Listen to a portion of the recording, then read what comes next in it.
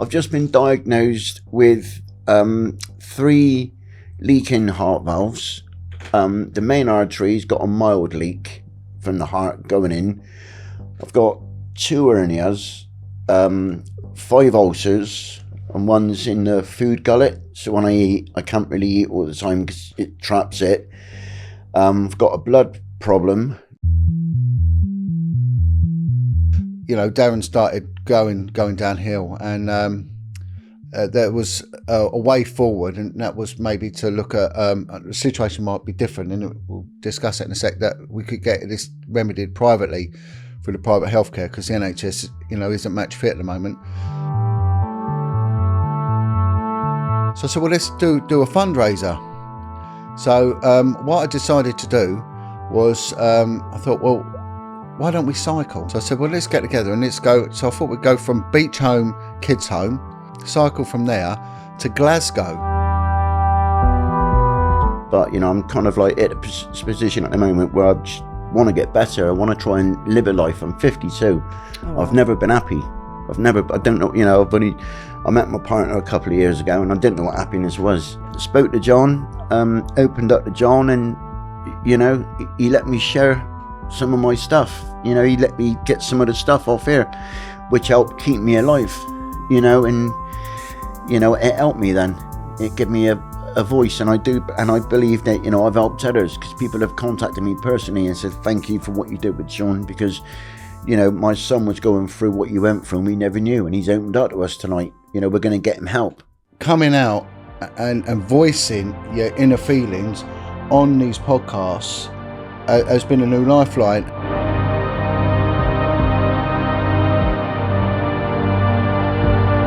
Hopefully, I don't know, you know, of what's going to happen. Once it's done, I just want to live a life.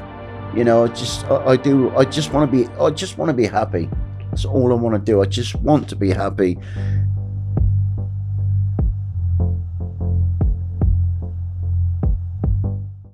All right, so I've lost count now of the parts we've done with John Wedger. He's back again, always a viewer favourite, and always stokes some controversy as well. I think many of his views come from people who just watch it to think, you know, and say bizarre things, because we do get a lot of bizarre comments on these videos. We are going to be using some euphemisms throughout this video to not trigger certain things. And the theme, though, of this video and the main story is the health problems that Darren Jeffrey is going through. If you've not seen our first podcast with Darren, it's about how social services let him down, and that is understatement. It is probably one of the most horrific stories we've ever had on the channel. The viewer reaction, everyone was completely up in arms against the perpetrators of what happened, and everywhere Darren went, he thought he was going from one place to a place of safety, and it just got worse and worse and worse, and he was only a kid. It's an absolute tragedy. So Darren, as a consequence of the things he's been through in his life, has some serious medical problems presently that you have an opportunity to perhaps help him with. We'll have all the links in the description box below the video, and John is going to give us an update on his activism. And, you know, he's always out there doing so many things. There's always so much more news with John, and he's such a fantastic speaker as well, as is Darren. So all the links, like I said, will be in the description box. I'll put the link to the podcast we did with Darren as well. And then if you want some organic cotton, Jen's links will be down there too. That's a lovely blue top you're wearing as well. Yeah, it's beautiful. Yeah. Matches the sofa. It does, yeah. That's why I did it, you know. Good job not sitting there blending. Yeah, definitely. So you contacted me and you said, you know, Darren needed some urgent help. There's a health crisis. Can we elaborate for the viewers on that? I know it's a very private matter, but Well, what's happened, Sean, is that we've all near enough stayed together. There has been, as you know, with this world, ups and downs, because you're dealing with people with a lot of profound problems, and there's a lot of pain there. But on the whole, those that started together, we still are together, but we're working independently. So we're all individuals that come together, and then we drop out, and then we come back again. So we might disagree, but we don't fall out on the whole. So I periodically link in with Darren, and find out what's going on. And Darren will explain his health problems, better than I ever can. But Darren started going downhill, and there was a way forward, and that was maybe to look at the situation might be different, and we'll discuss it in a sec, that we could get this remedied privately through the private healthcare, because the NHS, isn't match fit at the moment. So I said, well, let's do a fundraiser. So what I decided to do was I thought, well, why don't we cycle, get together? So there's Anthony as well, Anthony Roberts, who again, very similar life to Darren. Kids home, crime, armed robbery, whatnot, and then going forward to help, So I said, well, let's get together and let's go. So I thought we'd go from Beach Home, Kids Home, which is down in Banstead in Surrey, cycle from there to Glasgow, right? And because there's a care home in just north of Glasgow called Quarriers, horrific abuse. And again, I mentioned this in the last interview I did, I think, two before that, when I went on about the history of the care homes, how these are just a massive money-making trade in children, and they've got a survivor group out there. And again, what you see is the consistencies between the survivors. It's all seems to be the same algorithm of abuse, and the way they silence the kids, and the way they get away with it for decades and decades, and then rely on the justice system to suppress people by classing them as delusional, mentally ill, or just dishonest, which seems to how they've got away with it for so long. Criminalise them, so they won't be trusted in court. So one of the survivors, Alan Merritt, and I did again Alan's a podcast been on the with Alan. podcast, yeah. So I rang Alan up and I said, Alan, when was you born? He went, well, born in the 50s, 1950s. So I went online and I bought a bike that was made in the 1950s. Oh. I just showed down a picture of it. I mean, it's some of them were going for big money, but this one was only 50 quid. And I went and saw this old boy, and he said it was my dad's, and he rode it till he was 80, and then he mothballed it. So it's only one owner. It's an old rally bike, and it's like the old butcher's bike type thing. So I thought, well, I could redo that, strip that down. And again, there's an analogy between stripping something that is basically dysfunctional and of no use and making it work and making it do a job. And it really goes back to when that young lad, I did up a bike for him that he found in a pond, and I did it up and got him to ride the bike. That even though someone's thrown it away, we can still make use of it, that sort of thing, And I thought what we could do is a road trip. We could meander our way through the UK and stop at various places. So I was thinking about going into the Midlands, where the Blair brothers, the two boys that were in the care home in Ireland, we'll interview them, and then we could go here, and then maybe we could do something outside HMP Berwyn, where Wilfred is now residing, and then, sort of traverse our way through the UK, over a couple of weeks, and on the way raise money so we can pull it forward and, help Darren. And also Anthony is active in an anti-knife campaign. So that's what we're doing. But and Anthony's filming things now as well, isn't he? Yeah. So he could film the whole journey, couldn't he? Yeah, which is exactly what. And then so Darren's going to come along. Hopefully we've got the transport. Yeah, I've got sorted it done. out. Yeah. Yeah. Transit van. It's gonna look like it's good. Well, the other thing with it, Darren, is that part of the healing process is fitness as well. Fitness is so good, sunlight and exercise. You know what I mean? Yeah, it is, but which is something at the moment I'm struggling with because of what I'm going through. Darren, do you want to explain to the viewers what you are going through? I know it's very private, but if Yeah, no. I've got my paperwork here, which I'll just cover my address, but I'll show John and Sean afterwards. So I'm going through. I've just been diagnosed with 3 leaking heart valves. The main artery's got a mild leak from the heart going in. I've got 2 hernias, 5 ulcers, and one's in the food gullet. So when I eat, I can't really eat all the time because it traps it. I've got a blood problem. The my blood cells and the white blood cells, they're not adding up. And I've got a problem with the plasma. And I've got a problem which I've had since the approved school, courtesy of Mr. Sidney Cook, from one I basically on the bottom of you call it your tailbone on your spine, and I got a chip out of it, and because the winter and stuff, I suffered really bad. I can hardly walk. I have to keep wearing heat pads, on medication through it. So come sort of like November to like round about now, really, kind of become a bit of a recluse because I feel bad and I have to drag my leg because my leg goes dead as well from it. But yeah, I've just been diagnosed with all the heart stuff. So, and before Christmas, I've got the paperwork here. I was in hospital with internal bleeding from it. And that was just the stress of people that are kind of like being horrible sort of thing, one or two, so say, ex-survivors kind of putting the horrible things into himself. And, we had to move a couple of times because we come across a couple of road landlords and, I just got, with everything as well, I got depressed. Really, really depressed because I was getting a bit of trouble from the police because, with Sean, he helped me with my voice. He helped me come through it. And I did one video with Sean and it was phenomenal, he really helped me. Then we did a second one and I had nothing but hassle from the police, like really coming in saying that they were going to, come for me and stuff. And I was worried because we just got a dog as well. And we were living in Great Yarmouth and I was worried for the dog because he got threats as well. And, it all led to like me being like heavily depressed yet again, and of course I suffer with, it's no big secret. I suffer with depression because of what I've been through, and my anxiety can be quite high as well at times because, with the illness, dealing with my backlog of my abuse, people that got away with it, certain people that, you can't help but see most days wherever you look. It is what it is on that one, I'm afraid, for the time being.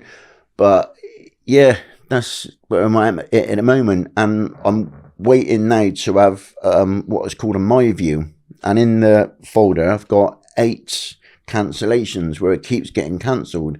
So the My View is to scan the heart to really see how bad it is. And how long, basically. I've been told that if it's untouched, I can go for about 5 years, and obviously it's curtains then, we've gone with this guy, Frank Zappa. So it'd be, but I keep getting cancellation after cancellation. They ring me up and say, you got on My View for next week. And then a day before, they say, COVID, it's closed it down, so you can't come. Can you wait another month? Then I don't hear nothing for 2-3 months. But, I'm kind of like at a position at the moment where I just want to get better. I want to try and live a life. I'm 52. Oh, wow. I've never been happy.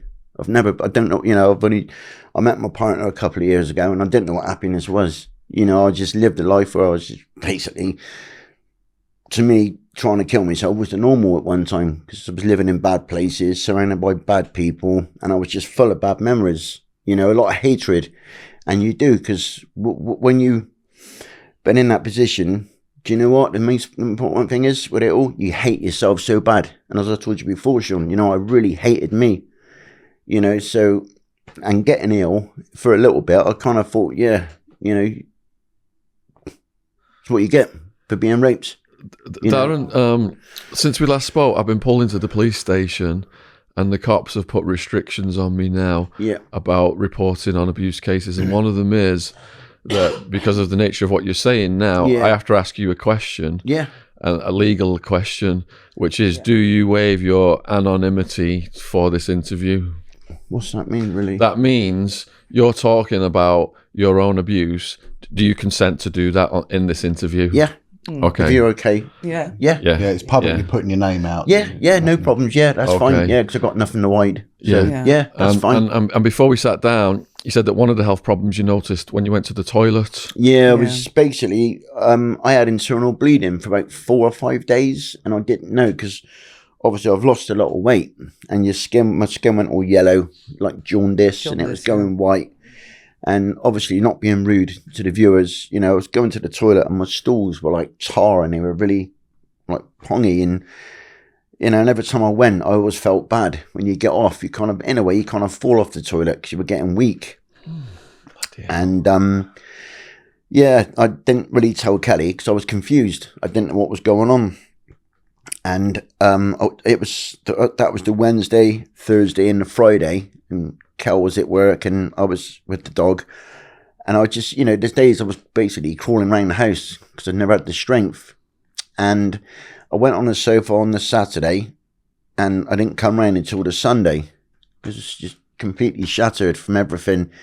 And we got the doctor on the Monday who confirmed straight away that I had internal bleeding and had to go into hospital by me.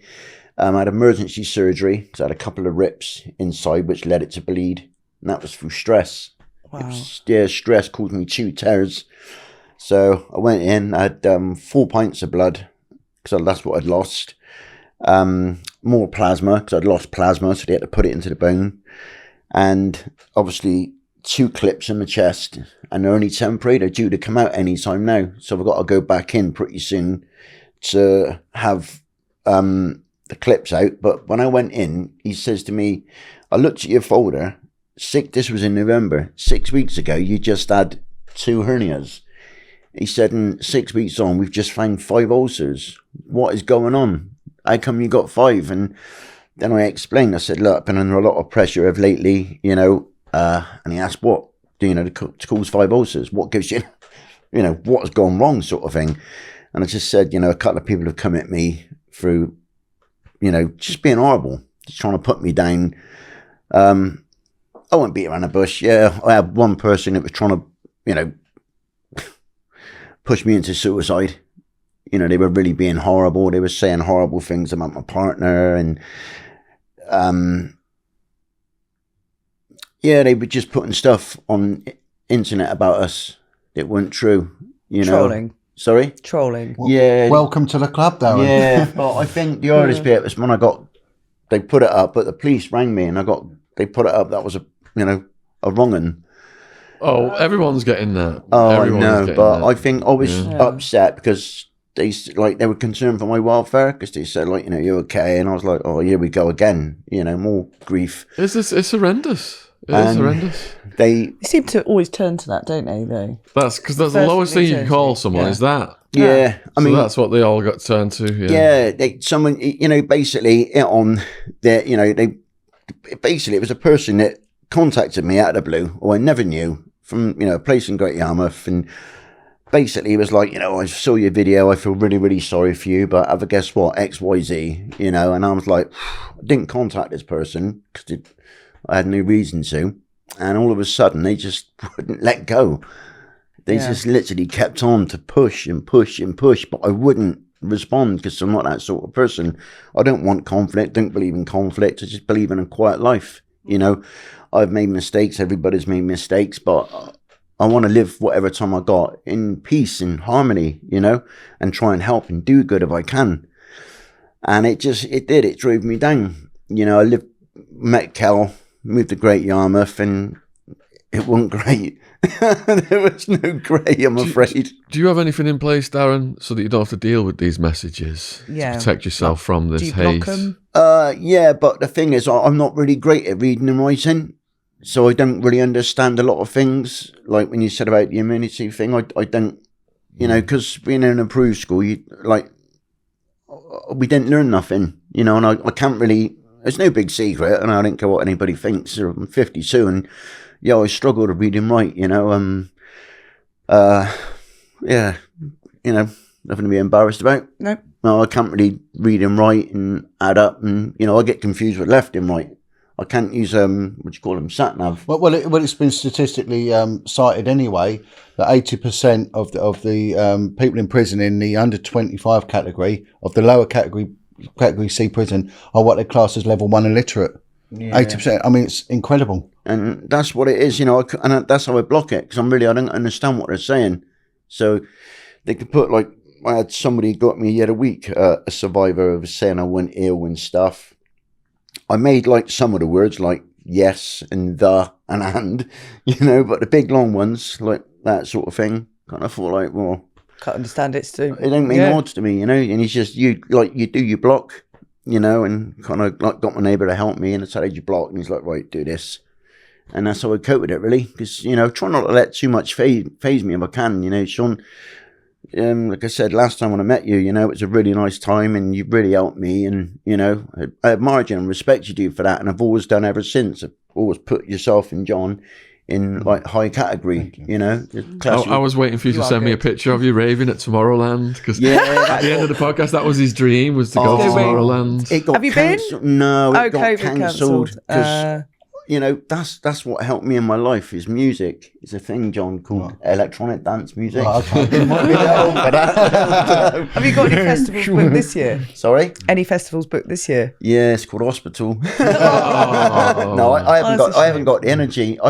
We booked to go December had just gone to go to Printworks to see. Printworks, my mate said I need to go Printworks. Is that the one in Bristol? No, London. We were going to go and see Jodie Wisnoff, James Grant. Who else was there? Yotto, Dosum, and you know. But we had the tickets. Oh, I'm a friend. He's on my Facebook. Richie Blacker. You got to listen to him. Send me the link. He's having Yeah. it. But then it's just come up again now for a 2-day one this year in London, and Drum Sheds. But Latrell's playing, and I'm a big Latrell fan. But it's good because you know, it helps me escape from all the pain in my head. You know, if I get like depressed, I'll put the headphones on and I just think of nice things. You know, and it does. It helps you escape, and music's my escape. And I love, like, say with Sean, we had the tickets booked, myself and Cal, when we were going to go, and it got cancelled. Then he was going to put it on again, and it got cancelled again. So we got our money back. Yeah. But you know, I'm going to look at next year, because this year I'm going to write a lot of it off because of illness. You know, you're not going to get to do a lot of things, and I struggle now with walking and stuff because I've got a dog and he's nuts, Cocker Spaniel, and I struggle walking with him. I have to have sprays and aspirin and stuff, you know, and I have to keep stopping, and there's days I walk like I'm 90, you know, and I got a walking stick as well. So is this going to be reversible with this treatment? Some of this? If I can get what treatment is required? So with the I got to have open heart surgery, and I'm not even nowhere near my views yet. So by the time that I get a my view, you're going to be talking about June. Then I'll get a referral, but I'm already 2 years into it already. So for me, the clock's ticking now, is going down, and you know, I can feel it in me, you know, because I don't really eat. I can't really eat at all. I can't really eat much. Like my belly's up, but that's swelling because I got blood in my belly. So it's my belly's swollen. So have you just got no appetite, or when you eat, does it have a bad I reaction could on you? live on I could live on a yogurt a week. Yogurt a week? Yeah, I don't think of food. At all. So you don't get hungry and fancy a takeaway? No, and I could, with the pain, I could sleep about 2 hours and that's it, and I'm awake, and I just sit in the chair. I have a hot water bottle. I'm on tramadol and sleeping stuff, and you just. I was going to ask what kind of drugs you're on. Yeah, tramadol, omeprazole, which is for your ulcers to kind of take them down a bit. I'm on blood thinners, which is the aspirin, and meprazone, which is a heart tablet, and I got the spray you spray under your tongue as well. And I take, for depression, I take 45 ml every night of, not gabapentin, because that's for your chest, mirtazapine. Wow. Yeah, I have to take 45 ml, and believe it or not, it's meant to knock you out, but because the pain will override it. So whereabouts do you feel the pain? Like now, as I'm talking to you guys. So I've got it there, and my back passage is really raw. Have you tried magic mushrooms? Yeah. Yeah. And acid. Because I watched a program, Fantastic Fungi, on Netflix. Yeah. And the wonders of it for stuff like that. Yeah, but the thing is like, do you know, you say about like magic mushrooms and hallucinogenics? So do you know that for abuse victims, that's their go-to drug, due to the fact it takes you out of where you are. Okay. It literally, you know, it takes you out of the place you're in.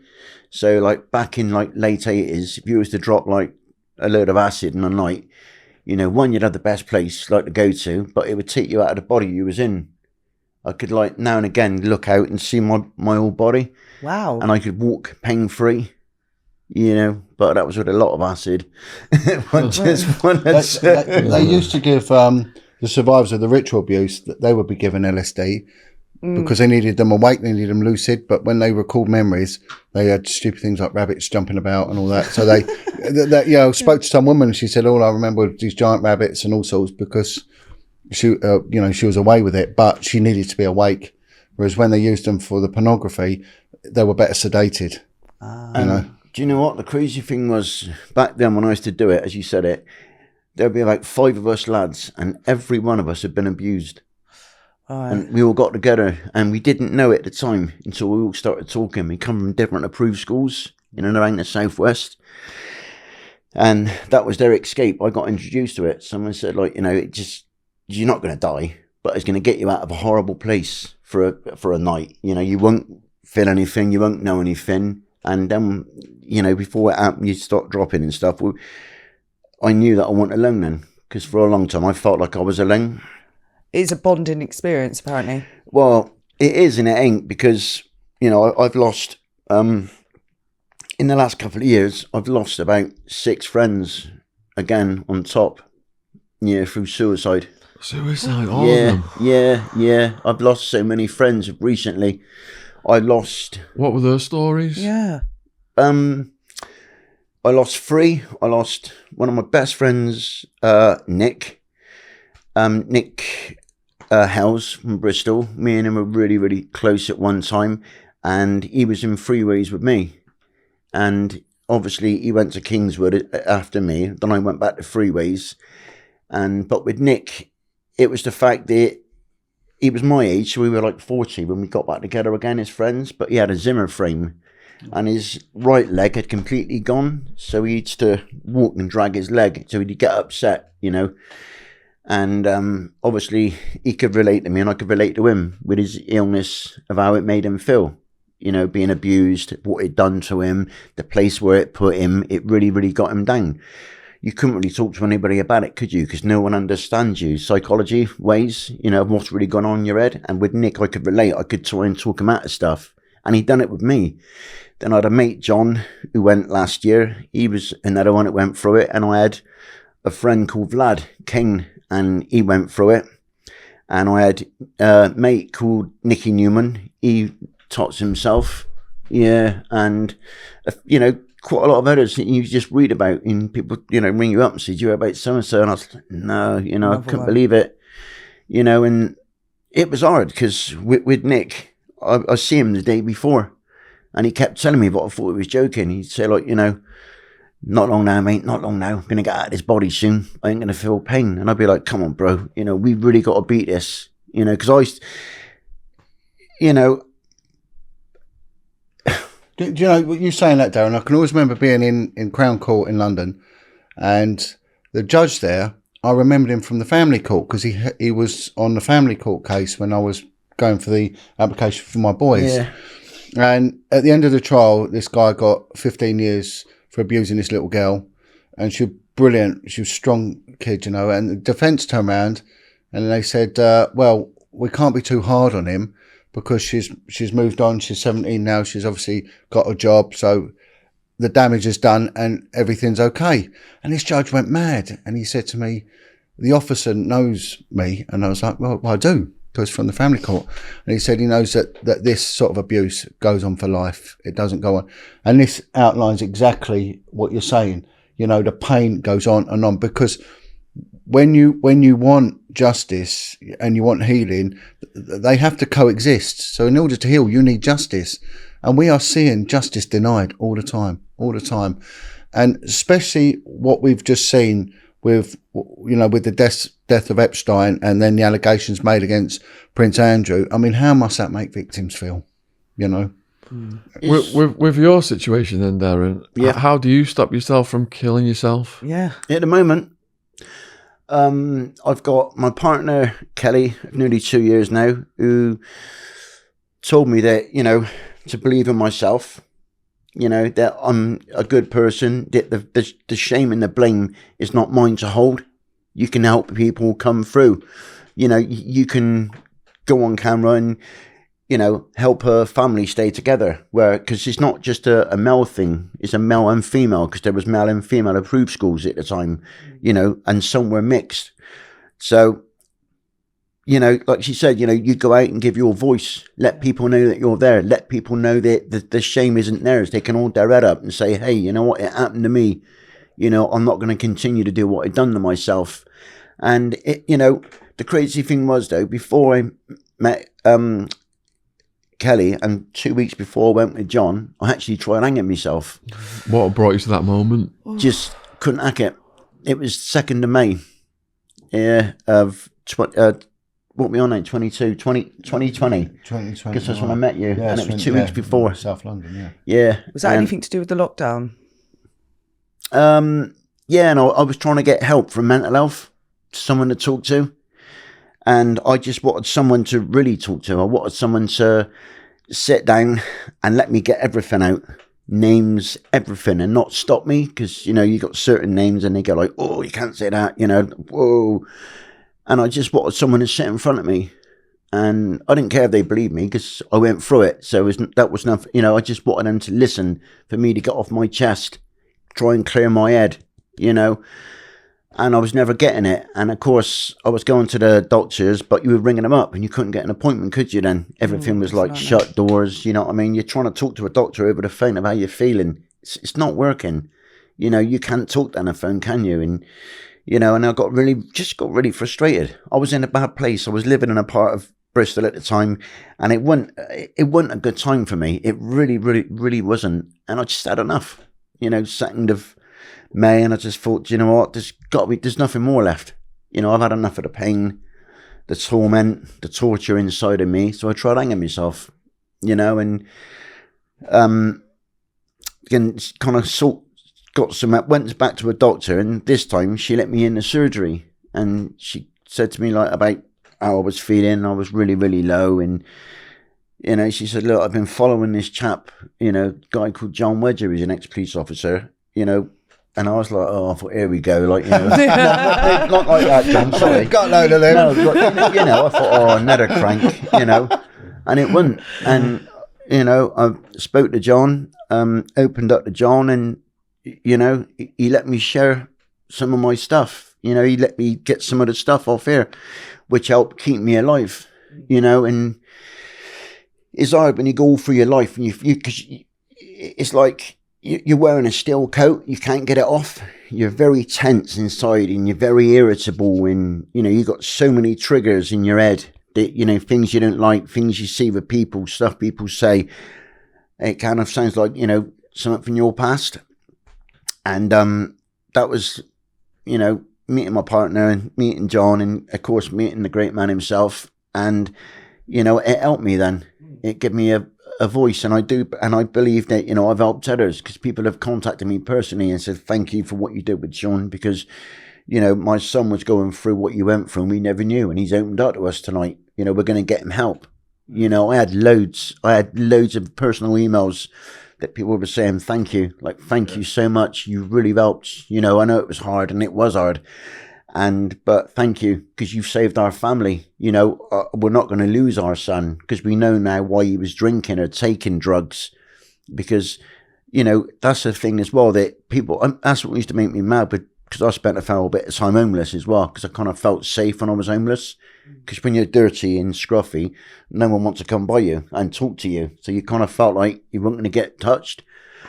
And, in amongst that society, that community of homelessness, there's so many that have been abused while they're there.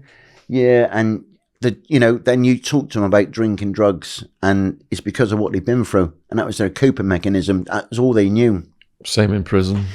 Well, yeah, you know yourself. And most on the heroin to block it out.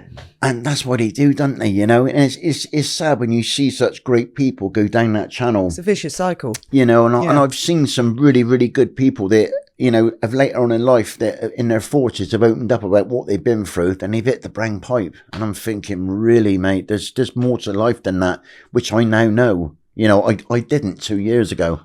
And if you think about it, Darren, that, all the medication that you went through and everything else, it didn't help to that degree. Yet coming out and voicing your inner feelings on these podcasts has been a new lifeline. And people, I get it. I get messages. I get trolled, like we all do, really badly. But to be honest, I've learned to live with it now. It's just one of them things. I just ignore it. Yeah, and they're crackers anyway. Yeah. But the other, on top of it, I was out the other day, central London, and this black girl comes up to me and said, "I know you. You're John Wedger." And I went, "Yeah." She said, "Can I have a hug?" I went, "Yeah, of course." And she said, "It's because of you I'm still alive." And I went, "I was joking." She went, "No, John, what you got?" So this is the importance of these podcasts. And I know there's a lot of turmoil in there, but we can't lose focus of what they're for. They are to give a voice to the voiceless, something which the mainstream media is deliberately ignoring. Yet, while the law allows it, we've still got this channel to use to positive effect. And these people out there, John, I mean, Darren has just come here and said meeting you basically was one of the things that saved his life. Yeah. And yet these horrible people out there are still going to watch this and send nasty things. Yeah. Like, It's incredible, isn't it? And incredible. And especially when I started then talking about the ritualistic side of it, and then I got attacked by this other genre and like we mentioned prior to this, they'll put out videos and they'll say, John Wedger's stealing money, John Wedger's doing this, John Wedger's defrauding people, John Wedger's, all this stuff like that. But they never deny the allegations I'm putting against them. This is what you lot do when you hold these rituals. You're doing this, this and this. We don't need to go into it. But no one actually, one of these worshippers of that deity ever comes on board and says, look, actually, you got it wrong. We're ancient. We do this, we do that. They don't deny any of it. All they do is attack. And there's a saying in the Bible, they'll see the speck of sawdust in your eyes, yet ignore the log in theirs. And it's so relevant. I urge people, if you're not familiar with John's work, I urge people to go back to podcast 1 with John, which we just reposted with some edits. They told him, if you keep blowing the whistle, or in the beginning it was if you keep helping these kids, he was assigned to help these kids. If you keep helping them and filing these cases, because where there was none, suddenly there was hundreds, because John was actually doing the work. If you keep doing this, you're going to lose your job, your family, your pension, everything. John lost everything for the truth, for his activism. And these people who said that he's doing GoFundMe things, it's like anyone who does a GoFundMe. People out there are just jealous.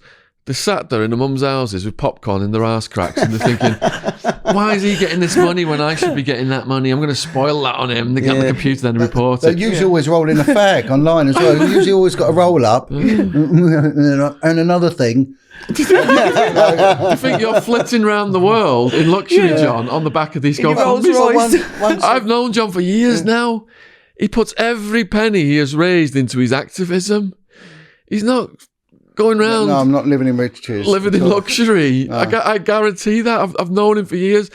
He's the most sincere, altruistic person, or the most sincere, altruistic podcast guest we've ever had. And a lot of podcast guests come on and talk the talk.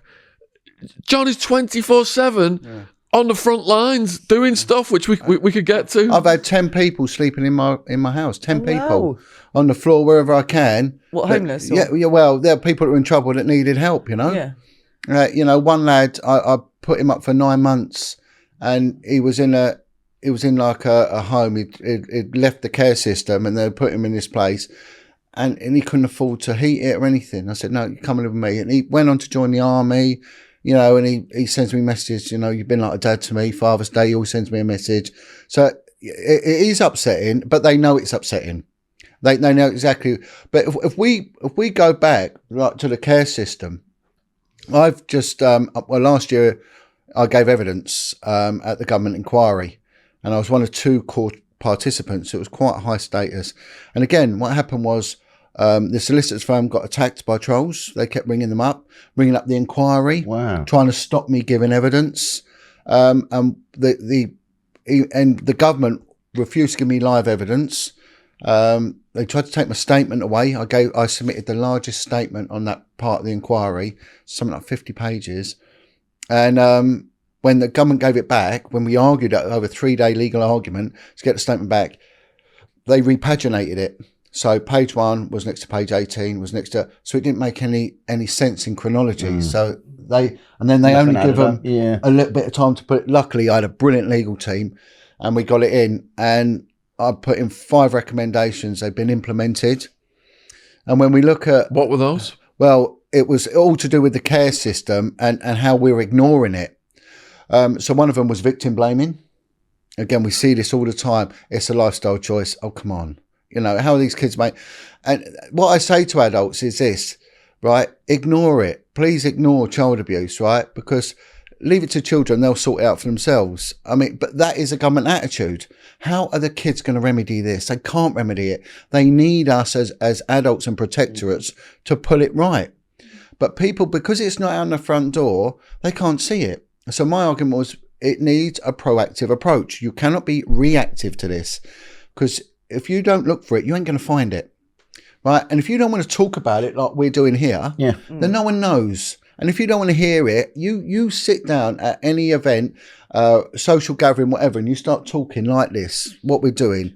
And we're only doing what tribal people used to do. We're expressing problems so healing occurs.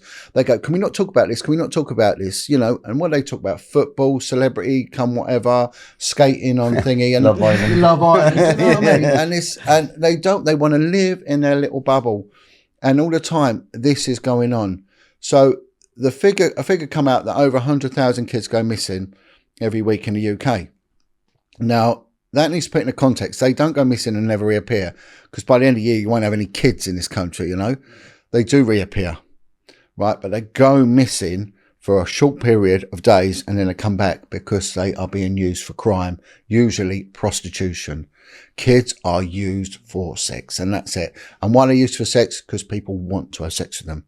So whether they came to worship a deity or do this or do that under duress, it's nonsense. They choose to do it. It is a life choice they made. Kids don't have a choice. So I said on my evidence that when I went out there, I'd approach the kids' homes and say, how many kids you got? Usually 5. How many go missing, you know, on a weekend or whatever? And they all consistently said between 2 and 3 out of the 5 would go missing. Right now, if we look at my findings on that small microcosm, so within 10 minutes, I'd found, I think I'd found 10 kids. By the end of 3 days, I found 50 kids. And bear in mind, I was told for that borough of London, which was Haringey, that an officer had been looking into child prostitution in that area and had not found one case in 2 years. I was there, and in 10 minutes, I'd found 10. And this was part of my evidence. What is the process of finding these kids? Well, they reappear. They just reappear. Yeah, but what they didn't do is they didn't debrief the children. They should have been taken in, debrief where you've been, who you've been. When you talk to the staff and said, right, come on, what happened? And they all said the same. There's a car parked up the road. There's 2 men in it, you know, and then they bib the hooter, and then the girl runs out. Some of the staff were actually writing it in an occurrence book. Some had a little bit of vigilance about them. Crazy. But there was no need for them to do it. We have 55,000 children's homes in this country, in the UK. 55,000. So if they're losing 2 to 3, that ties in. That's what I was saying would happen. So 2 to 3 out of the 5 would go. So between 2/5 and 3/5 of the kids were going into this vile criminality. Well, that ties in with the statistics, because that is about 100 to 110,000, maybe more. And again, they now have to look at the ethnicity of the kids and the abusers, because all we hear about is Muslim grooming gangs, which are a reality. No two ways about it. And we've just seen that video that's gone out with Tommy Robinson's done about the thing in Telford, which highlights that. And, you know, but however, when I was in London, I did deal with some Muslims that were involved in it, but majority of them were kids from care homes. And they all come from the care system. Yeah, they go, aren't they? Yeah. You know? Well, they all do. So this statistic now looks at, there is a bigger reality. 80% of kids are abused, taken out and used for crime within that family environment. 80% of it. So it's putting everything in context. And my evidence was corroborated by survivors, kids that have gone on to give evidence, and also the CPS. And I think Bristol Council also backed up what I'm saying, you know. So there was the police trying to subdue me and threaten me, whereas on the other side of it, you've got the reality of the independent inquiry, which went for 9 years, to turn around and said, no, he's right. So this is why I'm happy to see the Commissioner of the Met Police now stand down under duress from the Mayor of London. I'm happy personally to see that. because I think there has been a failing. Because when I was exposing it, I was the one that was the target of attack, instead of I'm the one who made the allegation. So I've never ever seen this in my career where someone makes an allegation and they get attacked and the perpetrator doesn't, which is what happens with child abuse. It is the reverse, the inversion of normal protocol. Here's a message from our sponsor. Do you really need all those streaming services now that you're back in the office? The pandemic almost required us to have 12 different streaming services. Yeah, Zoom, Restream, YouTube, going live. It's endless. StreamYard. But now that you're back in the office and you've watched every show available, what is the point of spending hundreds a month on streaming services you don't even use? Do you know why free trials renew without your consent? It's something that drives me mad. Absolutely mental. Of course, it's a business scam out to get you. Don't let greedy corporations pocket your money. Download Truebill to take care of your subscriptions. Truebill is the new app that helps you identify and stop paying for subscriptions that you don't need, want, or simply forget about. On average, people save up to $720 a year with Truebill, which is approximately 500 quid. Because these damn companies make it hard to cancel your subscriptions, Truebill makes it incredibly easy to cancel. Just link your accounts and Truebill will make it easy to cancel your subscriptions in one tap. And your Truebill concierge is there for when you want to cancel any unwanted subscriptions. So you don't have to. Take control of your subscriptions with the new free Truebill app. Truebill helps you discover hidden, unwanted subscriptions and cancels them with just one click. Like Jennifer B, who says, with your help, our family has saved $587 this year on unnecessary subscriptions. I really didn't understand how Truebill could help me until we decided to save for a very large home purchase. So don't fall for subscription scams. Start cancelling today at truebill.com/Sean. SHAUN. So go right now to truebill.com/Sean. It could save you thousands per year. Thank you for supporting our sponsors. It's very important for the podcast production. And the links, as usual, are in the description box below this video. And we see this all the time in the Crown Courts, where they're coming forward and they start then attacking the survivors, don't they? Saying you're a liar and everything else. But that's what they do, because they got to silence you, because they know the truth that comes in such great waves. Yeah. And the people it implicates as well, that the people that, we're not afraid to name because of what they did to kids. So that's why they try and silence a lot of it down. They try and there was a thing, wasn't there, that they said that, I forget who it was who was in Parliament at the time, that they were, us kids from approved schools were not to be believed. Because of the pressure we've been put under and that what we come through. That, they didn't want to hear us because they knew that they were scared themselves that they would get mentioned from around the country. Well, Boris Johnson equated the money that's been spent on historical inquiries as money spaffed up a wall, which is akin to spunked up a wall. What an analogy to use. And we even approached him and we said to him, I explained who I was. They know who I am. Theresa May has mentioned me in Parliament. The Home Office knew, the Home Secretary knew who I was. Do you know what she said about you in Parliament? It was myself and another campaigner called Chris. And she turned around and she said, I'm aware of the works of this guy, Chris. I won't say his other name. And John Wedger. I'm aware of it when it was raised. Congratulations. And so a little pat on the back. And I had the minister, there you go. The Minister for Policing and Crime stood up in a meeting in Parliament and said, had he not stood by me, that he didn't think I'd be alive today. The day after he made that speech to Nicholas Hurd, who was the new former Minister for Crime, Policing and the Fire Service, and 6 members of the Home Office in Parliament.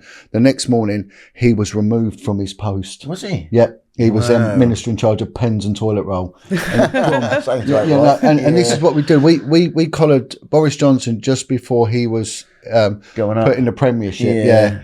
And we said to him, please, Boris, look, this is who I am. And he sort of nodded. And I said, look, this is what we're campaigning for. And he went, nothing to do with me. And he just wasn't interested. He wasn't interested. So it's not a priority. 80% of offenders have come from dysfunctional backgrounds. I'm not saying it's sexual abuse backgrounds, but a good percentage of them, let's be real about it, will be. We know that it was cited by a senior family court judge that a third, they said the conservative element estimate was 25%, a quarter of society has been affected by sexual abuse. And he turned around and said, no, a third. This is greater than that. So it really is the epicenter of this rot. But attacking the victims is the wrong way. This is when you see ministers, police and crime ministers, crime commissioners, senior police officers talking around about we need to get to the root of the problem. How better can you getting to the root of the problem where you've got me as an ex-detective sat next to Darren, an ex-armed robber, Anthony Roberts, another ex-bank robber, and we are friends, we are buddies, and we are going out there campaigning on the street, on the front line, all on our own personal expense, most of it. If someone chucks a couple of quid, good on them. It'll go a long way. And we're getting the messages out there. Between us as a collective, we have touched lives and we have turned people's attitudes round.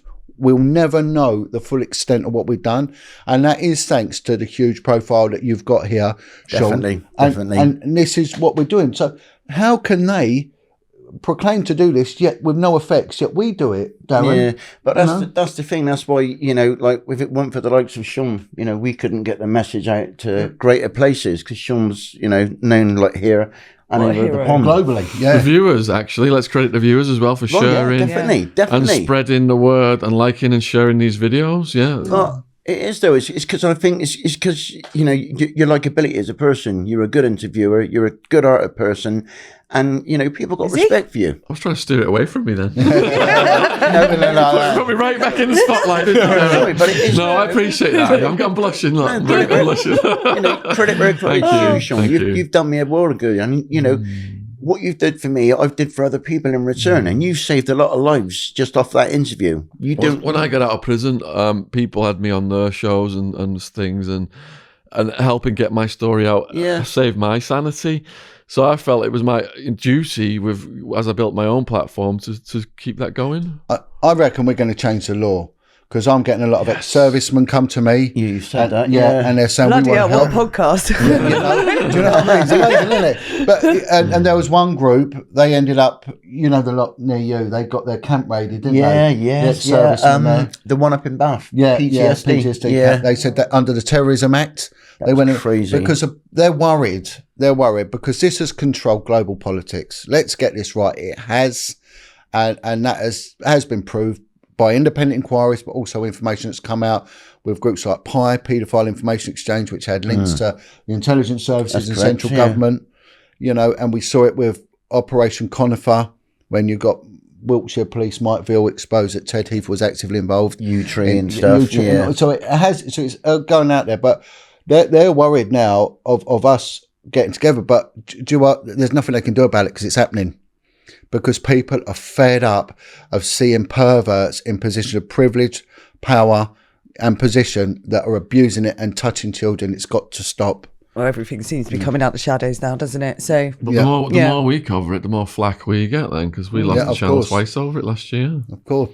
Yeah. But again, it's because it's what you're trying to do. You're trying to highlight it, but in a light way, because you really can't go hammer and song, can you? You've got to be careful because of the strikes. They say that's offensive. You can't say that.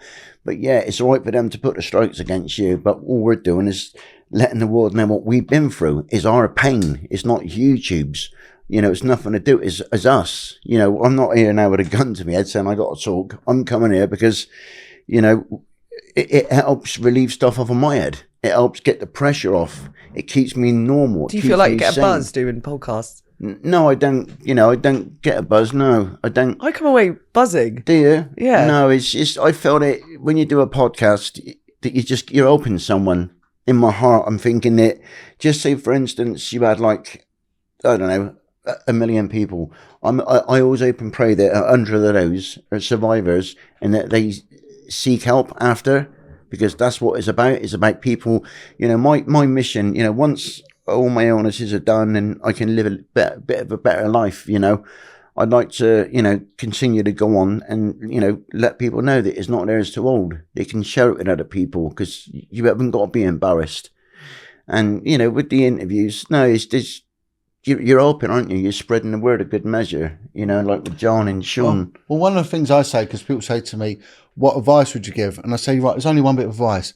Do not infight. Don't fight each other. And that's to survive. Don't fight each other. Your enemy is not each other. Exactly. You should all work together, and that's what I didn't get with, when you watch like YouTube with all the wars, and I think, man, just be friends, because life is too short. We're not here for a long time. We're here for a short and good time. Just make the most of it, because, tomorrow's not guaranteed. No one can, we got plans, like mine would be to get up and take the dog for a walk. Yeah. Whoopie-doo. But, it's not happened yet, has it? I got to make it to that stage, and, that's what I didn't get when people really got all the infighting. There's no need. Just be grown up. And it's kind of tacky to wear your dirty laundry over the internet. It's not nice. Well, I always say to everyone, work within the parameters of the law. Yeah. And I tell the police, if I get information, I tell them. We had a meeting with West Midlands Police a little while back, high-level meeting, and we told them exactly what we found. You know, this is what we've got, this is the information we've got. I went and got statements and I served it on them. If they did nothing, that's up to them. But I'm not going it independent on that front, because you will be taken down and you'll end up in prison. You will be, because again, look at the lady, is it Mel Shaw? Yeah. Again, she spoke out, dropped names, and and what happened to her? She got John knows more she about had her. a photographic memory, and she's a survivor, and she knew so much. She even knew again, I don't want to say too much, but there was someone very, very high up. She even remembered all the numbers on their credit card. And she got arrested. They always arrest them for something minor. And then I can't remember exactly what she got nicked for, but she got put away. And now she's they've sectioned her and they put her in an institution. So that could be an indefinite tariff. And we see this all the time. Anyone who does it, and I say this on a podcast, I said, if you go outside the parameters of law, you are going to get the maximum. Mm-hmm. So you either go into prison or a mental home. Yeah. And if you look years ago, what did they used to do to the kids? The kids' homes were always next to a mental institution. Always. And boom, Sue, they did it to Sue. Sue Peach. Yeah. She walked in when she was in the care home, and she caught one of the housemasters raping a 6-year-old girl. She was 11. And she went and she reported it. She said, look, I've just caught Mr. So-and-so doing this to little whoever. And she was caned a girl, and then she was sectioned. I mean, they sectioned away forever. Anyway, she managed to get out, but that's what they did. And she spent years in a mental institution as a young girl. And they did this legitimately. This was done within, and of course, they would have to lie and they'd have to bear false witness.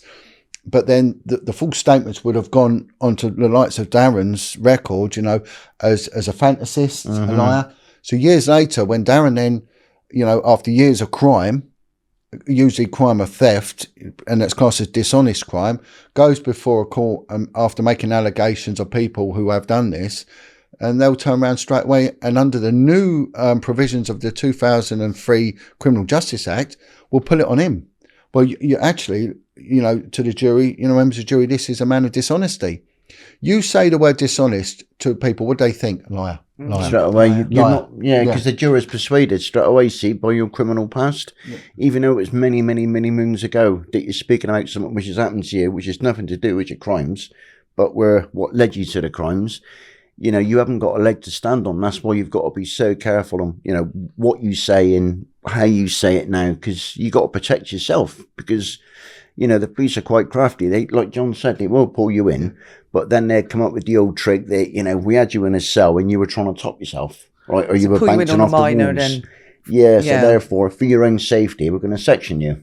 And if you can't articulate, And then they'll put a bit of paper in front of you, just sign that. Yeah. Can you read and write? A lot of people go, well, yeah, I went to school, yeah. But of course you can't. You can't articulate, you can't elocute yourself properly. And what did the police always just say to people? Oh, just admit to that, we'll do you a favour. And my mate said, since when did we ever do anyone a favour? It was a stitch up. And that's how it was. From an policeman. I mean, like I said before, someone said to me once, they went, you must have been involved and seen things. Well, I'd be a fool to ever say, well, yeah. But I'm telling you now, there were practices that went on, especially in the bad old days, which were horrific.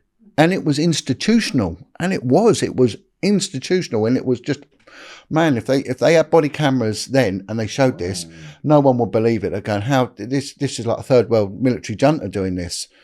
But it was the norm in some departments. And, you know, to be honest, I managed to sort of transverse my way through all of that. But when I come across a cover up with children, that was something that no way, not on my watch. And I just couldn't believe the attitude towards me for doing it. And no one stood by me. They were all gone. And I was just thinking, why? And it was only, I tell you, it was only Jimmy Savile being exposed. How ironic is this? And that's going to be the name of my book, Ironic, because this is ironic. This situation's ironic, Darren, you know? Yeah. You're writing your book, John? Yeah. I'm on way now. I'm on way with it now, you know? Yes. And someone said, call it ironic. And I'm thinking everything is ironic, you know? I got baptised as a born-again Christian by an ex-murderer. You know, and it's that everything is Brian. Yeah, brilliant, you know, and it was a big scar down his face, and you know, tough guy. You know, tried training him. Yeah, and everything is ironic, and you know, and I'm just not having it. I'm not having it, but you know, it does give me hope because when we get together and people like Chris Lambriano, 82 years old, still on the street. He was outside Scotland Yard the other month campaigning with Anthony. Yeah. And there was something that's brought us all together, Darren, isn't there? Of course it is, because, you know, like with Chris, and you had his brother Tony, and you got Jimmy, and, you know, but Chris is a good guy. He's a man of God now, and, you know, he knows his stuff. He's influential, you know, and what I like about Chris Lambriano is that he doesn't big the fact that he was with the craze, but he never bigs it up, does he? Not now. He used to, but not now. No, he don't now, I know. But he said there's only one he wants to talk about, and that's Jesus and not the craze. Yeah, but again, if we look at the Falkland Islands, you know, there was, I don't know, 2,000 soldiers, I might get, you know, put right on that one, died. British servicemen died in that battle. Many, many more killed themselves afterwards because they couldn't cope with it. They just couldn't cope with the trauma. And I think if we ever got the statistics of how many people commit suicide and what the link is, well, it'll be horrific. Like I said to you, and I said at the beginning of the podcast, you know, I've lost about 5 or 6 in the last year, friends, you know, literally. And you kind of dread, you know, looking at Facebook and stuff now, because you know that I see people and that they're not in good places, and you try and message them. And I think it's hard to reach out to them because I'm going through my own battle at the moment, you know, and I'm trying to, you know, there's days I'm trying to keep me sane as well. Because when you start worrying about other people, then I have to look at myself in the mirror and think, well, my health's not there. Then, you know, I dwell then as well. So I could have, you know, if it weren't for meeting John and Sean, I could have been a statistic. Well, I know I would have, because in my head, I had nothing to live for. You know, it was just more pain. Another birthday brought just another bad memory for me. You know, they should have been times of joy, but they weren't for me. You know, it was just another bad memory. You know? And if you look now with the prison system, they're locked down. They're like 24-hour lockdown, especially over the COVID. Yeah, I mean, I'm in touch with poor Pepsi, and he's slowly, his mental health is going. It's dropping away. And again, he's a victim. Yeah. Pepsi, guy called Adam Watson. Yeah. You know, he's a victim, the poor chap. And again, you know, he's an IPP, but he's shut behind the door, and it's not helping. And the hope's gone. The hope's gone, and you can hear it when you talk to him. The hope has gone. He said now that's 13 Christmases I've done over my tariff inside 13. Like, that's his life. How many did you do? 8, 9 Christmases? 6. Yeah. It's had a long time.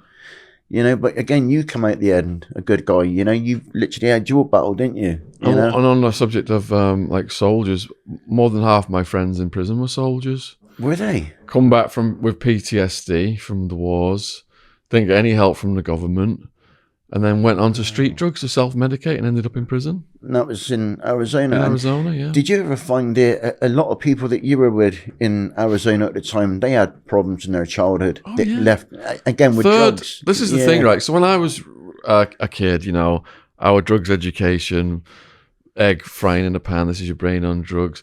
Heroin users are like zombies who live under bridges and go out stealing and robbing cars and all this stuff. Yeah. So that was what I had in my head. Go to the jail where about 90% were injecting heroin. In there? Yeah. Wow. But then hearing the sad stories of what had led to that, which I had never...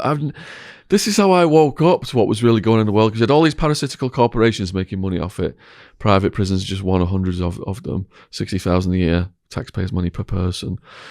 And hearing the stories, thrown away as kids, abused as kids, seen the parents murdered, been molested, and on and on and on and on it went. And they'd never been given the tools to deal with the trauma. Never are. So they'd gone on to the hardest drug to block that pain out. I've been there. Which then led to the criminality. So for the men, robbing, drug dealing. For the women, shoplifting, sex work. You see it over and over and over and over again. But it's exactly the same over here, exactly the same.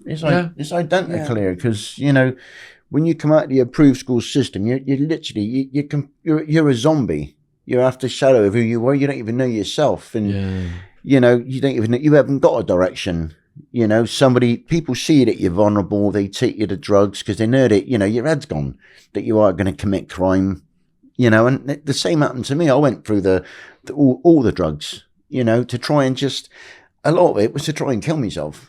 I was just hell-bent on just going over the top with drugs, because I just couldn't see an end to the madness in my head, because there was so much going on. There was so many, I had years and years of torture, torment, and it wasn't just that, it's your physical pain as well then. Then your body starts to ache in the winter and, and you get trapped, and somebody comes along and they offer you like heroin or acid or anything, to take that pain away. And, and it works for a minute. But then when you come around, you're back to square one, but you're twice as worse, because you're clucking. You're depressed. You're heavily depressed. And whatever you went to, the place you went to before you took the drugs is now even bigger in your head. So that, you've got no money, you've got to commit offences to get this money. And you're reckless. You've got no consideration for yourself or anybody else. And I look back now, I'm 52 now, and I'm going through what I'm going through now. And I look back with a lot of regret in my life, but I can't change it. I can't change it. I can say I'm sorry till the cows come home, but, I wish I could take it back, but I can't. It's something I got to live with, and I live with it with a lot of things in silence. And I just hope and pray that, life, continues to be okay. And outside of my old circle now, the only person I really talk to is John. I've literally got myself, Cal and the dog, and I live a very quiet life now. And I love that quiet life. We don't involve anybody around our little circle. We do our walks, and, and it's how I wanted it. Because I never imagined that life could be this peaceful, because it never has been for me. It's always been chaotic. It's always been crazy. Something always going off, and, I still, like the other night, had a bit of a little meltdown in me. I had a trigger. I had a door open on top of the stairs, and I kind of gone up and seen it and froze. And in my head, I felt it, back in the home. Yeah, there was someone by the door, and I froze, and it kind of got a bit angry in me, and, it's horrible. It really, really is. And there's not that I want to take them. There is no tablets for that. There is nothing no one can say about that. It's just something I've got to deal with on my own. You can tell people of how you feel, and I've seen so many shrinks in my life that they're meant to be the best in the Southwest, and this guy always going to help you out. You start talking and they're rubbing their hands on their head, and they're like, well, hang about, mate, what am I going to do with this? And I'm thinking, well, I'm rubbing their hands together as well. Well, yeah, but I made a counsellor cry once. I thought I can't be with her anymore. Yeah, I had one guy called Derek from Avon in Wiltshire, mental health guy, and he looked like Elvis. you know, and he kind of sat back and he was like, you know, and he was doing this. And I was like, all right, Thank you mate. very much. Yeah, and he was basically, yeah. And he said, okay, he said, I'm ready. And I thought, Ready for what? and I was like, all right. So I just took him to the darkest moment of my life, and everything changed. And he went from like Elvis to, I don't know, like Buddy Holly, like really quiet. He's just gone like, ugh.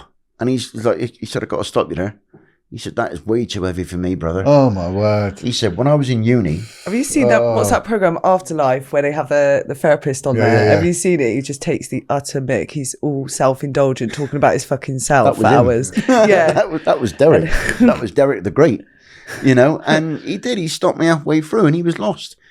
Was that some of the stuff that you told us in the first podcast? Yeah. Yeah. And it just blew his nut, and he was like, what can I say? And I said, well, come on then. I said, because you're the great Derek. I said, but bear in mind, you're all right. You're going to piss off and have a coffee and a cigarette. I've got to walk out with this on my head. Yeah. Who's going to help me tonight? And he went, brother, you're a lost cause. Oh, my word. Yeah. He said, you're a lost cause. Unbelievable. Wow. And he said, wherever you're going, may God bless you and pave your way. Well, that'll help you, won't it? Yeah, and I walked great out. for your confidence. Exactly, and I walked out. And you're saying you never got better after that? No, I didn't. Oh, you're a lost cause, Darren. Yeah, I was. You know, but you walk up the road and you're thinking, what have I just witnessed? What have I just, you know? And then I get a letter to say, Derek, I don't want to see you anymore because you blew him away because it was too deep. That he didn't study that in textbook. But, you know, the stuff I've been through with survivors, you know, there's so much is so deep that we had things done to us that you wouldn't even do to a bloody, I don't know, a rag doll, you know. But that's why the rates are so high, and that's why my body's in a bad place now because of the trauma. Yeah. You know, I stopped growing. I'm 5'4" or 5'5", you know, and my brothers are taller than me. Do you know, that's interesting you say that. There's a woman, she's a counsellor for people who've been ritually abused. Carolyn, her name is, and honestly, she's a size of that can. She is the smallest woman ever, right? She's that big, and her twin sister wasn't abused, and that's how they got away with it because they classed her as a liar. And she's one of the best therapists for this multiple DID personalities. And her sister is like 6 foot and she's that big because she stopped growing. So you think the trauma stopped her growing? Yeah. That's what it is. That's what's happened to me. On. Yeah, because that's why I'm 5'4", 5'5". But it's a bit like a plant, isn't it? If you don't give it the nutrients and the nurturing, it's going to grow stunted. The water and the sunlight and everything. Yeah, because you know you're starved to that. You're starved to food. You know you're having things done to your body that, like I said, you know you wouldn't do to an ash bin. You know, I've seen better things put in an ash bin. So obviously with this trauma and the stress, your body does stop the growing. If you notice with a lot of victims, they kind of walk with a little bit hunched as well. Yeah, looking down. And like kind of, you're over a little bit, you know, you're hunched because of, you know, the way you were positioned as a child. And the other thing is not being able to gain fruitful employment because you see coercive control in managers and people's like tone and the way they talk to you and stuff, and because you don't know if they're having a dig or you know there's just so Can many. I ask you, did you struggle to look people directly in the eyes for a while? Yeah can't stand it because you think no I know no, but no, you know, I do. I don't like you look at people, and I generally I'm not really a big talker either, believe it or not. I'm quite a quiet person. I've always been quite a quiet person, and I've never liked it because I didn't want people to see the pain in my eyes, because a few people said, like, you know, you're dead behind the eyes. That's what he's a classic, is dead behind the eyes. So rather than have to talk about the pain, and someone said, oh, you look lost, if I didn't look at them, they wouldn't ask me. So I could just go about my whatever I was doing in my own little world. So then you just don't get... I never really got close to people either. I couldn't... Yeah, I preferred a lot of the time on my own. You know, it's like in prison and stuff, I actually preferred it in solitary confinement. Do you know Bill Maloney? He's one of the pioneers, really, of getting these videos out there. Filmmaker and a survivor. Yeah, you met him, didn't you, Darren? Yeah. And I took Darren to meet him, and he lives on a housing estate in South London, and he's done his kitchen out. Oh, sorry. he's done his kitchen out. And I said to him, and he spends a lot of time in his kitchen. I said, Bill, you've done your kitchen out like a prison cell. And he went, yeah. And he's honestly, the tiles are like the old institutional tiles with black wrought ironwork. And I said, you've actually reconstructed a prison cell. And he went, yeah. And he was the youngest ever kid in solitary confinement. He did long periods of time. And that's what he's done. And he said, I actually feel safe when I'm in here. And he calls his wife Sheriff Joe Apaya. Is your bedroom like a prison cell? This podcast is sponsored by Gadfly Press. We are proud to announce the publication of The Girl Gambler, a young woman's story of her escape from gambling addiction. The story of a young girl's entrapment in gambling addiction, the true advert for problem gambling and how it controlled her every movement, every thought, and almost took her life. How the guilt and shame that go hand in hand with addiction stopped her from reaching out for help for 8 years, as she didn't feel it was okay for a young female to be a problem gambler. How she believed it was a male-dominated problem, and how eventually she did find the tools that enabled her to become free of her addiction. Available worldwide on Amazon. Link in the description box below this video. Thank you for supporting our sponsor. So I went from the prison to my parents built an extension in the house, what used to be a garage. And my mum, before I got out, my mum was like, "Yeah, we'll slide a tray on the door, No, and we'll just keep you in the garage. You won't let you out in the beginning." Should have. And but then I moved into my friend's Mike's house. So I moved from the garage. I was in the garage for a year. Then I moved for 10 years to the bedroom of my friend Mike's house, which was the same size as the garage room, which was bigger than a cell, but not that much. No. So for 11 years after I got out, I confined myself to one little room. But your focal point goes as well. Because when you're outside, your focal point is further out. And when you're confined, they found that but you're right, point gets shorter. it does. But that's, it's all interesting, isn't it? It's like what you say with yours, because you can relate, can't you, to a lot of things. When you're behind the steel door and you're on your own, I used to feel safe. I don't know if you felt the same. Lockdown. In my head. You didn't have to deal with people. Exactly. Idiots, and just, I could be at rest. And, I knew that with the door being shut, that I could just get on with my time, and, I could relax my body, and I could try and manage some of the thoughts in my head that I could get out of stuff. And, it was... Because they were trying to break me down psychologically because I hadn't cooperated. So they kept putting me in higher and higher security levels. In the beginning, I was thinking, I was a bit scared. I'm going to maximum, then I'm going to super. Terrified at the thought. What's it got? I was like, this is quite peaceful. Supermax, Yeah. With all the Supermax, very peaceful. Mexican mafia and stuff. Great. Yeah, but you can't get out your cell, so there's no... Oh, yeah. Yeah, you're just in your cell. Continuous lockdown, aren't you? They don't... Cause I watched a thing about the Mexican prison, and they were under 24/7. In Mexico? Yeah. Oh, that's a whole different world. But they were really segregated, and they had no connection with anybody else. And they were happy, the cartel leaders, to have got on with their time and not get stabbed up, I suppose. Yeah. So, yeah. In SMU in Florence, the only thing they did was let you out for handball court. Did you do it? No, because they come at 3 in the morning, 4 in the morning, so they can tick a box and say they offered it when everyone's asleep. Right, yeah, when there's kick, yeah. Yeah, I think I did go once or twice, but not regularly. And then the other thing, they have to take you out for a shower every 3 days, and that's quite a process. Under the body chain. So if you want to get a shower in Supermax, they come to your door, they say, back up to the door, put your hands through it. Okay, yeah. They handcuff you through the trap.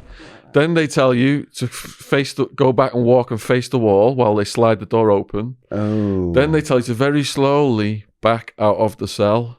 Wow. And there's 2 of them in the Darth Vader stuff, shank-proof body armor. Yeah. They walk you to the shower.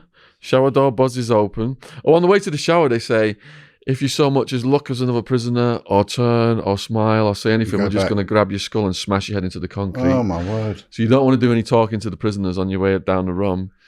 Then shower door buzzes open, you go in, closes, you back up to the door and put your hands through the trap, they unhandcuff you, And then you press the button and the water runs for about 10 minutes for security purposes, but they leave you in there for hours and hours. In the beginning, I was like, let me out. But I realised they just got off on it. So I started to do a yoga routine in there. You're going to, aren't you? You got to adapt. Yeah, because you're out of your cell, you're in a different environment, and I suppose you just got to make the most of that moment, aren't you, really? Because you can't go back, can you, until they're ready. Yeah, until the big boss. But in those security levels, they weaponise crap. Do they weaponise crap in the high security levels? Yeah, in the UK? yeah. When I was in like Long Lartin and stuff, and you know, it was. I suppose it wasn't as bad as where you were, because I've seen the stuff where you've been, and that was just unbelievable. You know, but yeah, everything's kind of like locked down, and you know, the biggest thing with Long Lartin was in the kitchen was the fridges. You had those metal trays, like thin bar things. And they were forever getting nicked and cut down into ice picks. So you get like 3 picks. Yeah. And, you know, that was the main thing. Yeah. Did you see anyone get attacked with them? Yeah, there was loads. What was that over? One was over a Twix. Literally. It was a Twix. So and we had a guy, Yami knew him, called Nicholas. And he was the Chinese guy. And you had that. No, Nicholas was the Indian guy with the long hair, and he was just one spooky mother. You know, he was okay. You know, I used to call him Sandman because he was foreign and he looked like he'd come from the sand. And somebody basically he'd done a Twix, and when he got him back for his canteen, done a Twix? Well, he gave him a Twix, and when it come to pay up, he wanted a double, but instead they give him a Mars where it should have been 2. Should have been 2 Twixes. Yeah. And not Mars bar. Yeah, because you do, like, if you borrow one, you got to pay 2 back. And my neighbour was like, you know, watch this, it's going to go. Oh, really? Nick's right on one. He's right on one. And all of a sudden, I just see him run up on the guy, and the pick is just straight in the side, and they're having it, you know. Yeah, but it's but when you're in the cat A's, it's different. It's a different ball game. You've only got to look at someone, and he's off. And you're having it, you know. People, you know, you got guys that are doing like double life, triple life. They're never getting out. They got no hope. You know, when someone's got an all life tariff, what hope have they got? Whatever they do is a 28 lie down. The majority of it, they know that they're not going to go for Long Lartin because nowhere else to take them. They're there for a reason, because it's the end of the road. You know, people go on about Wakefield and stuff. Where, you know, Bronson was. They say that was bad. You know, Lartin left it standing. It's like you used to go on from reception on to inductions on A-Wing, because you had like 1s and 2s and 3s. Well, no, ground 1s and 2s, and the TV room was always on the 1s. And the amount, I was in there one day with a guy called Martin Harrison, and I was sat down just watching it. I think I said it with you, and I was just watching telly, and all of a sudden he'd come in and put a courier bag over his head. And it's just like, whoa, you know, nothing to see here. And it's literally, they're just, you know, trying to get him. You know, and that's what it was like. The TV room was forever going up. But it's cat A's. And just say you had like 10 receptions come through on a Friday. I can guarantee you by Monday there'd be 3 left. Because they've like checked on the numbers. Because it was crazy. You know, it's just... But to me, it was better than the approved school.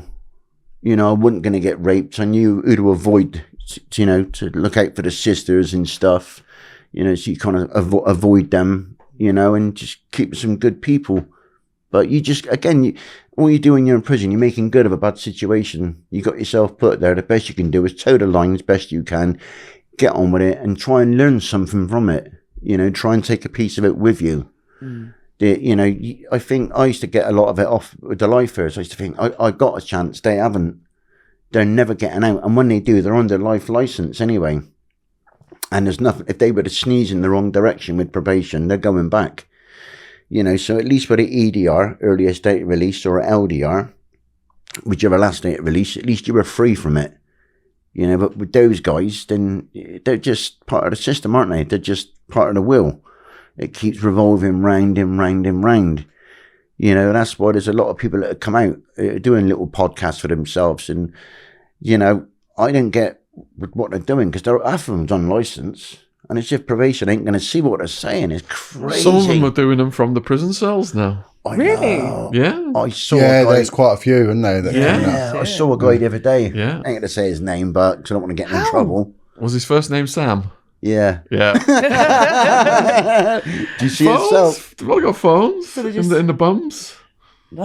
Well, you little plug-in phones are like that, aren't they? We've Tony? seen Yeah. we were talking about Yeah. the little bum They phones. are. And they're all plastic, so they don't ping up on the. Did you see yourself when he had his clothes hanging up and Yeah. he was on about his So, photographs? and- how did they get away with all that then? Can't the guards like... So these new phones, Yeah. they're undetectable. So when you go on the big boss, the chair, the Yeah. insides are plastic of the All phone. plastic, yeah. So it doesn't set anything off.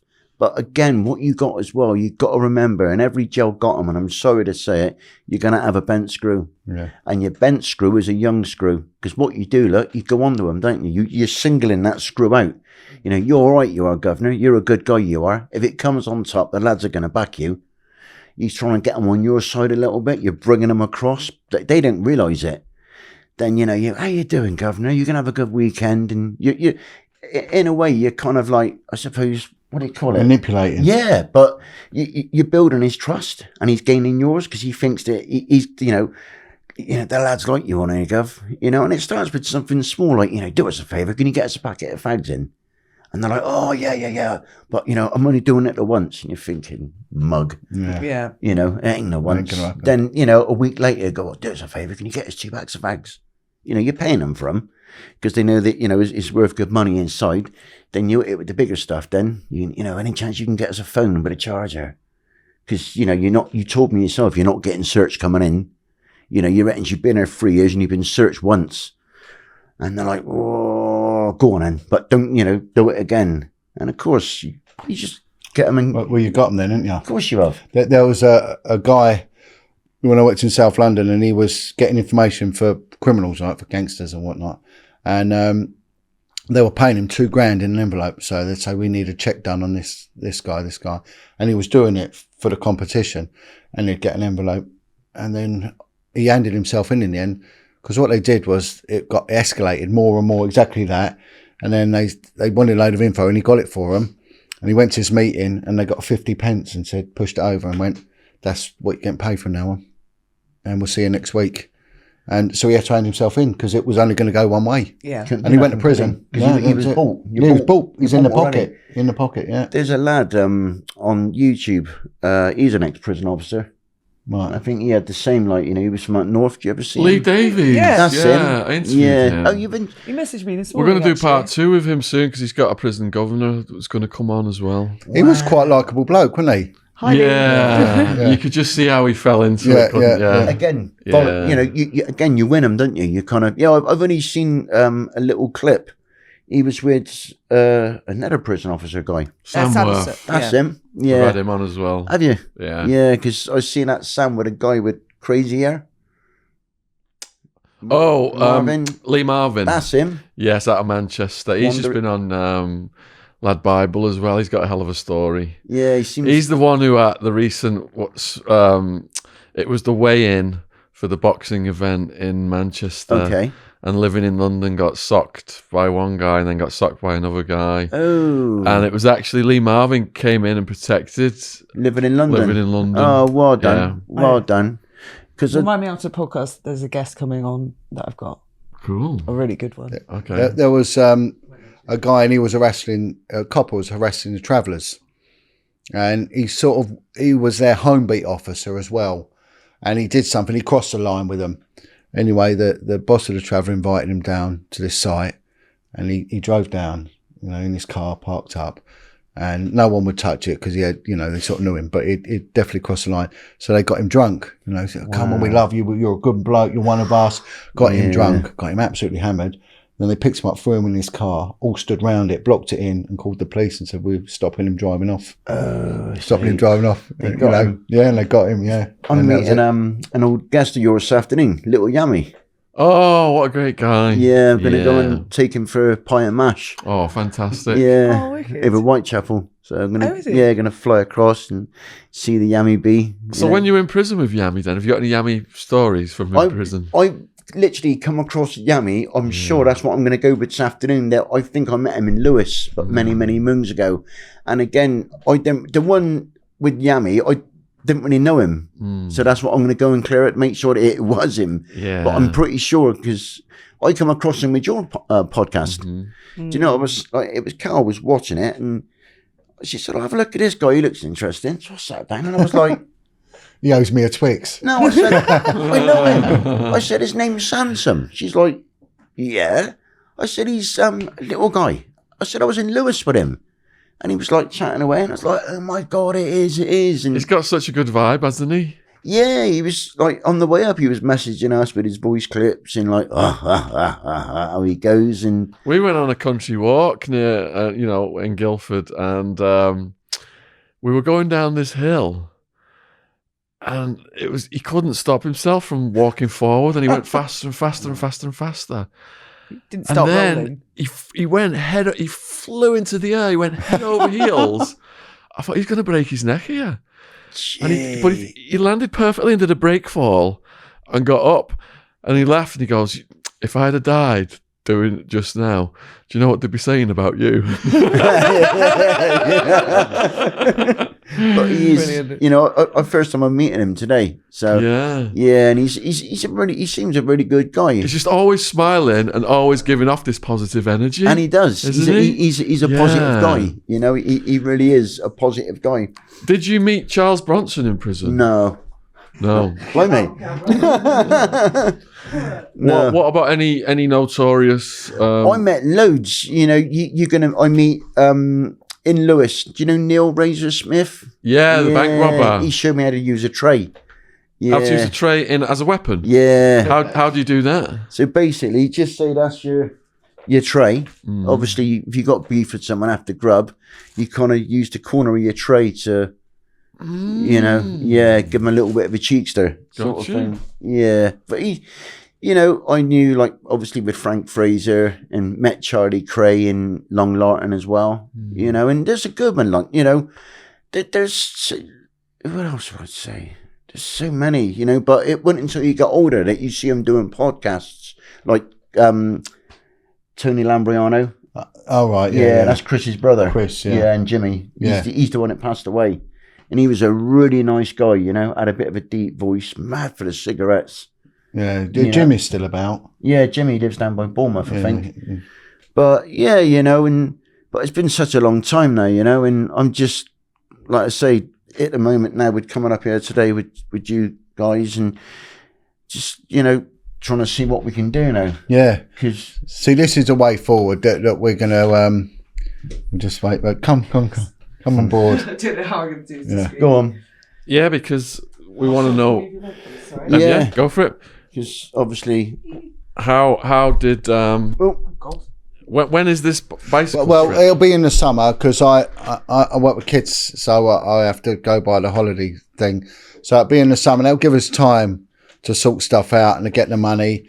And I think because Anthony as well has got a young family, so we're just going to cycle our way up. And I mean, I was before because I did similar thing. I rode down to Cornwall and we was doing about 60, 70 miles a day, which is achievable, but it'll alter, according to your bike, your fitness and the terrain, so. Can you live stream some of it on the way? Yeah, we'll do that. Yeah. And what we want to do is meet up with people along the way, and survivors, wherever they are, and then pop in and do an interview and make it like if you live stream to us, we could be like the headquarters. Yeah.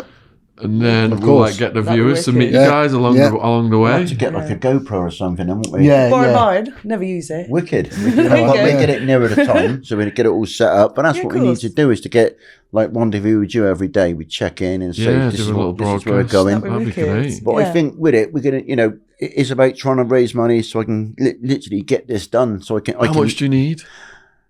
Truthfully, like, it doesn't say in the paperwork, but that's just hospital stuff with appointments. But for a triple heart bypass and the aftercare, it's going to be about 25 grand. Right. So a lot of money is a big if, and a big ask. But we're not asking, for people to donate like pounds and pounds. If basically, say, everybody was to put in like 20 pence, you soon get there.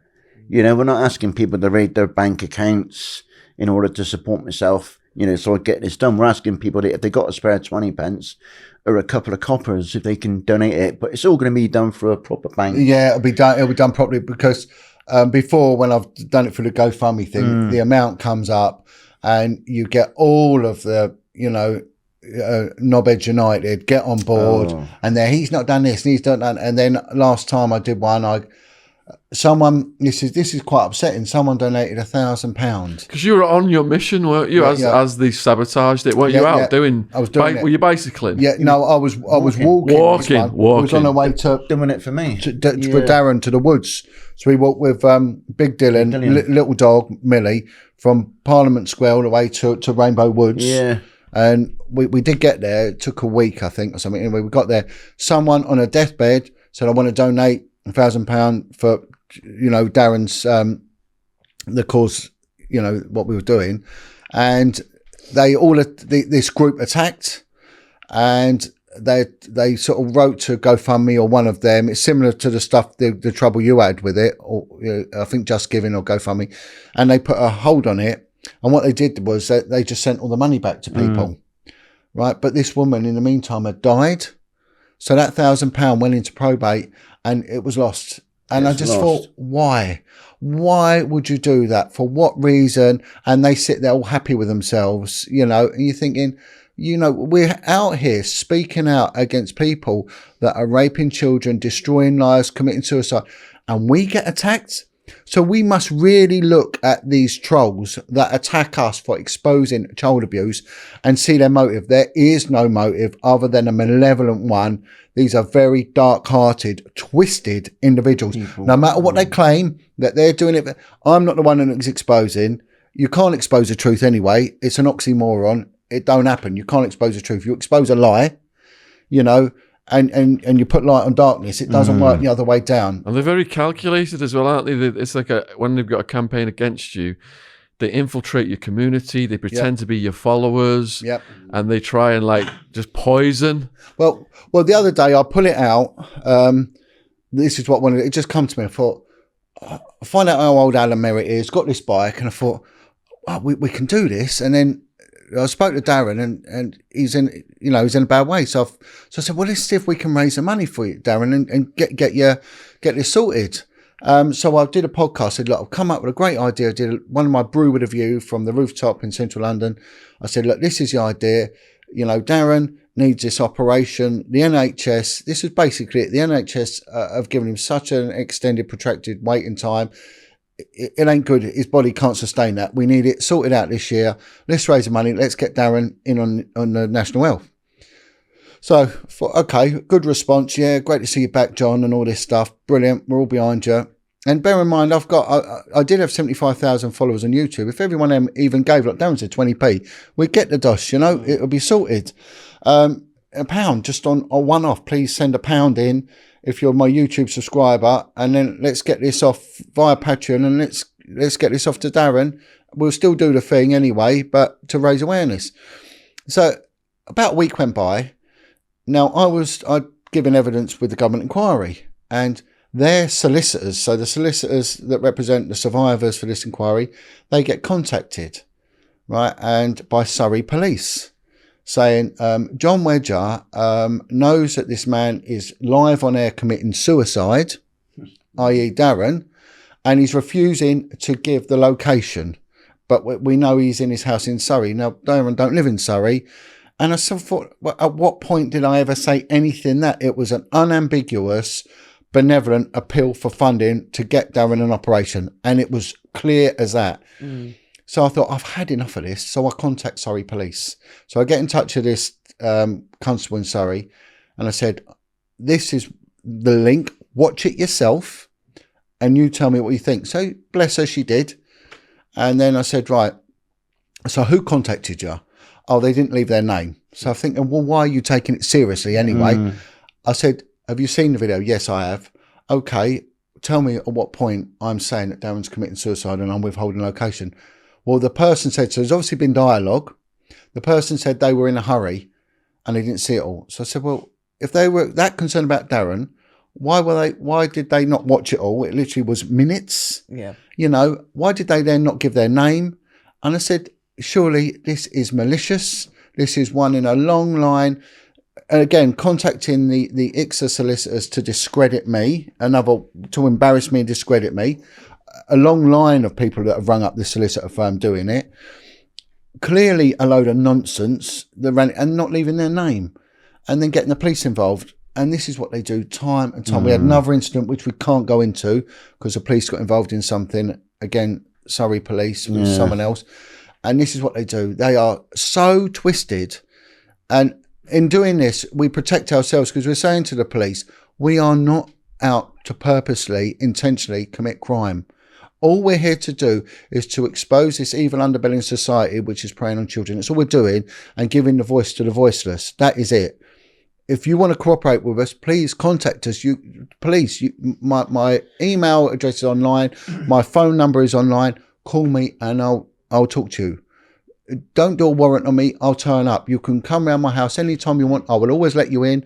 I will always surrender a data storage device to you because I'm totally upfront. If you need to look in my phone, my computer, you can come anytime. You want me to attend police station, I will willingly come and talk to you because I have no intention of committing any crime. But I have a problem with people who sexually abuse children. I have a major problem with it. And I will push the boundaries of the law as much as I can to do what I can to protect them. I'm not going to cross the line, but my toes will be on it to protect the children. You can't get any clearer than that, really, can you? Great message. You know? It is a good message, and I'll just say the same with John going forward. That Surrey police or whatever police, they've got no. I'm not going to commit suicide. So if anybody does again try sabotage, I'm in such a good place in my heart of where I want to be, and I know that there's hope. And there is a life to come once all this is done. So if anybody's trying to sabotage it by saying that, John's watching me commit suicide, is an absolute load of cobswallop, And John just stated his mission, and you'd think that everybody in the world will be behind you if you want to protect kids. Yeah. But once you start putting videos up about this stuff, you go through hell. Yeah. You do, Sean. The campaigns start. I mean, we lost our channel twice over it. Yeah. Hacks, trolls, black ops, you name it. That's the thing. That's what I say. But with myself and John going forward, we're going to do the ride. With I bought a van last year, a transit van in good conditions. We use that as a support. What? Chuck a mattress in the back. It's going to be minging by the end of it, isn't it? Because we'll get places to stay, but it'll be a support vehicle to pick up because food in there and drinks, and spares for the bikes. Because my partner Kelly, because I can't do the ride because I haven't got the energy, so I'll drive, and my partner's going to do it in my place with John. Oh, wow. So she's going to ride with John. So we're giving something back. So because people will say, well, he's not doing nothing. Well, I can. I can make sure they're fed. They're watered, that they're safe, that we report them with Sean daily, with live videos. We can link to everybody. You can charge the phones up on the the van as well, because we're going to have camera, equipment. But, this should be done proper. That once we got the monies raised, if we're that lucky, then we'll have it all done. That we'll film it, go into a private, doctor. That the money goes across so they can see with receipts. That it's nothing to be coming our way. And the other thing, Darren, there are going to be expenses. So diesel needs paying for, campsites or bed and breakfast, whatever. So, and that's going to take a chunk because there's going to be a little group of us. So we got to allow for that, but no one is making money out of it. No way. This is expenses only. And some of that might be cash expenses. So we're going to keep a book as much as we can. But at the end of the day, we don't need to disclose it. You don't. It's not a problem. But these people are just... They will find anything. I just think it's basically, if you do put everything down to the penny, you can't go wrong then. Exactly. Because we got nothing to hide on this. It's tell you what they won't do. When you're announcing where people can meet you, these evil people will not come and meet you. They won't. Because they're in the shadows. They are all the time. And they use false names. So, especially when you get the ritualistic stuff, they use false names. Their accounts are empty. Why use your false name? You know who I am. People know where I live. There's what am I hiding? Well, who are you? There's one guy, and again, I'm not going to do it because I don't want to jeopardise this, but I'd like to name him, but I won't. Yeah, let's not. No, let's not. I know, for to get the videos taken down. For maturity's sake. But he uses a pseudonym name, and he never counteracts the argument. You know, it never says, no, I don't do that. I'm not part of this group that does these things. I don't do blood rituals. No, instead, they're attacking. They transcribe everything, transcribe it, they put it online, and they'll find any inconsistencies, they'll highlight it. If there's anything they think is contemptuous, they will put it before the Attorney General and get you then, you know, summons to a police station to receive a caution or a telling off. I've had it. That's exactly what happened to me. And this is what they I got do. caution over my coverage. No, it's wrong. Yeah. It's wrong. It shouldn't be the case because you're just helping people. Yeah. And I say to because the police will watch this, they do watch this. I've had the public order unit that have said, we watch your podcast, we look at your website. You know, please, you're picking low hanging fruit dealing with us. Look at these people, you know, deal with them, go and get them, but don't come for us because what are we doing? You know, we will work with you, not against you. Yeah, because when I got my caution, what had happened was a journalist who came on my podcast, she said the name of someone who was in a case that had a court order on it, which is you can't do that. I had no clue. Yeah. I had no clue. So when I went to the police station, the cop, he was a part of child protection, and he said you know, obviously me and him are on the same mission. He couldn't even understand why I was there. You get that? Yeah. You do get some that back you. That Oh, he was backing me, totally backing me. Is your side all right there? Sorry? Is your side all right there? No, it's my hernia. So yeah. Yeah, they play up. Done my tablets this morning. It's just when you sit down, that's all. And yeah, I was. Can I get you anything? Sorry? Can I get you anything? New body. Can you get me heart transplant, please? The bionic man. Oh, hopefully. I don't know, you know, of what's going to happen. Once it's done, I just want to live a life. You know, I just want to be happy. That's all I want to do. I just want to be happy.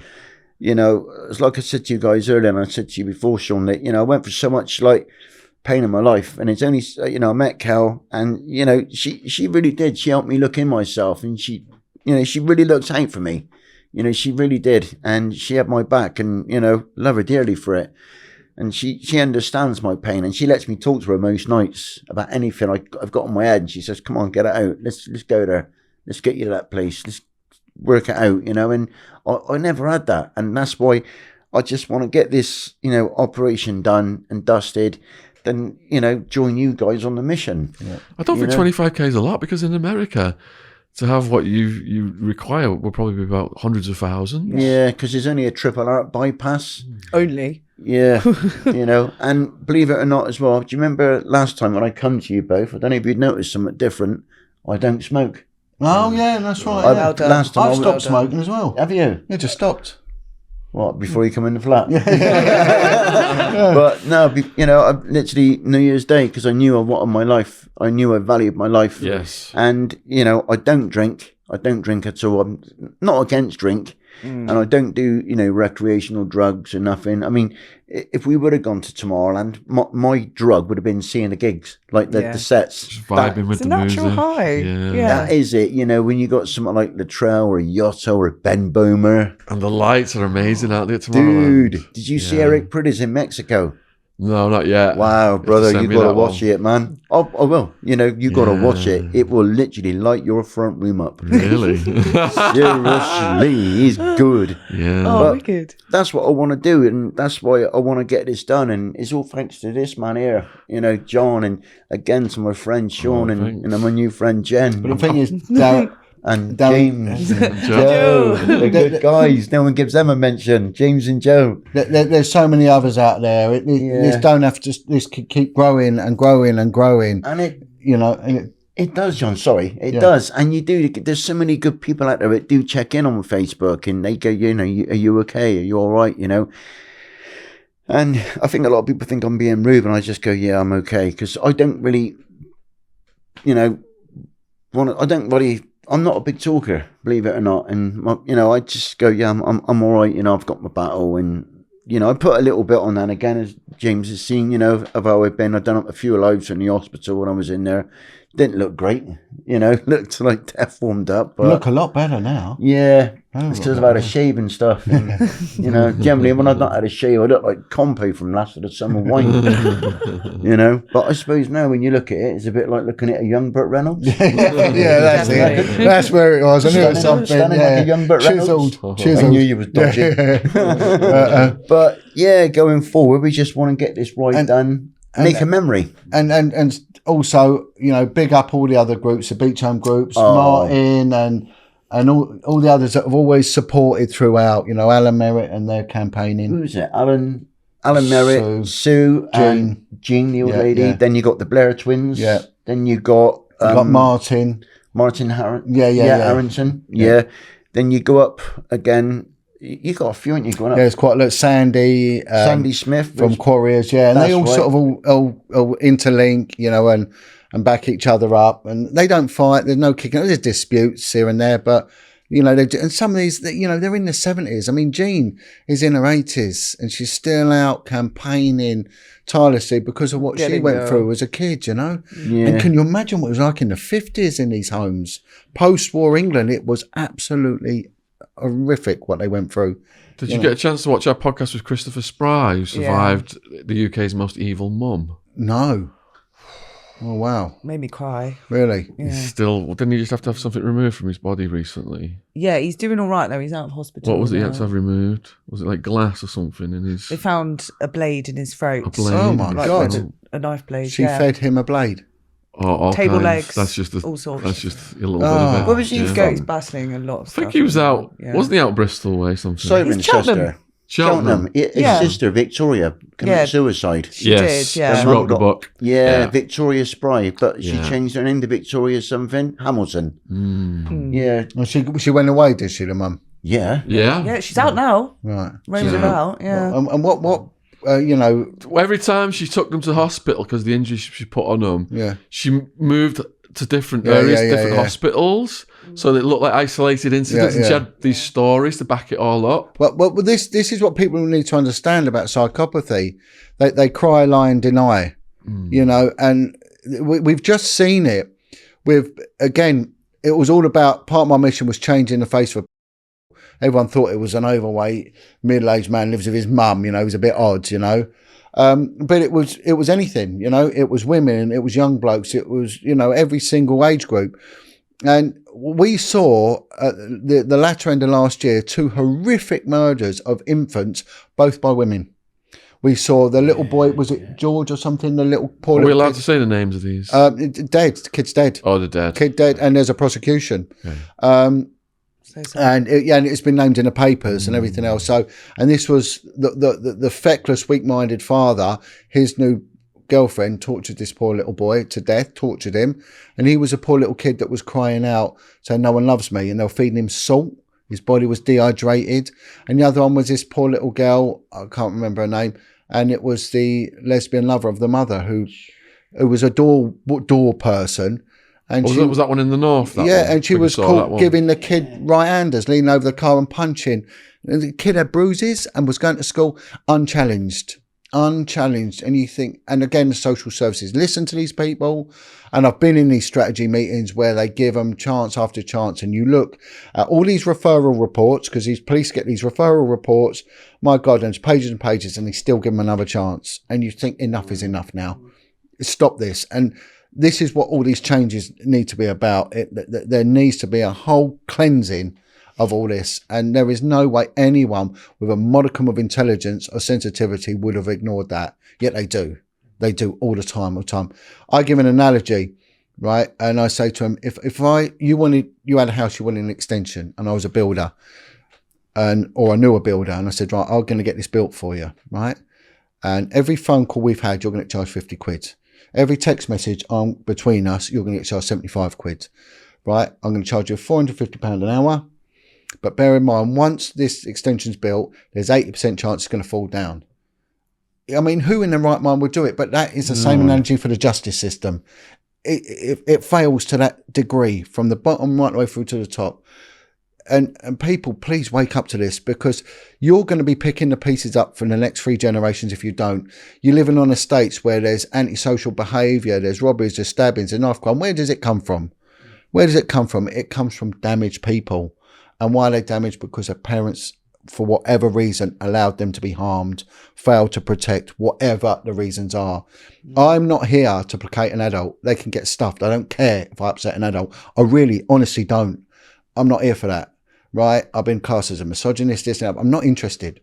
I'm here to put a message out, anti-child abuse. And if anyone has a problem with that, well, I hope society has a problem with you, because you're wrong. You're wrong. And we've got to see these things as being a bit of the past now. And this is why it's so important that survivors, ex-criminals, ex-coppers. Why am I the only ex-copper? Why have we got 2 armed robbers, 2 to 1 here? You know, well, if you, Chris Lambion, that's 3 to 1, or whatever, and many more. I'm the only one. Why?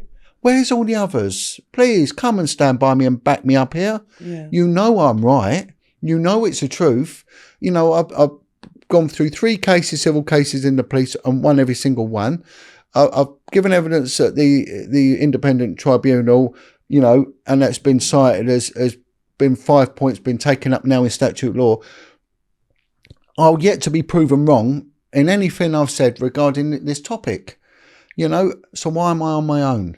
I think there is one other, but it's a slightly different genre. Maggie Oliver. Yeah, Maggie, of course, you know. Yeah. And Maggie was the one that came to me to start with and said, John, be careful. She backed me, and really, she supported me from the very, very early days of me speaking out. And she's gone her path, and I went my path. But, you know, I'll always thank her for what we did. And she gave evidence, shoulder to shoulder with me in the government inquiry, you know. And there's another guy called Lenny Harper who exposed the care home Hope de la Garenne. Okay. You know, and do you know what? He's up that part of the world when we get to Glasgow. Let's invite him, and he still keeps in touch, you know.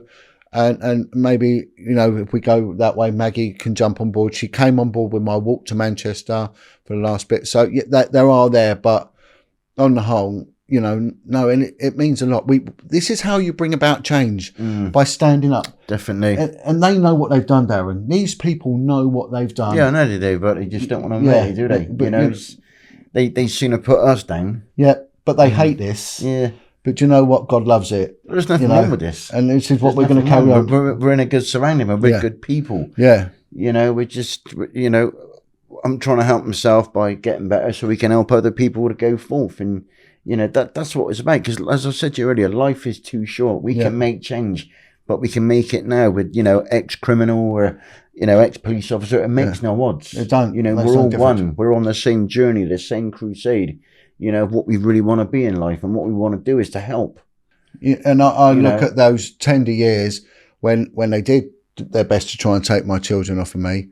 And what if I'd have lost one of my kids to the care system? What would their life be like now, you know? One of the most heartbreaking parts of your story was when your son was in hospital. Yeah. And you know, he was critical, wasn't he? Almost critical. Yeah, well, he died. He was dead for 10 minutes and they revived him.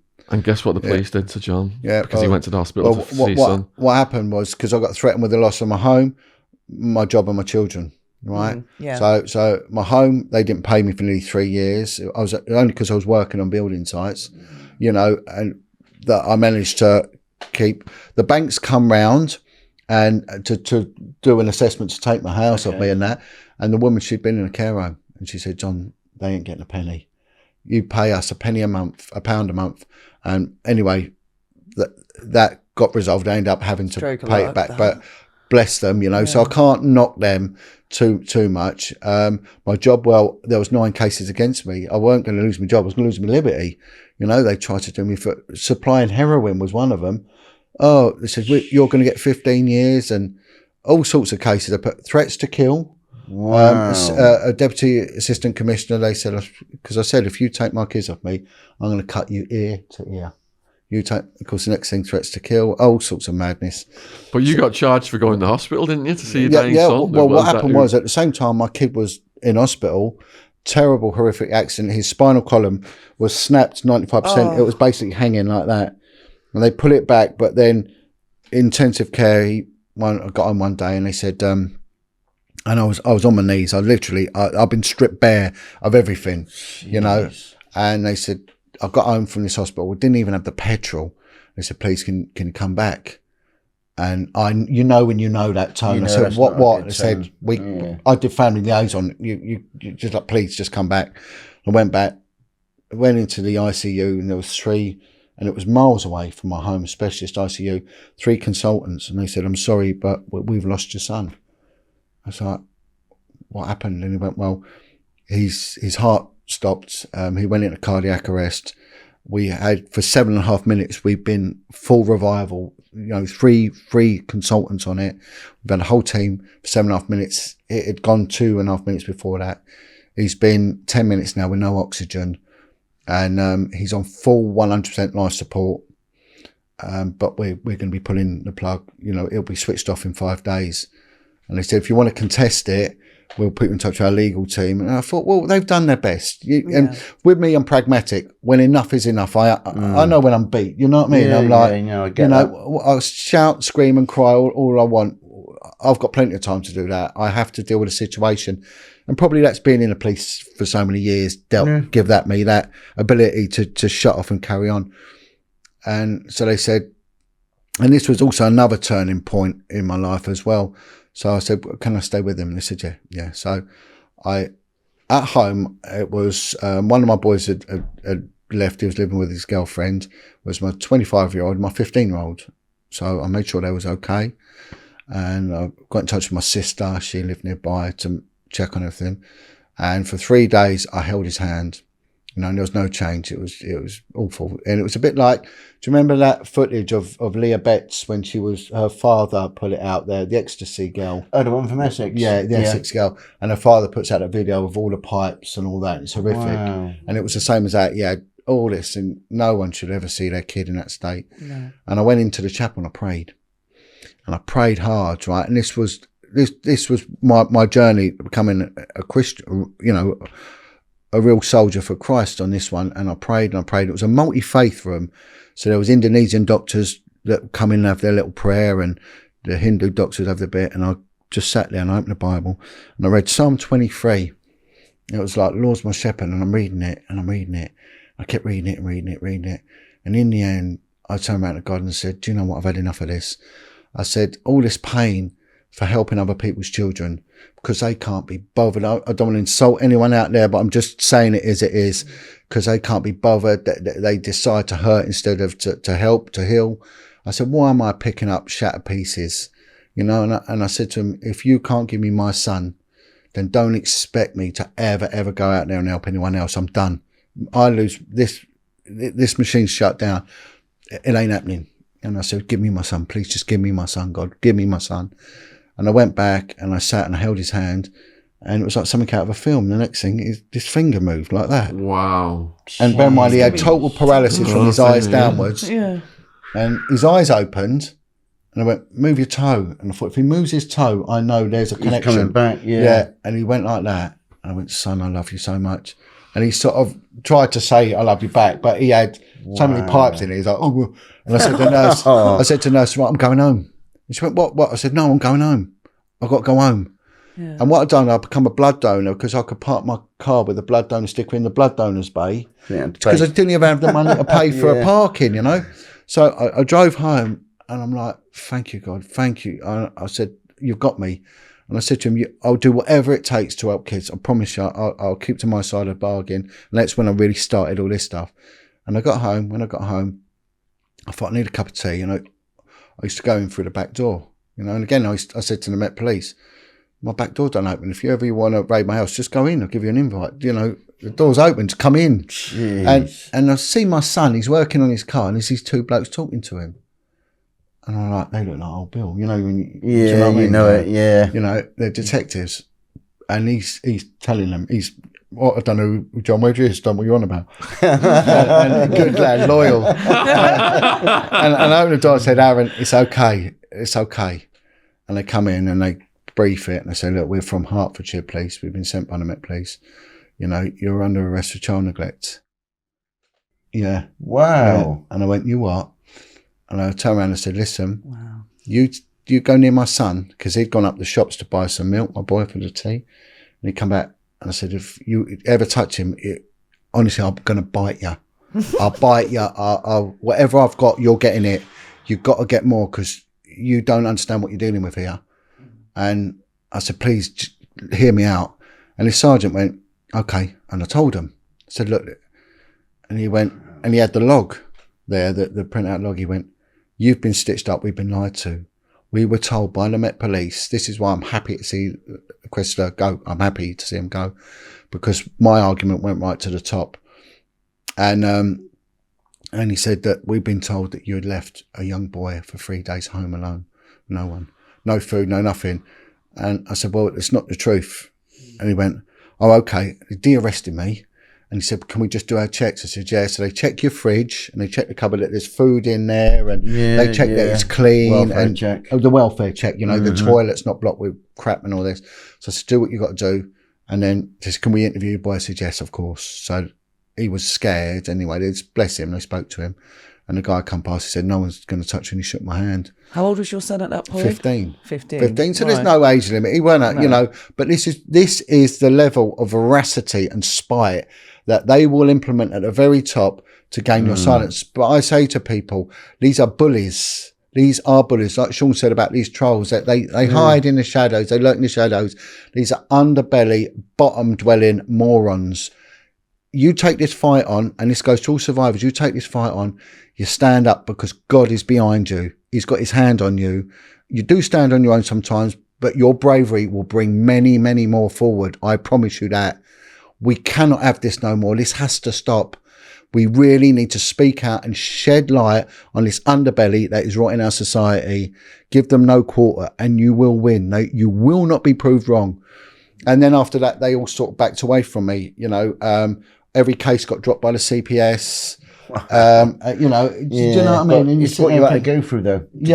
Pain. You know, all the pain. They gave me, reinstate my money that they took off me, you know, and everything. And then they pensioned me off. But they will do anything to protect this, what's going on, because they know that they've screwed up and they know they protected the paedophiles.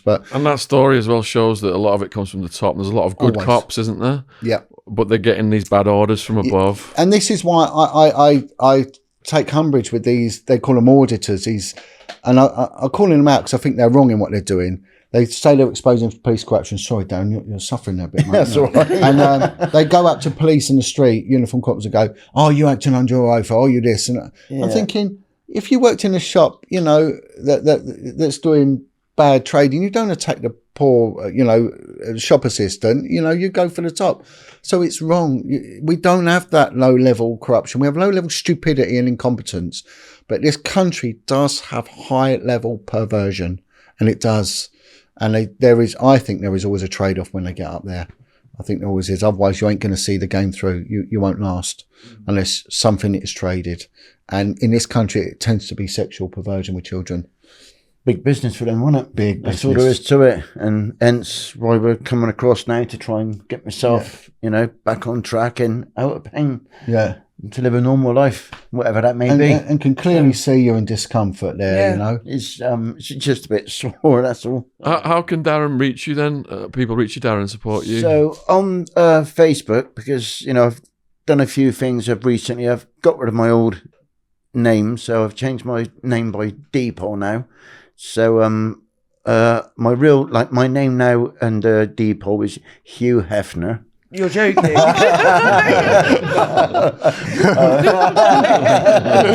Hollywood. I'm impressed. No, Dr. Love. Dr. Love. No, Darren Webster. You know, I want to get rid of my old name. It was a lot of bad stuff to it. So, Fresh start. Yeah, I needed it. You know, I got a new start, new life, new crack at life. At long last, I don't live in where I live in Bristol. I live in a quiet part of the world, but we're trying to come near London. So, and on Facebook, I'm under Darren Webster, but the main one is to go through John. Yeah, either or. I mean, John Wedger, JON Wedger, WEDGER, foundation @gmail.com. if you want to get in touch and make a donation, come Go to for me it, John. and I'll pass it to Darren, and then Darren can supply details of where that money goes if they want to make that. Yeah, You know, 'cause that's we'll what we're gonna, definitely be doing one, won't we? All the So, links will yeah. be in the description box. that's what we're gonna do now. That's why I've bought, as I say, I like the address so I can show the guys. Is I bought all me stuff Paperwork. so no one can say, "Oh, there was no, there is Yeah. everything there." So we're going to get a proper bank account for it, so the money goes in, and I want to do it all above board, which we're going to do it. Yeah. Every penny will be accounted for, and I want to do a video that when we meet the consultant and we sign and pay, and they can say, right, that's where your money's gone. That's what we had to use for the ride. And just say, for instance, there was, if there was a couple of grand left, we just choose a charity and donate that to Yeah, I them. think Anthony's got one. Cool. Then if somebody comes up with a charity or a split it between a couple of charities, so you're giving back again. And I like, and if I was, and it all goes to plan, and I do get a life, and I can enjoy my life. You will. I will. I hope so. Then I like to do it for someone else. If I could write it for someone else to help someone else with their cause, because it's about giving back. It's something I never thought I'd do in my life, but I'm like really big on it now, and like helping people, and that's the beauty of giving like a new lease of life, Like I say, but yeah, if you want to reach out through like Facebook and stuff, and and I do it that way, but go through John. And I mean, we come up with an idea. I spoke to Darren, spoke to Anthony, we should do it. So we've got to finalise and put things together properly. But if there are people that have got that bit of cash that they want to give even a significant amount, whatever it is, we can arrange it, and then it can go from there. But everything, we're just in its infancy. We're putting it together. We've not even worked out the route. And the bike, I've got to strip it down, rebuild it. But it'll be done. It'll be a work in progress. You can follow us through till the summer. It's not that far away. No. But, like I say, if every subscriber gives £1, we got it. We've done it. 20 pence. So will there be some kind of page that shows the amount being raised? Yeah, we can, but we got to be very careful with it, because this is what happened, with the last thing, was that it become too much point of contention, because we still have to do the accounting for the petrol, doing bits and pieces like that. Do you know what I mean? So yes, there will be an estimate of how much we're near the target. Definitely. Do you know what I mean? As opposed to definitive to the dot. This is it. Only post event we can do that.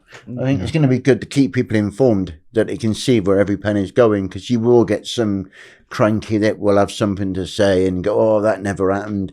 I'd sooner do it all on camera. Yeah. Cause, well, you're going to get it anyway. They're going to come. We know we're going to get it. So, because Darren, what's the risks of this operation?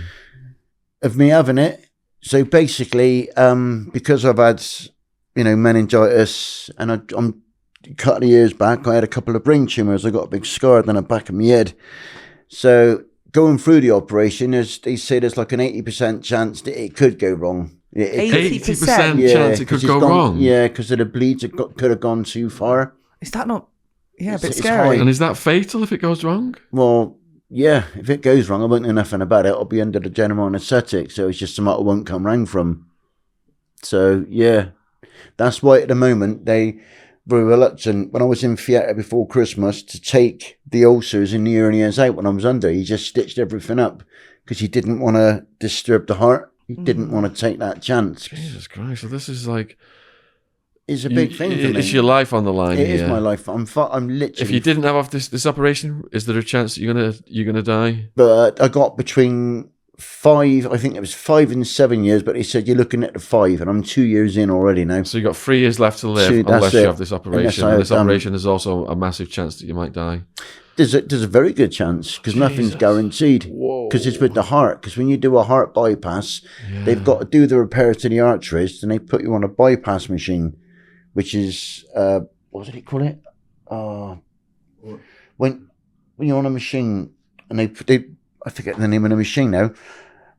So when you're under anaesthetic, they got to bypass your heart, so they got to put your heart machine. You go on a machine, to pump your heart for you, sort of thing. Then when you come off it, they got to restart your heart. The heart, that's it. Yeah. So there's a chance that if it's fragile, if anything gives away with the new valves or artery. But again, with the MyView, because they got to see about the artery is, how bad it is bleeding.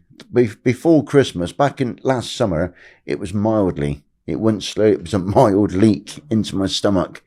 And that was what got me ill, because I had a collection of blood and it just turned into, well, it wouldn't come out. And how's this affecting you psychologically, facing death like that? It's hard. It's hard. When I look up, I wake up every morning and I see Cal go to work and I think, one day that may not happen. You do. I face it every day. I look at myself in the mirror and I really, really do. And I hate, I'm not a vain person. I hate looking at me because of what I've gone through. So, yeah, there's a big part of me. It still hates me for what they done to me. I can't escape that. But when I look in the mirror, I just think, what's next? Am I going to... I do get scared going to bed at night. Do you? Yeah, I really do. Not going to wake up? I'm not going to wake up. Because most nights I'm in pain. And I have to go downstairs and go on the sofa and push my back into the sofa. Because my body is spasm. And it's going into shock sort of thing. And it's not fair on Kelly. Cause and I can't... And I groan with the pain. Want to let us get some sleep for work. Yeah, because she has to drive with her job. And, and I don't think it's right. But I cry. I cry every day on my own. I cry on my own. I ain't going to deny that. I ain't going to be, I'm a man. I can say I cry because I get scared. Because I've had to fight for my life, all my life. And now I got the biggest fight because it's to do with my heart. But I'm only under pressure from my heart because of my life, because of what people have put me through as a child and going out, through adult life. And it's all pressure. But basically, your body wears down and mine wears down. So, yeah, one of my biggest fears is not waking up. If the operation not going to plan. When in November I got put asleep to go and have it all cleaned up, I got upset because I didn't think I was going to wake up, and I was in a bad place because I had the operation. I went on a Monday. They operated because it started getting bad on the night time. They took me in a theatre, and he said if you'd have come in Tuesday, you wouldn't have survived. I was a day in. I've saved, but because I wasn't telling Kelly that I was bleeding because I was scared. I didn't know what to do. I didn't know if I should tell her. Would it stop? I'd never had it before. So I was bleeding out and I was turning yellow. And I've lost a lot. I mean, my face from that, don't look great, but I'm just trying to get on with it. That's why it's kind of crucial that I get this operation done. Because with the NHS, there's like a 2-year waiting list because there's so many. But I'm not even in the stages yet of seeing a consultant because they keep putting my view back, which has been 8 times now. They keep cancelling all the time. It's either been COVID, the machines broke down, or a staff member's gone ill. And the last one was week before last, they said they wanted to do blood tests before, more blood tests. And they keep doing blood tests all the time. And they get fed up with it because you're like a pincushion, and I just want to get it done. Just want to get it done. I just want to try and live a life without having to worry, without having to be on tablets and sleeping stuff and antidepressants. Because it's all psychology. It all plays on my head.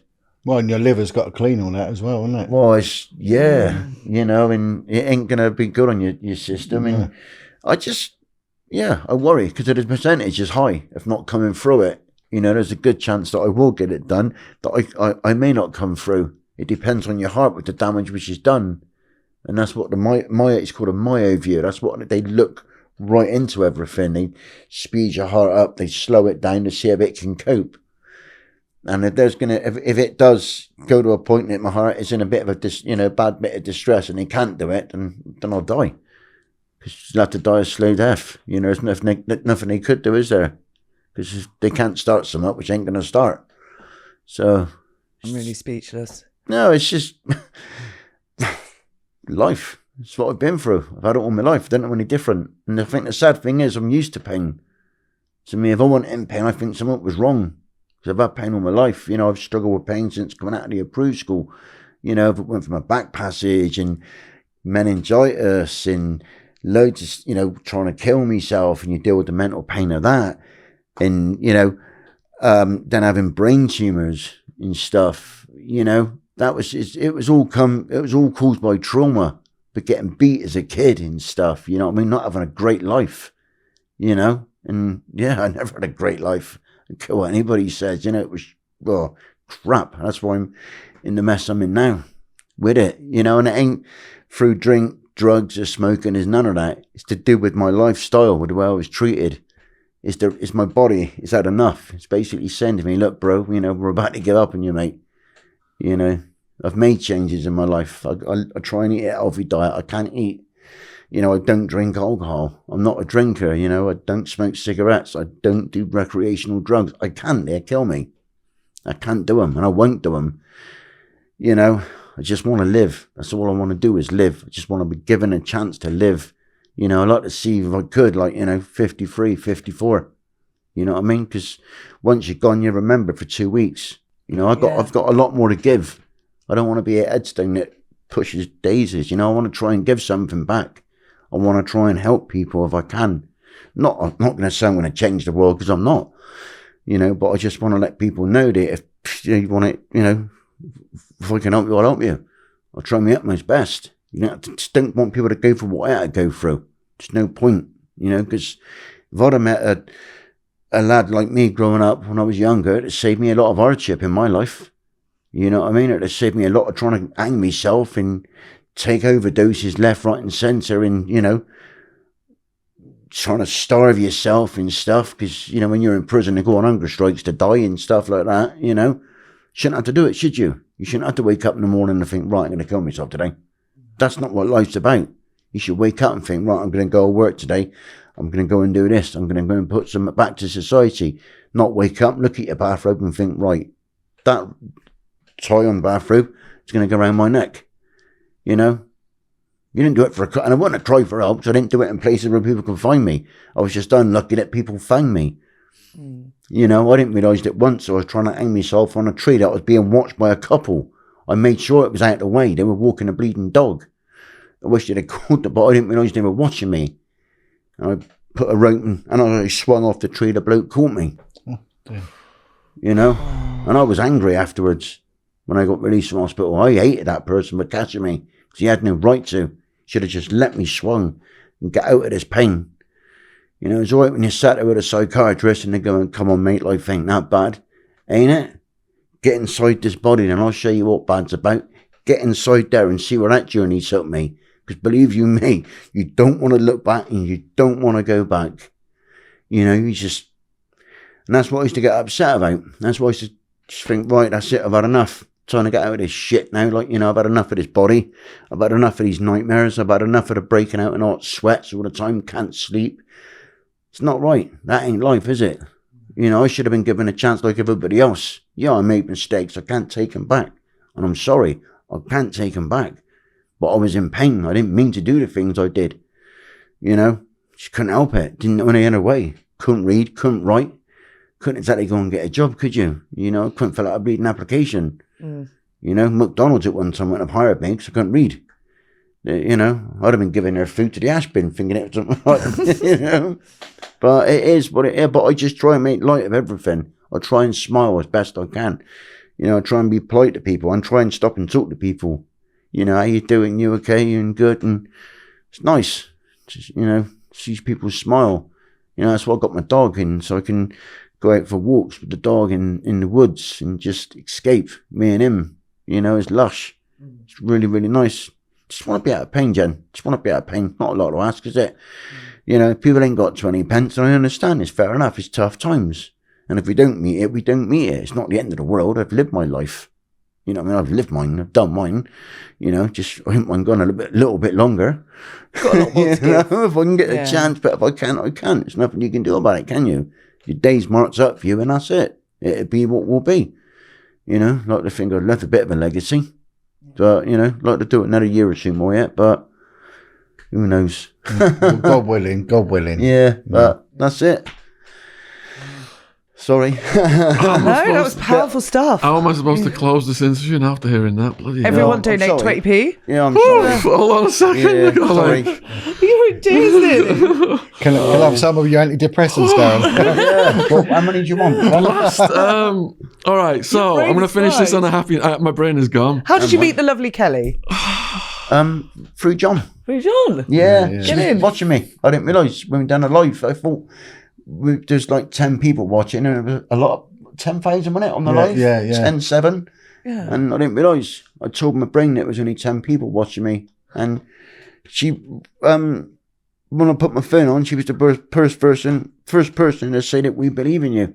I had someone believe me. How lovely. Someone believed in me, the first person. And do you know the ironic thing, when we did the walk from water, yeah. Yeah, surely. Oh, cheers, you. when we So I did got the walk sparkish. from London to Bath to highlight Darren's campaign, the guy who walked with me, when we got to Bath, there was a little group turned up to support us.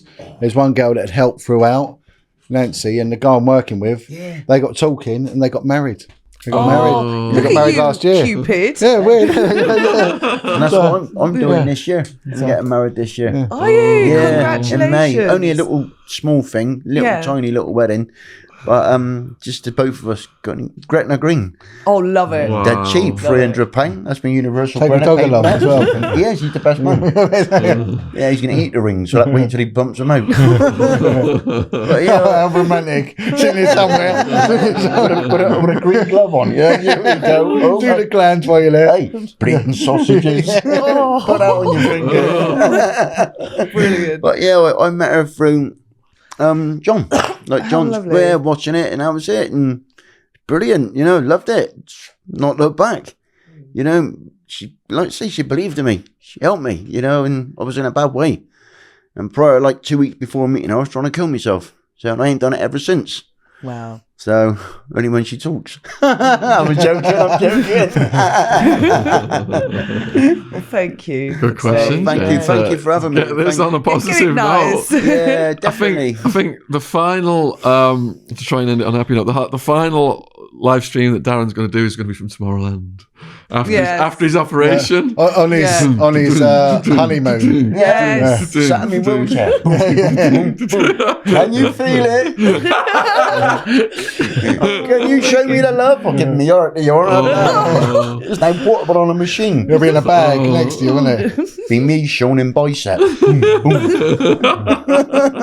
Brilliant. Yeah. Brilliant. Oh my God. So Yeah, to the what a people story. watching this then, I mean, that just what you said at the end, Darren, that was some of the most powerful testimony I've ever heard. Thank you. I just felt, I looked at John's face, there was tears in his eyes. Yeah, man, we were it's just I felt tearful. the energy the energy just completely changed in the room. Yeah.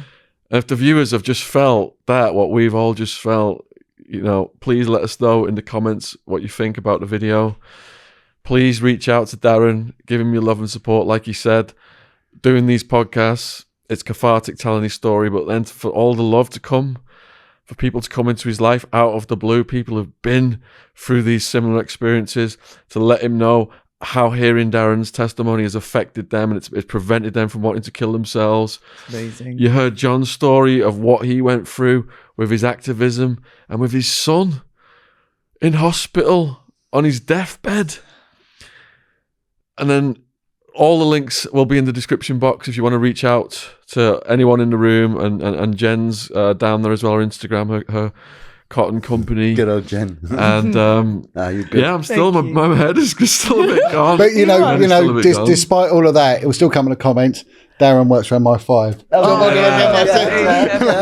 Oh, yeah. Shields, all shields together. So yeah, if you can afford 20p, just 20p, man. That's all it is. Yeah. So I'm asking, not asking for pounds or to empty your bank account. 20 pence. If we all did it around the UK and around the world, we'd do it in no time. 20 pence. That's all I'm asking. Not asking for pounds, because I don't want pounds, because I prefer if they kept that and fed their families. I'd be happier with that way. They There could we just go. chuck us 20 pence. But there are people out there that do have a lot of disposable income that will quite happily help. And if they help, then brilliant, Yeah. Let's pivot these so we can have a group hug. Definitely. Hey. Wait. Oh,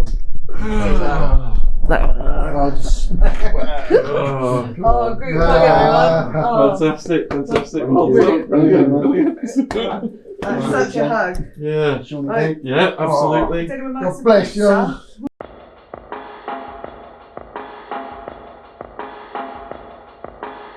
Here at Boomer and Jen, we offer a wide range of organic or recycled clothing. We all know our planet is important. We only have this one, so it's vital that we all work together to slow down and reverse the changes to the environment. Whilst we all know that big industry are having a significant effect on pollution, here at Boomer and Jen, we believe that if we all make small changes, we can do our part. Fast fashion causes detrimental effects to the planet. Not only is nearly 20% of global wastewater produced by the fast fashion industry, but there is a considerable amount of fast fashion ending up in landfill. So let's move away from fast fashion items that are only worn once or twice and start wearing extremely comfortable, durable and environmentally friendly clothing and ethical jewellery. Boomer and Jen was founded in a quiet town in Devon in 2018. It has now gone from strength to strength as the world is becoming more aware of the current climate situation, helping our customers to buy sustainable, quality clothing. All of our products are fair trade and registered with the Global Organic Textiles Standard Association. Check us out on organiccottonclothing.co.uk.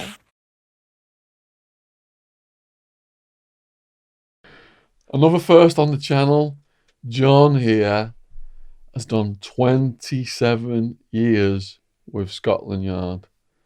The eminent, what was he said? Benchmark of policing. The benchmark of Global policing. benchmark of policing. Global benchmark of policing, Scotland Yard.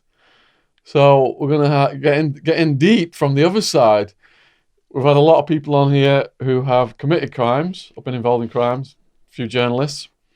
So this is the first. I'm really delighted to get more from the other side. So thanks for coming down. No, it's a pleasure, north of Sean. London, John. Yeah. What made you want to join Scotland Yard or become a police? Well, it was a strange one. I actually didn't want to be a police officer, to be honest, and I had a passion for swimming and diving, and the police had a diving unit. The Metropolitan Police had a diving unit, so I actually joined, and I said at my interview that I wanted to be a diver for them, and they took me on, but it sort of changed. So once I got a taste of investigating, I did get put on the river unit, which had the diving unit there in the East End of London for a couple of years, but then I got seconded off and ended up dealing with... What years were they? I joined at the beginning of the 90s, so it was the beginning of the millennium, really, 2000. I ended up on the river unit. And you're assigned to do what? As a dive, obviously, but what kind of work? Initially, I got put on there. It's strange how it happened, because at the same time in 2000, my ex-missus left me with 4 children on my own to bring up, and I needed a job where I could get home for my kids. And they worked a really good shift pattern. They worked 4 days on, 4 days off. And it's a really sought after job. So I applied. I was a trainee detective at the West End of London at the time, and this job come up, and it was a bit of a welcome break. But I was sort of just learning the ropes on driving a boat. I got on my boat driving license. I've got a ferryman's license. I can actually drive a ferry if I want to. And within a couple of months, I was getting very bored, and we had an intelligence. It's really strange how it works, because that little police station in Wapping in the East End of London is the oldest police station in the world. 1798 it began. And it's quite weird, because you hear things and people get classed as conspiracy theorists, and one of them, they go on about maritime law and how that it underpins all our laws. And it's really weird that maritime law actually is the basis of all law, and that's why you stand in the dock. And if a boat sinks, it's in trouble. It needs to be bailed out. So we get bailed out. That's where it comes from, bail. That's where it all comes from, yeah. So they had a special branch were based there because it was classed as a port. And they were really good to work with, because they had access to phenomenal information, and they were like the crossover with MI5 and things like that then. And once you got in with them boys, you could really glean some good info. As a diver, though, did you discover anything? Well, I never went diving. Okay. I never went diving because I just didn't want to. And you wouldn't see anything anyway. It's just murky, black water. You just end up diving the Regent's Canal in Camden for prostitutes. That's all they ended up But they had an intelligence unit there, and there was a detective sergeant there. And it's every now and then you get people you work with that really boost you. They really got that energy, and he was a fantastic guy, little tough ginger-haired guy. And he said, "Look, what are you doing now?" I said, "Look, I'll get home for my kids and, and everything." He said, "Look, there's a problem. There's a problem on the river and the canals. Come and work with me. Come and help me out, and I'll get you seconded." He said, "We're getting funding from the file unit." And it was to do with sex offenders living on canal boats, because there was a loophole in the law which allowed them, when they brought in the Sex Offenders Registry Act in 1997, when I do a presentation, I get this board out and I draw the map of London with the Thames and all that, and there is a loophole. And what it says is that you used to have to sign the Sex Offenders Register within 28 days of conviction, caution, or serving of a sentence for a sex offence against a Schedule 1 sex offence. You had 28 days to go to a police station in the policing district where you resided and sign on as a sex offender. And a lot of them didn't want to do that for obvious reasons. Now, there was a copper in Peterborough in Cambridgeshire. He'd sort of made an issue of this because they had a lot of transient in Peterborough and in Cambridgeshire in general. So I went to see him and I said, "Well, what's going on with it?" And he went, "Oh, it's because they don't have to register. If they keep moving from county to county, so if they move from Lincolnshire for a couple of days, then come back, in effect, they don't have to register." And he said, "Look at London." He said, and at the time, I was studying geographical profiling. Everything goes to a pattern, absolutely everything. And human beings all go to a pattern. And geography answers a lot, and also how empires are built. If you look at why the British Empire was so good, because we had geography on our side, whereas other places don't. London is built up of, I think it's 26 boroughs, and each borough in London's unique in as much as it's not one policing district, it's 26 policing districts. And when you look at the canals, they're so old, the old parish boundaries are built up around the canals and the River Thames. So if you take sort of like where Wapping is, that's in the borough of Tower Hamlets, but if you go into the middle of the river, you're then in the borough of Southwark. So the River Thames is tidal and moves about too fast, but the canals don't, and canal boats are all right to live in. So certain parts of London, there was a collection of, so you'd get them around Hackney, Southall, and when I overlaid a map on top of it, I found out that these were areas where 3 boroughs were meeting. So the canal boat, in effect, could be here, and then literally a canal is only 3 metres wide, some of them.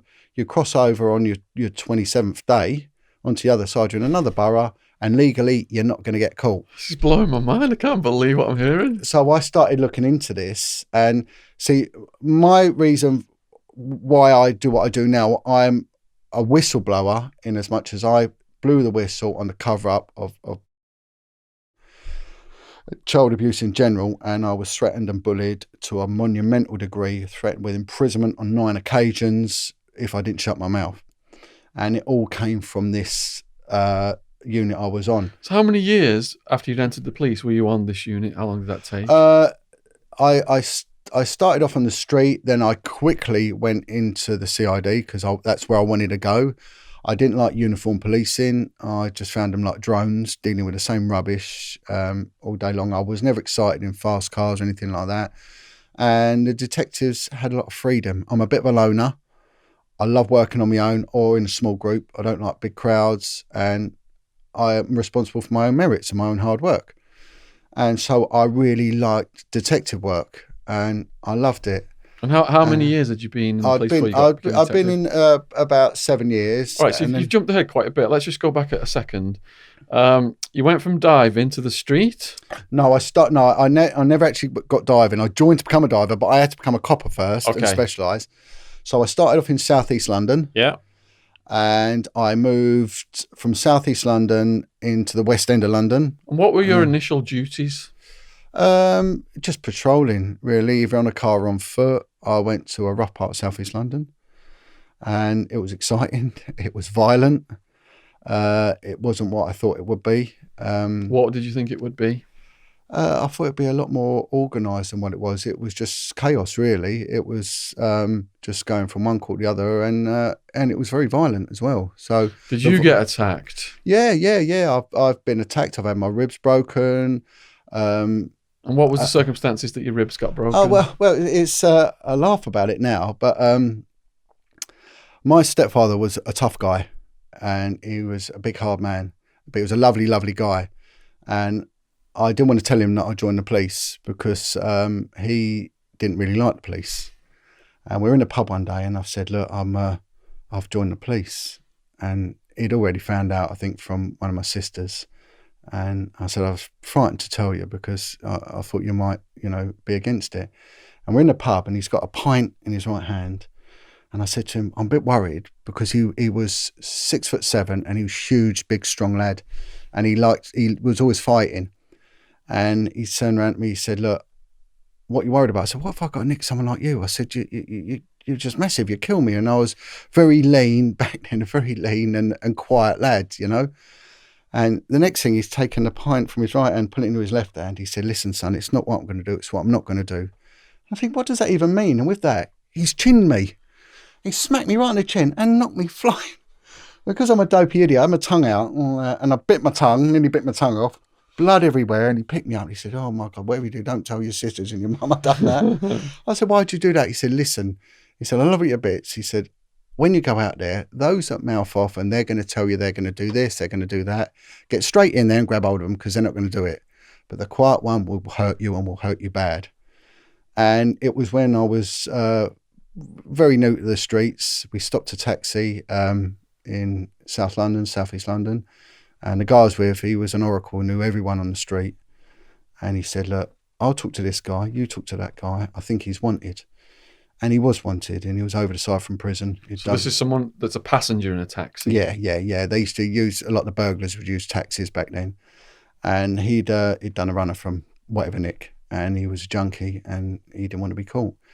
And I went over to him and said, what's your name? And he gave me a name, give me a false name. And he said, listen, son, he said, it's easy enough. He said, a bit difficult to spell.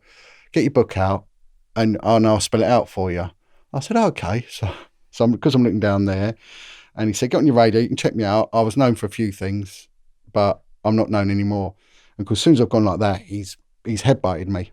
And of course, I've gone down, but I grabbed his leg and I wouldn't give up. And it was like a school fight.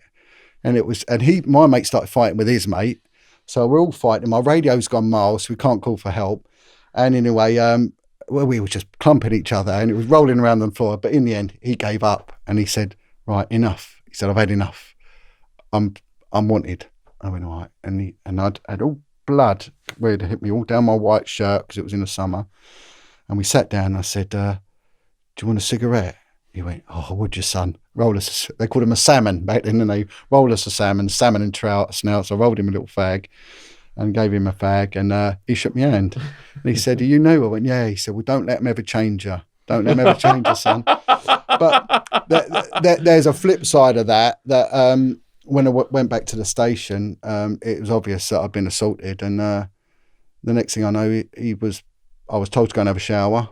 When I come back, there was an ambulance and he was carted off. Apparently he'd tripped and had an accident in the cells, and so that's what went on. Nothing to do with me because I was having a shower. But anyway, so that was, but another time, someone did try and kill me, try and stab me. Ooh. And this ties in a bit with what you were saying. I was on Vice and I loved it. It was all street work and it was good. I was in King's Cross, and back then was a frontline King's Cross. And there was a lot of street prostitution, a hell of a lot of drugs, and a lot of violence. And a lad I was working with was dealing with a prostitute in an alleyway, just getting the details and everything else. And a pimp came out of nowhere. And as he's come up, he's walked towards the copper because he was all in civilian clothes. And I've seen him, and it was something out of a film. I see this glint from the light, and he's got a blade. I'm thinking, God, flipping hell. So I run up to him, and he's pulled the blade on me. So I punched him. Anyway, he's sort of gone back, jumped on him, and we're rolling around. Again, we're having a fight on the street. And I got my ribs broken. He broke my ribs and all down one side. And I managed to get him down, and then someone else came along, got him handcuffed. And I sat him down, and he was from New York. And I said, look, are you all right? You're cool? And he went, yeah. I said, are we all right now? He went, yeah. So I said, listen, he was handcuffed at the back. I said, push your handcuffs under your feet and bring them up to your front. And my mate's going, what are you doing? I went, no, it's all right. Let him do it. I said, I'm going to roll you a cigarette. So he went, okay. So I rolled him a cigarette, I gave him a cigarette, and he said, I want to tell you a story. He said, I'm from Brooklyn. He said, I was a pimp in Brooklyn. And he said, I ran girls out in Brooklyn, and one night the vice cops out there, same scenario, and he said, I went to stab one. He said, they shot me, and I got 9 years in Rikers Island police station. He said, I'd do it to you at Bobby's. He said, you fight like a man, and you give me a cigarette. He said, you're a class act, son. He said, whatever you say I've done. But no, I started off in southeast London, and then I got moved. There is a reason I got moved from my own protection. Someone actually tried to kill me, and I got sent to the West End. Someone tried to kill. What was that over? Tried to kill me. That was over the fact that my ex-missus' husband was in prison. I met her from that area. Was in prison for attempted murder and got released and decided to come and shoot me. So, anyway, was that a credible thing then? Yeah, it was deemed a credible threat. So they moved me to the West End. They was deliberating whether or not to sack me. So they moved me to the West End to sort of give me another chance, you know. So I went to the West End, and I went to a police station, I went to Belgravia, and it was classed as a very quiet police station. But what I didn't realise was that it was totally under surveillance. And the back of the building, there was flats there, and they were all occupied by the corruption police, and they were viewing everyone that came in. It was the only police station back there that had swipe card access. So everyone that came in was monitored, and all the phones were monitored, and all the detectives, well, not all of them, that's a bit unfair, but all the senior experienced detectives had been moved from the flying squad and the regional crime squad because of corruption. And they were all put into one pot, and they were monitoring them. And of course they carried on their old ways, and they all got, loads of them got arrested. When you say corruption, what methods of corruption were they employing? There was a lot of money being stolen from informants. Back then, the police would get paid money and they give it to informants. And what they were doing were keeping half, giving half, keeping half. So would that encourage police to like cultivate informants just to get that money? Yeah, well, because it was a money earner, you know. I heard of one guy that actually managed to pay for sales for his yacht from money that they'd stolen. And the DI, this is how crazy it was back then. The DI, he's mentioned in a lot of books, this fella, and on police corruption. And I won't name him because this never came out, but it was common knowledge back then. What do you mean by DI? Detective Inspector. Okay. Right. He was a great big strong guy, and he would deal with everything. What he knew, which was violence, had come from the regional crime squad, the flying squad before that. And there was one of the detective sergeants, the DSs there, had screwed up on a job, and everyone had gone out for an office lunch. They used to go out to the East End for a curry, and his way of dealing with this problem was that he took the DS outside of the restaurant, punched him so hard in the face, he splintered the guy's cheekbone. The bone went into his eye and blinded him. And he fell on the floor, and he walked back in and said, no one's to pick him up. He stays there like the piece of shit he is. And the bloke ended up having to be pensioned out the police for it. But nothing was ever said. And this is what happened. But there was money being stolen from fellas that were in the drug squad, and it was mainly stealing of money. There was, I imagine the temptation if a drug dealer's got a lot of money, they would be easy targets to take the money because who they're going to complain to. Yeah, I mean, and it was part of the culture. I mean, what you're looking at back then when I joined, a lot of them, their training had come from the late 60s and the 70s. And it was absolutely endemic. That's how they did it. And what I was told, one of the reasons why the program The Sweeney was taken off air was political pressure, because too many coppers were copying them. I mean, what one guy, on a Friday, we did the warrants. So in the CID on a Friday, someone's turn, you go and get the warrant, we'd kick a door in, get in there 6 o'clock, have an early day in the pub. Big drinking culture as well. One of the sergeants there, his thing was he went in first, and if there was a man in there, he'd just go up and he'd headbutt him. and it was, I mean, it never go on now because of cameras and everything else, but back then it did go on. So say like 6 police were assigned to raid like a drug dealer's place and £10,000 was found in there. How would that be distributed? This is quite funny because this is the, and in no way am I saying I've had anything to do with this, but they'd be the same when you be booking property in. You go with your colleague up to the custody desk with the property, and they said, right, how much money? And you say £10,000, for example, 10,000. The sergeant go 8,000. Are you going to book 6,000 in? We haven't got room for 4,000, so we'll book your 2,000 in, and then that's at least the same all the time. But so this wasn't just isolated few police, corrupt police robbing drug dealers. This was systematic. It was. I mean, I think it changed. The 90s really changed it. Paul Condon came in and he had a real pole shift on corruption. Unfortunately, he swept over and there was some good coppers that were classed as corrupt that weren't corrupt. And there was one guy and he was a fantastic copper and he was someone I really, really looked up to. And they tried to tar him with that brush and he wouldn't have it. And because he wouldn't play ball, the corruption police stitched him up. And again, the corruption police, this is a problem I had. There's just been this line of duty program on, and it angers me because they're the ones that tried to stitch me up, and they did try and stitch me up, and I'm taking them to court next year because of what they tried to do to me. And with me, I reckon it was verging on the political because of what I was exposing. Should we build up to that then? Yeah, of course. So what happened? If I go through the chronology of it, I mean, I joined.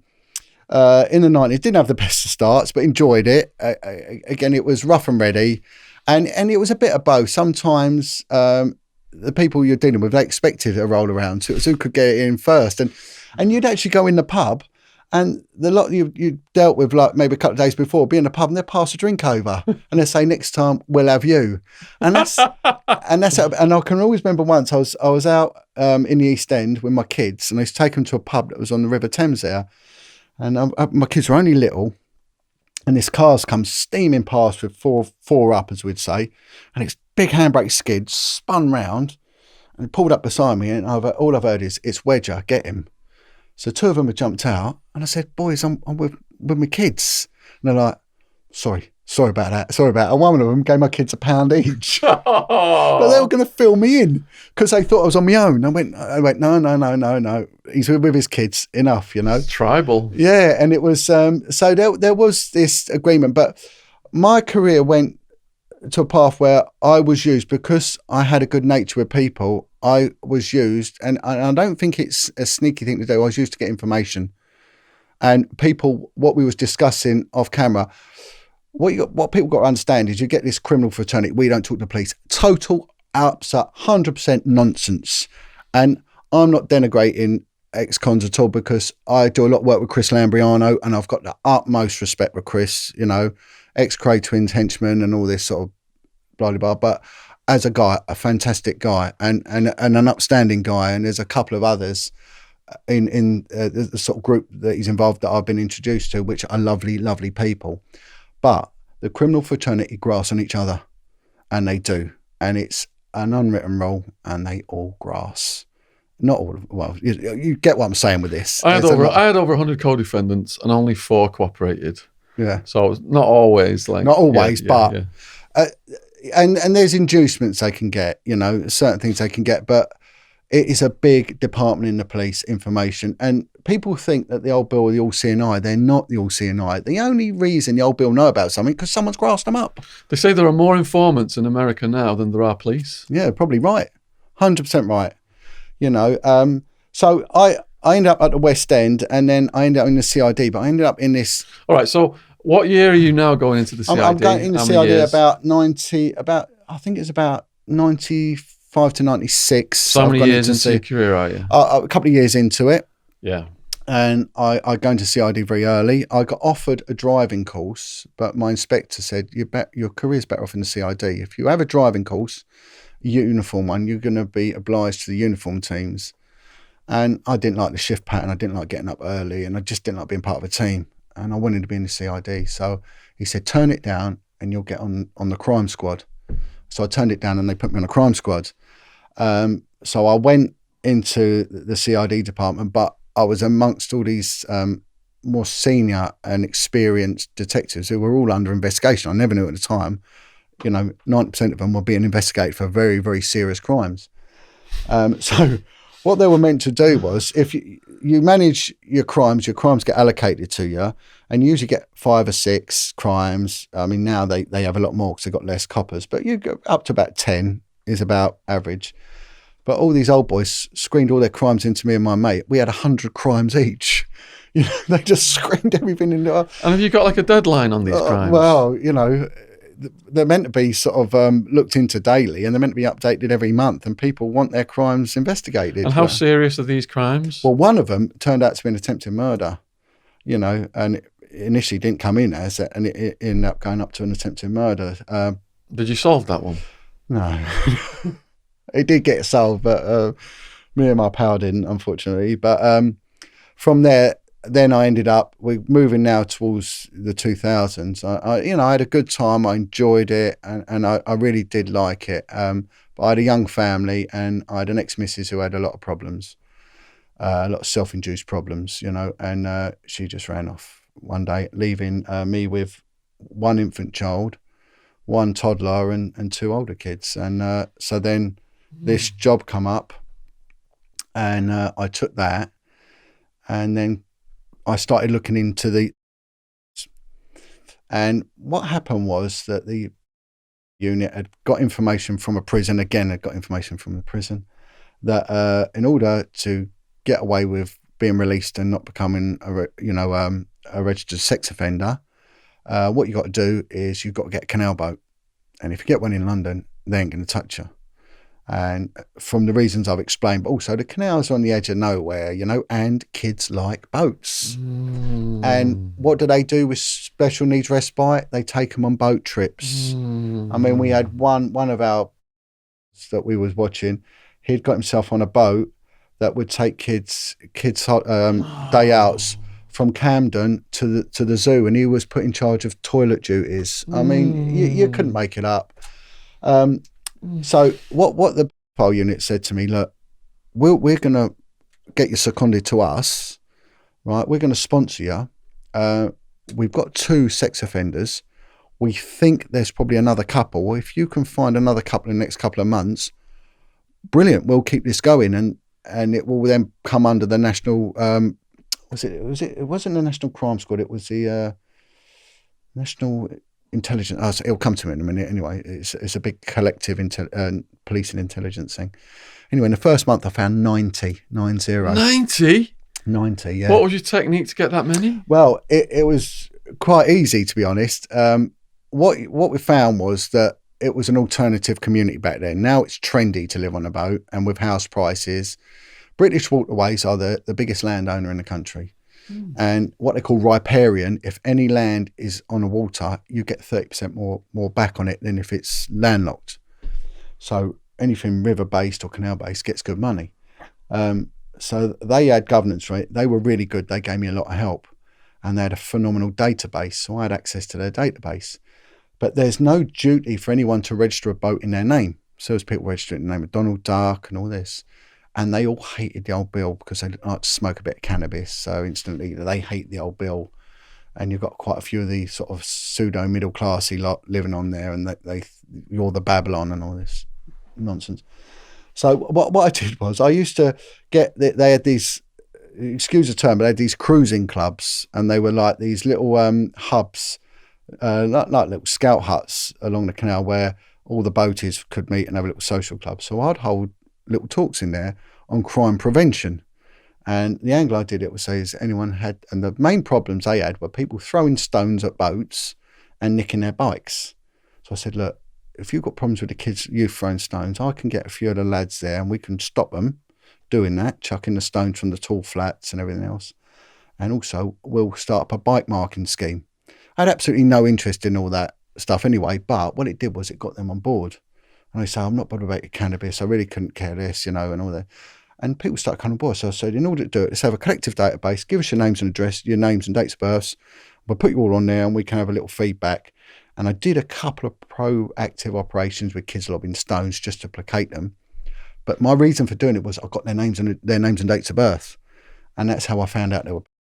And it was just incredible. And then I started cultivating informants. So when you get the name and date of birth, you put that in your computer and that shows they're registered? Yeah, it was coming up. Gotcha. You know, and it was amazing how many of them were helping out special needs kids, kids from kids' homes. And anyway, it was incredible. So I started then giving presentations on a national level to the walkways agencies and also to other intelligence agencies. And one thing I didn't realise, because I was naive, was how many intelligence agencies there are. You've got the NHS have got an intelligence agency. You've got one for the post office have got one. The aviation authorities have got one. And they're all monitoring, you know, they all had databases which they'd share, you know. So it was an incredible share of information. So they said, right, we want you to carry on doing this. Well, what happened then was that names started cropping up of certain people. And these are names that have come out on the PI list, which has come out, the Information Exchange. They were involved in boats mainly around the Richmond area, and they've come out just sort of subsequently in the press. I think linked to people like and things like this. These names started cropping up, and that was it. It got shut down. And I came into work one day, and my chief inspector said, "Ever so sorry, but your secondment's finished." I went, well, no, it hasn't. I've been promised that I'm here. And I built my life around it, my schedule around it, and, you know, and everything. And he said, no, it's come to an end. And I said, oh, come on, be fair. And he went, look, it's come from high up, John. It's come from high up. There's nothing I or anyone can do about it. We're grateful. We can never thank you enough for what you've done. But unfortunately, these things happen. Right? Now, the strange thing is, there was a very, when I say senior inexperienced detective from the unit that was working with me. And he said, John, this happens all the time. And he said, and said the name of an MP, we've had him twice, this MP, prominent Tory MP. You're allowed to say that name? Well, he is dead. What his initials are, I'll leave it at that. Anyway, so twice that, you know, that they had him, and on both occasions the plug was pulled. And he said, it will happen again, and it will happen to you. And sure enough, it did happen to me. So this was the first time I realised a so-called conspiracy exists, and it comes from high up. All the time it comes from high up. But I was doing good work for the first time. I was really believing in what I was doing. And I can always remember a few years before, I was in the custody suite in Woolwich Police Station, and there was a lot of heroin and crack cocaine about in the early 90s in London. It was really pretty much bringing London to its knees back then. And what I used to do, if I was ever on jailer duties, I used to always take people out for a fag, and I'd always get my cup of tea. I was always good to people, you know. And I remember one guy, he was a little bit older than me, and he was banging trouble with heroin. And I said, tell me about it. What's it all about? And he said to me, mate, he said, if you'd have had my life, you'd be on it. I went, well, what's gone so badly wrong you're on it? And he went, I was in a care home and I was raped, and I can't cope with it. And this is what I've done. I've done this and I've done that. Now I'm on the heroin, and it's a vicious cycle.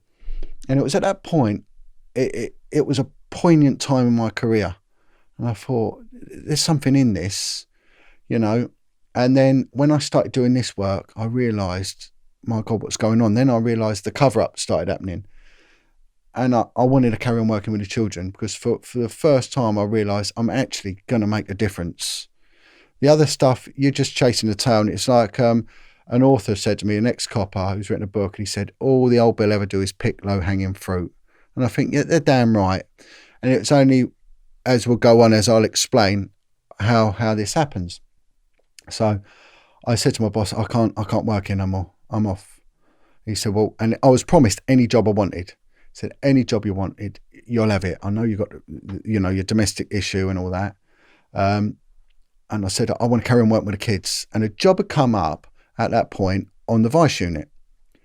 And it was quite difficult to get in. And it was classed as an elite team. This is where you get the Scotland Yard squads all come out, the specialist operations, and they all come out of Scotland Yard. So, but we was based at Charing Cross, and I got it, and I went along for the interview, did well, and got the job. And I initially started off working with the street prostitutes, so they dealt with gaming, prostitution, nightclubs, guns in nightclubs, and porn images, indecent images, magazines and videos and all that sort of stuff. So I started working on the street with the prostitutes. And again, it was just number crunching. They used to have competitions, how many prostitutes they can nick in a night. And these were girls that had everyone had come from the care home. Every one of them was a heroin addict and the rest, They've been abused. Every single one of them. So I started talking to them, and one of them, she turned around to me and she said, "Why are you always doing this to us?" And she said, "Why aren't you dealing with the people who've actually done this?" So I said, "Well, if you help me, I'll help you." So she started giving me information, and I started working with her. What kind of information? About her life to start with. So she explained her life, but also how it was run on the street and how the kids are brought into it as well. And one night we was out, and there was a little girl on the street. Now it was called the Street Offences and Juvenile Protection, because the Victorians back then, they wouldn't allow children in brothels. They had quite staunch laws around vice, and they were way ahead of their time, and the offences were quite stern as well. So we were sent out to look at the street prostitutes, which is a street offence of loitering, curb crawling and all that. Rarely did you deal with the curb crawlers. It did happen, but on the whole, you just really hassled the street girls because it was easy pickings. But there were kids would turn up on the street, young girls mainly. What age are you talking about? Well, at this time, about 14, but we'll move on in a minute, and it gets a hell of a lot younger. And one day was out, and there was a little girl there, and I was told by this other woman that there were a couple of young girls that work in the area, and because she was on heroin as well, she looked a hell of a lot younger. And I got her, but we would deal with them as victims. And I was told, and this is part of my statement, to get rid of her because she had scabies, that she would contaminate the car, and then you'd have to take them back to the police station and put them in a certain room. That would need cleaning as well because she's got scabies. She's a pain in the arse. She'll only be doing it tomorrow. Tell her to F off. So a 14-year-old girl. Now, what you're looking at, anyone who has sex, you've only got to watch her. If anyone has sex with her, you're talking there, because you can't consent at that age. You've got someone, they weren't interested, but you couldn't allow a kid to be put in that position anyway. And it really shook me. And I thought, my God, what's going on? And they'd all come from the care homes as well, the kids. And again, I'm going to bolster this up shortly. I will always quantify what I say. And I started looking into this and started recruiting some of the girls as informants strictly for the side of it. But then I was moved overnight, and I was put onto the casino unit, which I'll go on about that at the end because I'll lose my thread here. But that was incredibly interesting, and phenomenal. And that got me involved in organised crime, and that nearly got me killed. There was a bounty of 40,000 put on my head because of that. The Turkish mafia don't like me, So anyway, I'll explain that later. But what happened then, I was asked to go back to Vice, and because a little girl has come forward, a 14-year-old girl, saying that she's been working as a prostitute, and that one of the street prostitutes have been pimping her out, which is what happens. Sometimes, the poachers turn gamekeepers and the other way around, So some actually have been through it themselves and will protect the kids. Others, they're so in deep, and they'll make money out of the kids, so they end up pimping other kids and their kids, and So this one prostitute was pimping out young girls. This girl had made allegations in the past, but hadn't been believed. They classed her as a liar. Now we're seeing that in these trials that are coming out in the media at the moment with Carl Beach. We had Esther Baker before that. They're liars. Now, these kids that have been in care homes have had a shitty life to start with. And when they came forward and speak out, they'd just be cast as a liar. So they'd put it on their record.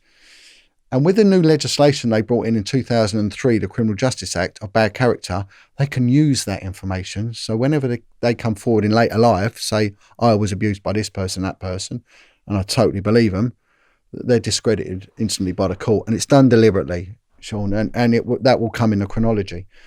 Anyway, I went up to this kid's home in Cambridgeshire, and I sat down with this little girl, and she was a bit of a horror, but God bless her, she's dead now. She died in mysterious circumstances, and still a kid at the time when she died, and that never got properly looked into, and her grandparents are still campaigning for justice because they know something went wrong. You're allowed to say her name? Yeah, her name is Zoe, and God bless Zoe Thompson. And actually her mother died recently, and her mother's friend got in touch with me and said, John, you're right. We remember looking for Zoe on the street, me and her mum. And so very, very sad. But it was something that really spurred me on to keep fighting on this. So no matter what they put me through, the kids go through a million times more, you know. So I went to see her, and she started explaining. She said, look, this one woman, street name of Foxy, is pimping me out. We knew Foxy. She'd been about on the street for a long time, and it was all around the Sussex Gardens area of Paddington. And again, geography comes in because it's a lot of hotels there, and they will rent the rooms by the hour, and it's very near to the Arab areas. I'm not saying that the Arabs are predominantly the punters, but there was money there, and it was also the more dodgy areas of Paddington where the drugs were, so everything was catered for. And she said she pimps me out for crack. Sometimes she gives me money, sometimes she takes me to posh restaurants. So one restaurant, I know they get £2,000 for me, and another place I'll go to a crack house and she'll get 20 rocks for me, and she gives me some of the rocks. And she was a little crackhead herself, and she said, but she gets me to get my friends involved, and one of my friends is involved, and I'll give you her name, and I'll tell you of others. So she started working with us as a victim, not as an informant. She was a victim, and she was treated as a victim, and she was treated very well by us. Unfortunately, the system failed her miserably. And then she started introducing me to other girls and other girls and other girls and other girls. And there was one girl, and this girl was a traveller. She was 9 years old when it was happening, 9 years old at the relevant time. And it was just horrific, and it was everywhere. Now, there was a judge that was involved, and this judge was involved with this girl, Foxy, and there was, we never got the name, but there was rumours of a senior police officer. There was someone that was high up in the BBC in the arts and music department, and the venues, they would range from upmarket Curzon Street Mayfair restaurants, which are the top echelons of that sort of scene. Was Jimmy Savile active around this time? Well, Jimmy Savile was active until the day he died, wasn't he? But it was massive. But there was a barrister involved. Oh, it was going mad. It was going. And in the end, we were dozens and dozens of kids. They were coming forward by the day. It was hemorrhaging. Anyway, a social worker got in touch with me, and the social worker was down in the Croydon area, and we'd spiralled out of central London by this time, and we started going everywhere. And Croydon was another big hub, Southall and the East End. It was, honestly, it was just mad. So this girl from Southall, a social worker, said, John, we've been going to your unit for 10 years. For the last decade, we've been pleading with you. She said, we've got girls that are turning up, young girls, kids. One girl, she's got so many cysts and abscesses inside of that she oozes when she comes in. She is dying. She said there's one lad, he is being pimped out. He is in the latter stages of HIV AIDS. He is dying on his feet. He is still being pimped out. Your unit don't even turn up. She said, you've got to help us. You have to help us. There was mainly me and another girl. We did have a few little support staff afterwards, but me and another girl, and we were absolutely sinking. And I said, right, the only way to get more funding, we didn't even have a car. We had to borrow cars. I said, is that we, everything we do, we record it, everything. She said, but it's sensitive. I said, it doesn't matter. Let's record it, and I'll pull it forward to the management. So I wrote a very, very concise and factually based report, 2 paragraphs. I handed it in and to the intelligence unit. Within an hour, I got a detective inspector screaming down the phone at me, get to see me now. So I went in there, and he starts what we call fuck chucking. Who the hell do you think you are? You effing, you can't put things like this. And He said, you're demeaning the unit. We've been doing this for decades, and, who do you think you are? And it turned out that all these reports of these kids from the care homes, whenever the kids went missing and turned up in red light areas, were archived. And I found these reports went back a long way. So they'd known about it for at least 15 years. They knew about it. Anyway, he said, you're off the case. And I went, you can't kick me off. I said, this has become my life. He went, you're off it. It's shutting down. And he just belittled everything. So I then went to see the chief superintendent. And I'm going to say this now, that he actually was a nice guy. Albeit he is the architect and the instigator of everything that happened to me. But he was a very respected and liked guy. And I said to him, Governor, what's going on? He said, look, come and see me. And what he said to me, go and have a holiday, take as long as you want. And when you're nice and safe and ready to come back, and we'll have a chat. So I took the kids away and I come back and we sat down and I said, Governor, I don't know what I've done wrong. I thought this was going to be a good thing. I really thought I'd given them the goose that's shit in the golden egg here, And he told me, he said, what the hell have you done? He said, this is going to F us. And I said the F word before, but I don't keep saying it. But he said, this will F us past, present and future. You have no idea how deep this goes. He said, if you mention a word of this outside of this room, he said, you will be thrown to the wolves. And he said, you will lose your home, your children and your job. Now, one thing is, okay, try and sack me and I'm going to lose my home anyway. But what arrogance to say that you can be the architect to take my children off me. And that really got me. I thought, how dare, it's only God can take my kids off me. But he was confident in saying that. He said, you've got no idea who and what you're dealing with. So that showed me how big this was. Right. And so that was it. I was off and I was scared. And I genuinely was scared. And of course, I'd seen it before with the canal thing. And I was told by the senior couple, look, this is what they'll do to you. And I knew it was political. And I was worried. And it caused a real demise in me. It caused a lot of anger and a lot of hatred towards the system. And he said, you've got to have an undertaking that you never ever look into child prostitution again. So I said, okay. Anyway, I said, I want to carry on working with the kids. He went, but you never look into this again. This is shut. This is sealed. I went, all right. Anyway, I went to the child protection unit, which is different to the Vice. It was dealing with, when social services get involved with a kid and the kid's at risk, these detectives come in. So I was sent to the London Borough Haringey. It covered Tottenham, and so it covered some posh areas, Muswell Hill and all that. But on the whole, the areas I always worked were Tottenham, North Hackney, that sort of, that area, a very deprived area. And I remember first going there, I was talking to the detective sergeant that runs it, and I said, do you have any problems with child prostitution? She went, oh, no, none. I said, right. I said, no kids going from kids' homes. She went, no, there is a girl that was looking into it, but she's left to have a kid now. And a lot of these child protection officers, I'm not denigrating them, because they were the hardest working coppers I have ever met in my life. When they're going about the detectives, you see these shiny suited lot from the flying squad and all that. They're nothing compared to these child abuse coppers. They really do put their heart into it. God bless them. Not all of them, but most of them did. And she said there was one girl, she'd gone to have a kid, but she used to go to meetings with the social services about the child prostitution. She said, no, nothing's been, she did it for 2 years, nothing's been highlighted.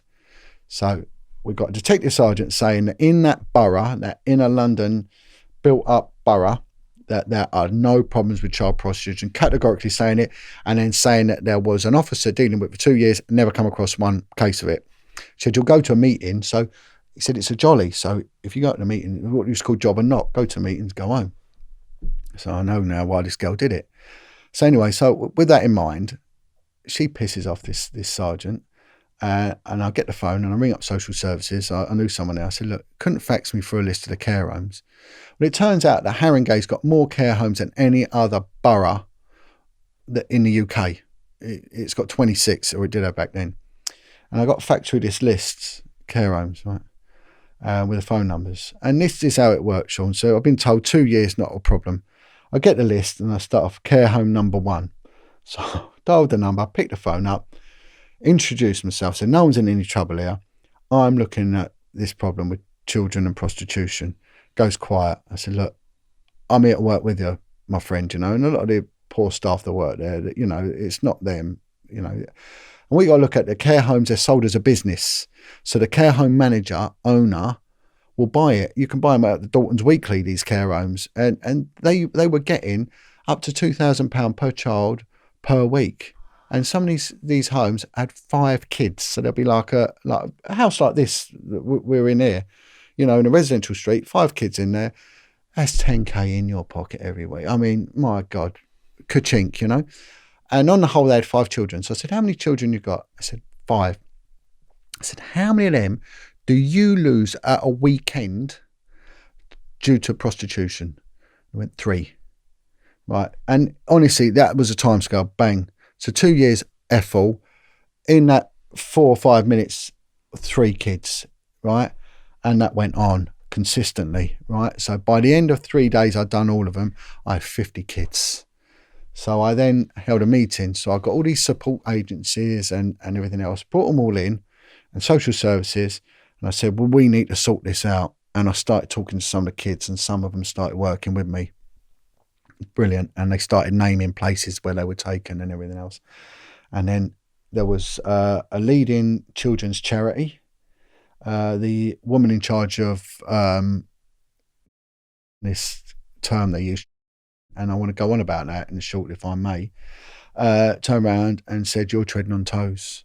You think you know everything. She said, we've been looking at this for a long time. There's been a unit set up. There's a cop already looking at it. There's a superintendent looking at it. You're to back down now. And then a senior social worker in charge of child exploitation or whatever, she turned around and she said, what the fucking hell you done, John? She said, we've got now put in 50 care plans. I said, but you knew about these kids. She said, yeah, but while they were making money, they were quiet. And that's how it went on. And of course, then what happened, I had to go and see a superintendent, and I was panicking, thinking, oh shit, they're going to have me now. He told me to back away, said this detective's looking at it. I spoke to her, went and met her, lovely girl, and she said, I've been to 2 meetings. I've never even met any of the kids. How the hell could I deal with that? That was 1 borough in London. So you imagine all 26 boroughs, if we take that as the norm, although it's not going to be the norm, but you're talking thousands of kids. And these kids go missing.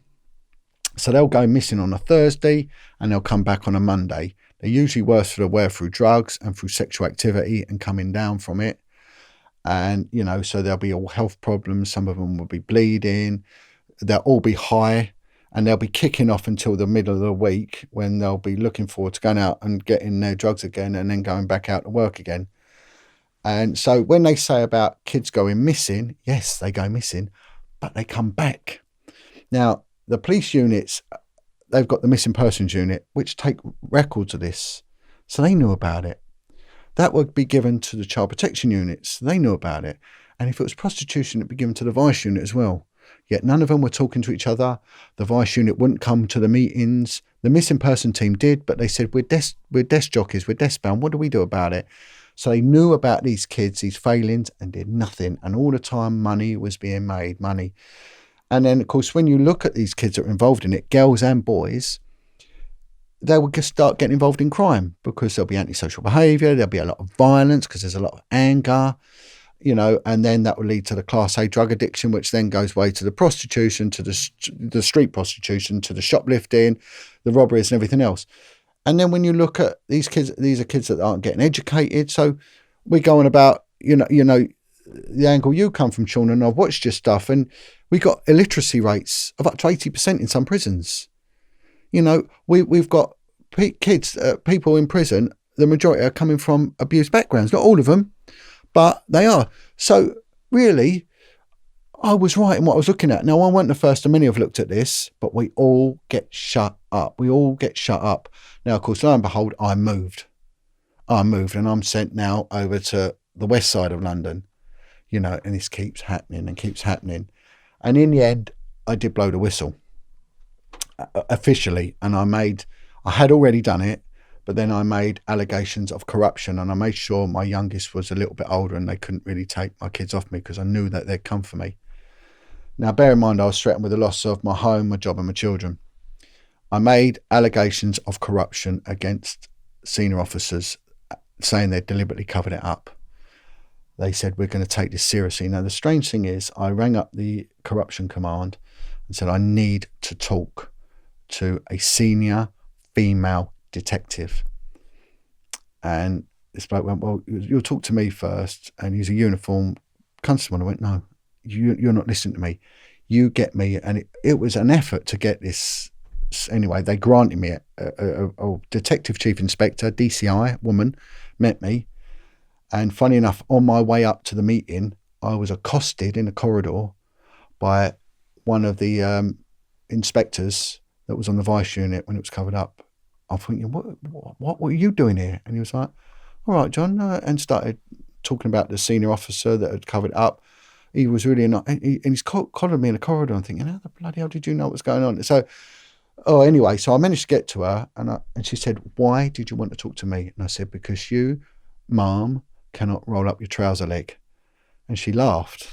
And she went, I know exactly what you mean. Now, the funny thing is, a few years later, that exact line was used in The Line of Duty in the the drama when they were dealing with child prostitution. I thought, I wonder if someone's nicked that off me, So anyway, she said, we're going to take this extremely seriously. We are really going to, what I did was then I actually walked out of the police. I thought, I can't work with these snakes anymore. They will do anything and everything to nab them. And they were really starting to pick on me for everything. And one day I just erupted in the office, kicked off and said, right, F the lot of you, I ain't putting up with this. And I went home. Then what ensued was a 2-year bullying campaign to have me put in prison. So that was 27 years after you joined? Yeah, we're not far off it. We were talking about, because this bullying went on for a few years, soon about the 24th year. So then I kept getting served with, well, basically the equivalent is a summons. It'll be a bit of paper saying you're under investigation, and it's gone to CPS. So at the same time, prominent police officers have come forward, one of them being Maggie Oliver, the lady in Rochdale. She's agreed to come on the podcast. Yeah, neck by 95%. So I then made my way to Adamsbrook Hospital, which is in Cambridge, which is nearly 100 miles away from where I was. I made my way up there. I was covered in mud because I've been grafting. And my other boy was there. He said that they don't think he's gonna make it. Was it a car crash or something? It was playing rugby. Playing rugby. Snapped his neck, right, and snapped all his neck, and he's almost a perfect cut. Anyway, they got a surgeon on, and he remained in intensive care. And I was there every day, going up there. And then one day, I get a phone call, and they said, "Can you come now? Can you come now?" So I made my way to hospital, and there was 2 consultants there, and they said, we've lost him. Unfortunately, we've lost him. Well, but we've got a brain pattern back. He's on 100% life support, but we have got a heartbeat and a brain pattern back. We don't think he'll survive. He was dead for 7.5 minutes. He's unlikely to survive it. But we will keep the machine going for 5 days. And they said, if it comes to it, will I sign a disclaimer to turn it off? And I was like, gentlemen, you've done what you can. Of course. He said, you can go to court. I said, look, I'm not interested. You've done, they said 10 minutes we were on him. But he was dead for 7.5 minutes anyway. So I sat with him. It's horrendous. I mean, anyone who's been in that circumstance, God bless them. He had pipes everywhere. And a lovely girl that I was working with, she went to my superintendent and said, look, John's in trouble. You've got to know what's happened now. He's got no money, and this has happened to his son. He's sleeping in his car in the hospital, which I was.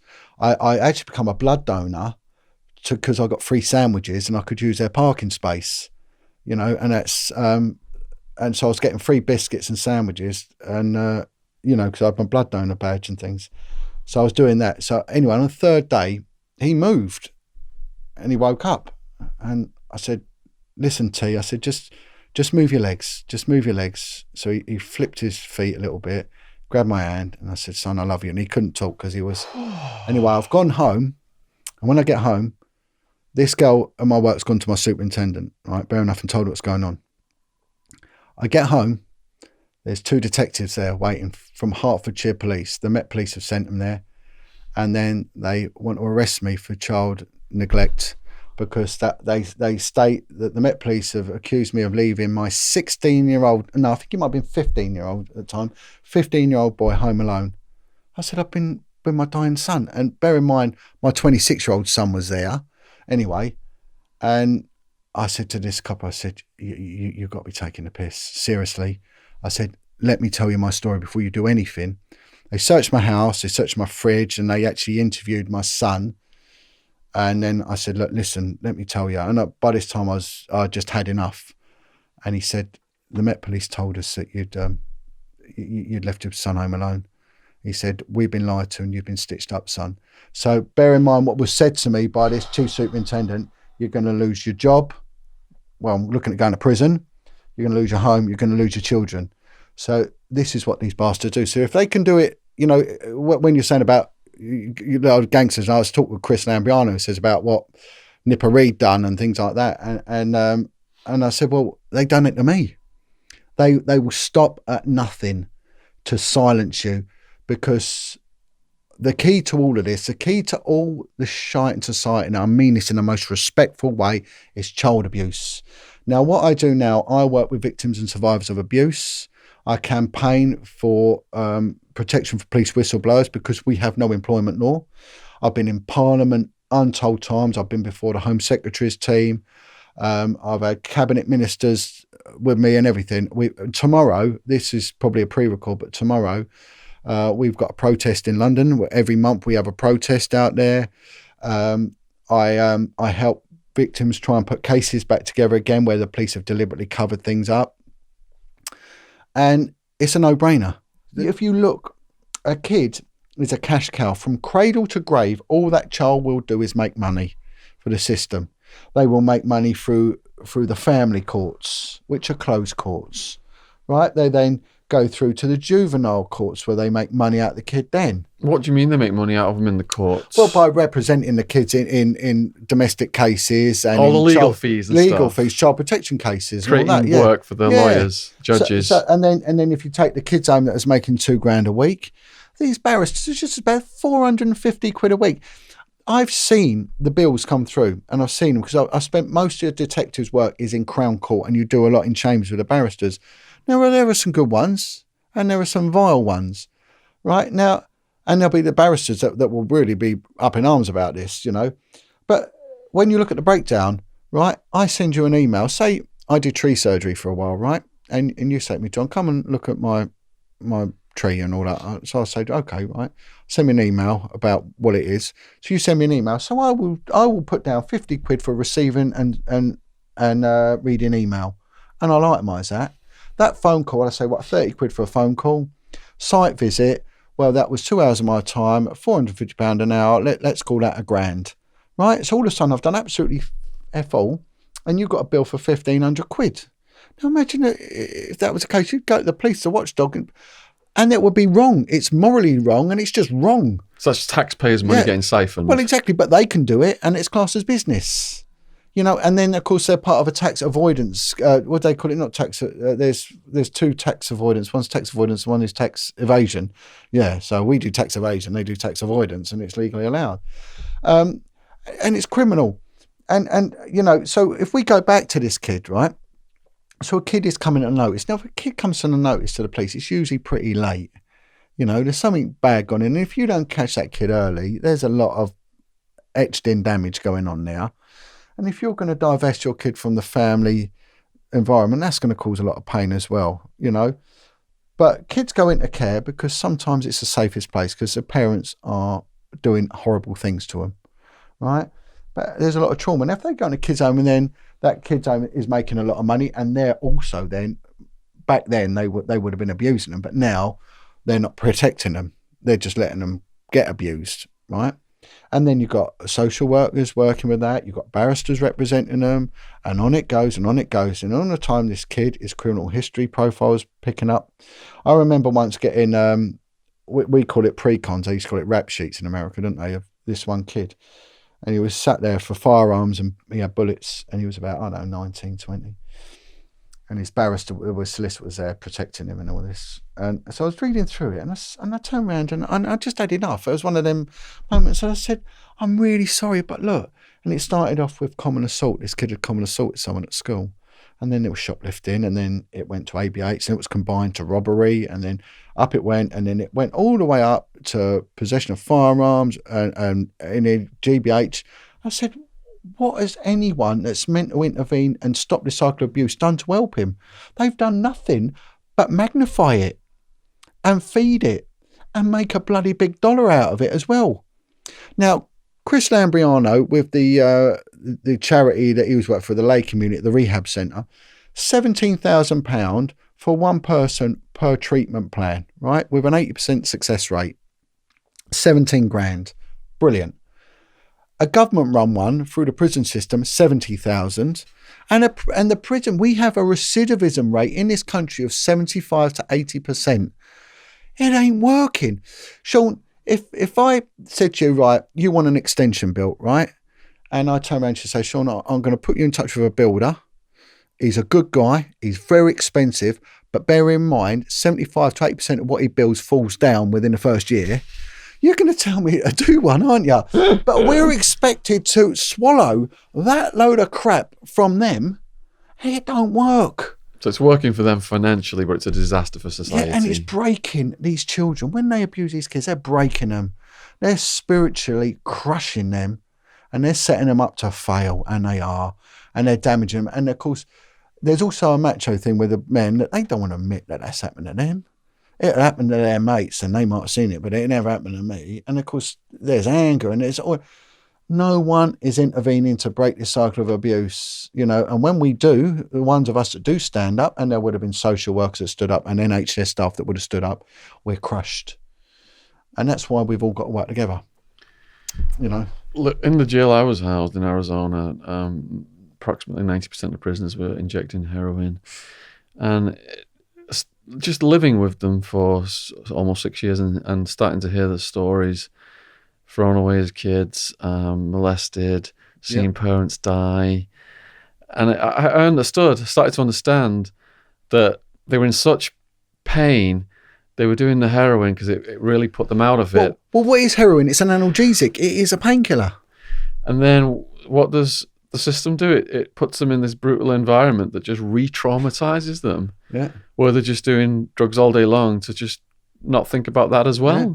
So it is an absolute disaster. You mentioned earlier about satanic paedophilia. Yeah. Elite satanic paedophilia. How does that work? Well, I mean, I don't know about the elite thing, but again, privilege and power. And I would have thought with anything like that, I did deal with cases would come in to the unit I was on, but because I worked an area that had big African community and Jamaican communities, we would get the Jamaicans had a form of witchcraft called obia, and there was a lot of sexual abuse within that. And there was a lot of Congolese, and there was some also indigenous beliefs going there, and there was sexual abuse going on, you know, again, within select groups of that.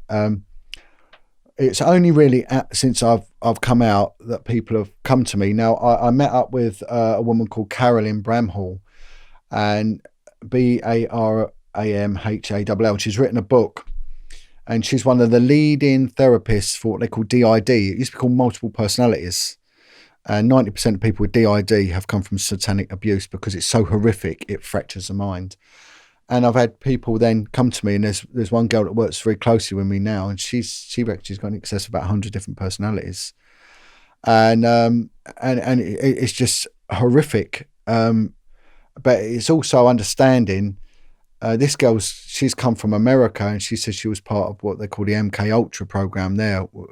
And it's a mind dealing with the problem, and now it fragments and shuts itself down, and it gives itself an identity. So one of her characters called Icy. And I went, well, is that something to do with water? And she went, yeah, it's obviously that freezing water was used, in one of them.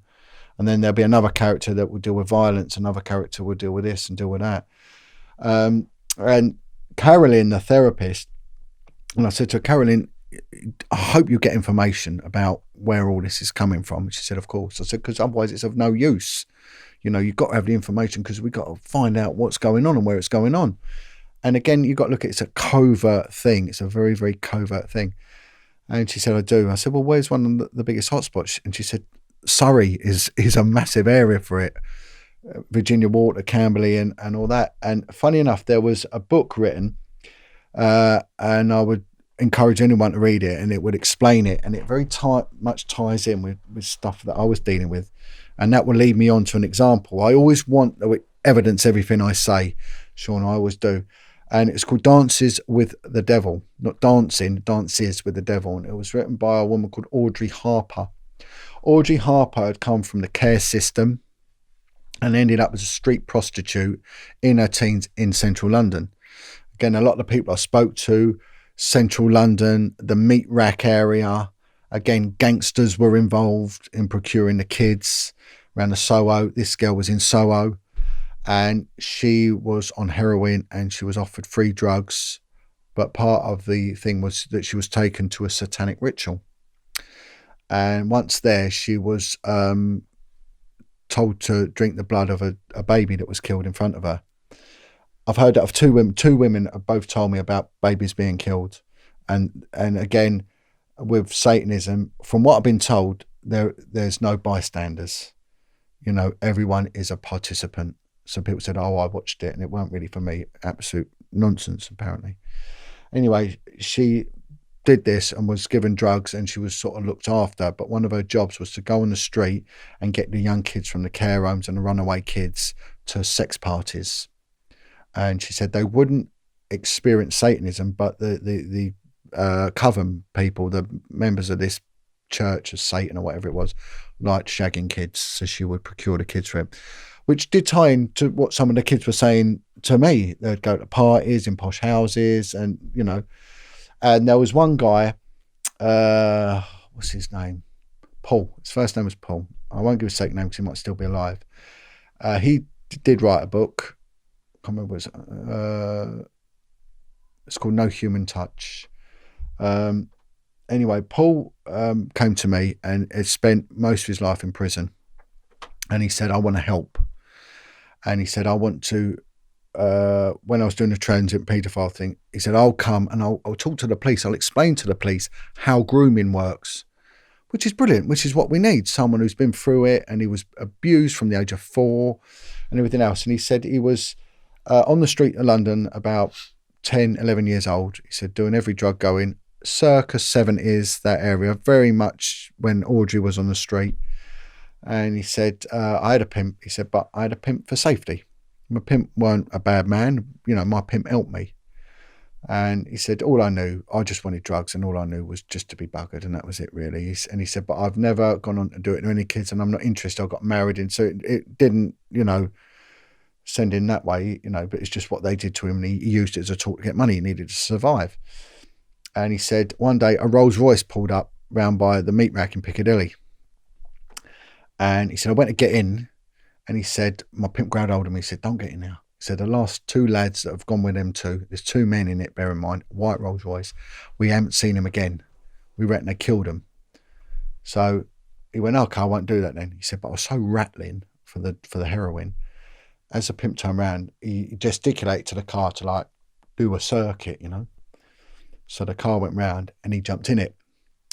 And he said they took him to a big house in Hampstead, in North London, a very affluent area of Hampstead. And he said the next thing he knows, he's in the Royal Free Hospital on life support. And he said for 3 days they buggered and just abused me so bad. All his bowel and his intestine were ripped open where they'd done God knows what to him. And they dumped his body, believing he was dead. And he was found and taken to the Royal Free. And he said, but as he was tripping in and out of consciousness, he said one thing that got him was these 2 were dressing up in suits to go to a wedding, and had little presents for their niece to go to a wedding, and they're like bugging me to death, but virtually, you know. And I said this to someone once. I said, now this might sound very obscure, right? Part of the investigations that we would have to look into child porn and things like that, and that's what I'm saying about these coppers that have worked on these child abuse. They're just incredible, because most of us were drinkers. You know, there were two I worked with were actually registered alcoholics, because the work was just horrific and it was relentless, and we were absolutely overworked. The police refused to properly staff us, whereas if you went on a special branch or an anti-terrorist unit, you'd have a card, expense accounts, and I've been on similar units and had all these benefits. There we'd have to share a car, one car between 10 of us, and it was just awful. And I would say to people, right, play a child porn video, right? And they're going about abuse. No, it ain't abuse. It's torture. It's ripping open body parts and putting them in extreme agony. And once someone's seen that, I'm telling you what, this bar the odd weirdo that would enjoy it, which would be a small percentage, 99.9% reoccurring would want the death penalty brought back the next day, and they would, when they've seen what they do to children, you know, and what they put them through. Is the child porn more prolific than the physical abuse? Well, they're both the same. They're hand in hand, you know, and each child porn image is a victim, you know. One person said to me that when she was put into child porn, she was drugged. So she said she didn't realise what was going on really until the drugs had worn off, and then she was in a lot of pain. And she usually was infected with all sorts of gonorrhea, syphilis, and all the, I mean, things like that, which destroy the womb, and a lot, can't go on to have children, and all sorts. And if untreated, are deadly anyway. But she said with the satanic abuse was a bit different, because they needed you lucid. So they would give them hallucinogenics. She said, so the problem I have, because she has spoken to Operation Conifer, because with Teddy, because there was a link in with Teddy, for although she's a girl, there was a connection with it. She said my memory was skewed by the hallucinogenics, so my statements would involve places, but then there'd be butterflies and rabbits jumping everywhere, because she'd needed to be awake for the thing. So, but again, easy to discredit. So easy to discredit them and call them. I mean, what we've seen with Carl Beach, this Nick. Okay, the guy had child porn images and may well, and probably is under the category of what they call a nonce. And I'll tell you how that come about, nonce anyway. However, the case when we had with Zoe, a lot of the people that gave statements or witnesses were crackheads, heroin addicts and prostitutes. They called it herding cats. It was one of the hardest ways to get witnesses to a court. But we did it. And people actually said, you know, I have lived this life. However, seeing a child in a crack house making to do this and to do that is wrong, and I'm not having it. So you can win. And there is a way of doing it, and you've just got to be very resolute and a stalwart in what you do. But what they've done is they've just concentrated on him being a fantasist and everything else, and really sort of sidetracked what he's gone. And now what you're seeing is people like Daniel Janner, which is Lord Janner's son, coming forward and saying we've got to stop these people from coming forward. So virtually saying that anyone who comes forward now has to be treated as a liar. Can you imagine what that's doing to the victim and survivor community? They must be absolutely screaming.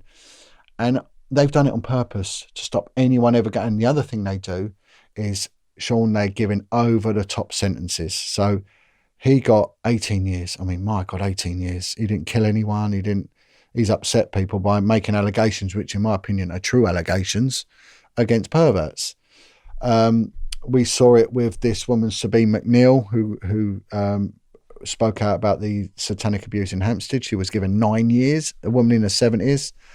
And we just had another guy who's exposed, I think it was Venables, the kid involved with the Jamie Bolger thing. He sort of exposed him, and he's just been given nearly a year inside. So they're really hammering them to silence them, you know. And it's just through, when you look at it, it's just a perverted country. It's a country that just seems to, everything circles around child abuse. Well, earlier on you mentioned about the man who was going to teach the police or talk to the police specifically how grooming occurs. Yeah. How does grooming occur? Well, I mean, what you're looking at is a kid that's devoid of what they call love. Now, we all need love, right? There's like Maslow. This guy Maslow had this hierarchy of needs, didn't he? And the first thing is shelter, and somewhere in the middle is a need to be part of something. Now, what they found is that any attention is better than no attention. Now, I might be wrong with this. This is more your field, but they showed that people that put in solitary, the life expectancy is a lot less than people that are in a collective thing and just getting abuse anyway, because at least you're being part of something. But when you're isolated, it kills you. People do want to be around people in prison. Yeah, I noticed that. And if you isolate someone, you kill them. It's a bit like they do it with dolphins; they just die. So, you know, the child will tend to go back to the abuser. You know, someone said it's a bit like a tramp's dog. It's just got loyalty, whereas a cat will run off, but a dog will be loyalty. And they just need it. But there is a gap. So what they do is they know that there is this void. Now, if we take girls, for example, they'll have a Romeo. So this guy will turn up and he'll be nice to the girl. And he'll tell her she's beautiful and everything else. And then she thinks, you know, maybe she's in her young teens and she feels part of something. They strike up a relationship and then they start having sex. But he starts then showing her porn films, getting her used to, and he's grooming her. And then he'll have sex with her. And then he'll get his friend to have sex. And then they'll start making money. And then they'll get the drugs. Once they get the drugs in, it's like they get her hooked on drugs. Yeah, they get her hooked on drugs, and then it's a chemical need as well. And then because they're not just the boyfriend, they're also the medicine man, you know. And the drugs are very, very important. And I sat in a meeting. I was meant to have a 1-to-1 meeting with Cressida Dick, the commissioner of the Metropolitan Police, and at the time she was an assistant commissioner. And when I turned up, she was sat with 9 other women around this big table. And I thought, ho hum, you know. And I thought, I'm not being intimidated. It was an overkill. And I turned around to her and said, do you know something? What upsets me with this Cressida? And she said, no, there's a protocol. Wanted me to call her mum. And I said, well, no, when your senior officer's bullying me, that went out the window. I'm not calling you mum. I'm not. And I won't do it to anyone anyway now. I'll never call anyone sir or anything like that. I'm not doing it. Might call a cop a gov or something. I don't know. And I turned around and I said, you know, what upsets me is that I can go into a children's home, I can groom a child, I can have sex with that child, I can get my friend to have sex with that child, and we can then both sell that child for other men to have sex. And we can then get that kid to get her friends involved, and we can do the same to them. And you have not employed not one copper to deal with that, and it's prolific. It's a massive, huge problem. However, if I was to lean over my fence and call my neighbour, and I said a derogatory racist word, but only to prove a point, and that's not how I am anyway, I said you would have me nicked, you'd have me asboed, and you'd probably have me evicted by the time the sun went down that night. How is that justified and balanced? And it just went silent. And you know, the sad thing when I said that, I said this word, right? Give me the P, and someone went, and I said, there's a sharp intake of breath, because I said that word, but I said it to prove a point. I said, I've just been talking about having sex with children, and no one even blinked. Yeah, and this is the distorted mind of these people, and this is how it works.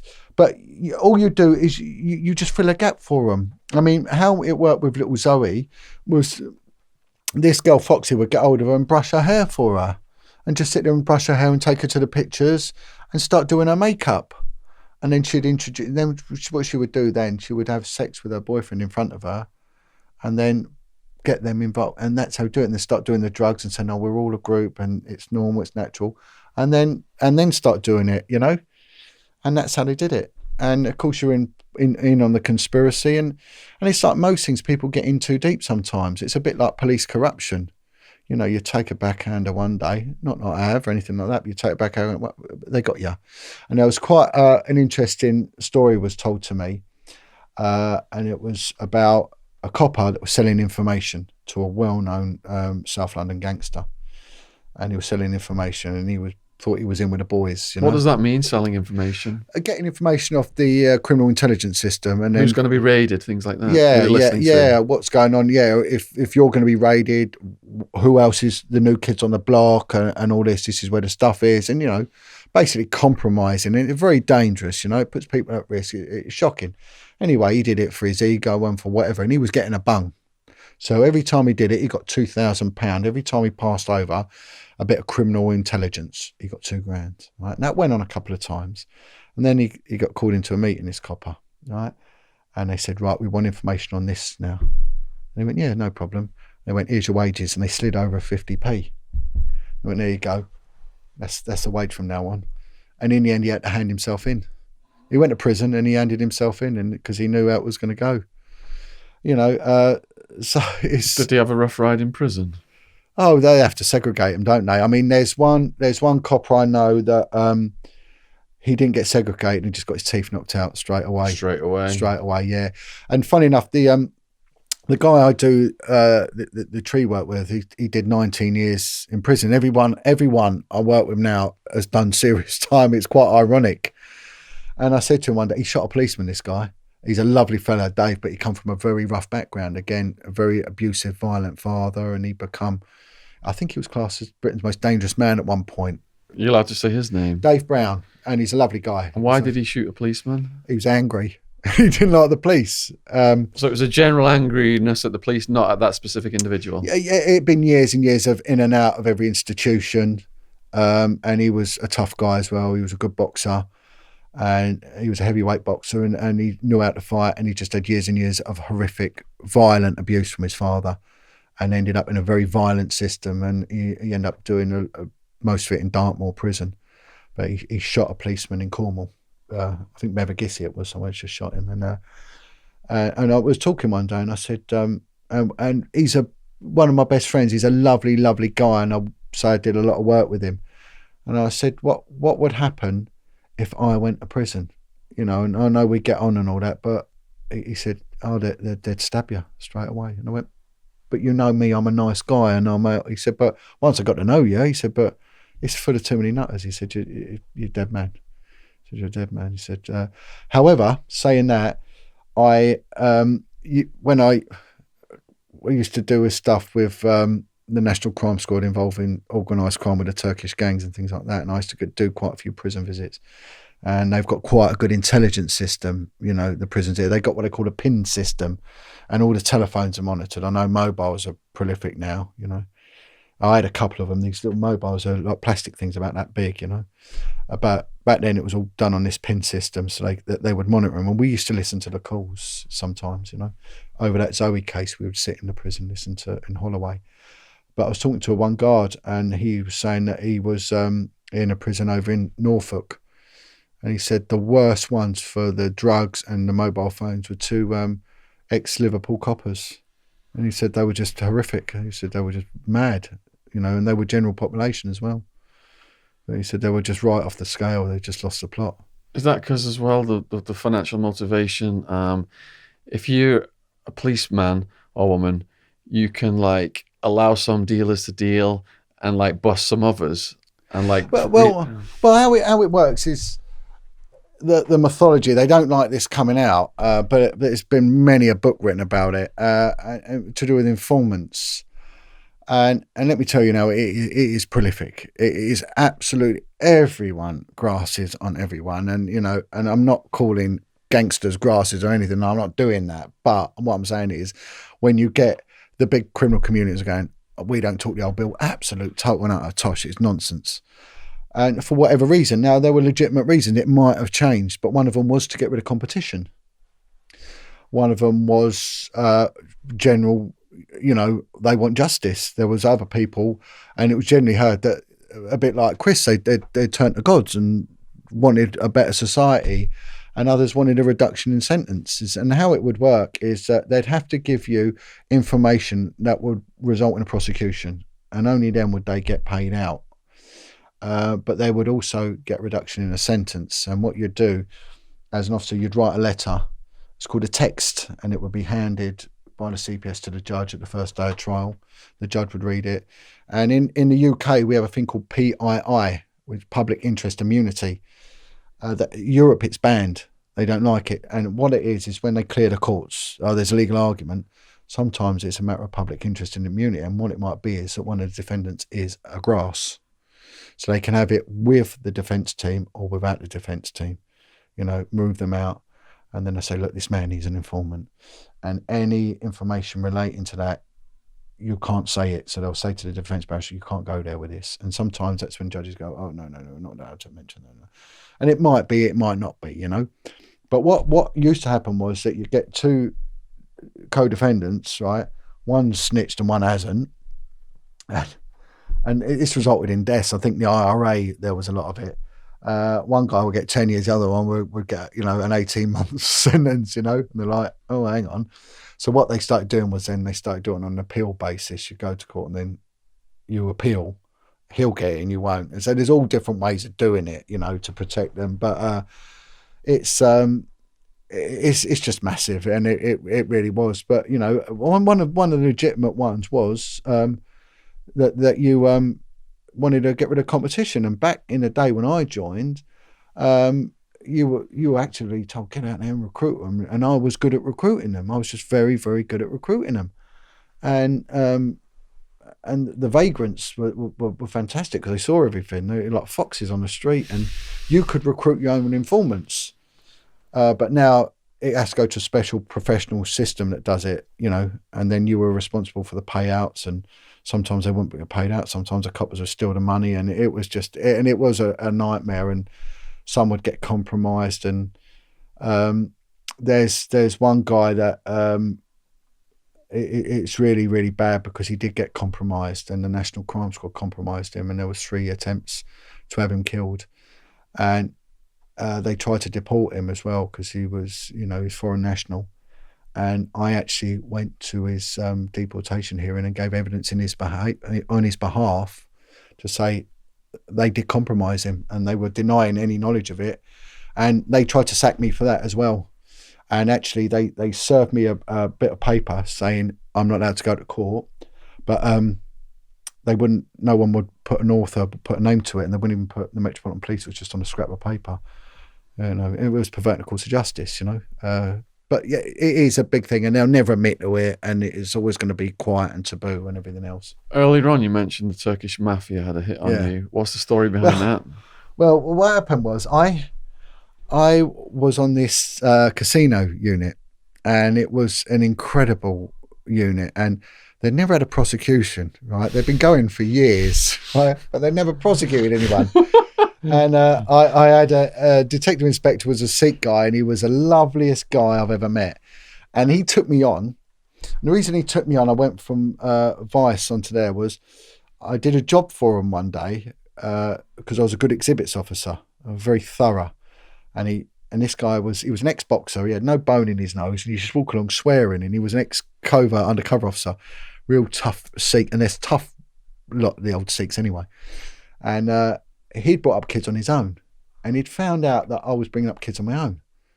And he went, well, who's looking after your kids while you're here? And I went, well, my mum. So he went, well, what's her name? So I told him. He went, I'm ringing her now. So he rang my mum up, said, God bless you for doing that.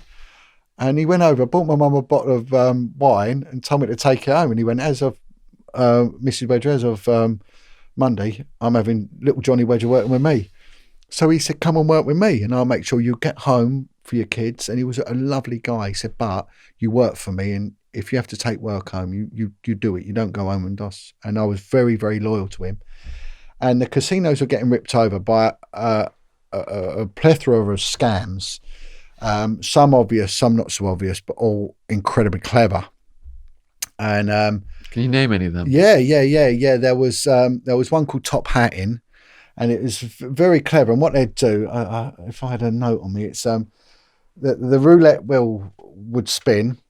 And see, in the UK, it's different because we're allowed to put bets on while the wheel's spinning, and that gets higher bets. So just as it's about to slow down and it bounces around a bit, they call no bets. So what they would do, these guys, they would they'd have some chips. So they'd get the table chips. You've got the money chips. You've got table chips. So they'd nick them from other tables, or certain casinos. They knew that these chips they would use. There's slight variations. So there was about 15 different types. So they'd nick one of each, or a collection of each, and go around the country and working out what tables have got which one. and you can donate the value of a chip. So they would go into, say, a crappy old casino in, say, Northampton, buy a load of chips for 50p, play a couple and keep the rest, and then they go to an upmarket one, like in Mayfair. And the one thing is, the British casinos pay out more than any other casino in the world.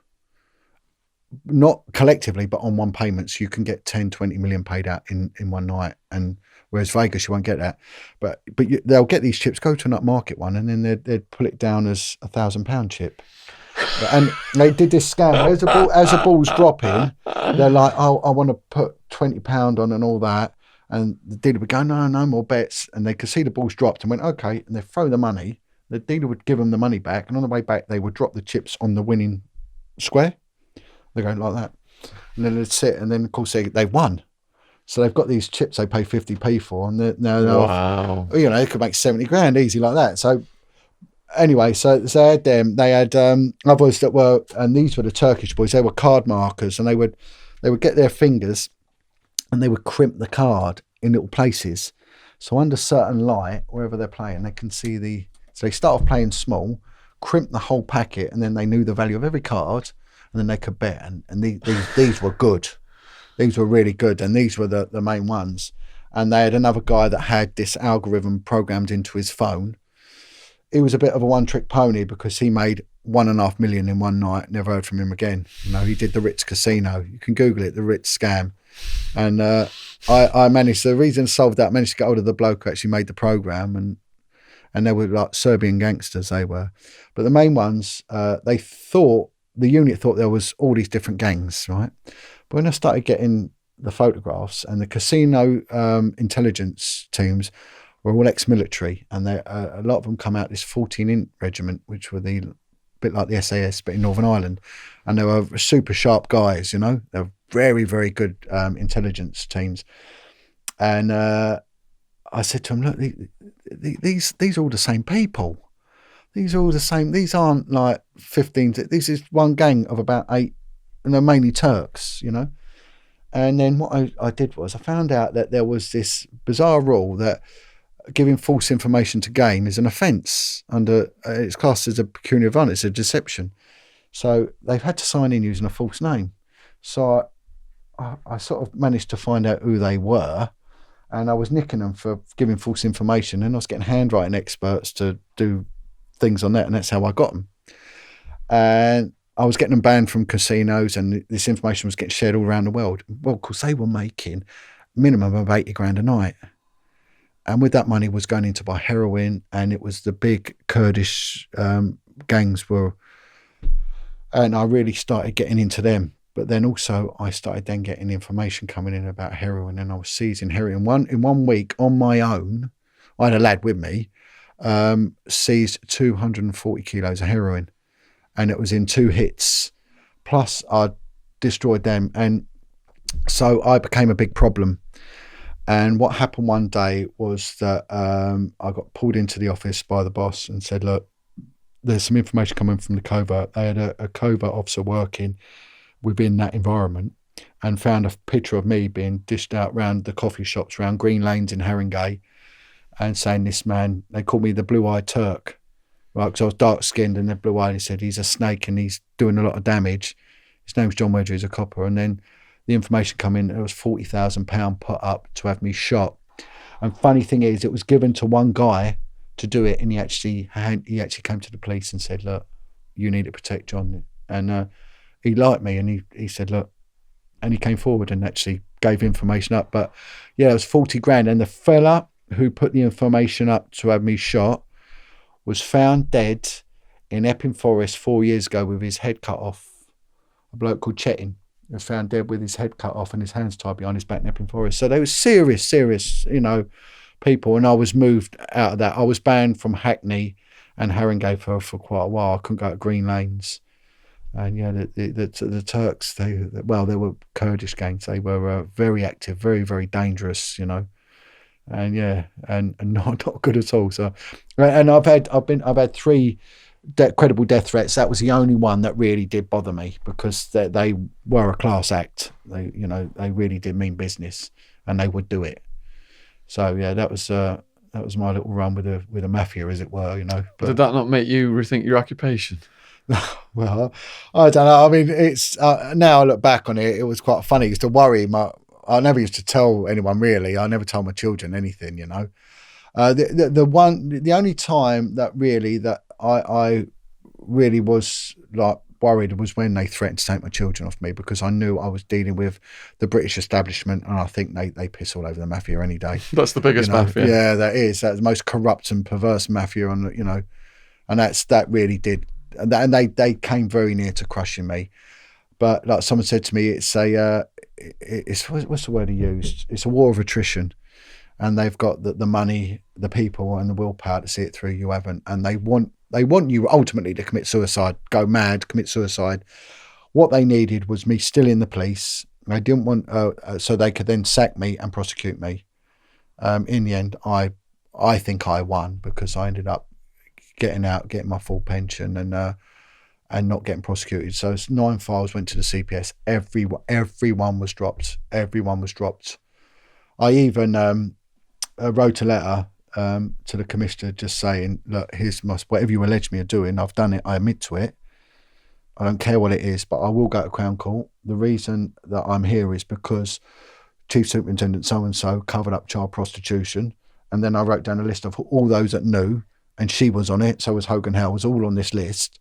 And that is my evidence. And I also put, my back door's broken, and it just opens. So you've got an open invite. Do not get a warrant. I invite you in. You can search my house anytime. Don't break the door. Go round the back. It's open. Please don't break the door down. It's open. So I gave them an open invite to come in. You know, but they, in the end, they did back off from me. But I pity anyone who takes them on. Anyone who takes them on. What is the purpose of the police? And in your experience, how effective are they in achieving that purpose? I think it's funny that I had this discussion with Chris Lambion and Bobby Cummins. We sat down, and I think Charlie Richardson's wife was there as well, and we were discussing the purpose of the police. And the funny thing is, they all said, we need the police. And I thought, yeah, agree. And what they said, they had a problem with the regional crime squads and the flying squad because they were corrupt. They were bigger thieves than, you know, and they were violent, and that's where it goes wrong. So there are very honourable coppers, and if any of your member of family is getting their head kicked in, you want the police to turn up and steam in. You know, if your house is burgled, you want them to do it. Unfortunately, if someone is raped and abused in this systemic fashion, you want a proper investigation, and they are failing in that. They are monumentally failing, and they deliberately cut police numbers. I get these jobs come through daily, right? And they want retired coppers with investigative experience on child abuse. They're calling out. I did apply for one, but they've classed me as an activist, so I failed the vetting. They won't take me. I couldn't even clean the bogs in the police station now.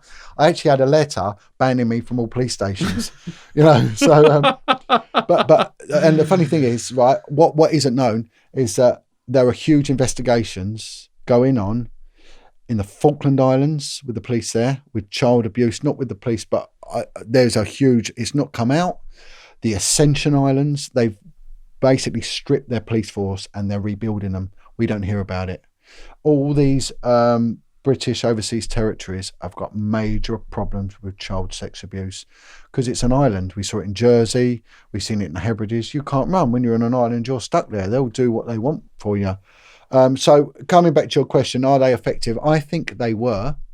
I think they were highly effective. However, along with that came corruption. I think the police need to be paid properly. They need to be housed. They need free medical, and the same with nurses, and the same with the fire service, who granted don't do a great deal during the day, but we need them, and we need them well paid. And the ambulance crews, out of all the emergency services, total utmost respect for them. What they deal with, my God, I mean, and they get treated like shit by their people. I mean, they really are phenomenal. But they need to be properly maintained, properly disciplined, and properly looked after, and not overworked, monitored, and given time out. Because a lot of the, you know, you take, especially where I started off, how it works is coppers would spiral out. So we'll start off in an inner London post and spiral out. So if you went in the West End and you lived in North London, you'd spiral out, you'd end up in Wembley, then you'd end up out in Stanmore or something like that. What happened with South East London is a lot of it is bad, and a lot of the main rotten crime goes on in and around South East London. And you had certain areas. One of them was Walworth, which was the Elephant and Castle, and it was called Carter Street. And it had a reputation for every prisoner getting battered. And they shut it down because too many prisoners died in custody. And funny enough, they renamed it and called it Walworth. And I think the first week it was open, someone died in custody there anyway. So the mentality didn't change. Now, the next place they spiraled out to was where I was working. So I remember when I first started, there was a guy there and his locker was next to mine. And he had 666 written on his locker. And he said, they call me the Antichrist. And he was one evil man. He went, and he's just come from Carter Street, done all his service from the 70s in this area. He said, I have had a fight, a proper fight, every day for 19 years. I'm not stopping now. And I can remember going out with him, and there was a bloke walking along with some fish and chips, and this bloke's got a bit of cod, and he's peeled off the skin, and he's thrown it in the bin, and he's eating his fish. So further on, we've spun the car around, and I think you can't nick him for chucking a bit of skin away. He's gone in the bin, picked the skin up and took it and ate it. And ate food out the bin. And then the next thing, we've gone round to some domestic and he's just given this bloke the biggest kicking in front of his family. He's sticking him. And that's how it went on and on and on. He did that every day. Every day. I mean, now they wouldn't get away with it with all the cameras and all that. But yeah, there were some really violent areas and every part of London had it. So that area had Carter Street. The East End had Stoke Newington.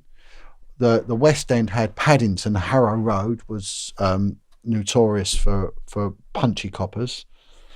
And they sort of strived their reputation on that, and corruption. So it was a stigma that stayed with them wherever they worked. I mean, and yeah, so corruption, I think they did do a good job in wheedling it out. I think they took hard measures on it, and but again, they're going back to the old days. There's no experience now. The public are being let down because they've got rid of all the tradecraft. It is a trade, and it is a skill, And some were really good at what they did. They had a sixth sense. They had a knowing, and there was a need to be tough as well because there were coppers that were brave that wouldn't back down. We shouldn't see coppers backing down. We shouldn't. What message is that giving out? But they should be fighting the right people. Where you tend to see it, I watched a copper program the other day and they were in Cambridge and there was some, I think, Lithuanian lads all drunk and they were mouthing off, and there was this one young copper and he went straight in there, grabbed, I'll put one in, and I thought it was old school being a man. It was proper coppering. He weren't brutalising, but he weren't hanging about and he weren't messing his words. He's like, enough's enough. And we need to go back to that, but we need to also get back the old skills that have been lost, the old investigative skills that are lost. And there is a world of difference in Europe. You take Switzerland, Austria, I think Germany as well. Uniform and detective works are two totally different things. In Austria, you join as a detective or you join as a uniform cop. You don't intermix. Here, we branch over. Uniform coppers are totally different to detective. Detective is a fascinating world. It's an incredibly interesting world, and it's miles better than uniform policing. That's just absolute appalling. I hated it, and I feel sorry for anyone who does it. I just can't stand it. But there was guys that did 30 years of it. Same place every day. I'd be like working in a factory. But I think they are failing the public. And when it comes to the sexual abuse, historically it's been failed and covered up, and we're seeing the same coppers being used each time, and ex-coppers, their name is coming out each time, and they seem to be the ones that are doing the establishment bidding. Mikeville was a very, very brave guy.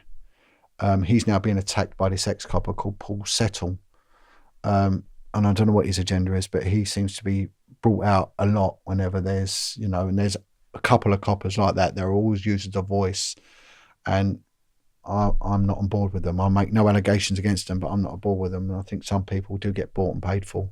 Did you find that racism is a problem in the police force? Funny enough, I had this chat with my mate, and who was the covert copper, right? And I said, now, if you was to talk to a black copper or an Asian copper, you might get a totally different viewpoint on it. And I said, and I said that, I said, did you ever see any real overt racism? He went, no. I said, well, I don't think I ever did. However, my mate, Jamaican lad called George, he joined in the 70s and said it was appalling, absolutely appalling. But when I was there, no, not really. And when I was in the West End, we had a team of about 20. We had a black girl, 3 black lads. We had 2 lesbians and 3 gay guys, all on this team. And there was banter. But I remember once that I was getting a rough time on the street, and I was it turned into a mini riot. They turned the car over, and me and another lad were getting a right good hiding. And the first fella on scene was this gay guy, and but the day before he'd been the victim of a bit of jibing in the pub. But he was first on the scene, and he took out 9 people on his own. He was like Zorro. He came along. He absolutely smashed him to pieces. And the next day he was also camping it up in the pub. And I thought, well, on the street he was an absolute animal, He was incredible. But there were others that would say yes. And again, like my mate once, we both had to go and see a senior officer, so something we told off, and I sort of got an easy deal and he got a hard deal. And he said, look, it's because I'm black. He said, that's the only reason she's done that. She hates us.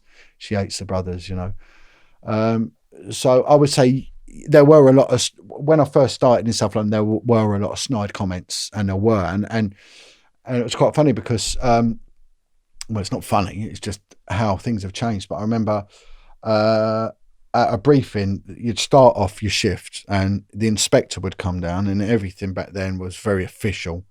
And I was a new lad. I always had to make tea for everyone. So I had to make tea for everyone. And they'd have a briefing, they'd do the crimes of note.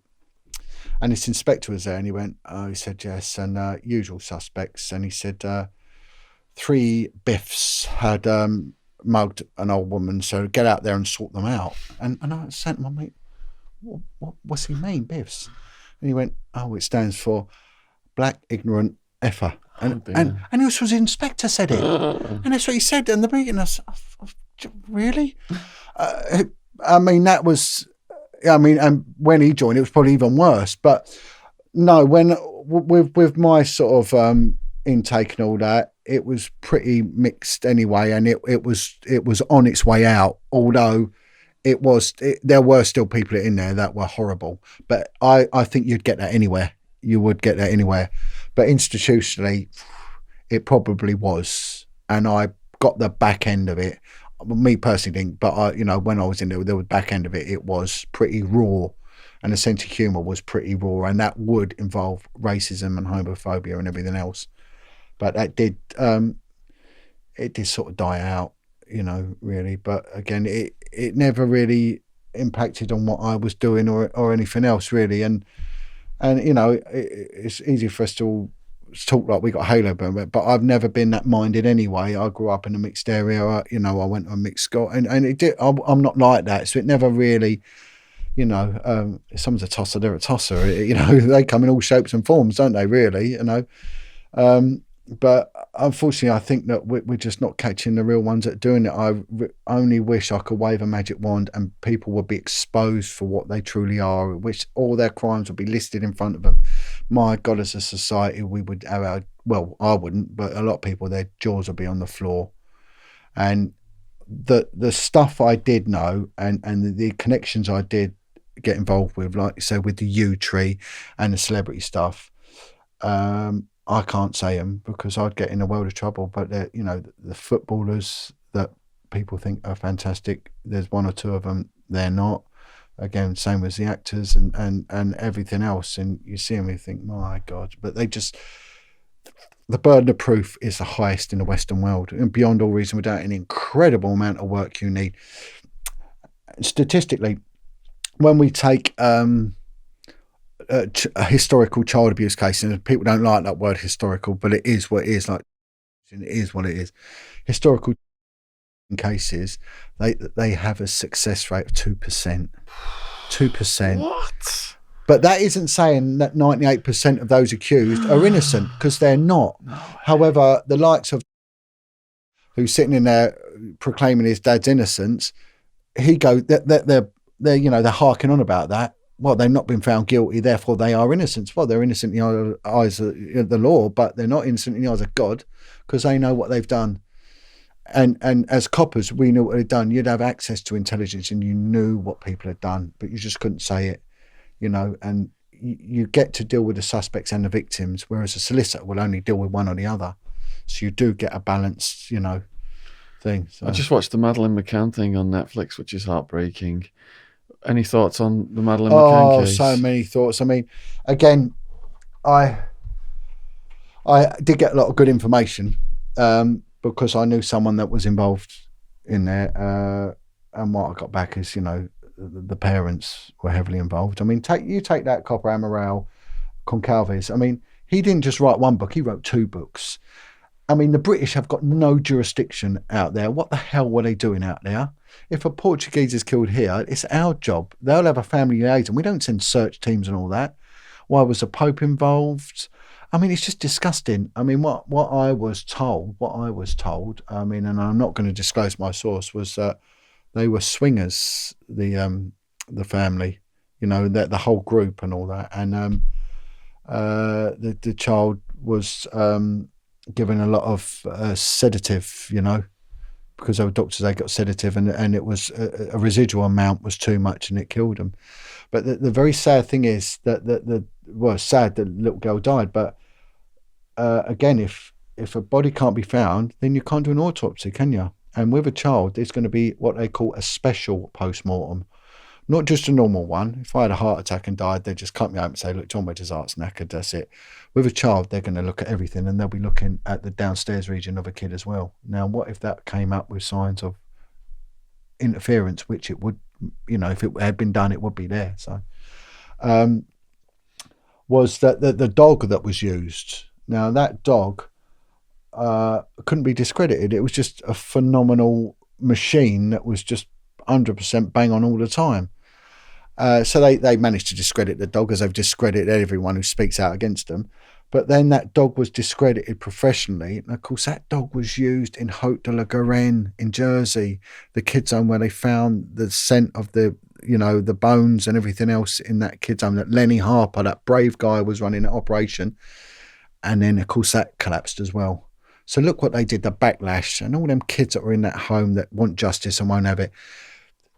They had an anthropologist, just going on to Jersey a minute, an anthropologist, and they had a pathologist, and they had an archaeologist. All the ologists were there. He did a proper job. And they found human bone. And the bone they found had collagen. Now, it's only humans, I think, and pigs have collagen, right?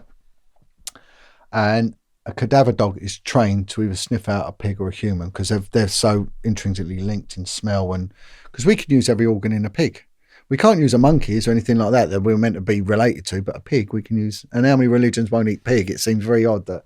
Anyway, so collagen was on there, and they got this expert on bones turned around and said that is a human bone, and it's aged between 4 to 10 years old, right? So good evidence, almost irrefutable evidence, arguable evidence, but very good professional evidence.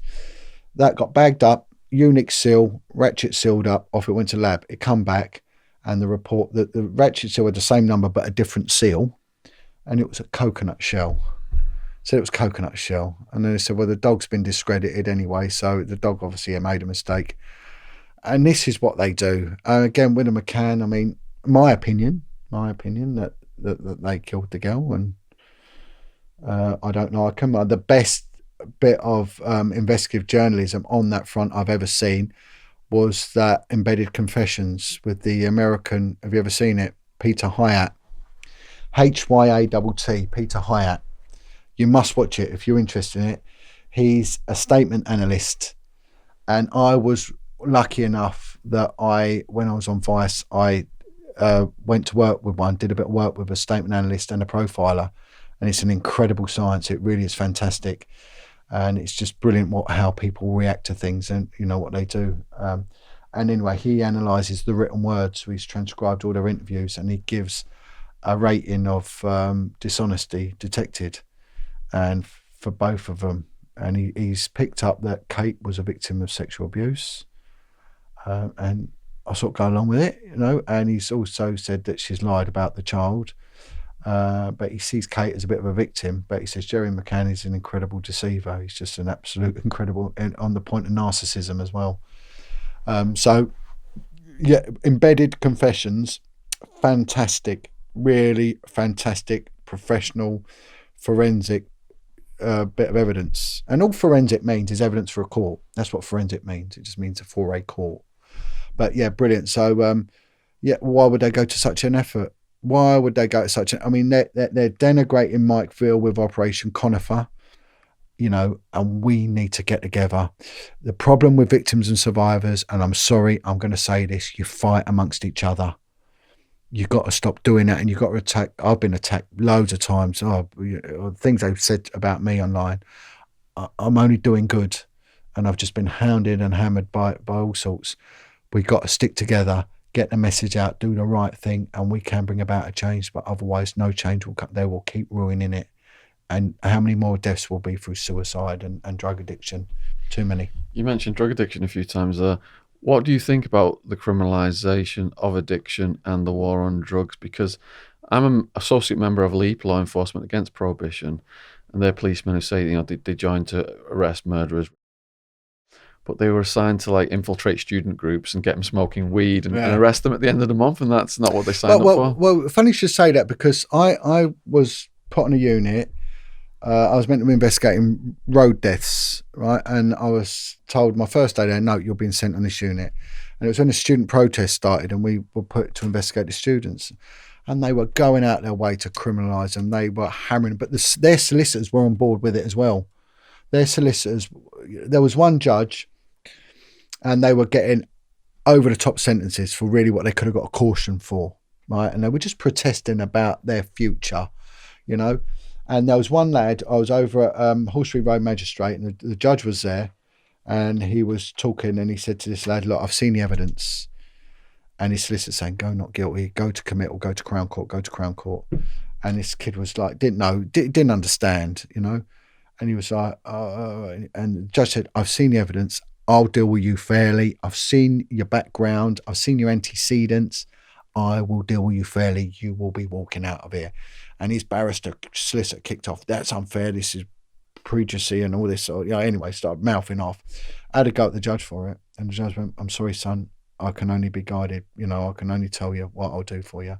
And this kid's solicitor made him go not guilty, as is his right, but it was wrong, and took him to Crown Court. He got sent to Kingston Crown Court. So they'll pick certain Crown Courts, right? Very white middle class area, very male reading, you know, the Tory graph. No, we're not having none of this nonsense.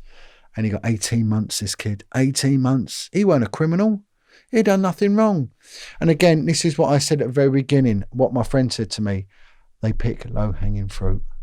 They pick low-hanging fruit. And that's all they do, you know. And when I seized all that heroin, it was in 2 hits, and I ended up getting interviewed under caution. Instead of getting, well done, John, you know, and it did cause a fluctuation in the price of heroin, actually, what I did. There was 220 kilos at Southall, and then there was 10 kilos over Hackney, and then there was another 5 kilos in somewhere in Dover. And they interviewed me under caution because they didn't know how I got this information, and there was a lot of jealousy, and I was put up as being corrupt and running unlawful informants. Well, of course, it was all run properly, and I'm not going to tell them anyway. So that's how they treated me. Yet there was another group that worked in the clubs area that dealt with the nightclubs. They raided, I think, the fridge at Brixton, and they seized something like 50 ecstasy pills, and about 3 rocks of crack and a few joints.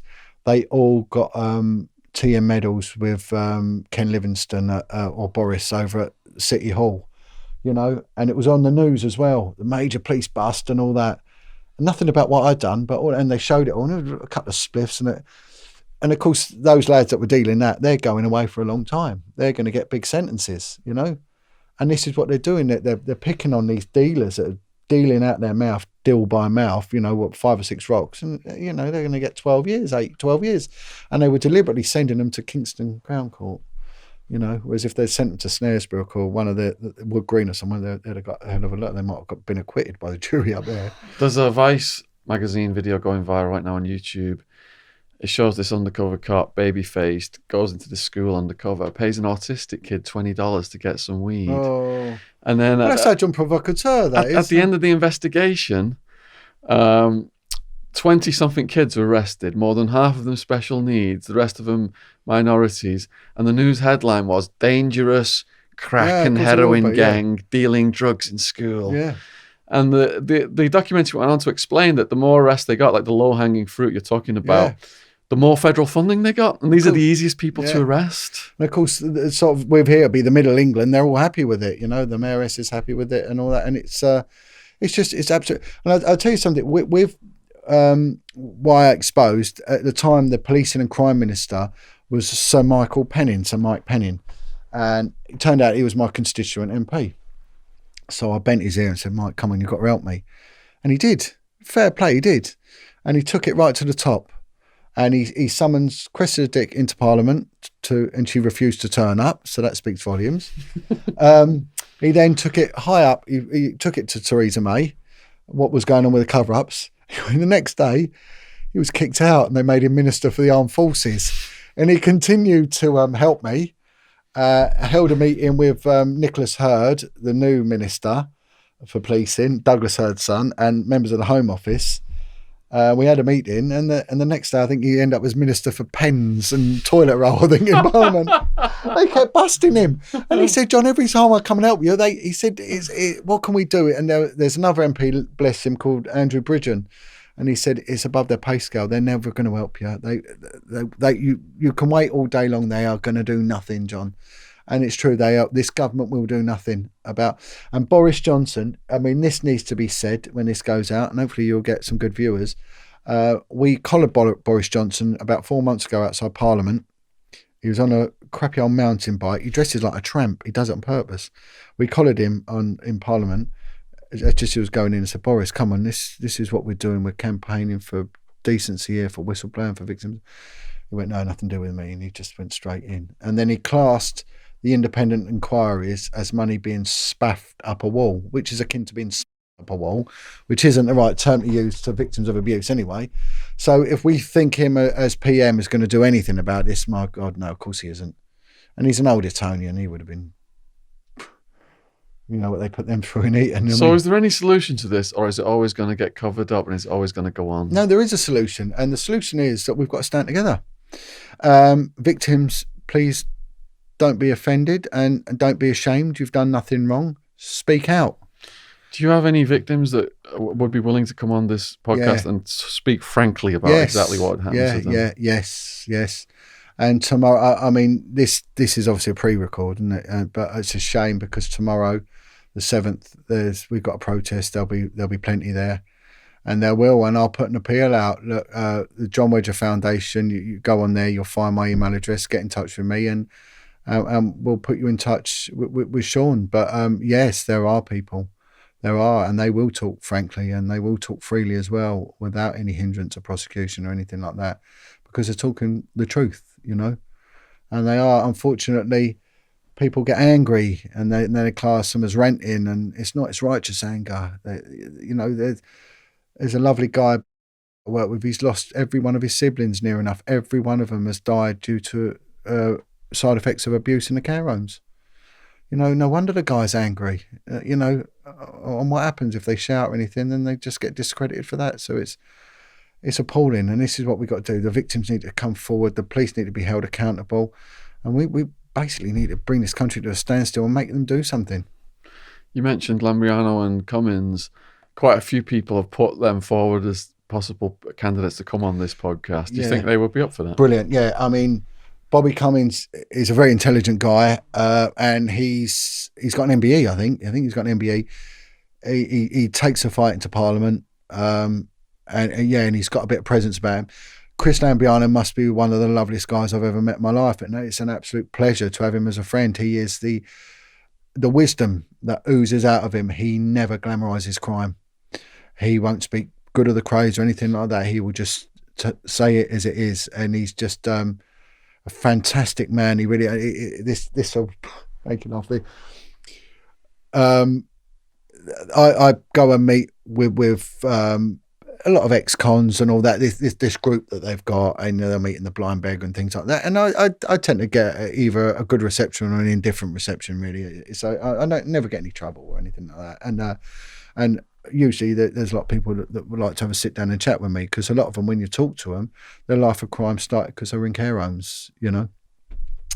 But one day we were off to a venue in the evening, and they meet sometimes in a cafe in the East End called Palich's, where all the gangsters used to meet there, have something to eat, and then we were going to an evening out. I couldn't make the meal thing, so I went off to the venue, which was the O2 Arena, and Tony, who runs the group, he turned up with, I think, Charlie Richardson's wife, and I said, well, where's Maureen Flanagan and Chris Lambriano? Where's Maureen and Chris? They said, oh, well, they're outside the cafe, and East End gangster tour bus went by.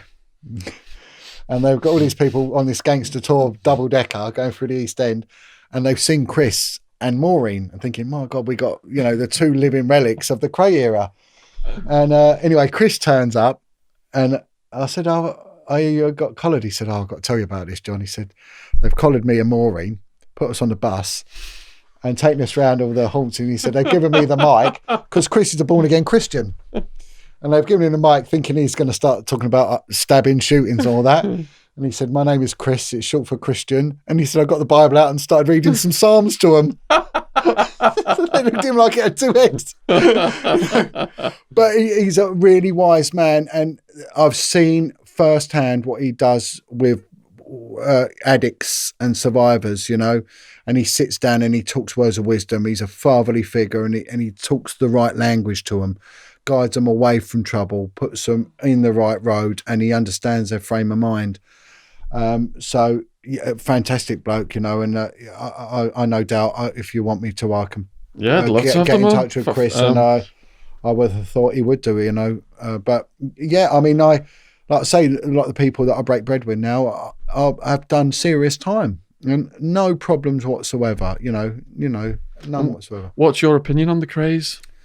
I'm not a fan, and there's things that I'd like to say, but it wouldn't be the right forum to do it. Okay. But I think that they were involved in some very nefarious things, and no, nothing really good I've got to say about them. I think if people really knew what they're involved in, I don't think anyone would hero worship them. Okay. But then that was the era, and they got involved with the politicians, and maybe that was their saving grace and their protection for a long time, But yeah, no, I think it's and funny enough, someone who wrote one of their books, I had a meeting with her, and I know a couple of things that they did, and I said to her, did you know about this? And she went, yeah. I said, well, why is that not in the book? She went, well, no one would buy it, would they?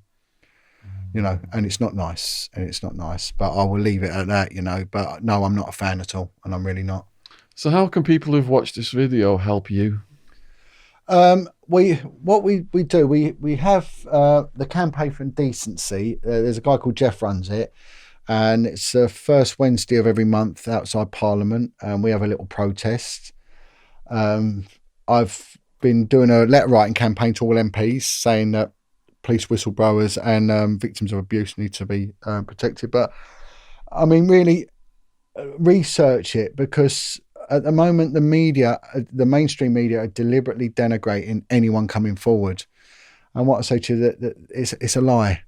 Now, there are victims that have gone on to abuse, and it's an unfortunate statistic. It does happen. And in no way is that a blanket comment that victims are, because they're not, but there is a percentage that does. There are victims that go on to commit dishonest crime, but it doesn't mean when they come forward that they should be treated with disdain and disrespect that they are.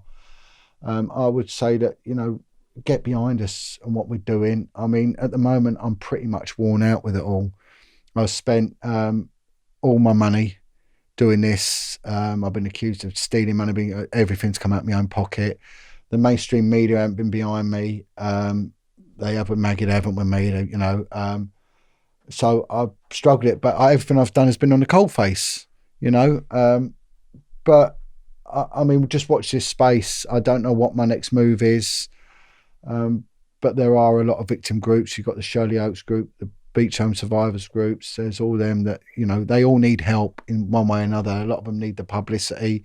What we're doing is there's a media company called Brees Media, BREES Media, run by Anna Brees, a former journalist, a BBC ITN journalist, very well known back in the 90s, and she is now training the victim and survivor groups how to use their mobile phones as recording devices, and she's holding 2-day courses for free and giving them the skills so they can go out and take their own testimony. And I have helped out, and I'm also giving them advice on what to say and what not to say, liable and what's not liable. You know, just be careful with naming names unless it's out in the public domain or they're dead. You just be very careful unless you can prove it to have your opinion, but unless you can prove it to a court standard, be very careful what you put out there. So there is that, you know, you look into that, look into using your phone. You can put your own, it's very, very easy to put your own videos out there and your own testimonies. But that's basically really it, to be honest, Sean. I mean, and you've got a YouTube video channel with videos and testimonies on it. Yeah. So I'll put the link to your YouTube channel in the description box below this video. So please go over and check out John's videos and subscribe to his channel. What other social media platforms can we follow you on? Well, Facebook, Twitter, Brees Media tend to manage that. YouTube, you know, I've not done much for a while. Funny enough, I was contacted by a former member of MI6 about 3 months ago, and sort of basically gave me words of advice on not to get involved with politics and the fact that my viewing figures will drop. I went from 1 million hits a month on Facebook down to 80,000 almost overnight, and basically told me just to ease up a little bit. And that was words of advice from former ex-MI6, which I took gracefully. I was quite appreciative of that someone would come to me and say that. So I haven't done a great deal, but again, they're still there, you know, and ping them out moving forward. Get them out. I know that they've gone off to America. There's been quite a good response out in America, and just research it. Research the Marc Dutroux. That's a very interesting case because that's in very recent history, and it showed what their reaction was, and really wake up, Great Britain, please wake up, because, you know, this has happened to children and single parenting. I'm not to denigrate. I was a single parent for over 20 years. It's a tough life and it's not to be recommended. The children suffer as well as the parent suffers, and it makes you weak, and it makes your family stability very weak. Now, if something happens to you as a single parent, where do your kids go? They go into care. And when they go into care, unless there's someone looking over them all the time, these predators are going to be there. And wake up to the reality of this abuse. Wake up to it. Look after your children. Do not abandon your children. Know what they're doing at all times. Be aware of it, who's around them, and just be good to them. Just be good to them and have a good open relationship with your children. And for God's sake, don't hurt them. Don't hurt your children. We've got enough pain in this world. There's too much tears in this world as it is. It's got to stop, Sean. It really has to stop. We got to bring the love back in, you know, and start listening and have an open mind with mental health as well. I mean, look what happened 2 days ago when that lad, 17-year-old mental health patient, threw that boy over the parapet of the Tate Modern. I mean, my God, what was going through that kid's head?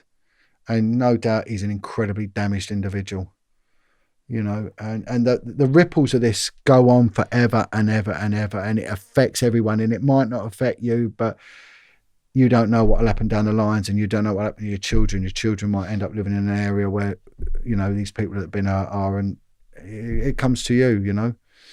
But make it your problem. Make it your problem. Don't walk away. They're all our children. This is one thing I say. My 4 boys I brought up, 2 of them weren't mine. They were going to a care home. And luckily I had a guy who looked after me like a stepdad, you know, and I said, what do I do? He said, you're not my son, but I loved you and looked after you. You do the same. They're all our children. Do not turn your back on them. The beggar outside a shop by like the Romanian ones. I'm not knocking Romanian ones, but the gypsy organised gangs. But the beggars, talk to them. You'll find they've had a tragic life, a terrible life. Don't turn your nose up out of them.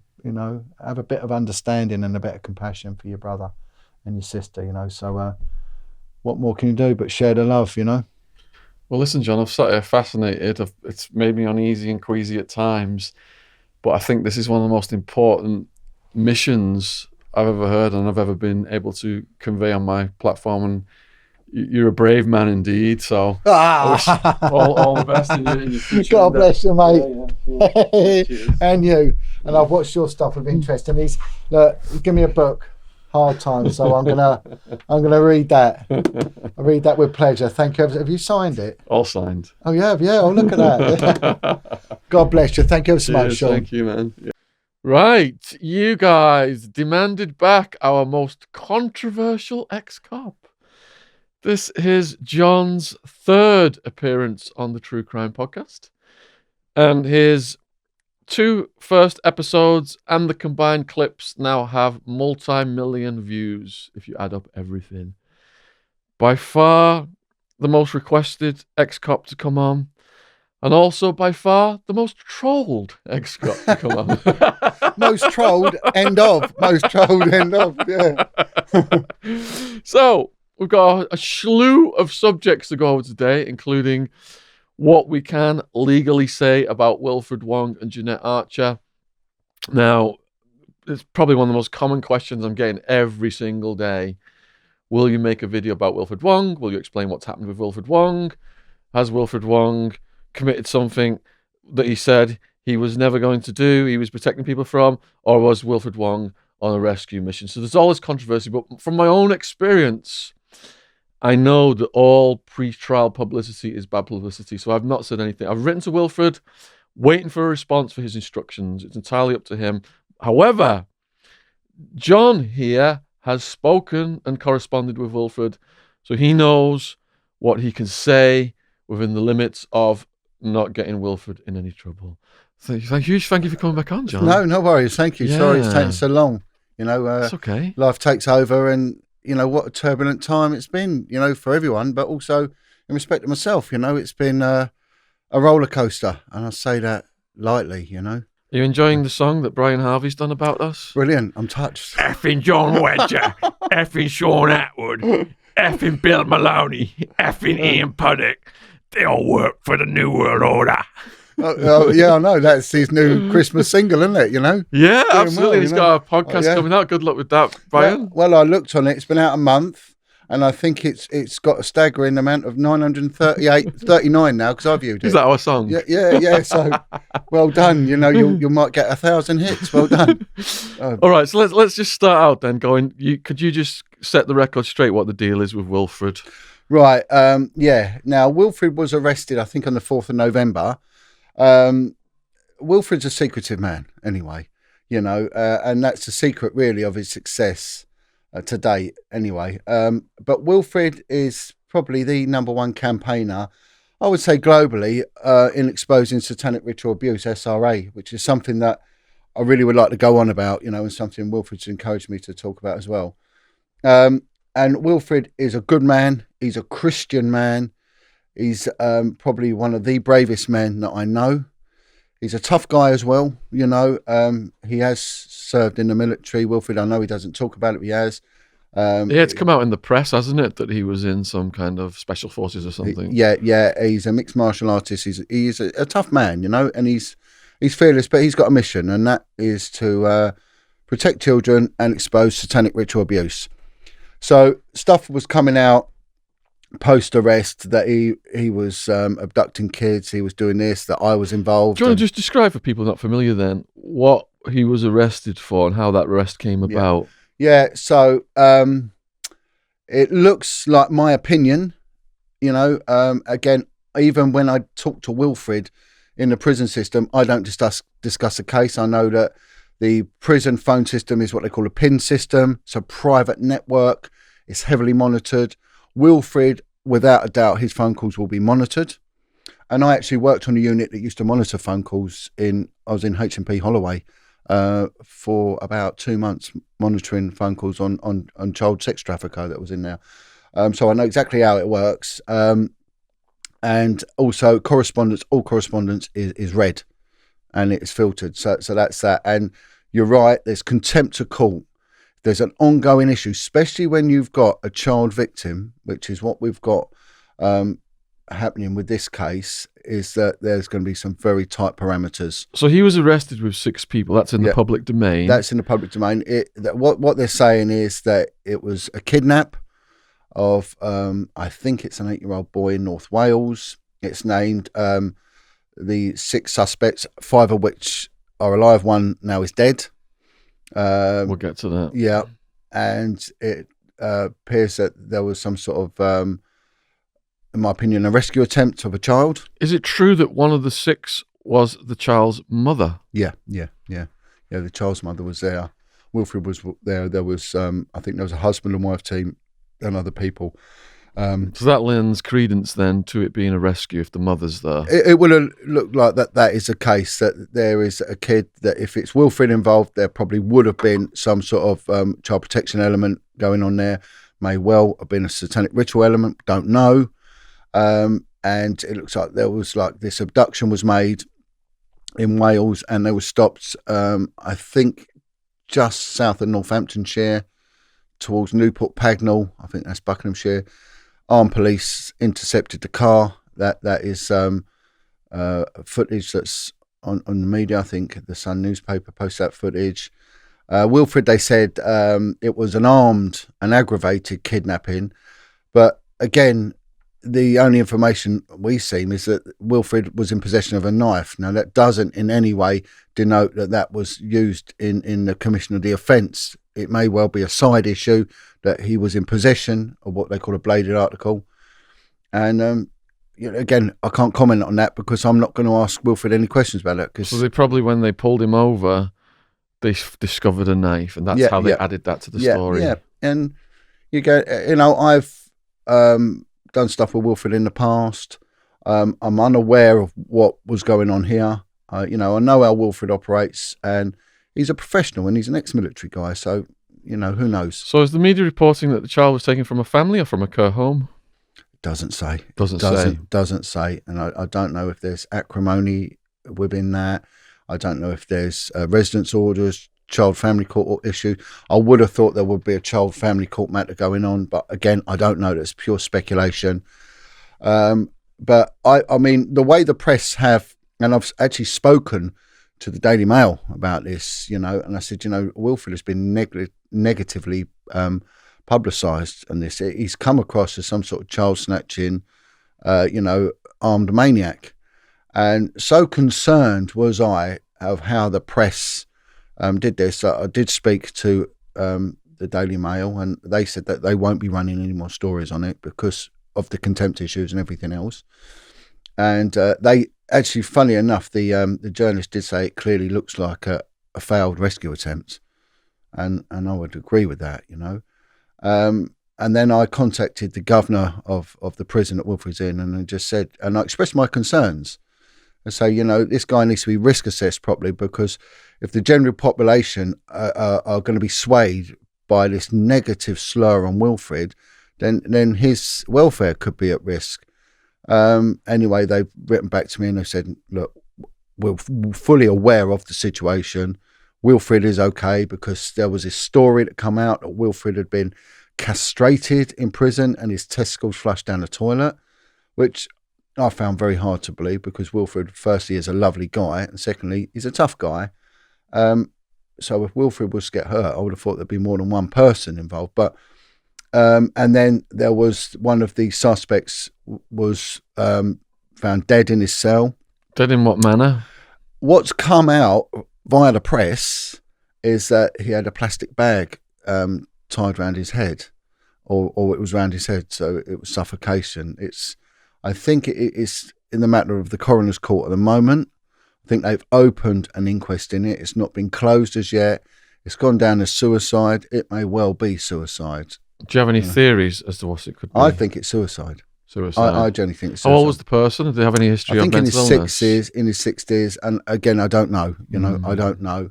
whether them as, and if this guy has maybe orchestrated this plot that they're involved in, this conspiracy, maybe there's a huge overwhelming element of guilt. He's in an environment he's not used to. And again, if you have got aggravated factors such as mental instability, that's going to push people beyond the pale. Being in prison pushes people beyond the pale. Of course it would, yeah. And I mean, bear in mind, look at the charges. Kidnap, that takes on a life tariff if it goes to its full extent. So they could well be, if found guilty. So all the co-conspirators are facing potential life sentences. Yeah. So it's incredibly serious. What Wilfred wants me to put out there is, the fact that the government are not taking satanic ritual abuse seriously, that there are children that are caught up in cases and it's not being properly investigated. Not that he's saying that this is the matter here. So I will be going on today about a few pointers regarding SRA, when we get to that. Please do, yeah. That little bit of it. It's a very, very real thing, and it's very prevalent, especially through the dark months of the year. They tend to mimic the Christian calendar and invert it.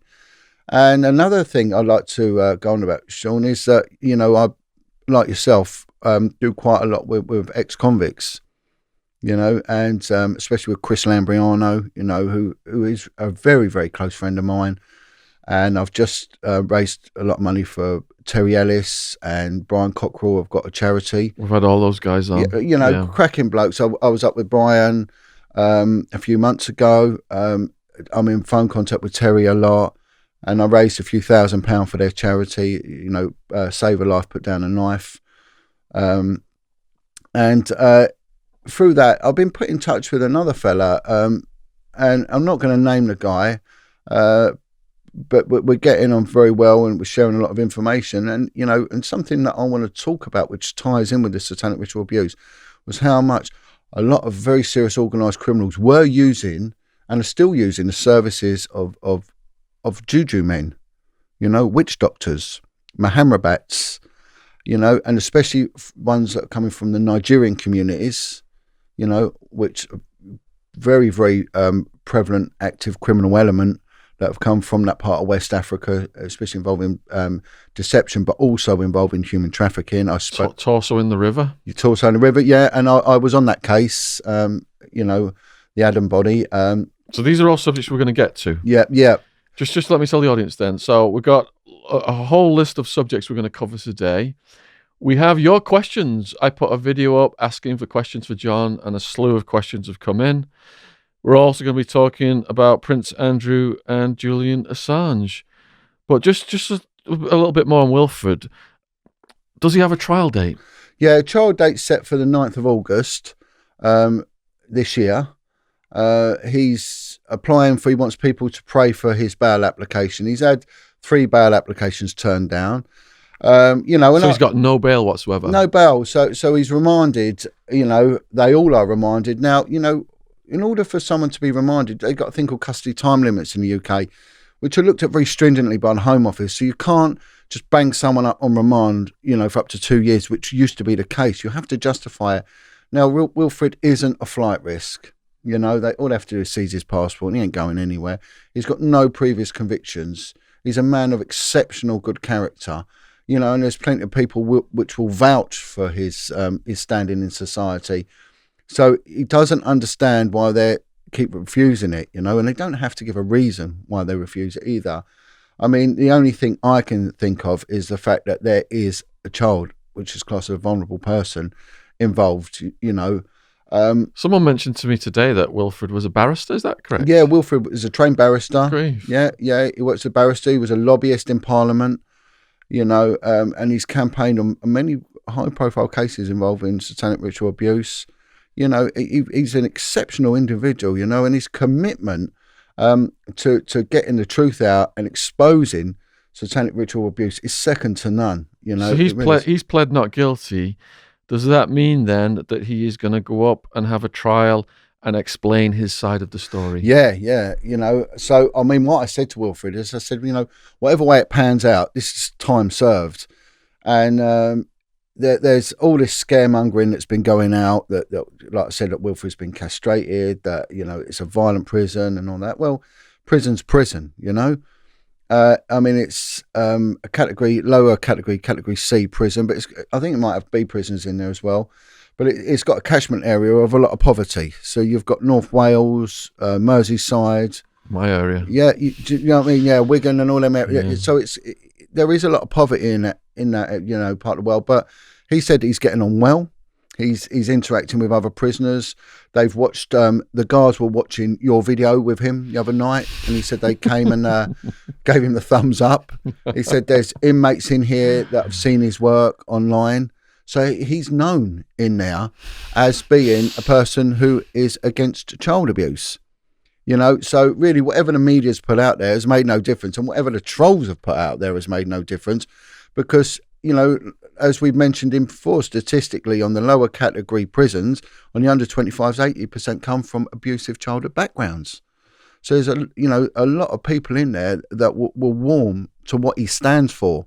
You know, so it's but he said it seems there's a common theme whereby people who are exposing child abuse get accused of it at some point. All the time. Well, you know, what's happened, if I sort of bring it back to my situation at the moment. Now, I've gone off the radar, and there's people saying that John Wedger's worked for MI5. Like I said, I've seen all these things about. I am trolled. No, Brian Harvey. No one. I don't think David Icke gets trolled as much as me. You know, I could actually give a talk at the Oxford Union on trolling, being a victim of trolling, online bullying. I mean, but you know, the really strange thing about trolling, it's vexatious, it's nasty. They're twisted people, and they are twisted people. They're sneaky. They're sneaky, devious, you know, and I want to go on a few of things that they've done. But really, the way to combat it, you turn them off. Because the second you acknowledge them, you arm them. You engage, yeah. And I've learned that now, and I've got the strength of wild man. Yeah. Keeping this troll shield in front of me so that we can keep those bastards at bay. They were because I was asked to give evidence at the ICSA government inquiry. They contacted the solicitors there. The police had to get involved with that because it was classed as witness intimidation. So the police did actually get hold of one of the trolls and went round and spoke to a well-known nutcase, to be honest. And they actually come back and they said, John, she's a Fruit Loop. And I went, yeah, I know. You know, and they actually said to me, do you want us to nick her? And I said, no, just tell her to pack it in, right? And the barrister for ICSA, he gave a statement as well. And they went round there and they said it was a waste of time even talking to her. She was absolutely mad, you know. They're good for views, though. Yeah. I mean, thanks, troll. They'll keep the views up. I mean, I was doing food parcels. They contacted the people supplying the food. They've reported me to the fraud office. They've contacted everyone from my past life, ranging from Sammy the Bull to my prosecutor. Oh, it's unreal, isn't it? It's insane. Yeah, they've done it to me. It's just people are ringing me up saying, "Look, I had someone contact me," and you know, one of them, it was a fella. Again, I can't go on about it, but he told me I had to get medicated, and because I wouldn't get medicated, he went against me and started trolling me, and then went and got an injunction out.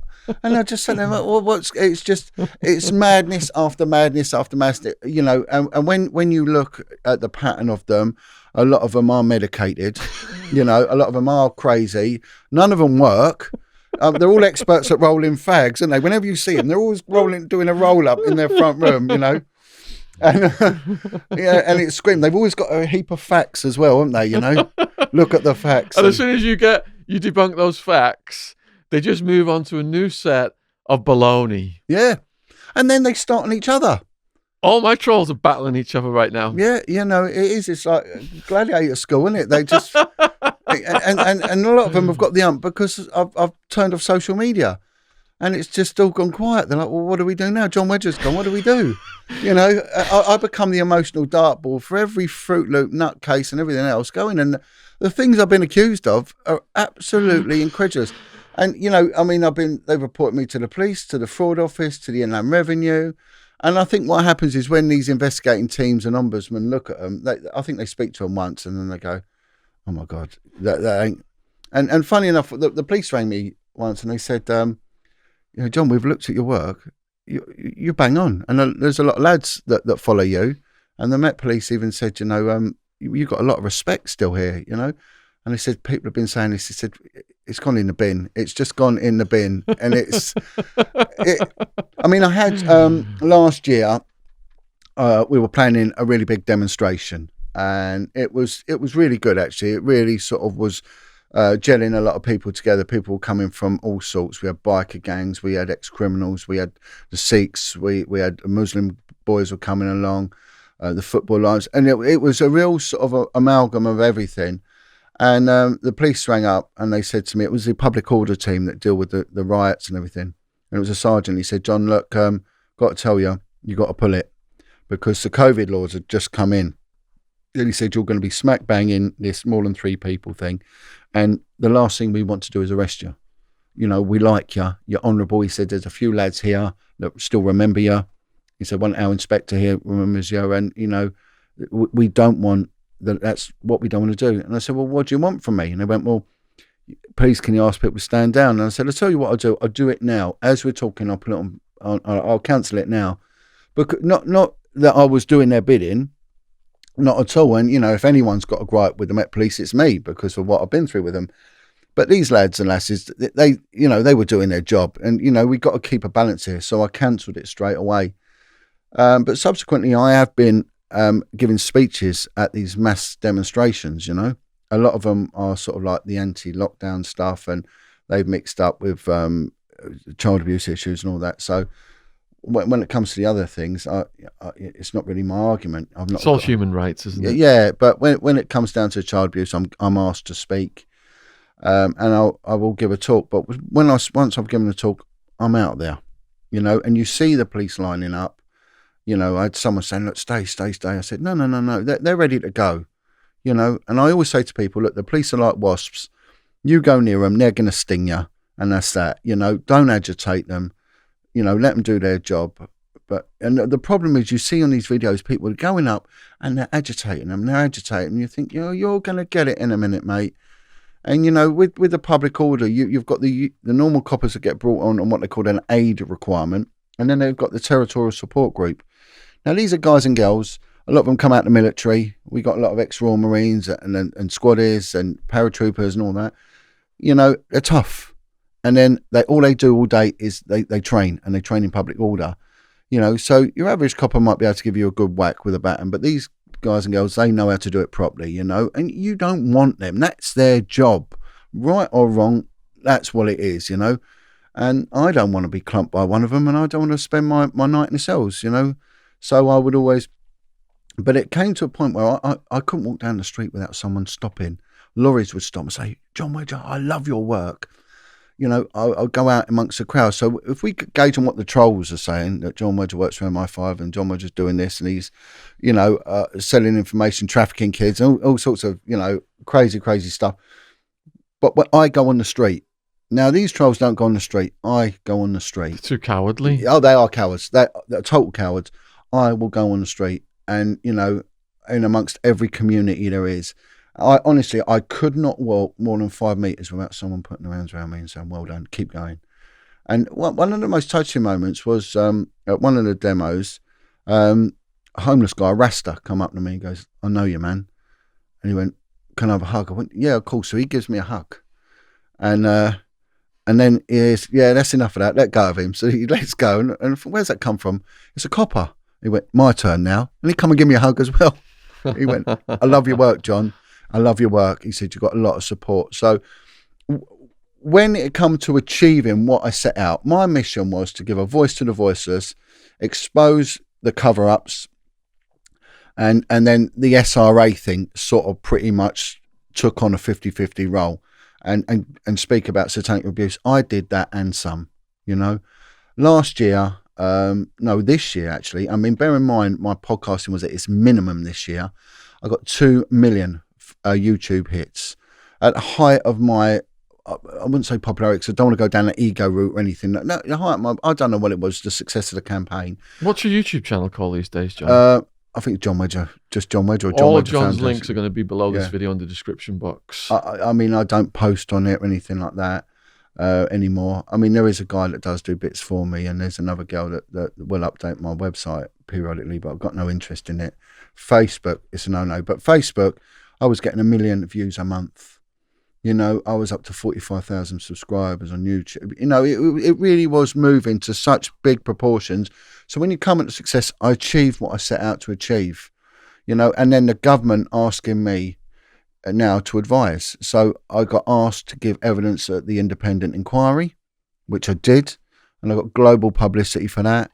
And now the government are looking at getting me in as advisory capacity, which it'd be brilliant, because if I can get into training academies, I can tell them, you know, exactly what they did with the race riots. So they were getting community leaders into training academies for the police and everything else, and saying, this is what you.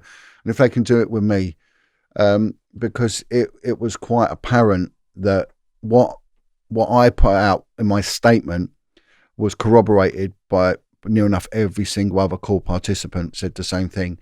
You know, the child abuse, especially the trafficking of children, is working with impunity in plain sight, and nothing is being done to curtail it. Even the Crown Prosecution Service even mentioned John Wedger's right. You know, so I'm not blowing smoke up my own arse at all, because it's one of the things you have to keep in check your own ego and everything else. But I was getting to a point where I gave a speech at Trafalgar Square, and you know, there was quite a few high profile speakers there, and I felt a bit sick, and I just thought, I shouldn't be having people clapping me like this. Do you know what I mean? I'm no one's hero. I'm not. All I was a person that wanted to speak the truth. And then I walked away from that, and then all the team started arguing. There was money being filtered off. I was being reported to every single agency or whatever for just doing good. And it really was, you know, I believe in God, I believe in Jesus, and it was like God saying, out now. I've had you in the trenches, son. Time to go out. But what is good about it, Sean, because a lot of people saying, what's happened to John Wedger? And I said, look, I'm still here, but I'm still doing stuff. I'm going on the more professional podcasts. I'm still linked in with one of the survivor groups. You know, and again, I'm not going to name names because then they get attacked as well. So, you know, I don't tend to do that in my Chris Lambriano. I still do a lot with Chris, you know, and Bill Maloney. So the people I started out with, I'm still there. And Corrine Hutzabar, we're still there. But Corrine, she warned me. Now, bear in mind, Corrine is in the top 10 of criminal profilers in the world. You know, this woman is of such high esteem.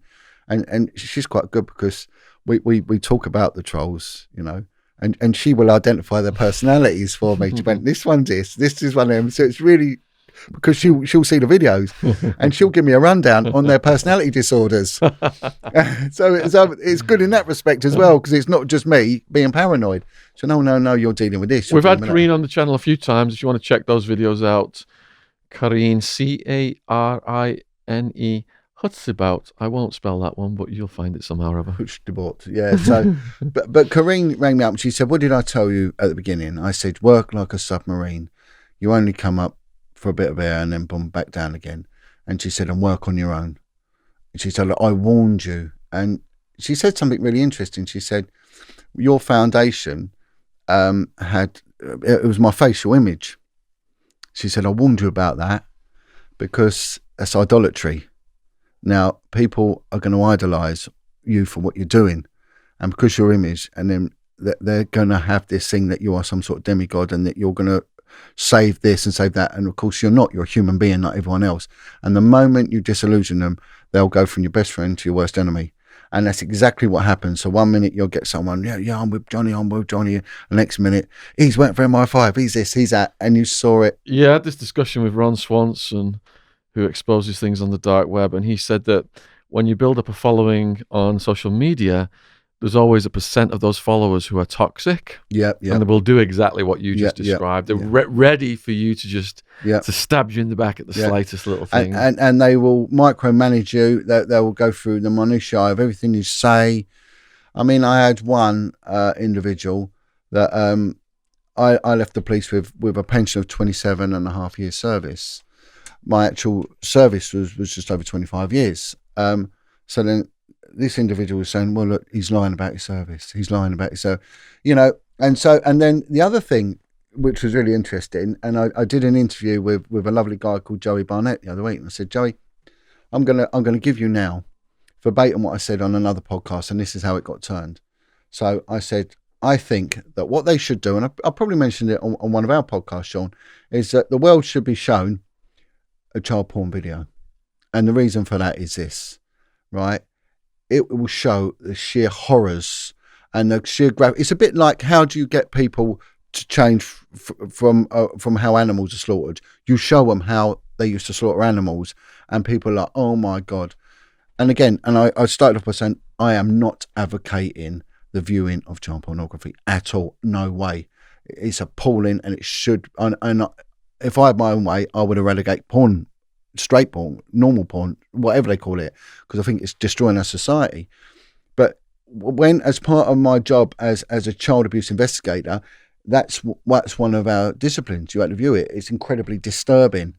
And I gave an example of when I was in court, and there was one image that there was thousands of images, but one that all stood in my mind. It was like an altar, and I think it actually was an altar, and there was a priest or someone dressed in priest garb, but I think it was a priest, and there was an infant, and I mean an infant, being not just raped but tortured. You can't, Was these photos or a video? These were photos. There was videos as well, but there was thousands of them, and it really hit me, this, and it really shook me, and certain things, you can't unpick them. They're in your head. They're etched into it. Even my head right now is thinking, that can't happen. That can't be. But what was worse was the guy that I nicked for it. He come out with, like all paedophiles do, they come out, thank God you stopped me, and I really needed stopping. It was getting a thing, and I'd only look at one, then I'll be disgusted with myself. But that's a lie. This is how groomers work. It's all they nicely, but the reality is they're monsters. And the reality is, once it went off to the laboratory and the report come back, it had to full extent. Not only was this guy viewing it, he was sending it out, but he was sending it out with comments. And the comment he put under this picture was, "She's really getting it. She loves it." Oh, so this is what this put. So this is what this now. This is why I say about people should see some of the things that I've seen, and it's a bit like war. The Second World War films. It's all death or glory. Then we got the Vietnam War films, and people really started seeing what war was. It was absolutely horrific, and it isn't what was portrayed in our black and white Richard Burton films and everything else. So these there was a legal argument. I won't go into it because it's a bit dull, but there was a legal argument going on between their barrister, our barrister, and the judge regarding the way that I'd categorised, these images, because it's between a level 1 and level 5. You possession of one level 5 image, you're going to prison. This bloke had thousands, and anyway, so this argument went on and on and on, and in the end, the judge said, "I'll be the adjudicator of this. I'll be the arbiter of this one." He said, "Officer, can you bring me the laptop?" So I brought the laptop up to his bench. So he sat on his bench. So I'll go up, open this laptop. And he said, "If I have to look at one image, I will look at all of the images, right? So if you're disputing this officer's ability to categorise, I'll be the judge. I need to see all of them." So he said, "Just put it on a slow scroll." So it's going through a slow scroll. All of a sudden, he's seen this image. And he's gone like that. He went, "Stop, go back. I knew exactly which one." And he clicked. He said, "Click on it, enlarge it." So, and his face, you could see the blood just draining from him.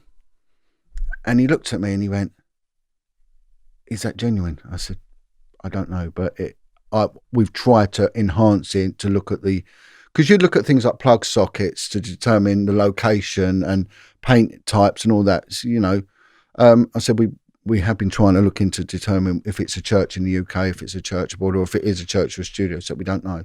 But the fact of the matter is, the victim is the victim, and this is a man doing this. And then he went, "There's comments." I went, "Yeah." So he read it. He went, "Who put them?" And I went, "He did."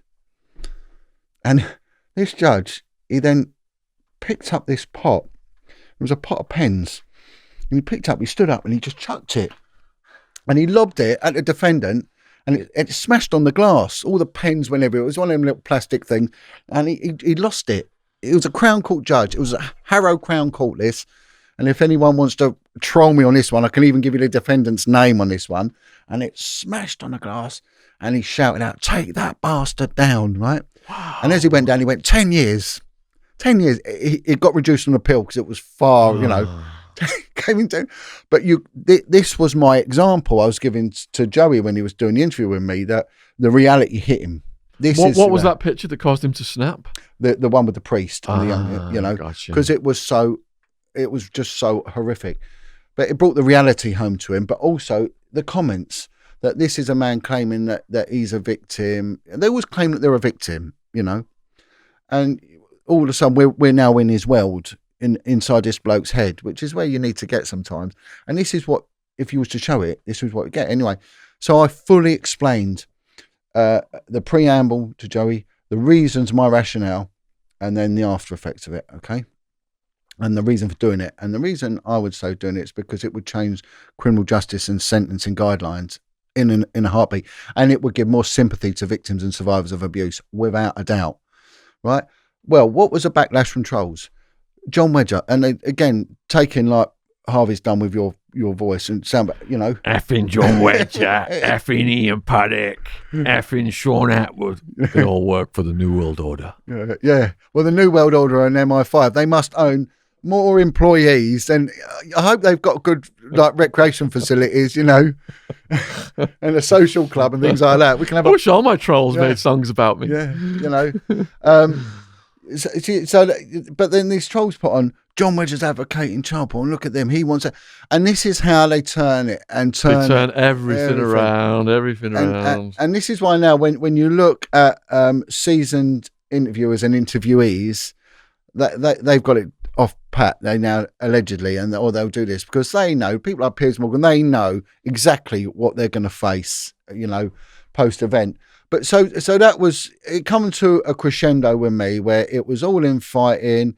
There was a lot of mental health problems going on. There was people with agendas, and I just thought no, and I literally turned off. Now I feel sorry for the innocent ones that got caught up in all this, that generally wanted me to carry on and needed me to carry on. But, you know, what I'll say to them is I did what I had to do. It now has to go to a more professional level, and my doors were wide open. So I was just a conduit for any, you know, anyone that had a gripe, had a problem with the police, had a problem with anything. Let's go and chuck an emotional dart at John Wedger. He'll take it. And, you know, and I always kept smiling, always kept going on the street. But the gauge I left it was that I walked down the street, a busy London road, you know, in the middle of a protest, I would be hugged every 5 meters. I had one absolute moronic idiot shout some abuse, and that was it.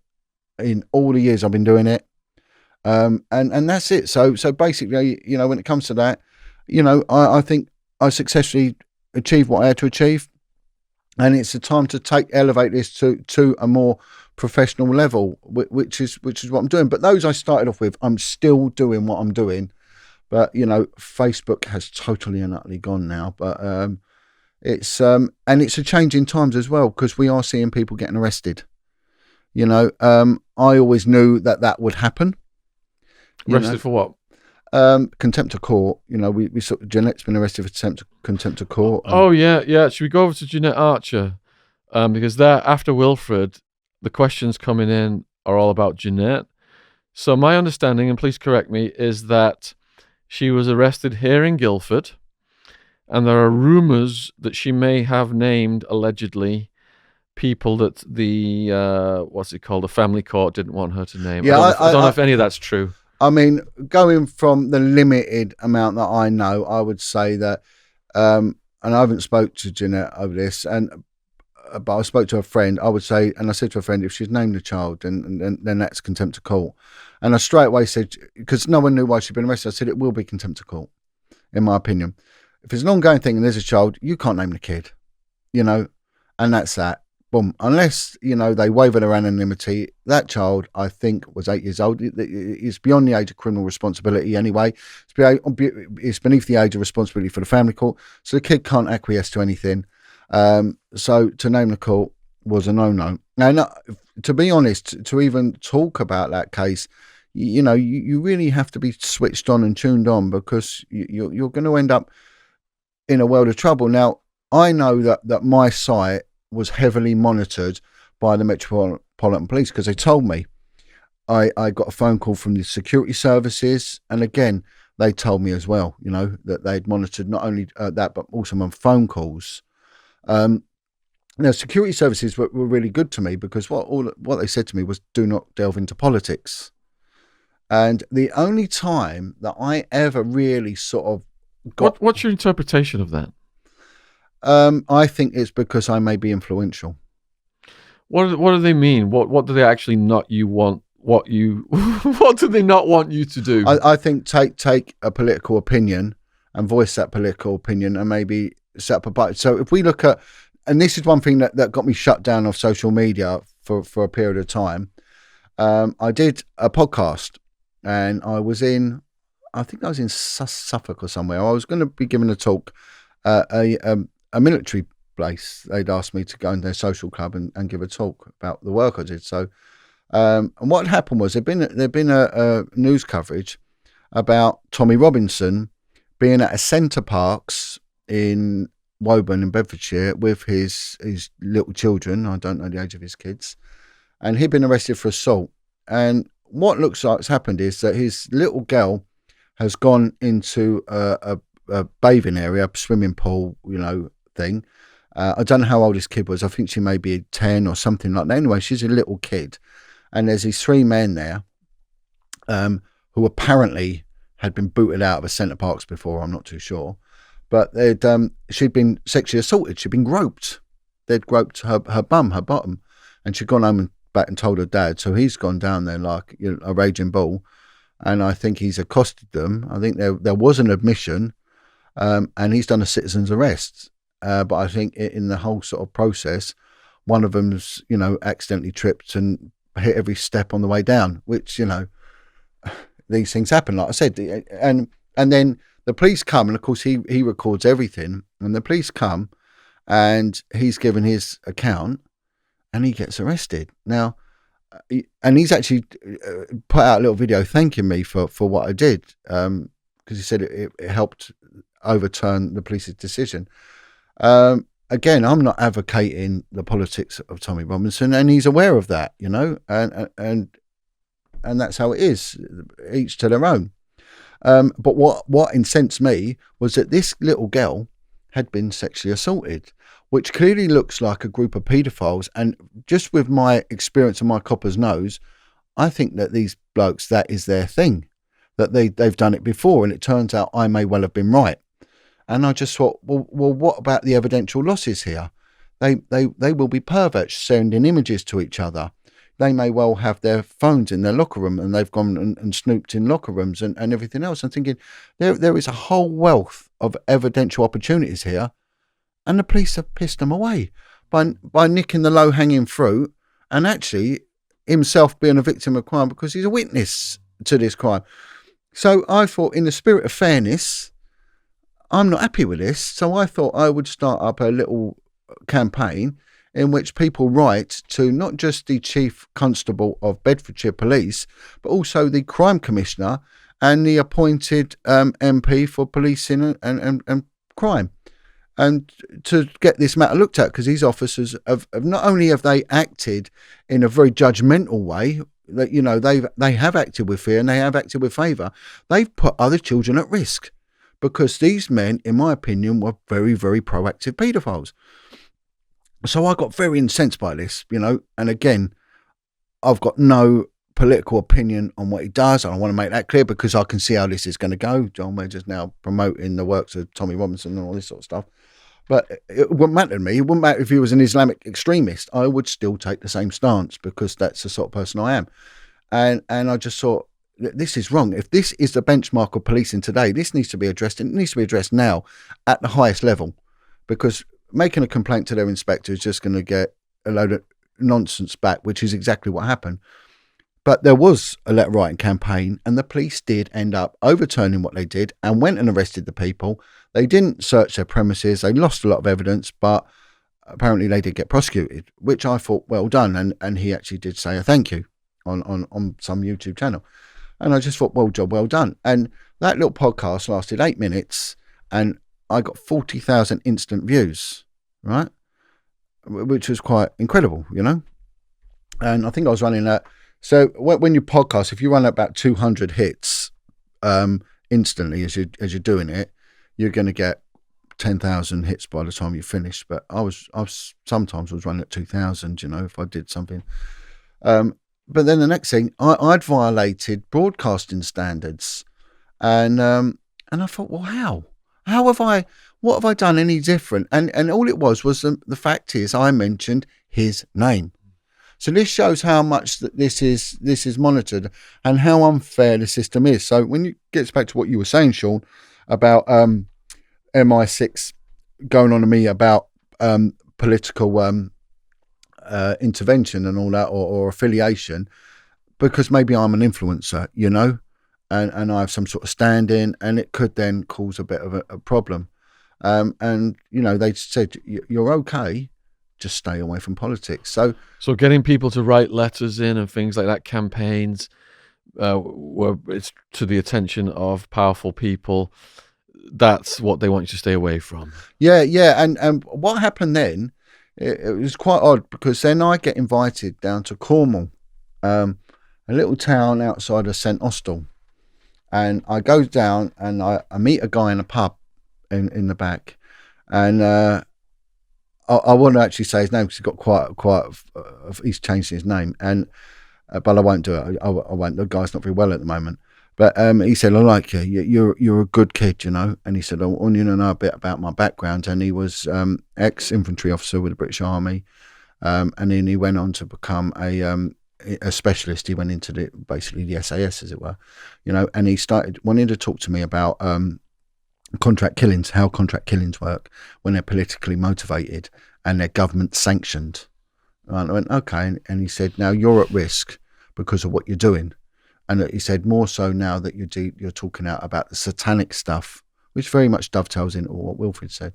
And he had with him a little bottle of water. And he said, I've never done a killing on the UK soil. He said, I did one in Ireland, but we class that as enemy territory, not as sovereign soil, as it were.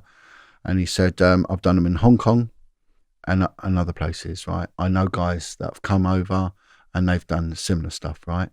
And he said, it's business, and that's how you see it. And he said, you're talking about guys that are totally desensitized. And he said, borderline psychopaths, really. That's what they do, And I worked with a guy, and he's a lovely guy. I'd never denigrate him, and he was in the Special Boat Squadron for many years. And he said the same when it comes to killing. He said, you put it back in your mind, it stays there, you leave it, and that's that. It's just business. So he got a bottle of water. He said, what you do is you get a little pistol. And he said, I make out I'm drinking. He said, I'd see you, I walk up to you, and I'd bring the pistol up, the bottle of water, bang, and I'd fire the bullet through. It would silence it, the water would silence the round, and it goes straight in your head. And there'll be a load of water everywhere. And he said, and I just double back, and I go into the crowd, and you fall over. And that's it. And he said, and then I'll be extracted out of it. And that's how it works. And, so it was, it brought it home to me, the fact that there was a real and serious risk in what I was doing. I mean, the more obvious risk would be from the contempt of court issue. So having had a grounding, in the criminal justice system, I was pretty much aware of where I could or couldn't go, But, there's been some shocking things. I mean, one guy I did a podcast with, he got in touch with me and said, look, someone wanted my CCTV footage. And it was someone I knew, of your car, so they could get my car index and pass it on to a private investigating firm. And that's what they were going to do, And armed with that, then they could then... my address is easy to find anyway, when people have put my address online. But it was all stupid things like that. And I thought, for what? What have I done? I've exposed child abuse and the cover-ups of it. And it's like someone said to me, Johnny, you'll get attacked by paedophiles and their protectors. And so to a more or less degree, I'm not calling a lot of the trolls paedophiles, but there are going to be an element of the people that have attacked me, specifically me, that are active paedophiles and they're involved with paedophilia and they're active Satanists. And there will be. I mean, Wilfred Wong finds it quite amusing that I get attacked because he said, if you upset a Satanist, you're doing a good job. Carry on upsetting them. Carry on. He wants me to keep getting attacked and trolled because he says you're doing your job. He said, and what was nice was a guy contacted me from America who's a well-known podcaster and speaks about the demonic. And he turned around and he said to me, you're probably one of the premier ones globally that's speaking out on the subject. There's a film called Deliver Us from Evil, in which Eric Bana plays a detective, New York detective, and it's based on a true story, who deals with demonic crimes, and he works with a priest. This guy is called Ralph Sarchi. He's a former detective sergeant, and he got in touch with me, and he just said, love your work, love what you're doing, and I even had Frank Serpico get in touch with me, and I go to speak with Frank Serpico about it. So, it has gone everywhere, and it is the likes of yourself and many others that have had it on that spreads the word. So I had to then balance it, that how much of it was negative, how much was positive. And I would say 90% of it, maybe more, was positive. And I do apologise to shut myself off, because there were people were emailing me, and I become a bit of a lifeline to them, and they were devastated when I, absolutely were broken when I walked away. But like I said, I've not walked away. I've just had to change my game plan and really protect myself as well, and get a balance back into my life, because there was no balance. So on a recent interview, Sonia Poulton said that there was black ops level activity among the range of the trolling, trying to prevent her from getting her information out. Is that what do you feel that as well? Sonia called me the other day, right? And she said, I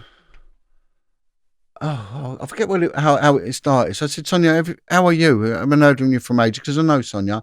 She went, well, I was going to say the same, John, but I need to discuss something with you. And I went, what? Someone had got hold of my email, right? Got into my email and was emailing, using me to her, just saying, we've got unseen footage of you, we've got this with you, and not making out it was coming from me, And she said, you sent me. I said, Sonia, I haven't sent you anything. I said, I'll look on my account now. They've used a remote account with my email, and they've been emailing Sonia, making out they're me, and hacked into it all. That's what they're doing. People are setting up accounts in my name. People have been accused of taking people's channels down, taking people's Instagrams down. And I'm not doing any of this stuff. They're setting up accounts in my name. Yeah. And then when the trolls, when I've done a copyright strike or something on the trolls, then they get all your information. So they could take the information and strike other people down with your information to make it look like it's you. Yeah. That's how sneaky they are. Yeah. But for people watching this, please support Sonia's brilliant work on YouTube and on BNT. She is at the forefront of an information revolution. And I absolutely, we all need to be behind each other right now, against and unified against these enemies who are trying to keep us all separate and trying to play us off. So we're battling each other. We're not going to battle each other, because we're all solid people. Known Sonia for a while, known John for a while, and nothing has changed between us since day one. We're not the backstabbing type, and we're not going to fall into these traps by the trolls. And this is one of the things. The ones I started with, they're still there. So all of them, like I said, like Sonia I've known for years, Bill Maloney, Chris Lambriano, yourself, and so many others, we're all still there. We've not changed. It's only a few have come in the interim period, caused absolute chaos, like a whirlwind, Tasmanian Devil smashed everything up, and then they've effed off. And then they turn around. I mean, one person was come on board and then got all the information, was giving it to a private detective agency and to a trolling group. And I think, how spiteful. And some of that information involved my children. Now, I don't care what they say about me, but, there's a line, and that's where, if my kids are mentioned, I will go to the police, and I'll do that in a heartbeat. I don't want to grass anyone up. But if the moment they're caught up in this, then that's that. You can have it back. But yeah, no, it's very, very bizarre, So I've had the other thing. I did a walk, so I have walked hundreds. I'm just short of 1,000 miles with my dog, length and breadth of the UK. Right, I've cycled hundreds of miles on a crappy old bike for charity. I swam round the Isles of Scilly nearly 20 odd miles around the most treacherous waters in the Atlantic, you know, to raise money, right? And I've raised thousands and thousands and thousands for charity, but also I've raised money for my campaigning. Now, because when you do GoFundMe, it gives the amount, a large percentage goes to charity, and the rest, you need it to carry on doing what you're doing.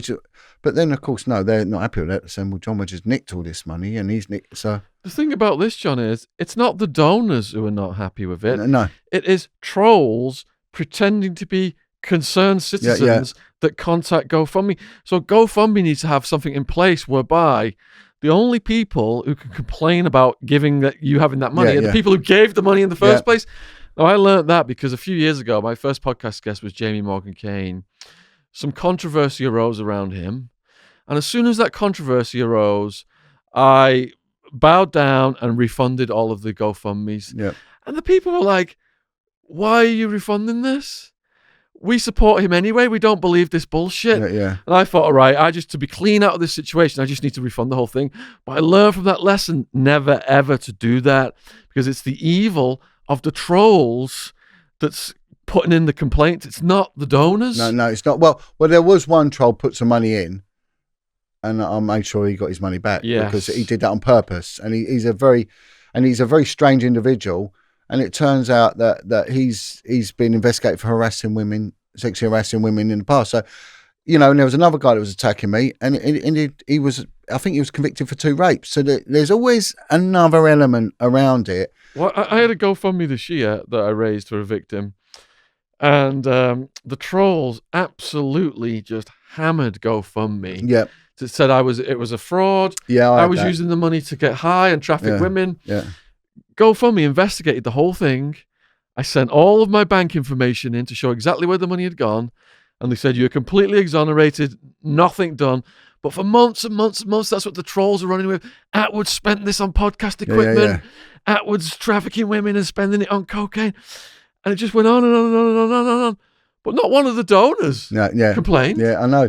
I mean, I had this... They're still offering to give money to that person to this day. They still are, to an extent, in some ways. Well, I walked from Parliament Square all the way to Rainbow Woods in Bristol, which is the place where Darren Jeffries had all the organised abuse on him, you know? Yeah. And you know, a lovely guy, Darren. What is that, Rainbow Woods? That was horrendous. It's in Bristol, yeah. Bristol. Well, Bath, you know? Oh, I'll never forget that story. If you haven't seen Darren Jeffries' podcast with us, check that out. So we sort of did that because he's a very, very powerful story, and he's such a good guy, you know? So what I said to my mate Dylan, he's an ex-paratrooper, big Dylan. He's about 6'7", big, strong lad.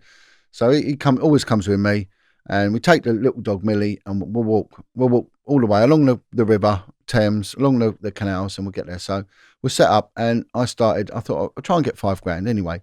Bam! Within, I think, a couple of days, I was on my way to near enough getting the $5,000. Now that was for my campaign, and that was for Terry Ellis, who you've had on here, the ex criminal gangster, whatever you call him, Terry Ellis, and Brian Cockrell. You know, these good guys that have put life of crime to one side and are helping kids that are caught up in knife crime, so they can get that, right? So someone else then set up another Facebook page identical to mine and started filtering money off there. And then the trolls did exactly what they did to you. But the problem I had with GoFundMe was that people steamed into the manager of GoFundMe, who this woman who said, I'll look into it. She was obviously getting her ear bent by some perverse troll. So she corresponded with me. So I got her name, and I put her name out on social media. If you've got a problem, let this woman know that you're genuinely giving it for the right reasons, because John Wedger's doing it. And again, sent her all the bits and pieces. Well, I think a few of them hammered her, to be honest. And I think she got absolutely mullered. And it didn't become professional, it became personal. So she got very spiteful and said, well, we're shutting it down anyway. So that was it. And then the people that you're helping don't get that money, and they go back to a bad lifestyle because of the trolls who say they're saving the person because you're just defrauding the money in the first place. Sean, one beautiful individual gave me £1,000 on their deathbed, right? They were dying, and they said, John, I want you to have £1,000 for this walk, for this charity. Brilliant, right? And of course, money got refunded, but in the interim period, this poor soul died. So that's gone into probate. So that money never got back. So they kept £1,000. So who's a real criminal? You know, and so it got to a point. That was where I really was getting the feeling enough is enough. Do you think that these sad loners sat at their computers are seeing you be successful and raise money, and they're thinking, why haven't I got a life like that? Yeah, jealousy. Why can't I just raise money like that? Jealousy. I'm going to spoil this for that person. Yeah, jealousy. And also, without sounding conceited, I'm a good public speaker. You know, I spent my life in Crown Courts talking out, you know, under pressure as well. And, you know, and I can oratate well, and they don't like it. You know, like I said, you know, I become very successful incredibly quickly, you know, in what I was doing. And I think jealousy is a major part of it. They are hateful, but when you do see them, they're twisted. And one of them, I rang one up, and one was accusing me of fraud and everything else, and basically saying I'm going to have it out with him. So I rang him up and I said, "What's this? You're going to have it out with me?" He went, "Oh, no. All I was going to do was I wanted to meet you to give you some financial advice and do some bookwork for you." And I said, "Well, no, you weren't. You was accusing me, and just a coward, just a real twisted, horrible." And after the phone call, he went and called the police and said, "John Wedger's arrested me." And this is what they're like. They're weird. They're total weird. And there's a lot of medication issues as well. You know, we can't take that away from them. They're heavily medicated, some of them. And there are some damaged people, you know. And, you know, and I allow for that. But the vexation I can't allow for. You know, and if we look, cyberbullying is now a crime. It become a crime on our statute books because people were committing suicide. I mean, there was a story the other day of a young 12-year-old girl who was bullied online. She killed herself. And they was actually telling her how to do it. Imagine being a parent of that girl. And all you need do was turn the thing off. Honestly, the noise stopped the moment I got Facebook. Boom. Facebook is a cesspit. It's a sewer. And it's full of jobbies. It is absolutely madness. And Twitter the same. The whole lot. I mean, YouTube is a bit different because it's more for watching videos, but if I ever do anything again, it will be pre-recorded. Everything I did, Sean, was live. So I was dealing with some people that were very, very traumatized, some people that were very, very damaged. You know, I didn't know how it was going to go. There was no belt braces and strings. Someone could have just stabbed me. I mean, some of them, I met them like that. I didn't know who they were. I mean, bless him. I think he's brilliant. But Darren, he just turned up one day and went, "I'll come and see you do the interview." And I didn't know how it was going to go with Darren. And Darren's a tough guy, you know, he's a hard man, you know. And but he's a beautiful guy, you know, and you can see that the guy just wanted his story out there, and I love him to bits. But some of them have multiple personalities, you know. Some of them could have jumped under a train afterwards. You don't know how it's going to go. You know, I was paying people's utility bills because they were in trouble. I was filling their cupboards with food. I was getting them paid work. I was getting some of them cash work. This is what I was doing. So when they were saying John was doing this and he leaves people, absolute dire nonsense. You know, one person, I went and landscaped their garden at a cost to me of nearly £2,000. I'd done all the things, the slabs and everything, and I put pictures online of what I did. You know, so this is, you know, what I've done, and it just you can't do right for doing wrong, you know? You just can't do right for doing wrong. And you know, the sad thing is, there's people that genuinely love you for what you do, and they're quiet, and they sit there and they quietly just have admiration and respect for you, you know, and they don't shout and scream, and they're ones that are in so much trouble, you know? But it was what this gave me that the police didn't was the satanic ritual abuse. That was the area where I think that I was meant to do this, because I think that was my raison d'etre. That was my reason for being part of this, was to expose this. And if I can, I'd like to show you. I've got a couple of documents. Before we go, I've just got one more question on the trolling and the threats, because so I've had this channel for about 13 years. It was the first prison channel, and I exclusively started with my story and then interviewing other people about their prison stories. Then we branched out into true crime. So that brought us then into interviewing not just people who've been in prison, but ex-police, ex-victims.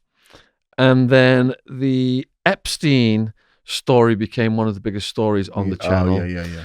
Now, the trolling has happened with some of the ex-prisoners, but once I got into the Epstein case, and once I got into talking to people like you and Sonia, the magnitude of the trolling and the death threats just went completely off the scale.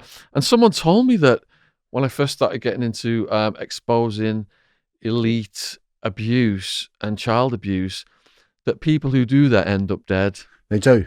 Yeah, and they cited some people who had ended up dead.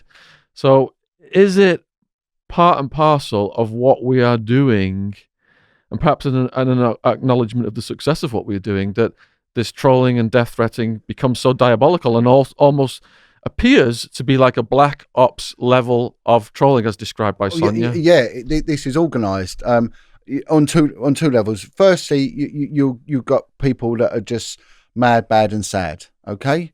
And they're sitting indoors and they love to hate. Haters love to hate. Hurt people, okay? And they're never happy. If you live next door to them, they'll be a nightmare. And I think even their own kids probably don't talk to them. Do you know what I mean? So, and you just become this light that these moths can come bombarding into. But on another level, there is this organisation. Now, they're saying they've got this thing called the 77th Brigade now, which are a branch of the intelligence service, military intelligence, and that there are a military unit on the intelligence regiment that's set up specifically for social media, So, of course, I got the police contact me, and I got the intelligence services contact me, and I also then got an ex hitman for the the ex-SAS hitman contact me. So, and he was just saying, be careful because you're going to come into our remit soon. So that obviously is now. I think that's an extreme way to go to shoot someone, because it's also very high risk, and it's going to get looked at. But if you can take someone down through social media, then that's straightforward. So it's the character assassination before the physical assassination. Yeah. And I think with me that I think out of all of the podcasters, I got the biggest kick in the Jacobs, as they say, when it comes to trying to attack my character. Literally everything. The key to it is you can't respond to it. You must not respond to it. Don't bite with it, because then you engage it, you feed this beast, but it takes your time. And they contact everybody you've ever had any interaction with throughout your life. For example, they've contacted all of my podcast guests. Yeah. And 99% of my podcast guests have got my back, and they've just, contacted me continuously throughout all of this drama. But they do manage to twist the odd one's mind. And the two channels that were responsible for that recently were live streaming accidentally and exposed themselves as complete con artists. They, for like almost an hour, they didn't realize they were being recorded. And they live streamed it. Yeah. And they were just laughing about how much money they were going to make making videos about me, and mocking guests they had contacted to turn against me, but actually speaking badly then about those people and what they really thought of them. Just exposed themselves as complete charlatans. But it's like there's a whole spectrum of forces against you, isn't there? Yeah, Like mentally ill people, loners, more organized people, and then black ops level. And it's like this nexus that you can't quite. Well, with me, it was the SRA. That's when it went to this level and that was it. Bang, And it was really strange, because when I was whistleblowing in the police, the same pattern occurred. Now, I was contacted by a guy called Lenny Harper, and Lenny Harper's a police officer who exposed Haute de la Garenne in Jersey, and he'd be a lovely guy to have on, because he is a lovely guy. And he just said, look, you watch things start happening to you now. You're going to get arrested. You're going to get this done to you. And he said, the other thing is your bank account will get shut down. Well, that's exactly what happened. And Maggie Oliver said very similar to me as well, Is she going through this, Maggie? Yeah. She, exactly the same. So everyone, Sonia, Maggie, everyone is going through it. I don't know whether she goes through the trolling so much this. I mean, but I'm talking about when we were in the police together, because when I was going through it, she was very good to me, you know, as was Lenny Harper, you know, and they both said that there is an algorithm of bullying. This is what they're going to do. And with the police, what they do is that they destroy your character, right? So exactly the same thing. What they do is they start going through things that are going to get you screwed up. And the easiest one is data protection violations. Now, in the police, especially detectives, you've got access to a phenomenal amount of intelligence. How you disseminate and utilize that intelligence is a point of conjecture, right? And it's a judgment call. So I could be looking at someone and I could justify it to myself and I could justify it for the whole overall investigations, but I might not be able to justify it to some sort of crime commissioner or intelligence commissioner who says, well, why are you looking at this person, right? And when you look at a name, I could put in Sean Atwood, I don't know who's looking at you. But if you're flagged up by the intelligence services or the National Crime Agency, they'll be told, you know. And it's the same as if you ever do a name check on someone who's been in the Special Forces, they get told, right? And the civilians don't tend to understand the depth of intrusion. You know, I saw it from the police and some of my work did coincide with intelligence services. So all of a sudden, I started getting these discipline papers, what they call a 163 form, served on me, right? And it's basically a summons, and it's saying that we're investigating you as an officer for data protection violations because you looked at this information, this, right? And also we're sending it to the CPS. So it's a summons. You're being summoned to court now. So it's the same as being arrested. I end up 9 of these things served on me, all told, you know. And so this is what they want to do, and knowing that one of them would stick. And then they look at everything else and they really, really try and so firstly, what they're doing is they want you arrested and then they're going to offer you a deal. So what they'll say to me is, you resign and take a caution. That's it. You don't, you're going to court and that's prison. I mean, one of them, and this is what they'll do. There was a guy I worked with who was an undercover cop, right? I think you have spoken to him, but he didn't want to come on. So, you know, anyway, won't name him, but anyway, so he was an infiltrator and he was brilliant at what he did. But like all undercover cops, he went mad. They've got so many personalities, right? But he was a good friend of mine and we worked on a lot of good work together, you know, mainly drugs work, but he was brilliant. And his legend was he'd live as a tramp, right? So he would go. It's really strange, and this is one thing. The Welsh police don't use their own officers for undercover work because everyone in Wales knows everyone, so they all know each other, right? So, oh look, there's Di, there's, you know, so they go on. So they always have to drag in people from elsewhere. So he ended up like in Wales and places like that as a tramp, and he'd get involved in all sorts of stuff. But he was so convincing. He got tattoos everywhere. He'd have a little dog with him sometimes. And he would piss himself. He would literally piss himself. And he stank of piss, right? And he always had a little bottle of methadone on him as well. And he lost the plot. He left the police. He went to live in France. And he got lonely, you know, because he was isolated. And the other thing they do is isolate you as well, you see. So he ended up totally and utterly isolated, very depressed, point of suicidal. His phone, he didn't have it anymore, but all he knew was that I'm the only Wedger in the police. That's it. There is no other, right? There's no others I don't think, in the UK. So if you put in John Wedger, Met Police, blah, blah, blah, you're going to get me. So he went into an internet cafe and he said, look, I'm coming to England. Please, can we have a meet? Can we have? And so I emailed him back. And I said, yeah, no worries. You're still living as a tramp. He's got, yeah. I said, well, I'll tell you what. You bring the special brew. I'll bring the methadone. We'll have a cocktail. So the next thing, I'm arrested. Right? And they said, right, we got you now. I went, well, what do you mean? And they said, right, conspiracy to supply Class A drugs. And they wouldn't tell me what the evidence was. And then they said, this 15 years, you're going to get all the others 2 years. This you're going to get, not we'll go through due process, a trial, and you'll be judged by your peers. But no, you are definitely getting 15 years. And then, of course, they need to provide the evidence. But they got in touch with him as well and wanted him to give a statement that I was, and he told them, you know, to do one. And but so it's exactly the same thing. And then what you're then in a state of confusion, a state of fear. You can't think right. and you're like a person at sea. When you're at sea, you will cling to anything.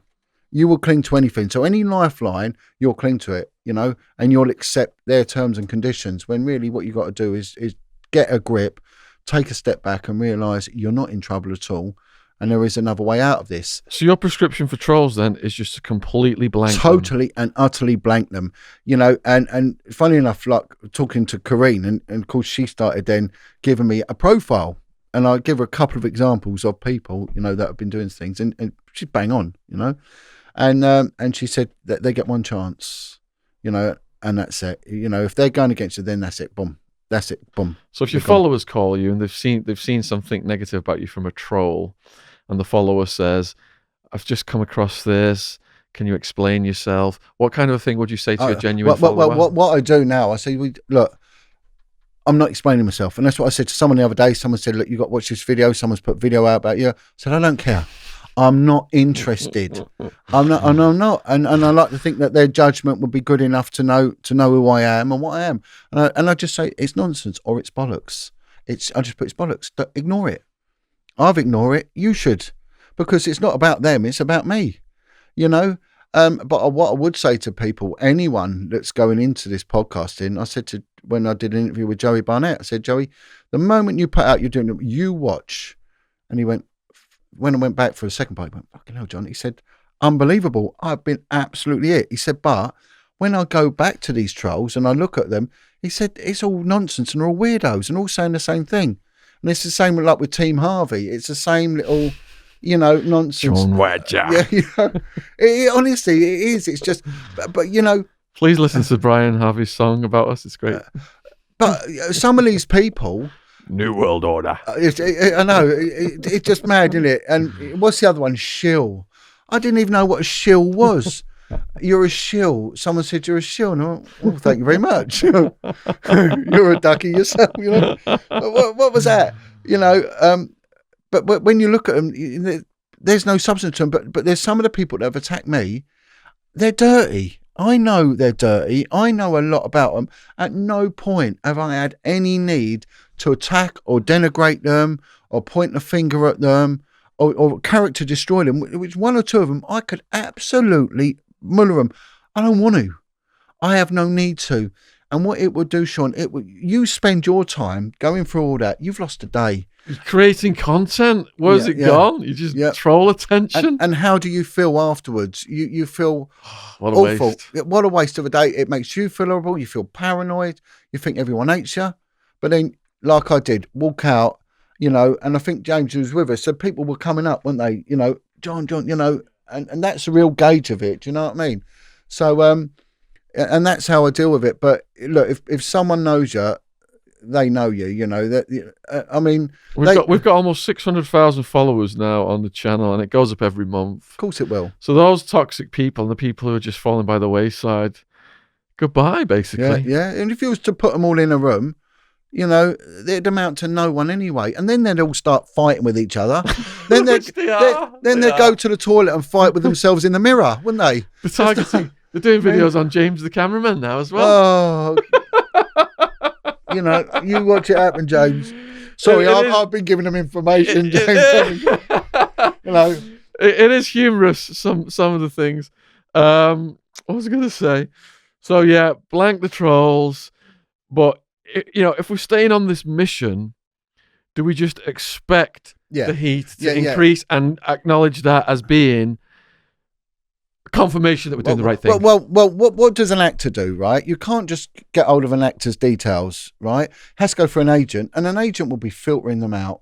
They'll be weeding them out. And if you speak to any actor, they'll be getting hate mail, you know, and all the time. So you need a filtration system. I had nothing. I you know, there were a couple of people who started doing it, but then they had access to my emails, and then that started getting abused. So, you need to filter out what it is. You know, you need to get a grip of where you really stand in all this, because when you're getting the incredible hits that you're getting, it's working, you know. And when you look at their work, you know, they'll have 308 views or something like that, you know. And so it's, I mean, I've been attacked for having a suntan, you know. He's got a suntan. I cycled a crappy old bike I found in a canal 300 miles across Cornwall and Bodmin Moor and all that. I was dehydrated, right?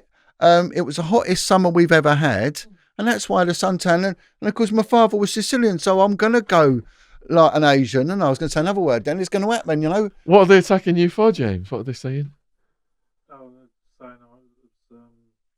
But it's linked to Didn't me. one of them say you were gonna beat one of them up or something? Yeah, well, I was having a go at him saying he'd blown off during one of his videos. You can hear it in the audio. So it was making fun of them, and that came back to me and like slagging me off. So you farted on an interview. Yeah, very silly. But I was like just taking the mickey out of them back and trying to give them some medicine. Well, I know that it is fun sometimes to do that, but one of them did contact someone who follows me who is hard man, you know, and they got it. They absolutely got it. And he's rung up and he said, "Look, I'm not saying this is right, John, but this person will never ever mess about you again." And he said they've had a visit, you know. And so, you know, I'm not saying that's right or wrong, but sometimes they'll pick on the wrong person. They will pick on the wrong person, you know, and that's that. But it is inevitable. You're going to get it, and you're going to get critics as well, you know. And I mean, one of them, it was Private Eye magazine were attacking me quite a bit. Were they? Yeah. And again, they've got a history. They've got a history of things, you know, and they get away with it because Ipsos are the regulatory body for newspapers. They're classed as a satirical magazine, but it was all to do with involvement in talking out about satanic ritual abuse, and of course, boom. But there's a history of it there, you know. So, but you've got to look at it as recognition. But some of it is dangerous, and I think what they did with Wilfred, how the media portrayed Wilfred was dangerous. And again, I think I've done my fair share in redressing that balance and telling the world, you know, Wilfred Wong is an outstanding human being who will do anything he will fight any Satanist anywhere on the planet, you know, shirts off in a car park right here, right now, and he will protect children, and he's a good guy. So, and he's paying the price for keeping it real. Oh, you know, but he's in good spirits, you know, he's in real good spirits. But he just said it's the boredom, the absolute boredom, as you probably know. I did. I sent him some books. I hope he gets them. Yeah. Yeah. So you've got your satanic. Right. Yeah, I'm going to just move on to what something that occurred just prior to me sort of exiting left on this one. Was a lady got in touch with me, and this sort of proves how deep this goes, and something about the attacks as well. Now, she corroborated so much of what everyone else has said, and I've had the response I've got from victims and survivors of satanic abuse is, that's bang on. And she said to me, "Have you got a pen?" I went, "Yeah." She said, "Have you got a bit of paper?" I went, "Yeah." So you sat down, and I went, "Oh, no." She said, "Well, sit down." So I sat down, and she explained the hierarchy of Satanism, how Satanism works, and who's put in place. And she said there are police officers, and they are usually on what they call the fixer level. And I'm going to go through these levels with you in a minute. And she said, one of them, she said, "You've upset this guy." And I went, "Okay." And she said a name. And I went, "Oh, my word." She said, "You know him, don't you?" I went, Yeah. And so she named a copper that I knew as a Satanist. And it brought it home to me, you know. And she said that, you know, the word I've got back is that, you know, you will one day find out how much you've upset them. So you've got them on board as well, you know. And of course, you're going to get Satanists at work in the registry office. Some of them might work for the local police.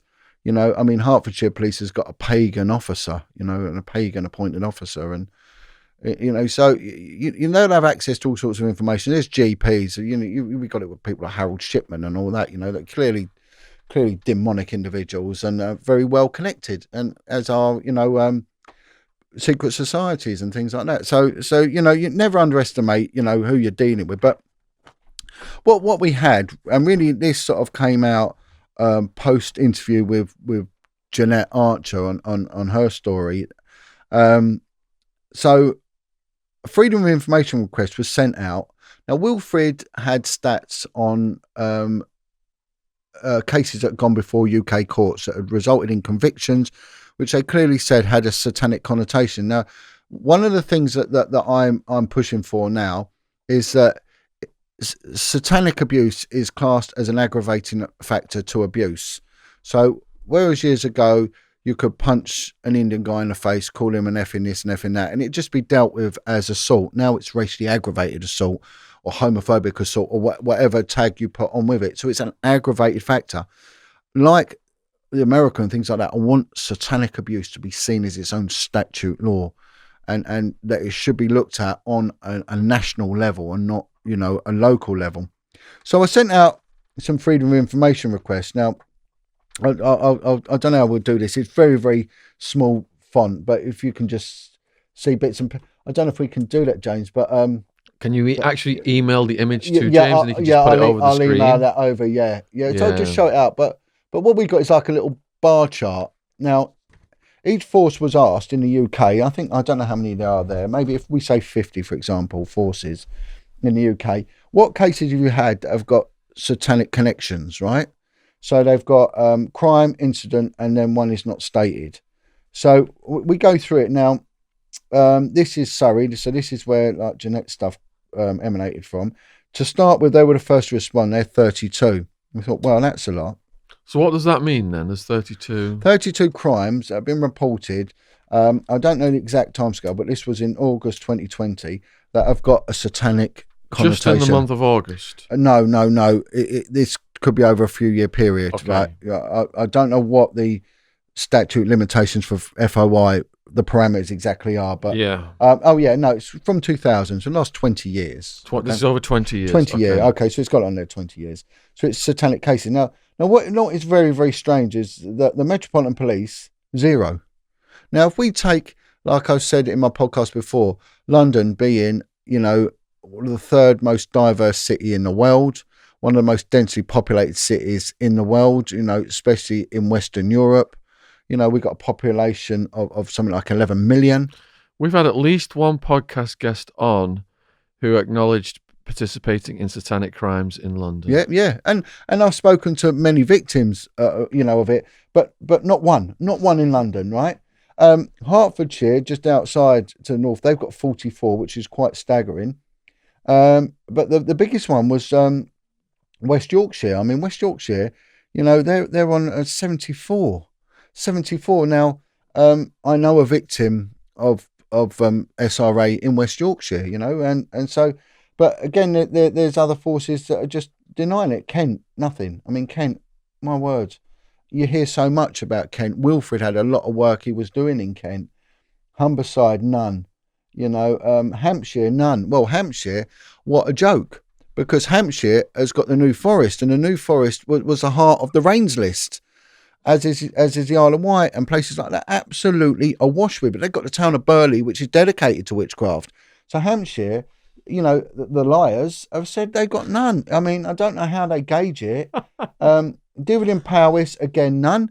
And again, the Chief Constable Dividend Powys, the former Chief Constable, was on the Rains list. And then the Kidwelly case and things like that. Now, do you want to just briefly tell people what the Rains list is? Yeah, the Rains list is an acronym, Rains. It's Ritual Abuse Information Network Support. This was a lady called Dr. Joan Coleman, who was a therapist, psychologist, psychiatrist at the Maudsley Hospital, just north of Brixton, and King's College Hospital, linked to there. And she would do therapy for very, very traumatized individuals. And she started noticing this thing called DID, which is dissociated identity disorder, which is multiple personalities, as we say, in the victim field. So she started talking to these people and figuring out, well, why have you got this? What's gone on? They all started saying very similar things. And it was ritual abuse, satanic ritual abuse. And that was the one thing. So she started documenting this. Now, what happened was, patterns started emerging, as they do with all organised crime. So if a name was mentioned a minimum of twice, it went on the Rains list. If a location was mentioned a minimum of twice. So there is an extended list, which has got hundreds and hundreds, and there is a reduced list. And it's online. If you put in Rains, the acronym RAINS, satanic list, you'll find it. And there's celebrities on there. There's chief constables on there. There was one of my former senior officers on the unit I worked on. Clubs and Vice is named on it. I've written to the police about this as well. And again, no response, you know. I've written to the IOPC about this guy. Why is he on it? And they've written back and they've said, John Wedger, please never write to us again. The IOPC, I mean, what are they there for if not to investigate this? So it's an incredible list. It stands on its own 2 feet. Again, it's very toxic because anyone who really puts it out there ends up in a lot of trouble. But it is a public document and it can be referred to, and you will be amazed at the names on there and these names that it's an incredible document, the range list. And it's all centered around Hampshire. So again, absolute dire nonsense. And you know, it goes on and on. Even Devon and Cornwall, I mean they've only said 8. Again, it's an area that's always mentioned, Devon and Cornwall. Certain places, you know, keep cropping up time and time again. Why are some squares orange and some red? Well, some are incidents, some are crimes, and some are not stated. So it could be intelligence or something like that. So, you know, this is, you know, it's an FOI document. It's a very interesting reading, and it really, really sort of backs up who's actually bothering. West Yorkshire are doing, you know, they're actually recording it. Hertfordshire are recording it. The Met Police know, you know, Hampshire know. 2 main epicenters. Very, very sad, you know, sad. And this is one of the things, had I got a good little team that I wanted exploring, you know. I had a team of ex-military guys come to me, ex-special forces lads. One of them is well known. He's on the telly quite a bit. So we can put a team together for you for if you're going to do covert stuff, we're going to do this. You know, I remember the House of Lords wanted to put across a private members bill to get this all highlighted. And of course, the trolls and everyone else brought this to an end, you know. So this was a level I was on. So when you're saying, was it organised? Well, I was onto something very big here. I had a meeting with the Home Secretary in October. Everything was stopped and put on hold, you know. So I think it genuinely was not just a vexatious campaign, a jealousy campaign, but also a very orchestrated campaign to bring me to a halt, to a grinding halt, to be honest, because I started talking about this. But, and again, anyway, so this lady gets in touch with me, and she is a victim and survivor of satanic ritual abuse.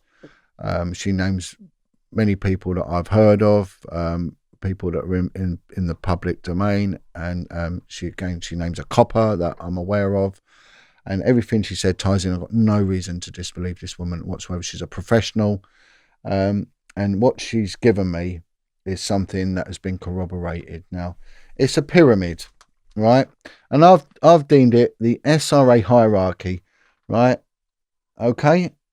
Now, she said children are referred to as diamonds. Can I have a look? Yep. And I'll send you the range list, because the range list is and what I want to do is go through each level and their roles, and you know, and this does tie in with some of the stuff you've been dealing with Epstein and things like that. Prince Andrew, yeah. You know, and what she said to me is, wherever you get a site, you'll always get a labyrinth and a maze. And she said, when you're looking at Epstein's Island, there is a labyrinth. You can see it. She said, John, that is not just a place of abuse. That is a place of ritualistic abuse. That's one thing she said to me. So if we start at the very bottom, these are spotters and lookers, right? So the lookers actually are a degree above the spotters, but she said they'll be going out picking their victims. So they're very proactive, the Satanists. You know, they're never resting. They've got a job to do, and they'll go out there. Now, they could be anything, the spotters and the lookers. They could be a heroin addict that is going out there to identify. Mainly, they're picking on and identifying dysfunctional families, right? So this is a need. This is one of the things, the campaign that I was doing was also bringing the family unity back and family values back. Because when your family's divided and broken, your kids are prey to these beasts, you know, and they are. And we saw that with what was happening in there was a program about it. I'll come to me in a minute. In the north, they were deliberately targeting working class dysfunctional families. So they'll be going out looking for kids that are sort of on their own a lot, latchkey kids and things like that. And the strange thing is, one of the children that was killed by Sidney Cook, the very infamous child murderer, his best friend contacted me and said, when they abducted this boy, I can't remember his name off the top of my head. It was one of the boys that Cook got convicted of murdering. And he said he was always on the street, John, always on the street. And they knew that he was easy prey. His mother was a drinker. And so they'll be looking out for kids that they can get hold of. They'll also be targeting families. And they will have people that will be working in the records office, in doctors' surgeries and things like that. So they've got bits everywhere.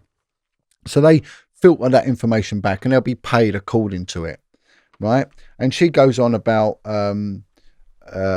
mentioned about Elm Guest House. She said, there was stuff going on now, which has come out in the public domain, but also when a child is needed, not just for a satanic ritual for a murder, but also kids are needed for sex. So clients will come over to the UK from abroad and they want a child.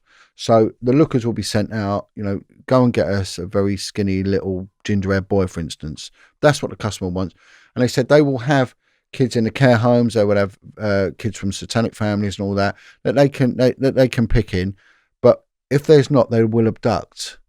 So we have had cases of child abduction. And if we look at Mark Dutroux, he was abducting to order as well. So it all does tie in very, very nicely. And again, because she goes on for the reasons for it. Now, people will pay money for spells to be put on. So someone might want fame, might want fortune, and will pay a lot of money for a certain spell. And that certain spell will always require blood, but it may be a dog, a cat will do. But on the whole, a child's blood is what's needed. And that's big money. So we've got a good money incentive here. Satanism is all about the self. It's the love of the self as well as the devil.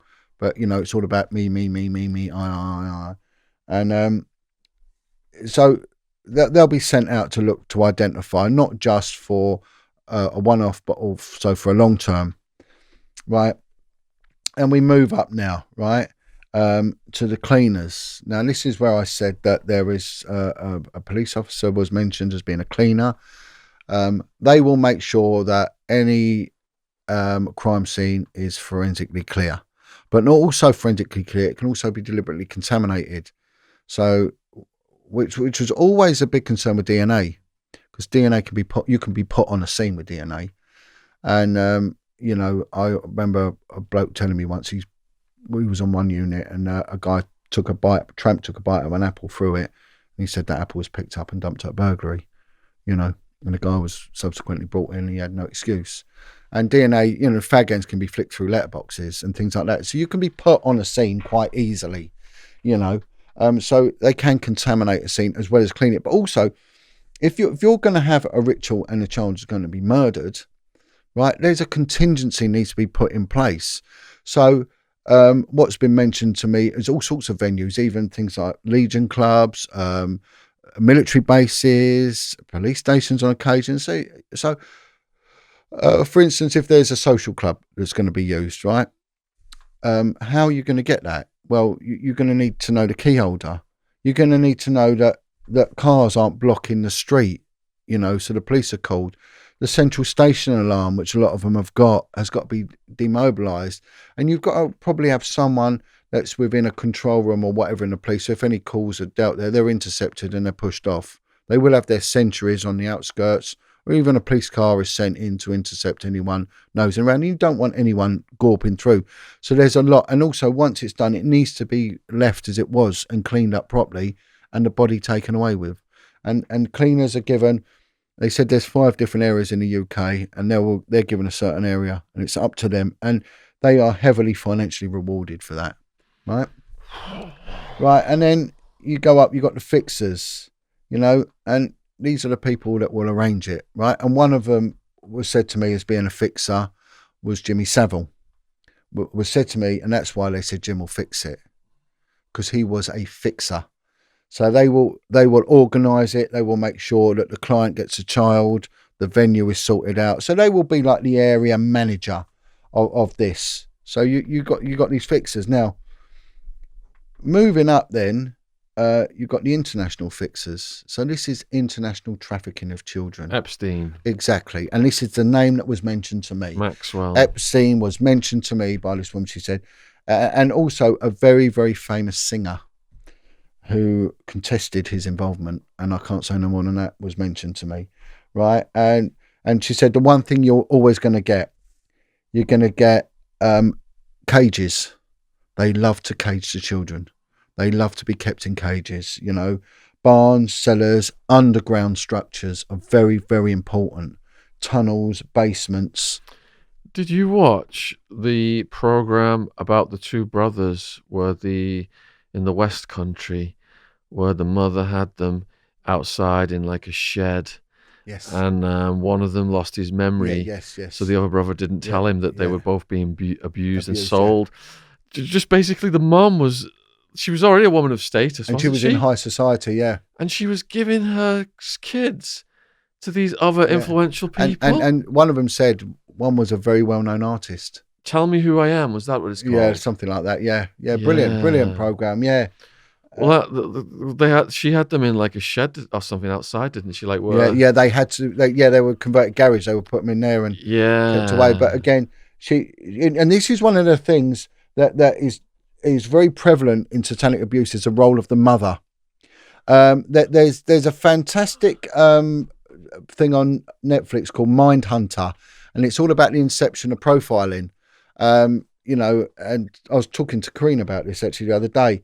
And it's how they get it, and the way they got it was basically what they used to do with me and the police, going to the prisons, and that's one of the things they used to do with me, send me into the prisons to talk to people because I had this natural ability to talk, and these guys were going and talking to serial killers, and what was blatantly obvious was how many of them were abused by their mother, near enough all of them, and the reason they went on to kill was a vengeance for the mother, to get approval for the mother. So a lot of people think of international trafficking then, whereby kids are procured from countries like Vietnam, Cambodia, the Philippines, places where Gary Glitter hung out. And it's financial, because the camera crews, when in that one Gary Come Home or something, that documentary, if you saw it, they're on Gary Glitter's trail, and they go through this village, and they're filming it secretly, and the parents are coming out saying, you know, do you want the kid for an hour, a day, a week? But it's all about the money. All about the money, so in Tell Me Who I Am, if this woman's already an aristocrat and she's giving her kids out, what's in it for her? But it's the position, keeping in that position of privilege and power, you know. So she maintains that style, and it's like, I haven't got anything financially, right?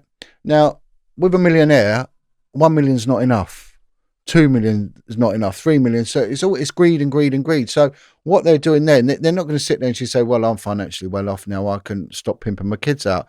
It's her way of life. It's what she does. It's what she's always done. So it's a status thing. The whole thing. And you networking. Know, absolutely. And children are big. And this is what I want to come on to in a minute with this guy that I'm talking to at present, who's an ex coke smuggler, gangster and all that. And he wants, you know, he's got quite a lot to say. But children, like I said to you before, drugs at the bottom, guns at the bottom. Children are the commodity. I mean, this lady was saying that that a lot of them were flown out in Hercules craft to America.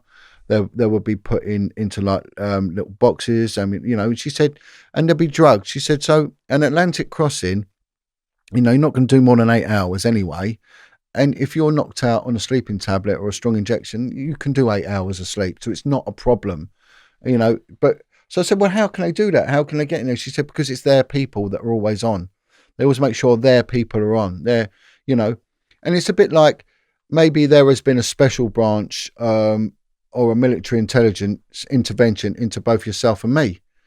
But if you was to accost, that's why I don't like these videos when they stick cameras in some Bobby and the Beat's face and accuse them of being New World Order and a shill and all that.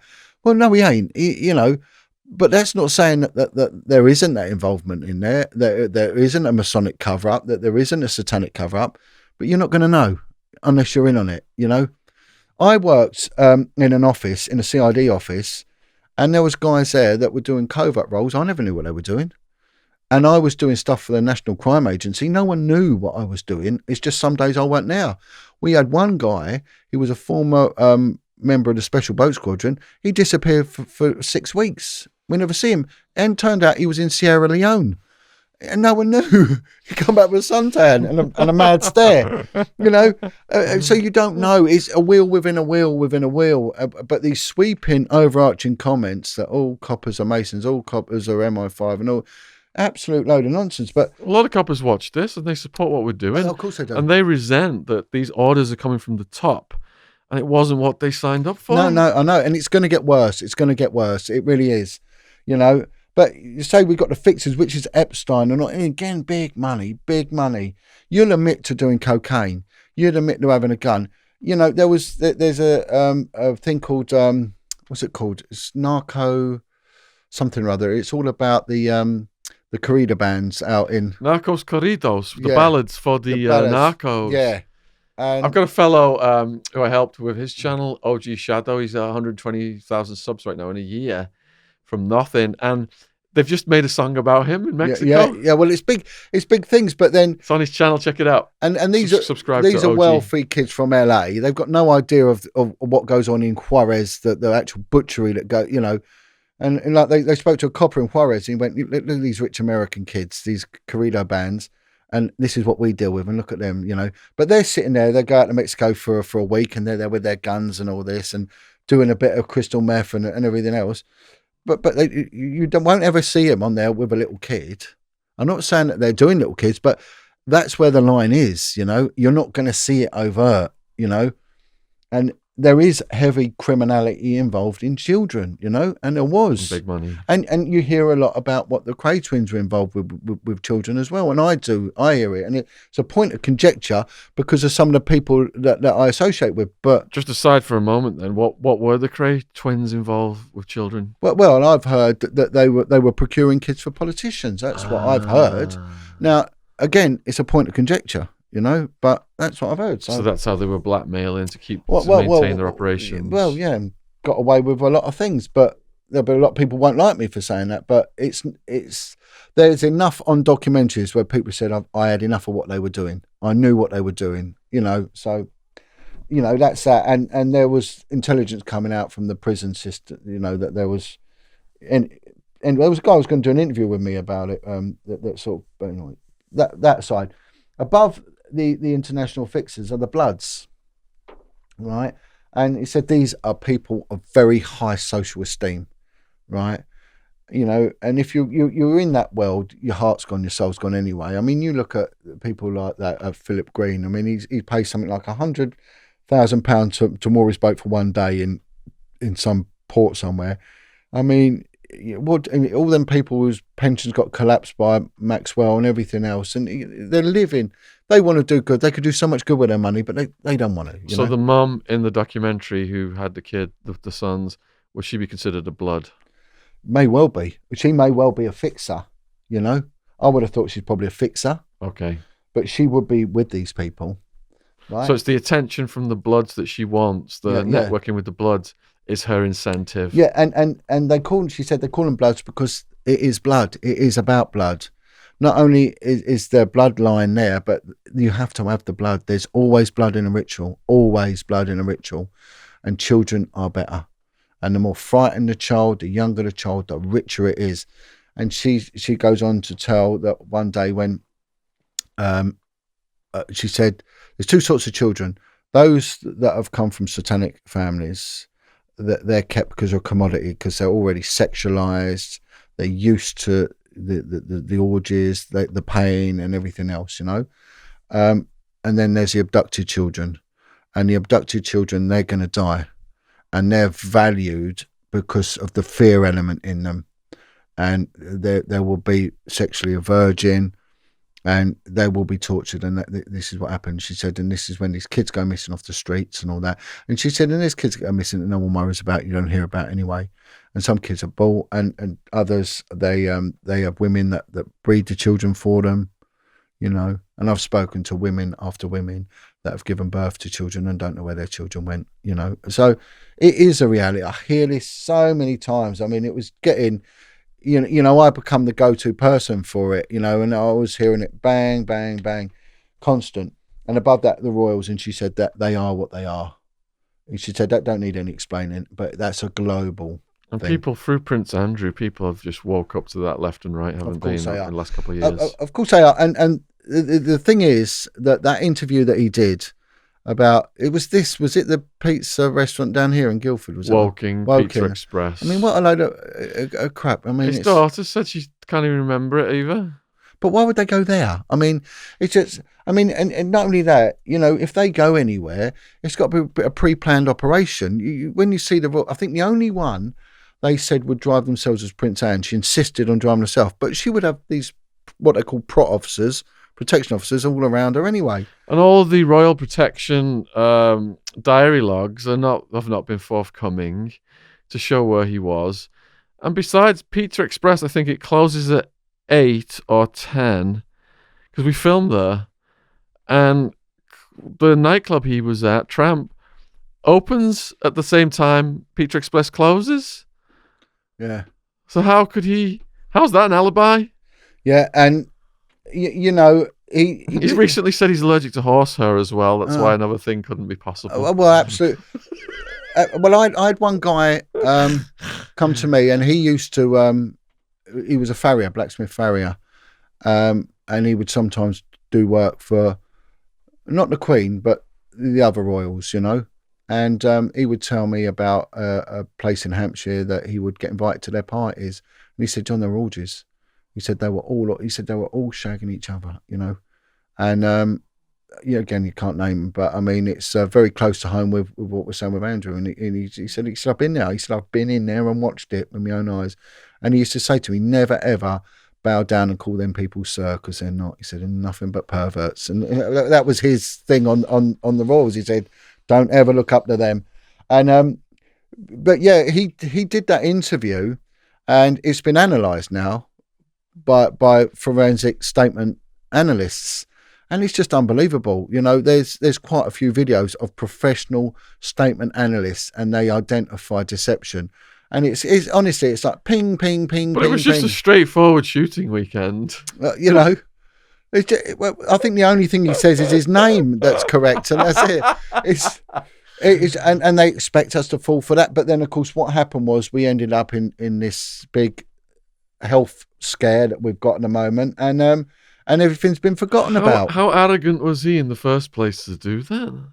It's incredible. Just to think that we're all going to buy that bullshit. But I think this is it. They think we're gonna buy it, right? And this is their contempt for us. They must really think that we are as thick as they come. But who advised that moron to behave in that manner? I mean, it's absolutely incredulous, isn't it? I mean, it's just, I sat there and I just thought, he's taking the piss. That is just absolute madness. But even though there's been a distraction, he's lost in the court of public opinion. He's ruined. Oh, it's ruined. No, and I think the royal family in general are ruined. I don't think they have any respect whatsoever anymore. You know, and especially what's happening to this country at the moment. And where's the support coming? Do you think that they could save the royal family by passing it over Charles to Charles's firstborn? Well, I wouldn't even credit that lad with it. I think the only one is Harry Hewitt, isn't he? I think he's about the only bit of, you know, saving grace we've got, because he seems to be like a normal bloke. Harry Hewitt, I think he's it seems all right, you know. It's weird. There's so many questions, but again, what is needed is people that worked in amongst these to come and speaking out. And I've heard a couple of fellas from my old world that have gone on to royalty protection have mentioned one particular male member of the royal family, consistently the same one, and he's been mentioned by other people to me as well. In a good or bad way? Always a bad way, never a good way. You know, I've never heard anything nice about you know, anything. I think people like Diana, and that was about it. And I don't hear anything bad about them two boys, but this one member I hear all the time, the same. It's always this guy. And but again, what can you do? What can you say? You know, it's sad that we can't speak out. And it's the same with these celebrities that have been involved in the child abuse, horrific abuse, that have been named to me so many times. They've been named to the police, yet they get away with it. Which brings the reality of this in. This is why there's obviously something other than just being a bit of a geezer or doing a bit of coke or doing this. There's something else. This is what will silence people. And you die, you speak about this, that's it, you're finished, you're dead, you know, you're gone. And this is it. And Satanism, Wilfred's right, it is at the key, which is, I mean, what we're on about, same with that documentary with the twins, we're talking about the white upper echelons of society.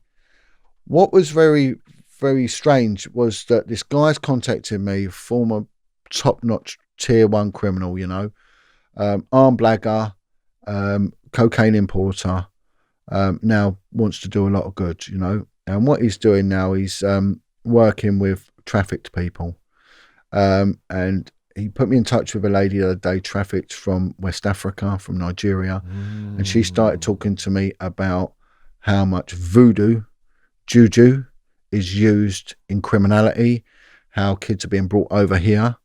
They're used as prostitutes coming from Nigeria, but they're also heavily demonized because they've been subject to a hell of a lot of rituals where demons are put on them, and these demons are there for money.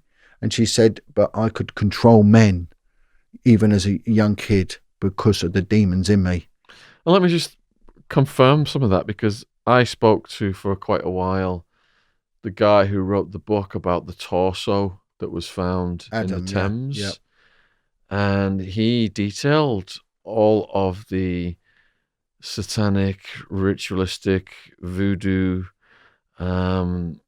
methods that were coming in from that part of the world. But I'll let you expand on that. Yeah, well, and one of them, it's very real, and this is very strange you should say that, she said, but one of them is the Leviathan, the water spirits. The water demons are the strongest. And again, she said, if you find water in a ritual, you're dealing with very, very demonic. And of course, Adam's body was found in the Thames, you know, beheaded, torso was, and it was my team that recovered his body, ironically enough. Was it? Yeah, when I was with the River Police. Yeah. Wow. Could you detail that for us? Yeah, it was, they pulled him, I can't remember exactly where, but I was sent out to look for anything that could be linked to it. And over in Rotherhithe was a disused wharf.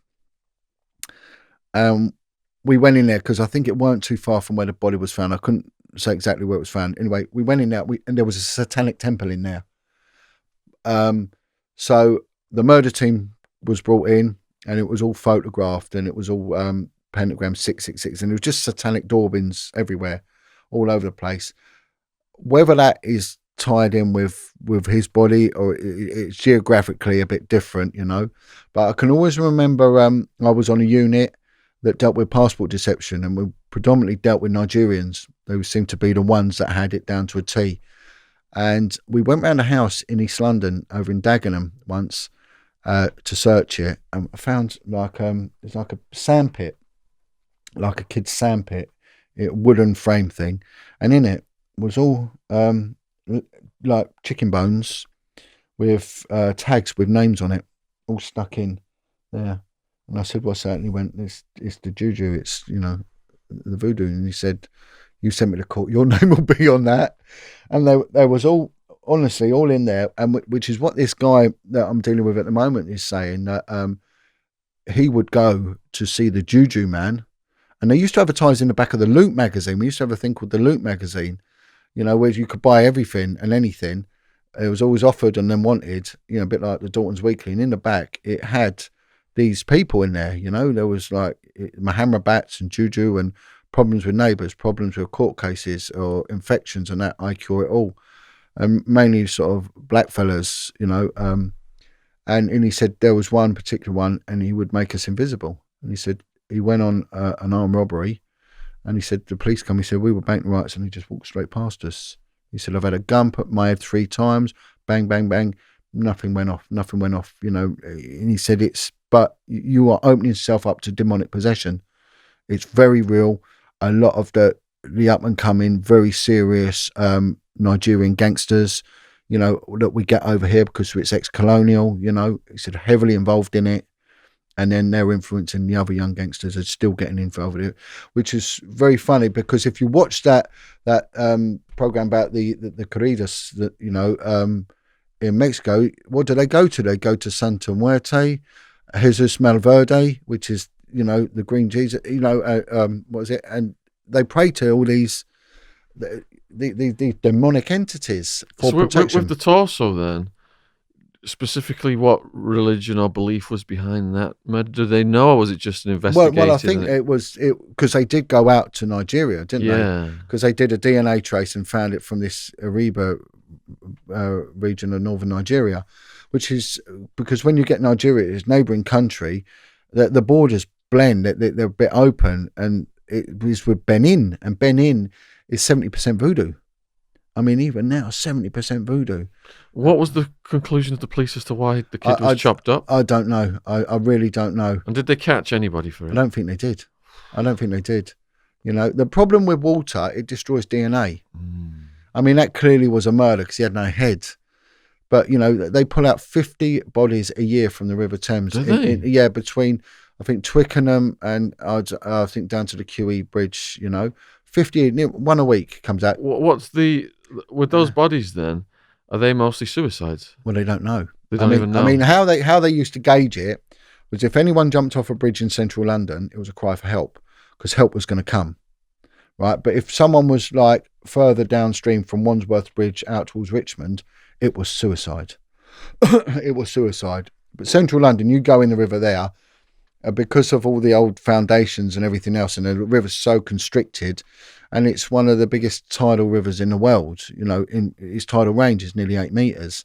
So you've got 8 meters rushing in, and when it rushes out, it goes out faster because you've got the current, the tide going out with the actual flow of water, and it would drag you under. So there's a lot of bodies that get just dragged out and they're never even discovered. Well, what will happen is that, if they've been sexually assaulted, the DNA is going to die. You're not going to find semen or anything else like that on a body. It's not going to happen.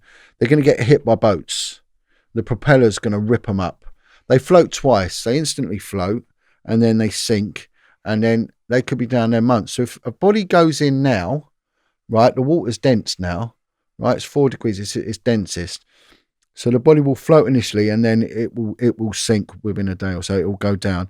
It could stay down there till April, right? It's going to blow out. The white skin pigments and goes black. So you think it's a black corpse. It's actually a white person. Black people go white. Yeah, the skin goes white. The body fills up with gas. It pops. It explodes. They get eaten by eels. There's a lot of shrimp. Little tiny shrimps in there. Eels do a lot of damage, and the propellers do. And of course they're being bashed around all the time, tossed around in the water. So when they've got to be forensically examined when they're extracted. Yeah. They had one fellow, and he was an expert because there's so many bodies. That one of the only things was that there was quite a disproportionate amount of sex offenders would end up. Now, you can argue, is that suicide or you know? I think the only time when it wasn't suicide is when the bloke had his hands behind his back and a trolley jack tied around his head, and that was deemed not suicide. Did you have to view corpses of that nature? Well, not only did I have to view them, I'd have to pull them out. I pulled you one. You had to pull them out? Yeah. I'll tell you what happened once, Sean. There was a body come up because I had to learn to drive the boats because I ended up doing the stuff with the sex offenders on the canal. So yeah, we talked about that in podcast 1, didn't we? So the training was brilliant. I got a ferryman's license, and a body had come up in central London by Embankment Pier.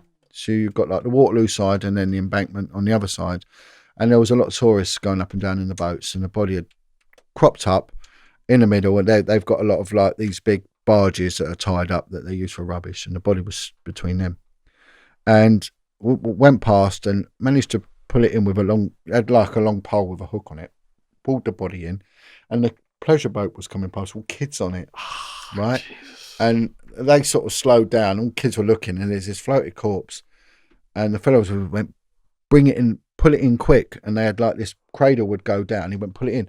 So I got hold of its arm, pulled it, and the arm come off. The actual arm come off, and the body floated off.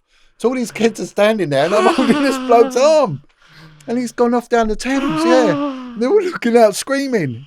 Yeah, his arm ripped off. Another one pulled him out, and he started moving, and it was an eel was in his stomach, and it was like something out of what's that film, The Thing or whatever, you know, Alien.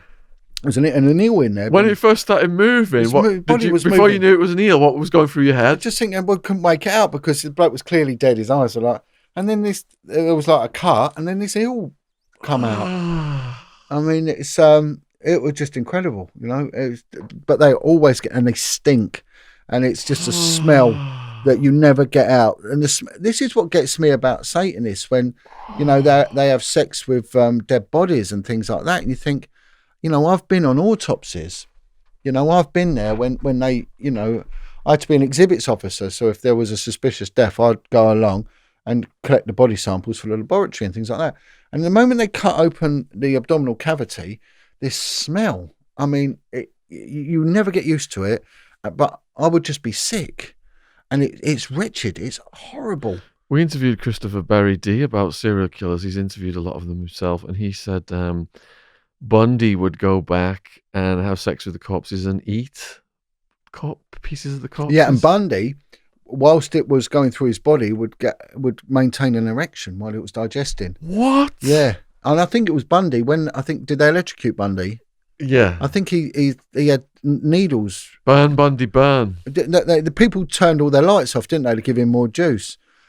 I think that it shorted out something because he had so many needles pushed into his testicles. Oh. A very, very twisted man, yeah. And there was one case where a guy had killed a teacher. I think she was a music teacher, and he kept her corpse at the big yellow storage on the A13 going out of London, and he was regularly seen on CCTV going in when they got the CCTV footage.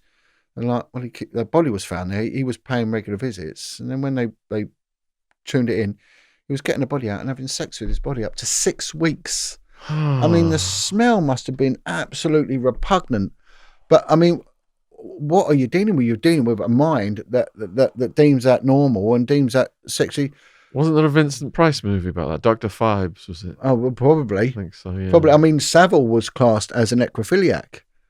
You know, that come out that he was going in the mortuary and having sex. So, and these people had access to our children. You know, if people knew that Savile was doing that, who was also then allowing him access to children and not speaking out and saying, no, actually, he wants to have sex with a corpse, but don't let him near any kids. I mean, you would say, hang on, there's a line, but the Bloods and the Royals. Yeah, well, exactly. Had the control strings over Savile. It just shows how deep it goes, and now they'll. I don't think you will ever know. You will never know the sheer extent of all this. But what is highlighted is the fact that, you know, in the criminal world, when they're saying that they're using these demons now for protection, so this takes it to another level. So it's no longer the white upper classes that are doing this. We are now dealing with lower class, working class criminals, which are also tuning in, which is what is happening with these Mexican gangsters are doing exactly the same thing, tuning into this demonic protection because it gives them protection, keeps them alive, keeps them strong, and everything else. I mean, Escobar's hitmen, they all prayed to the patron saint of the hitmen, and they had that weird satanic Colombian flavor of whatever it was they were worshipping. But yeah, it's big because they're very superstitious, and they like, you know, make it be a clean hit, make me get away with this, make me get enough money so I can give some money to my mom and things like that. Yeah, and I think once you start tuning into it, and the more bad you do, the more bad you become, you know, and the violence becomes normal, and of course it's not honourable anymore. But what have you spiritually opened yourself up to? A lot of badness, and it's going to take a long time to come out, you know. Yeah. And it's, you know, and it's only when you start talking to the people like I've done for many years now, they realise that, you know, they had to turn their whole lives around and realise in themselves they were absolutely racked with demons. Yeah, totally and utterly racked with them. This is reality. This isn't fiction or anything like it. This is reality, and it's consistent. And that is the one thing you're seeing consistent. It's going across cultures and social and economic divides. It's absolutely rife, you know. But yeah, so for the time being, you know, that's on hold. But I was at one point, I was really on board to putting out a lot of videos, you know, on this sort of stuff. But again, a lot of disruption would occur as well. But again, there wouldn't just be this concerted disruption like we discussed. There would also be this spiritual disruption that they would be putting out, you know, and they would deliberately be doing it. So someone wrote in, "Hey Sean, you may know this, but you could be undergoing some serious demonic attack. Yeah. This 100%. happens when you are seen as a threat, and thus that is when the oppression starts. You have been doing great work. Blah, blah, blah. Don't give up, just know the enemy. And it's almost I felt in the last year when all the attacks just multiplied and multiplied, and it was pulling my energy from content creation to dealing with it, that it was demonic. It is demonic. And I discussed it with some people, and it was like we needed to clear the energy somehow. Some of my friends were like, Pray. Get a hold of John Wedger and pray. get an exorcism off John Wedger. Yeah. That's what they were Pray. saying. Pray. Well, what I do, I mean, before I did my walk, Yeah. I felt all throughout that walk that I've been stabbed in the stomach. Before I went for a walk, took the dog out, and I went with Dylan, and there was floral wreaths laid outside the back of my house, and there was an altar made out of acorns with all things stuck in it, you know. And it was like a little satanic, like a pagan sort of thing. And all through it, I felt that I was stabbed in the stomach. And I just pray through it. Now, what I do sometimes, I sit and I call up Chris Lambriano, because he's a very committed Christian, and we pray together. You know, and Wilfred, he always makes sure that we pray. Before anything goes on, we pray and pray and pray, because they are doing the same. This is real, you know. And Jesus has warned us about this. It's there, and it is a matter. But if you stay in the light, they can. I thought that when I started doing this sort of stuff with the child abusers and the satanic, that when I come up against people heavily involved in Satanism, I thought that I would be facing raging bulls, grizzly bears, great white sharks. I wasn't. I was facing little mosquitoes, right? Little ants that bite you. Wasps that sting you, you know, and this is what it is. It annoyances, and but they swarm, don't they? Swarm, and drain you, and you know they are the stone in your shoe, the crumb in your bed sheet. You know, they are the ant that's gone down your shirt, and this is what they are. And then I thought it would be an honourable enemy, but it's not. It's a vexatious, vicious enemy. They're tell teacher, that sort of thing. Always belly aching to someone else. Always trying to undermine you, calling someone else up, and this is what they do all the time. They're non-stop. Because I've looked at some of my videos from the thick of the attacks, and I look a bit disorientated and depressed and just not myself. I can feel my strength coming back now with the strength of a wild man looking out for me, but it drags you down for a period of time. Oh, it does, yeah. Yeah, so you emerge from the darkness. And this person who's written in is bang on, because I've had people ring up and they've said, John, we know you're being attacked. This guy that's talking with me at the moment, you know, he works with deliverance, taking demons out of people, with a pastor. And he said, we can see the attack. We can see the attacks on you, John. You know, you must close down now. Start shutting doors and stay in prayer. I mean, I do this because God wants me to do it. You know, I said this on many things. I feel driven by it. I believe in Jesus, but the devil will hate me for what I'm doing. Doesn't want it. One of my podcast guests, and I won't say her name, she asked me to ask you if you do or you know anyone who could do an exorcism on her. Yes, I do. Okay. Very much so. I'll convey that information then. Very much so. Yeah. Do you have anything else to say on that, or do you want to get on to the next subject? No, I mean that's it. It's. I mean, I could talk for hours on that. You know, on this. Yeah. It's a deeper, dark subject, and you know, and it'll be a podcast in its own right. But no, I'm happy to move on now. So the next subject then was IICSA and Catholic Church. Catholic Church cover-ups. Yeah. Well, IICSA is an acronym for the Independent Inquiry into Child Sexual Abuse, and it started about 8 years ago or so, and it was the government saying, right, we've got to do something about this, or proclaiming they were going to do something about it. It's been wrecked with controversy, and it was all to do with all the care home cover-ups, police cover-ups, and in order for them to go forward, they need core participants, which are witnesses, survivors, and everything else. We're on the fourth chair now. So the first one was linked to Leon Britton, and of course Leon Britton was mentioned in there. I think the next one was also linked to Leon Britton, was his sister-in-law or something. which wasn't good. And again, we mentioned about Liam Britton in the last one we did, how his Home Secretary and many accusations about that bloke and the cover-ups that went on. One was an New Zealand chair. She left claiming that the British intelligence service will never let the truth come out, which I would like to go on about, actually, to be honest, because that has been proven. And they've now got the former head of social services as a chair, Alexis J. And so under that, I was asked to give evidence, myself and Maggie Oliver, to give evidence. And what happened was the government blocked us from giving evidence, right? We fought, and they said, well, they can give evidence, but statement form only, not in person. So they didn't want either Maggie or myself being cross-examined. However, we did get our evidence out there, and my evidence was well received. And when you look at the inquiry on the whole, we had the fact that Special Branch were exposed for funding PI, which is a paedophile information exchange. We've done a lot of work on that with Sonia. Yeah, so Special Branch was shown as funding it. So the Metropolitan Police's intelligence service were funding. And what was the motive? Well, they said that they could monitor them if they did that.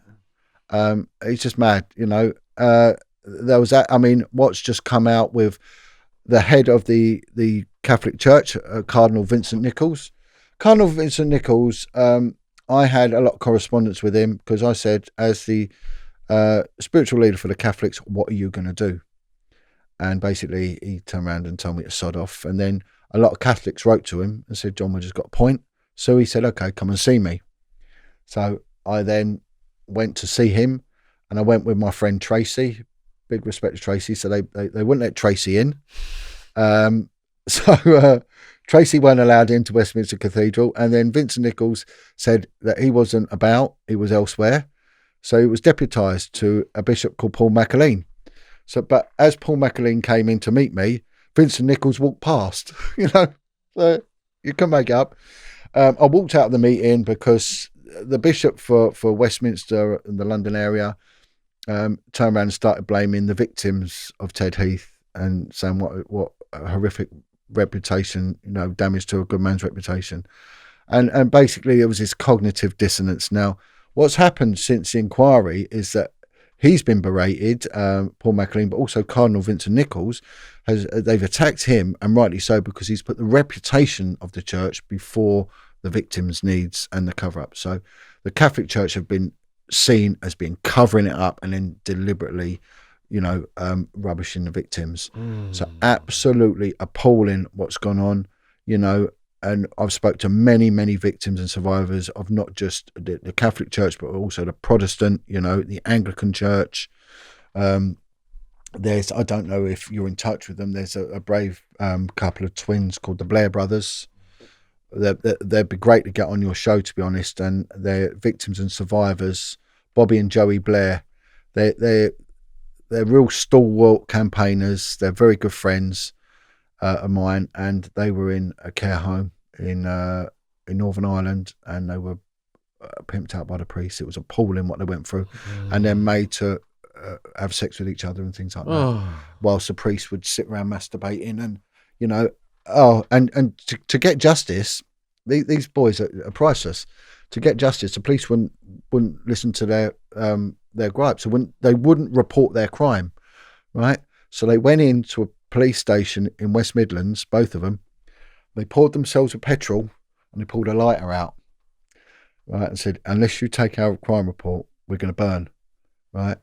And one of them turned around and said, next thing, the police, he sees a red dot and the police have got a taser on him. And he went, well, pull the trigger because we'll burn if you pull the trigger. You'll ignite us, we'll carry on. And in the end, he said, we just want to, and that's what they had to do. It got in the Sun newspaper. That's what they had to do to get their complaint registered, because the police kept pushing them off. So again, when we were talking earlier on about how does a cover up goes, well, it goes right to the top, my friend. And so there is so much in that in its own right, what's gone on in the Catholic Church, and this cognitive dissonance, and we've seen it. But I was, when I first started this, I was called to a whistleblowers forum in Parliament, a committee room, and this is very interesting because they had they brought all the heads of faith in, right, on this panel, and they were to address what their faith is doing.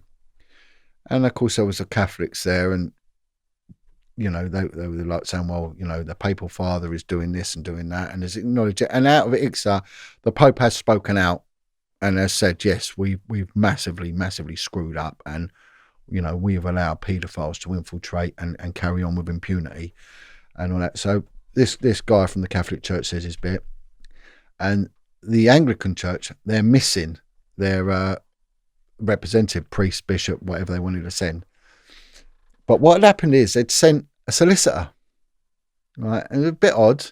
Anyway, there was the Hindu chap there, and he said, this is what we're doing, Hinduism in London, we've got these safeguarding. And then I think there was someone from a synagogue, Jewish guy, and who bizarrely claimed that he hadn't heard of any allegations regarding his faith, which seemed a bit odd.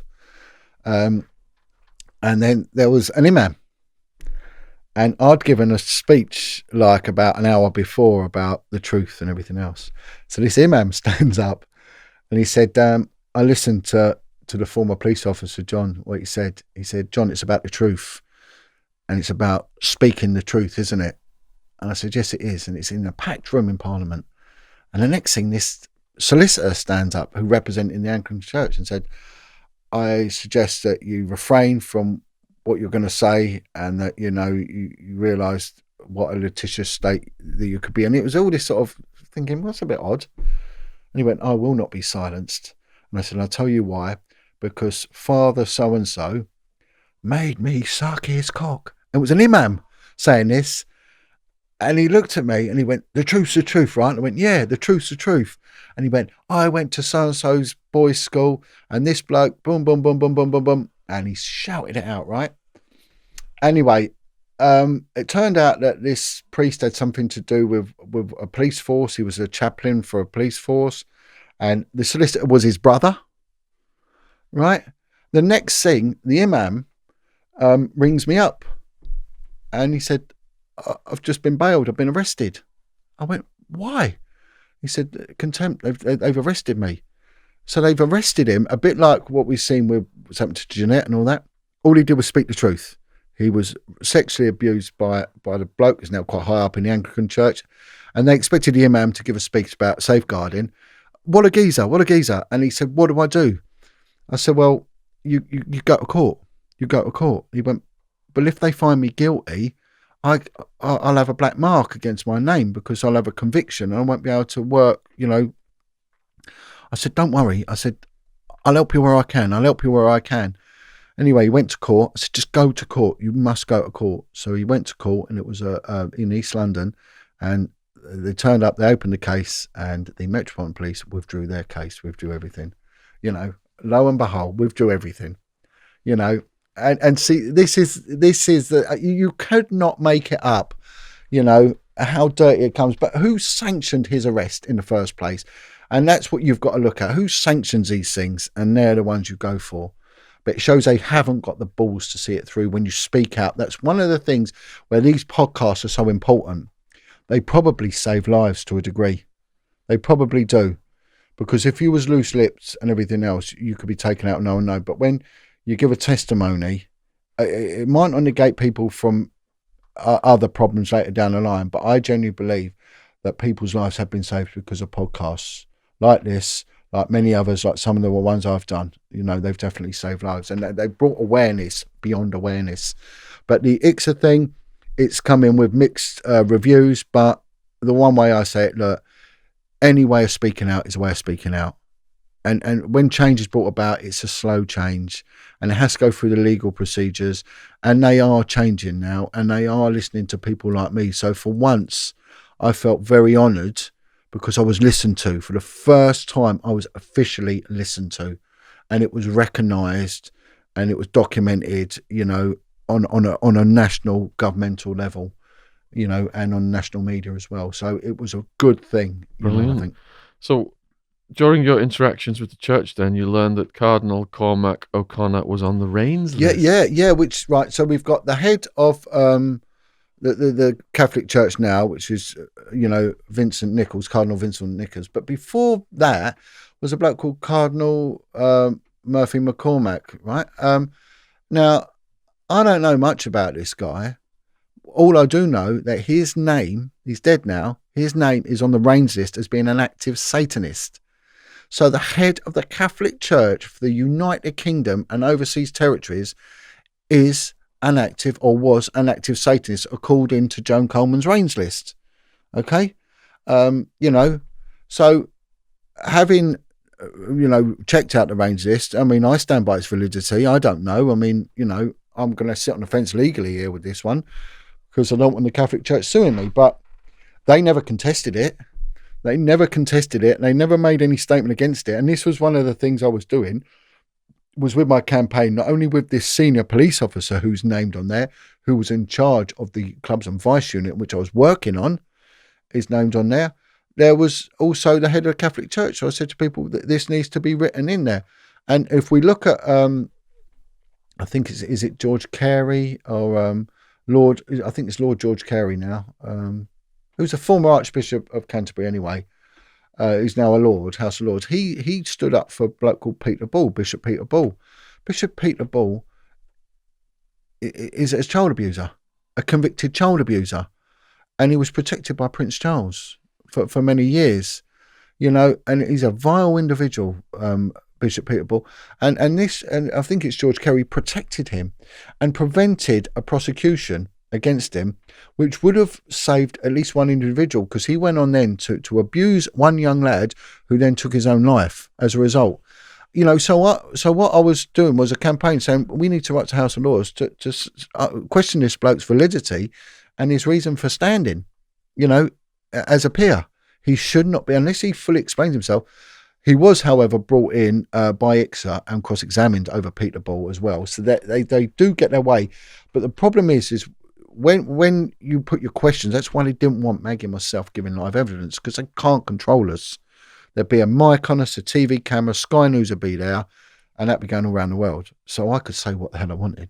So it was a wise move on their behalf as protectorates of the perverts to have us as statement-only submissions, and every question that my team had to put across to the government, everything else had to be filtered, okay, double filtered, then okayed again. And then, so it was an arduous process, and it was full of constant arguing, legal arguing all the time. But God bless my barrister, did a phenomenal job in getting it out there. So it might not be seen for the victim and survivors. They might see it as a load of old crap and poppycock and everything else. But it was, I'm telling you now, it was a good step forward, a massive step forward. But again, this guy, you couldn't make it up. You've got the head of the Catholic Church has been named on an official document as being an active Satanist. He's dead now. I can't account for Vincent Nichols. All I can say about Vincent Nichols is his reluctance to help me, reluctance to help victims and survivors of abuse, and he was criticised, heavily criticised by the national media and the ICSA inquiry for how he would denigrating victims and protecting the reputation of the Catholic Church. So a lot of question marks around them. So when we communicated this morning, you said you wanted to speak about ex-gangsters and the occult. Well, yeah, that goes back to what I was saying with the fellow that I'm dealing with at the moment, how heavily involved he was saying that as an armed robber, he was involved with witchcraft and the juju, the Mahamrabats, and these are witch doctors, which were putting on protective demonic shields. So he would be safe in his mission. He would have the aggression and the anger, and no one would touch him. And what he was saying to me is very, very rife, very rife. So you've got, the juju from the West African and the voodoo stuff. The juju are the witch doctors. The Jamaicans have got the opia, which is a derivative of voodoo, a bit like Santeria, and it's very active with their criminals as well, and he was just, it's an ongoing thing at the moment, but I sort of covered that a bit earlier, how he would be absolutely invisible. He said, I'd be totally invisible. The police couldn't see me. And he said it involved me having a reign of terror for a very long time. So cops and racism, and we had the guy in America who got what was the guy's name who got choked out? Oh yeah. They knelt on him. Yeah. Yeah. I mean, he was a convicted drug dealer, wasn't he? And there's a lot of strange stuff going around there. But I mean, anyway, he died, and that's tragic enough. They call it positional asphyxia as well. A lot of people would die when people were on them. I used to call it the Met Police freefall team because everyone would be like diving on top of some. I've even been in situations where someone's had 10 people on them, just stood up like nothing's happened and just thrown them off. But cops and racism, right? It's a bit rich me talking about racism. I mean, the only thing I've ever been called is a gyppo. They thought I was a gypsy, so Who called you that? Not the trolls. Everyone. They all call me. They used to put pictures up if I was to move, and they put a picture of a caravan. Wedger's on the move, any scrap metal. And I was asked if I wanted to, by a senior officer, if I wanted to take it further. I was like, no, But they just thought I was a gypsy. I was always poor and on the cadge for something, so they just anyway. But I'm writing a book now. I'm well on way now to getting a good chunk of it completed, and I've been talking to colleagues about racism. Because it's one thing that's very on vogue when you talk about the police racism. And I said to them, have you ever experienced racism or seen racism? And the answer tends to be no. And homophobia. And what seems to be consistent was, and one guy, he'd always worked in Southeast London, a lot of black officers, a lot of gay officers, and we had a lot of lesbians when I was on the team, with a lot. And I was on a team of 6, and we had 2 black geezers, and a gay bloke. That's right. And so when you come to that thing, when people get ostracised in the police is where they're snidey and they don't have a go. Street policing, you've got to get stuck in, especially if you're in a dangerous area. You get judged by whether you get stuck in or not, and that is in a fight. And that's it, because if someone stands by while you're getting stamped over, they ain't good enough. So they didn't care if you was gay, lesbian, black, Asian, whatever. They didn't care. I'm talking on a low down level. Higher up, yes, there is racism. Yes, without a doubt, yes. I'm not black, so I wouldn't have experienced it. And when you talk about racism is mainly aimed at the black officers.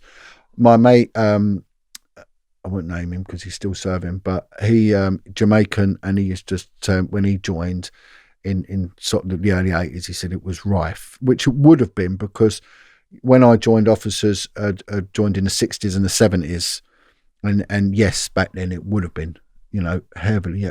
But everywhere else would have been, to be honest, So where I saw racism was before joining the police at work, and then subsequently after joining the police, I went back to building sites. I ended up working as a labourer and a block layer on building sites, and it was absolutely like going back in time. The banter, it was honestly, because it was all white geezers. It was all like old school banter, but it was proper racist. And I thought, there's no way you'd have got away with that in the police. You'd have been sacked. You'd have been in prison.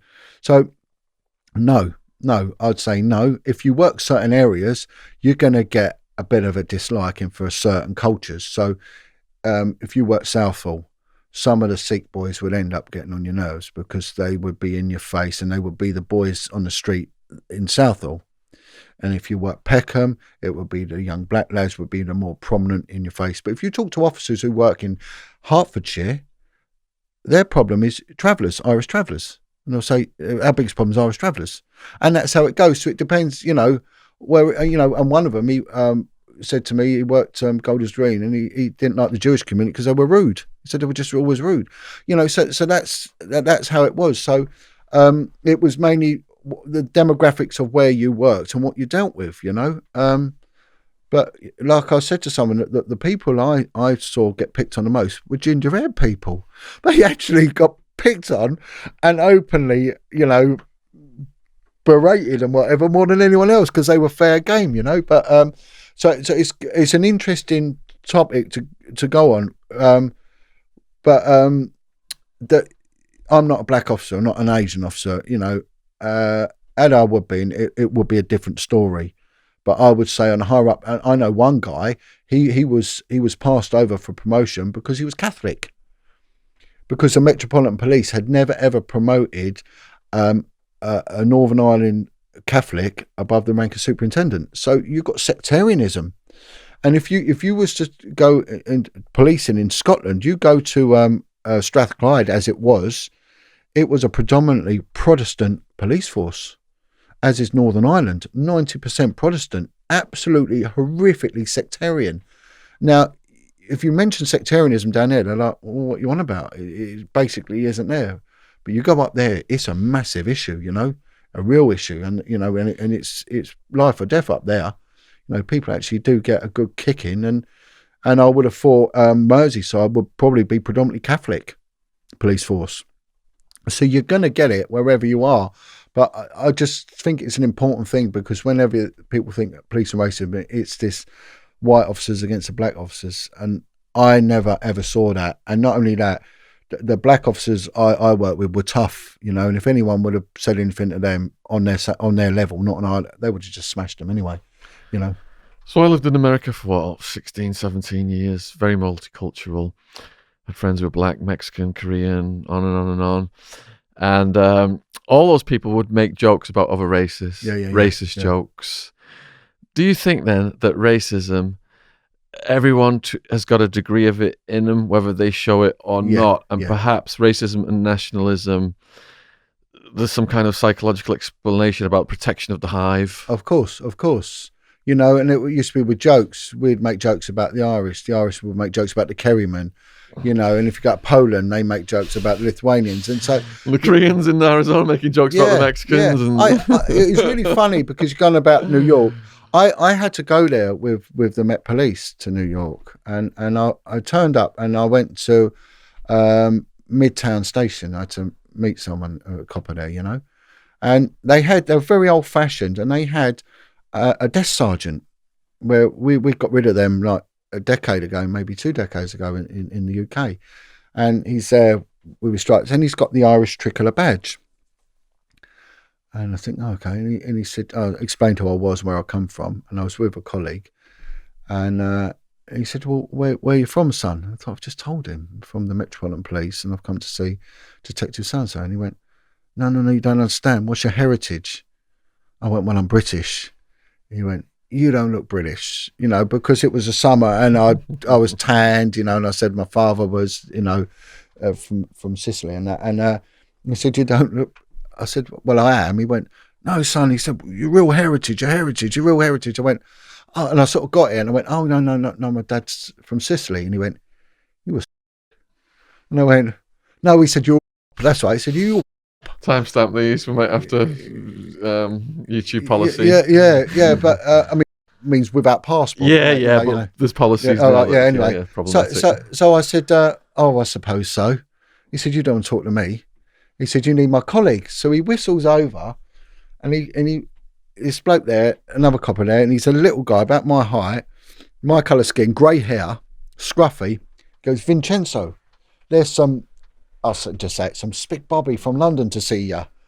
And he walks over and he comes up to me and he prods me.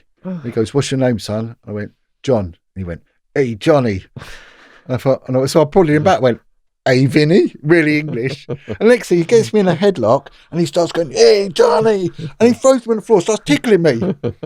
And then I get up, he goes, don't talk to that Mick, come with me. And then smacks me on the arse. And I said to him, Vinny, what's that about? And he went, come and see our locker room. Come and see our locker room. He said, us Italians, we'll never, ever work with the Irish. He said, we work with the Polish and the South Americans and Mexicans are okay, but we never work with the Irish. And they had segregation in their locker room. So the Irish had their locker bit, then the Polish officers, and then the Italians had theirs, right?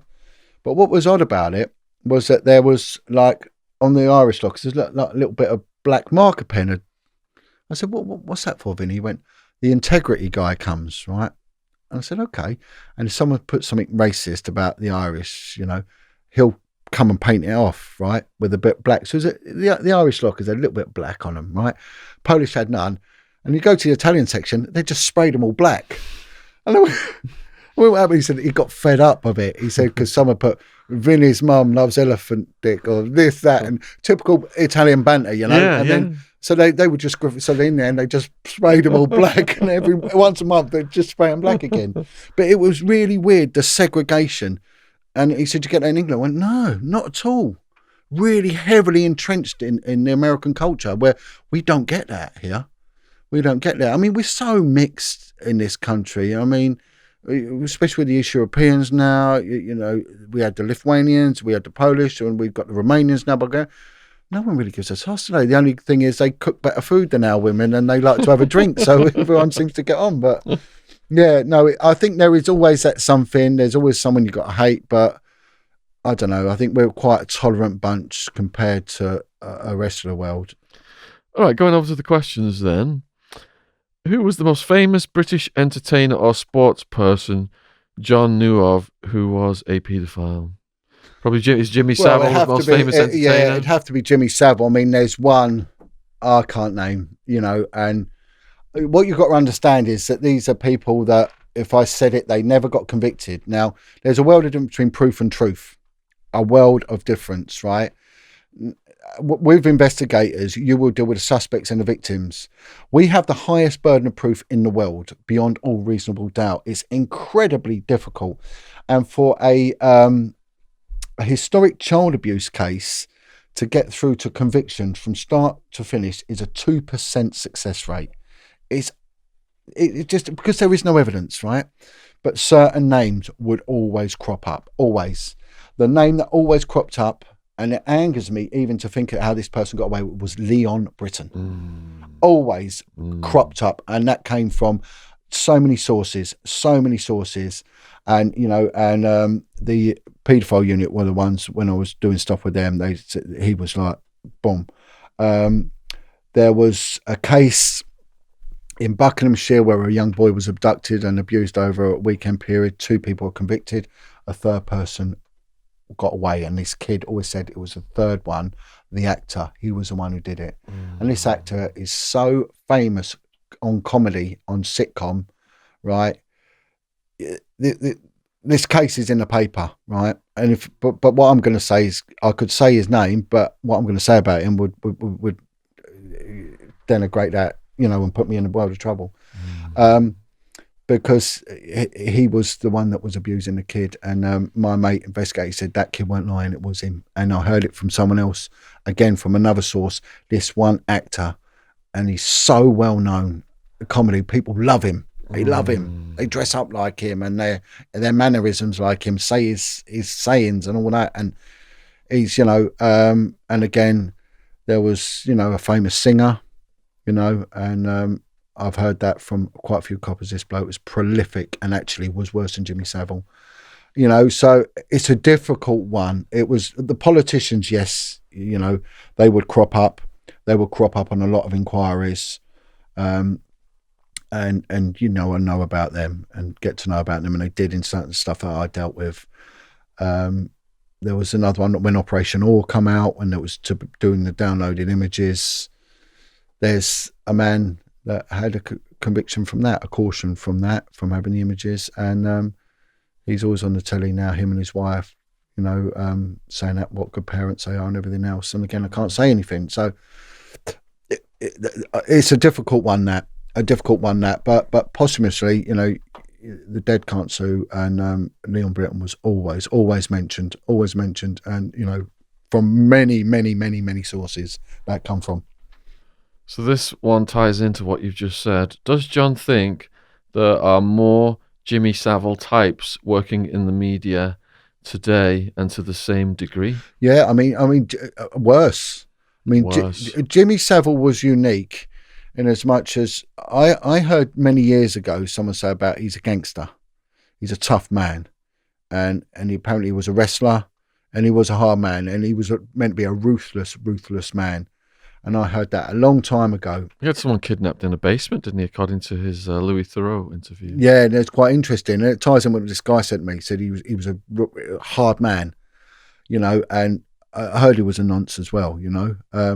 But he was a fixer, so he was sorting everything out. And I think his attitude and his ego, he just did it to such a degree. I mean, incredible at the level. But there's many others working, you know, that they're keeping their heads down, you know, and are probably carrying on and successful and will never be exposed.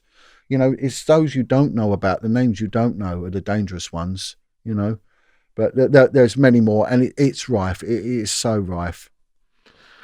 Does John think they should arrest Prince Andrew and free Julian Assange? Yeah, 100%. Yeah, massively. Yeah, without doubt. Why is? I mean, the only person who's infallible is the Queen, his mum. Why was he not arrested?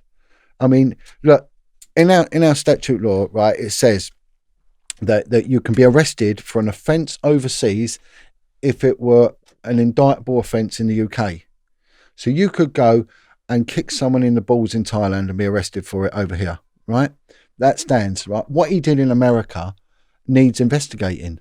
You know, they should have been arrested. And what he did on the island as well. And so should have the McCanns have been arrested for child neglect. They should have been abandonment. They should have been arrested. Both of them and him, yeah, without a doubt. And Assange, Assange clearly ties in what we were saying earlier, that when you get to a level that they can't shut you up anymore, then they bang you up.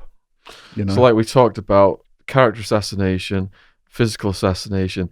So him, it's like they've just buried him. Oh yeah. Yeah. I mean, I'm surprised he's not been done in, to be honest, you know, but he'll go mad.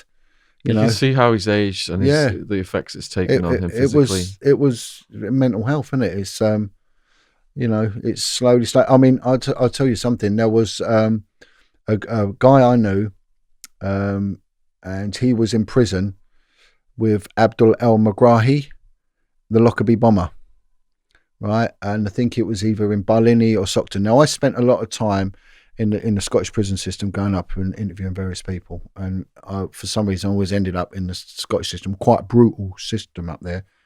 And again, we're talking about racism. Barlinnie, that they hated the English. And this guy was saying, the English stay in their cells. They don't, he said, go for breakfast, they'll just get punched in the face.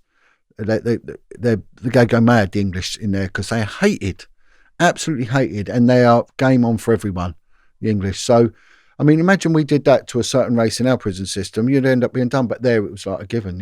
So the English are like just hated in the prison system. But so I said to him, "How does El-Megrahi?" And he said, "Well, I sometimes I get to talk to him in the mosque, both Muslims." He said, "Then there's not many of us, you know, the prayer room or whatever they got in there." And he said, "He's a good man." He said he was doing for the British government what I do for you, give information. He said he was working for the government. And he said he knew too much. And he said, everyone here knows he never did that. Everyone knows he's innocent. That's why he doesn't get beaten up in here. And he said, that's why he's safe in here, because they all know and he said, he's a good man. He said, he's a really lovely man. But he said, everywhere he goes, he has 2 guards and you're not allowed to talk. But he said, we would end up talking, you know, in Arabic or whatever to each other. And he said, that's, you know, every now and then I'll get a moment with him. I'm allowed near him, you know, because of the Islam thing. But he said, you know, the others, he said, no one's allowed near him. So they go to all that level to silence him. Abdul El-Megrahi. So this guy was saying he is innocent, El-Megrahi. And you think, what a cover up. And I think they go so far, they've got to see it through. They've got to see it through. It's a bit like with what they did to me. They just did so much to try and shut me up. And in the end, it was like, it was a high-ranking officer. He just said, enough. And he was good as gold to me. And he just said, you're out of here. You're getting pensioned off. You'll get no more trouble, because they don't want you talking, you know. So Assange, everything he reported on was proven to be 100% true. So it seems like he sacrificed his life for the truth. Yeah, I know. And what a price to pay. You know, what a price to pay. I mean, where is he? Still in? Have they extradited him now? Has he gone? No, he's fighting it. He's in Belmarsh, isn't he? Yeah, we're trying to get an Assange lawyer into the podcast. No, wouldn't that be good? Yeah, I really want to support. But he Julian. will be well thought of in the prison system. I think a lot of people will know that he's not snide. Yeah. Prince Charles has many dodgy pedo associations, including Jimmy Savile. Do you have any information on Prince Charles? Yeah, loads, and I'm not going to talk about it. And that's it. I mean, I'm really sorry, but yeah, I mean, my word. Hopefully one day the truth will come out. Hopefully one day, but again, I can't honestly, because that'll be it. That'll be curtains for me. But let's put it this way. I have not one bit of good to say about that man. Not one bit of good. But alternatively, I've got a lot to say. But again, I can't. When the camera's off, chaps, I'll fill you in on that one. How widespread does John think paedophilia has become in society? Does one person committing the act lead to multiple victims? Well, of course. Perhaps some of which commit the same crimes, leading to more and more victims overall in society. Yeah, I mean, Kareem, this is quite an interesting sort of thing. The pyramid. Kareem gives a brilliant analogy on that, and she said one very active paedophile will cause 2,000 victims in their life. The reoffending of a victim. The demographics of reoffending of a victim are 10%. So 10% of the victim community go on to reoffend. Oh, I didn't know that. 10%, yeah.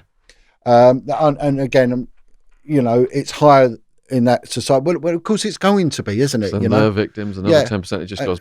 But not only that, let's look at not just the sexual aspect of reoffending. What about offending in general when 80% of the lower category, younger prison population have come from abused backgrounds? We're talking alcoholism, we're talking suicide. Paedophilia is a rot like no other. It's like gangrene, you'll never get rid of it, but what you can't do is ignore it. It needs exposing, like what I've been doing, like we've been doing these podcasts with people like Brave Darren and many others coming forward. It needs exposing, and in doing that, you're educating society, you're educating parents. We need to keep our families tight and close. We need to bring love back to the family. We need to value our children, because if we don't, they are prey for these monsters. And once they start doing this, kids, they are going to change something in that child forever. That's a massive question, that is so loaded. I could go on and bring on so much evidence, so many witnesses to that question. That's bang on, that is. But Kareen has said that a study shows that one very active paedophile will cause 2,000 victims in their lifetime. So I don't know whether the next one is a question or a statement, but I'll just read it and then get your thoughts. Hi, Sean. I just wanted to know if these elite horror allegations is just going to roll on and get milked for all it's worth for decades, like the alien conspiracy, indefinitely, without any of us ever getting conclusive proof, and eventually fizzle out just like the alien stories, because it's quite frustrating being kept in suspense. And two, I think people will simply switch off and get bored by that at the same time as being called upon to pay attention, and then the alleged have won. Yeah, no, I get where they're coming from. I don't. What? They're a bit of a dissenter. I think they're saying, a bit like when we're seeing people like Cliff Richard accused and then got off and all this. But let me tell that person who sent that in that whenever someone is sexually abused, there's only two people present, unless it's an orgy, of course. That one who's being abused and the one who's getting it done to them. Right? The fundamental thing is you always lack evidence when it comes to child abuse allegations. Usually when people come forward, it's years later, after years of torment and self-abuse themselves, self-worth, loathing and all that, drug addiction and everything else. And all they want is some corroboration. Now, that's where good investigation comes in, and it is doable. I had an 80% success rate on a 2% parameter, so I did very good at it, and was commended, and rightly so, for it, because I enjoyed what I was doing. So you're never going to get that. But listen, if the same person is being accused time and time again, there's something in it, my friend. And this is one thing I say to people. If you've got a young family, right, a husband and a wife and a little kid, and they're going to go out for the night and they want a babysitter. So they say, well, who do we get? And they say, well, this person here is lovely, beautiful, never any problems with that person, really sweet, kind, the kid loves them and all that. However, there's that one, never been convicted, but there's a lot of rumours and allegations. I mean, are you going to send your kid there? Well, the answer is no. The same analogy. How are you ever going to know, right? You're never going to know. These celebrity allegations aren't malicious, right? I would say to anyone like that, just sit in on an investigation where you'll never be privy to it, and you see when the kid gives the AB interview, the paediatric examination, the evidence that the kid will give about the place and everything else, and then it's corroborated by another one, by another. I mean, Jana is the one, Lord Jana. You know, victim after victim after victim after. Oh, you could go on and on and on and on. And one of his victims, a brave guy who stood up and kept himself alive just so he can speak out and inquire. He was harassed by Jana's son Daniel, and then by his daughter as well, trying to demonise and rubbish them. And because they can do that, because these are, on the whole, lower and working class people that are usually, some of them are illiterate, especially if they've been in the system, the care system, and then the prison system. You know, they might have weight issues for overeating because they're tormented, drink issues, drug issues, whatever. And then they're going to have convictions, usually for dishonesty or for violence. And they're easy to trash and rubbish. But, you know, this is coming from someone who's very ignorant to how this goes on. This is coming from someone who has no victim intervention, you know, and has no reality of what goes on in these things.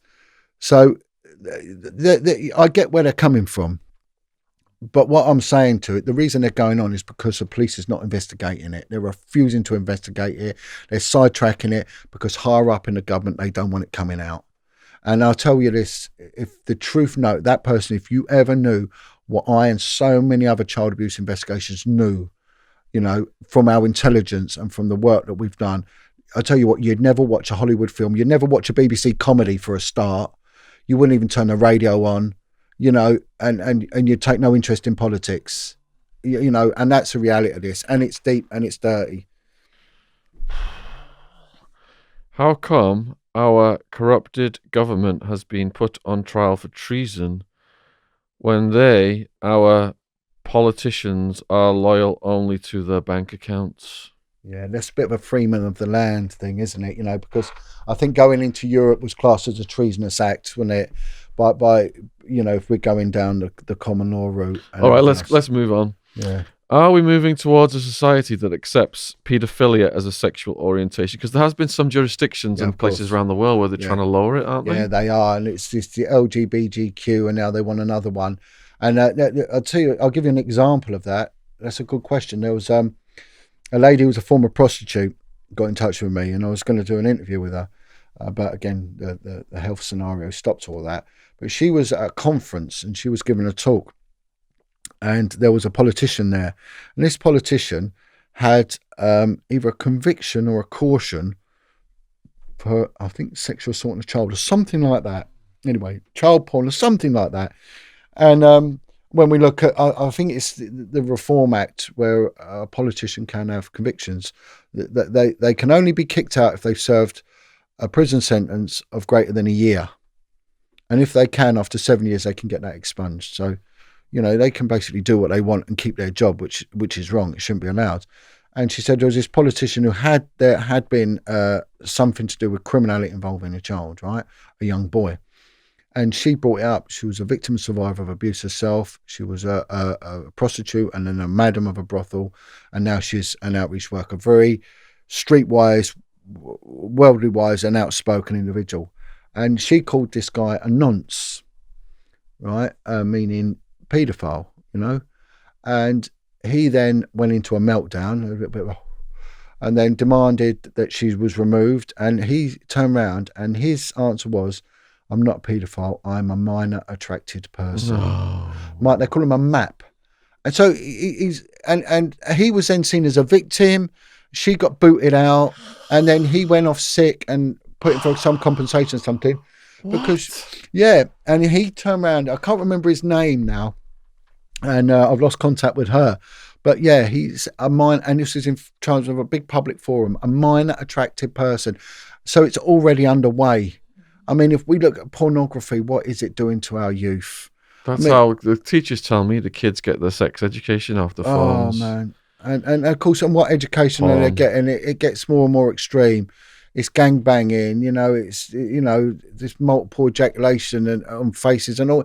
It's horrific, really, what's desensitizing them. And again, how years ago, you had to go to the top shelf and you wouldn't be able to buy one anyway, because I wouldn't buy one, you know.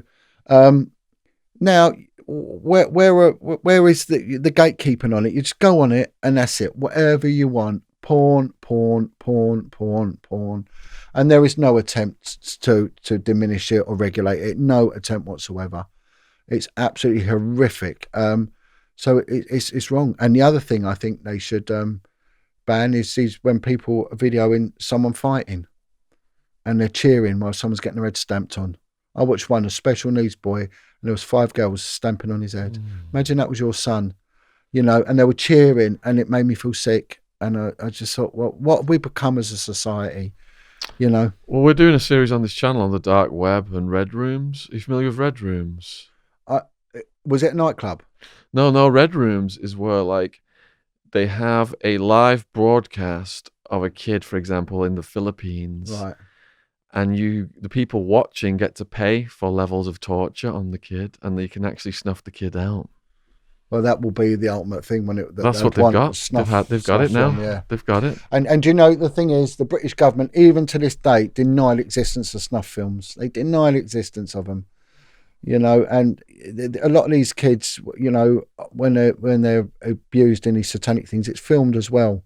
It's filmed. I've heard of so many that it was filmed, and it's just the stories I could tell on that alone. That will come out in the book. I'm going to individual accounts that people have given me and what they've experienced, and it's all to do with the torture, the rape, and the murder of children. Please, could you ask John about his views on the Samantha Baldwin and Victoria Haig cases and the Hampstead cover up? Yeah, of course I will. Samantha Baldwin is without. We've had her on the channel. She's brilliant. Yeah, she's great. The most honourable. She's got a book out, so please buy a book. The most honourable woman. I will stand by Samantha Baldwin 100%. That is a woman telling the truth. What she's gone through is appalling. What she continues to go through even to this day is just absolutely shocking. How this woman even functions. Her own mother has gone to prison for standing up for her and her grandchildren. And I feel all the time for Samantha. I just think she is a decent human being. Vicky Haig as well. I spoke to Vicky. Again, very similar circumstances, you know. And this is the secret family court covering it up. And the Hampstead thing, again, look what they've done with the Hampstead thing. They had to denigrate everything. It's quite strange because a copper come to me that had some dealings with the Hampstead thing, right? And he said, John, you know, I've been watching you for quite a while now, your stuff, you know. And he said, at first, when them kids made them allegations, eating babies, and all that, he said, I thought, you know what? Like, he said, seriously, John, you was a copper. If someone said that to you, really, what would you do? And he said, they're all the protesters were all sort of like lefty lot, and they got on our nerves. So you can sort of see where he was coming from to agree. But he said, having watched your stuff now and listened to it and many others now, I don't think them kids were lying, John. And I said, well, I'm telling you now, the kids weren't lying. They were not lying. My opinion, I'm not giving any opinion on the parents. The children were telling the truth. They gave a free-flowing narrative, a totally unbroken, free-flowing narrative. How that evidence was attained and put out was probably going to diminish the case because it's already been put out there, and therefore their first account will be trashed. But what was put out and what I saw of it and the way that the kids articulate, they were telling the truth. And it ties in very much with what we spoke about, you know, on many stuff anyway, you know. So, yeah, a big topic, the Hampstead thing. I've heard many times now, including 2 cases on a personal level, of police not taking the computer or even looking at the computer of a person arrested for sex with a child. Yeah. Why is this not police standard practice in these cases? Yeah, I know. And I was, funny enough, that's really bizarre because I was talking about this the other day. When Fred and Rose West were arrested, right? They had a dirty video club, right? And there was coppers involved in this club, right? And I no doubt it was snuff films as well. I mean, these were serial killers. They were probably killing to order as well. And they were making their own porno films. Because she was having sex with some of the police, wasn't she? Yeah, she was. She's been prostituted to them. There was 900 videotapes seized. Not one was watched. When Mark Dutroux was arrested, right, boxes and boxes of videotapes were seized and not. Now, when I used to take, I would take everything by the kitchen sink. and it would all go off. This is what I was saying about the Tommy Robinson thing earlier with his little girl in the swimming pool. Then blokes who had recording devices. It should have all been interrogated. Laptops, computers,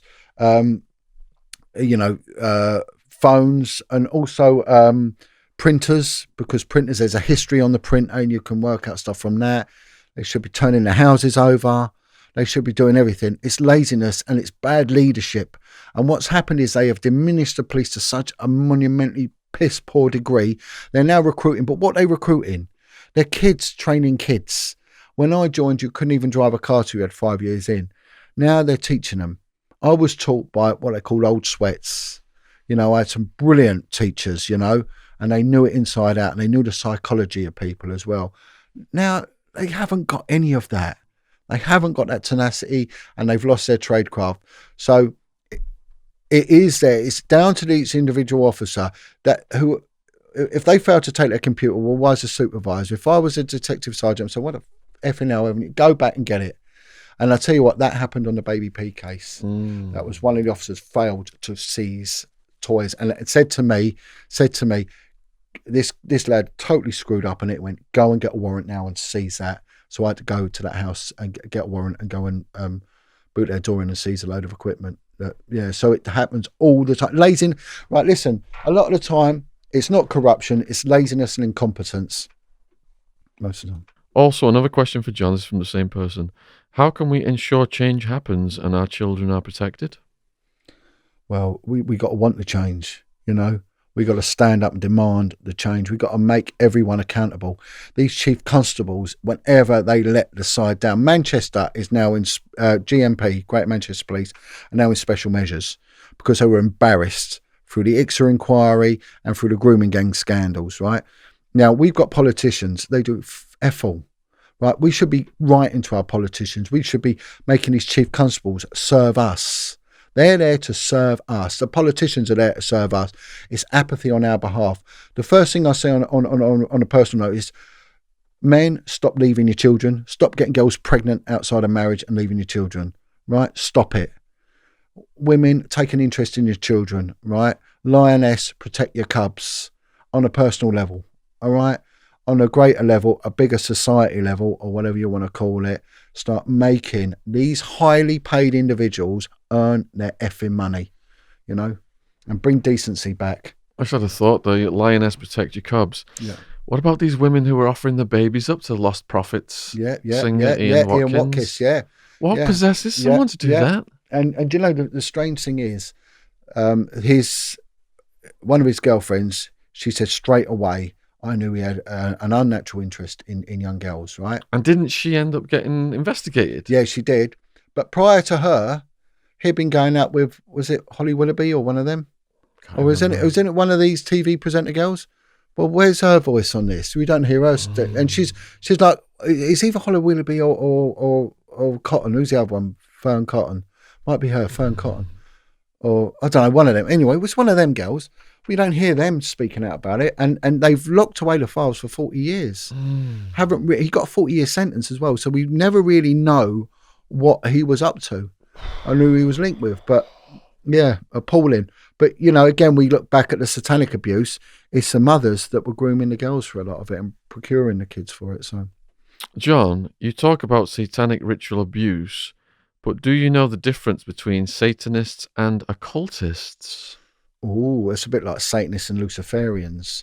I mean, it depends, right, who you're asking. Now, if you ask a fundamental Christian, right, anyone who sort of stargazes is an occultist and therefore doing the work of the demonic, right?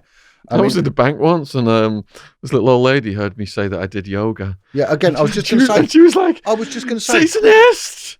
Satanist! I was just going to say yoga is another one that they turn around and say that the yoga opens the chakras, and there's a form of yoga which is deity worship and idolatry. And so, I mean, and then you go down the topic of demonology. So it's a big subject. I mean, you have to draw the line somewhere, right? I mean, I know people that think that Muslims who worship Allah are worshipping a demonic god.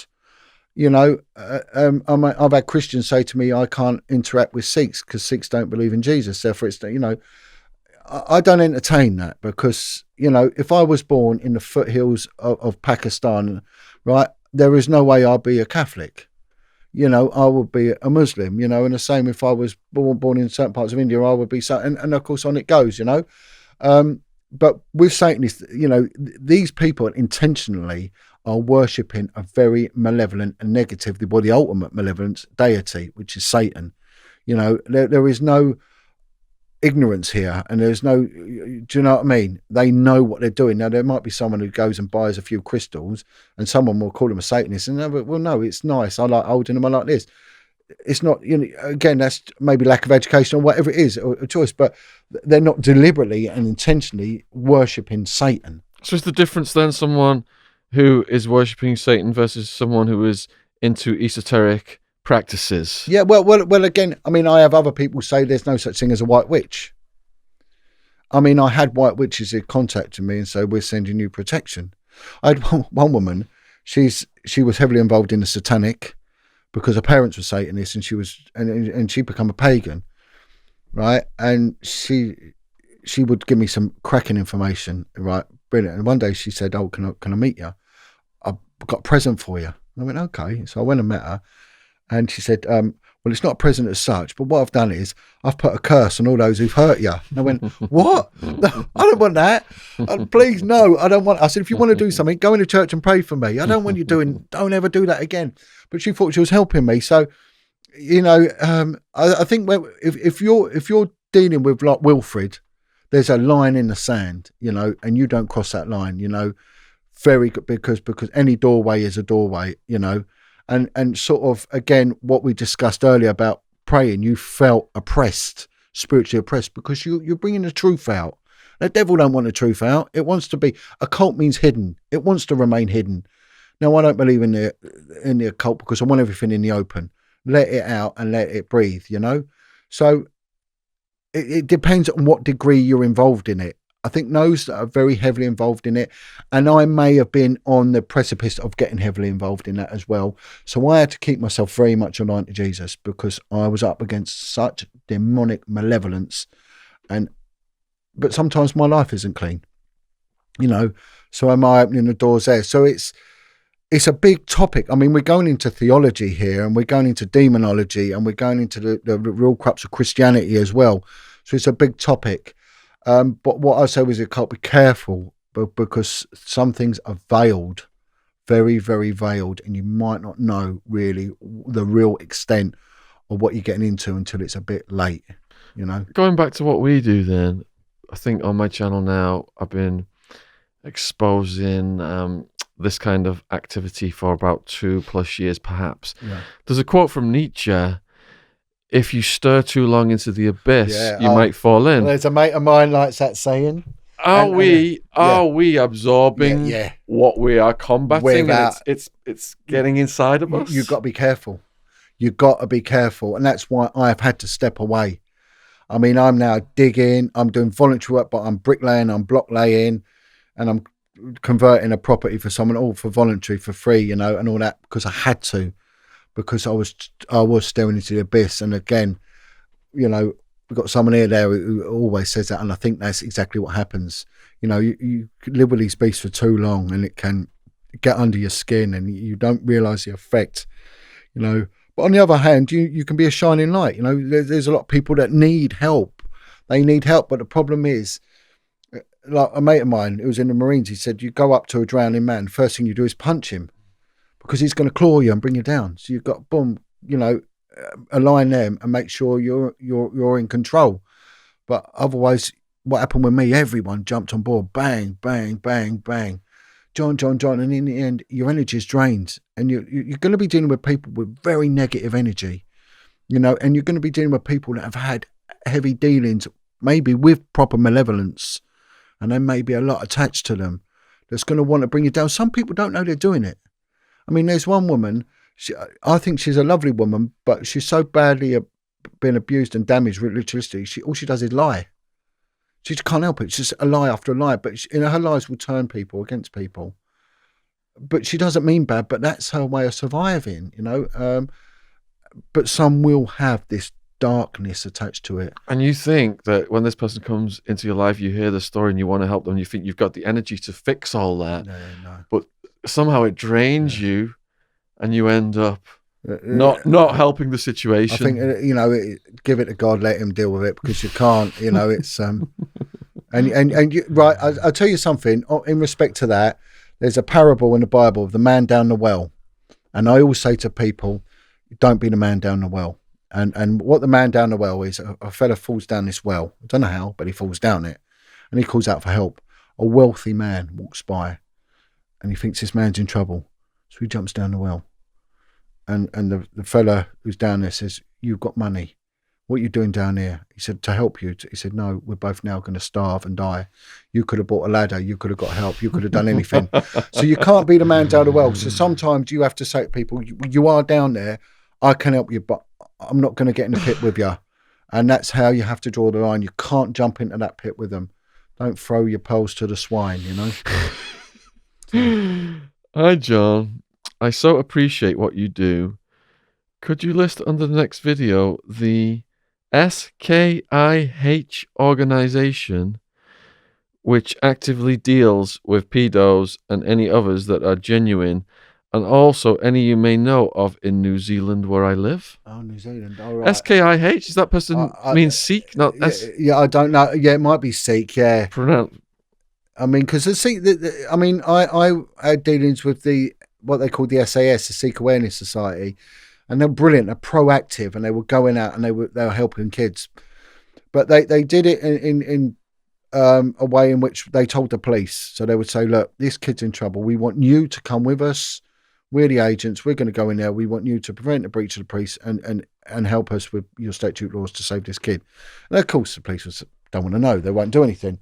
So if it all goes wrong, then they said, well, actually, what was we meant to do? Under common law, we got a duty to prevent life. So that's what we did.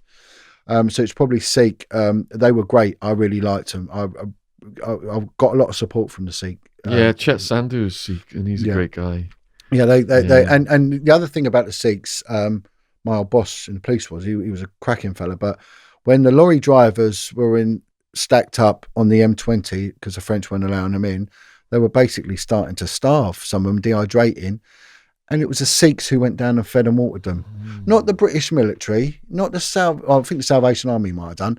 But, all these other agencies that we've got, British agencies, the Sikhs went down and did it. The smallest religious group we've got, and they went down and helped them. So, big them up. But New Zealand, I don't know. I don't know in New Zealand. I know that there is, satanic abuse. I'm in touch with a couple of people from New Zealand, survivors, and Australia is very prevalent with satanic abuse. I get a lot from there, a lot from Australia. How many football players are into this activity? Can we get an idea who? In Germany, we got one who confessed this week being in possession of child porn, a very famous one. Probably children will follow with accusations. Yeah, and well, we had Barry Bennell up in the north that was doing it. Now, football, what you're going to get with football, you're going to get working class kids making a lot of money. They want it. They're icons. You're going to get a lot of kids from damaged backgrounds that they're going to look towards football as a way forward. Kids where parents aren't really bothered. So it's an open playing field, really. Excuse the pun. That if you have got a pedo, he's got access to all them children. So we've never seen football because it's a macho thing and all that. So you haven't got people coming forward, whereas you were having swimming and things like that. A lot come forward, But with football, it didn't. But when it started, it flooded, and they couldn't stop it. And there will be many, many, many more will come from football. So I'd say football, especially in countries where it's the number one sport, that's where your pedos are going to be. Does John happen to know if the methods of therapy and available resources are improving in the UK for those recovering from PTSD suffered from abuse? P.S. Tell Me Who I Am was a very good documentary. So tragic, but the loving relationship the two brothers had was beautiful. Well, that's the one, isn't it? We discussed. Yeah. I mean, what we say with therapy, and we can discuss this afterwards, don't we? About that is that where do people go? I mean, there's a lovely lady called Carolyn Bramall, who is a survivor of satanic abuse. She'd be a great one to get on your show. And she's a therapist herself, and she's flooded with people all the time trying to get in touch with her. But where is there on the NHS? A lot of them don't recognise it, especially the DID, the multiple personality. They don't recognise that the abuse, especially when our society won't even recognise satanic abuse. So how are you going to deal with it? And so I'd say no. I'd say there is nothing in it, and it's going to diminish more and more if we go into recession.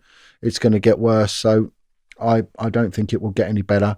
I think it's appalling as it is. I think there is a massive fundamental lack of understanding of the damage sexual abuse does to people, and the therapy just is inadequate, and medication is not the way forward. Okay, just going to. There's a few more on my phone here for you.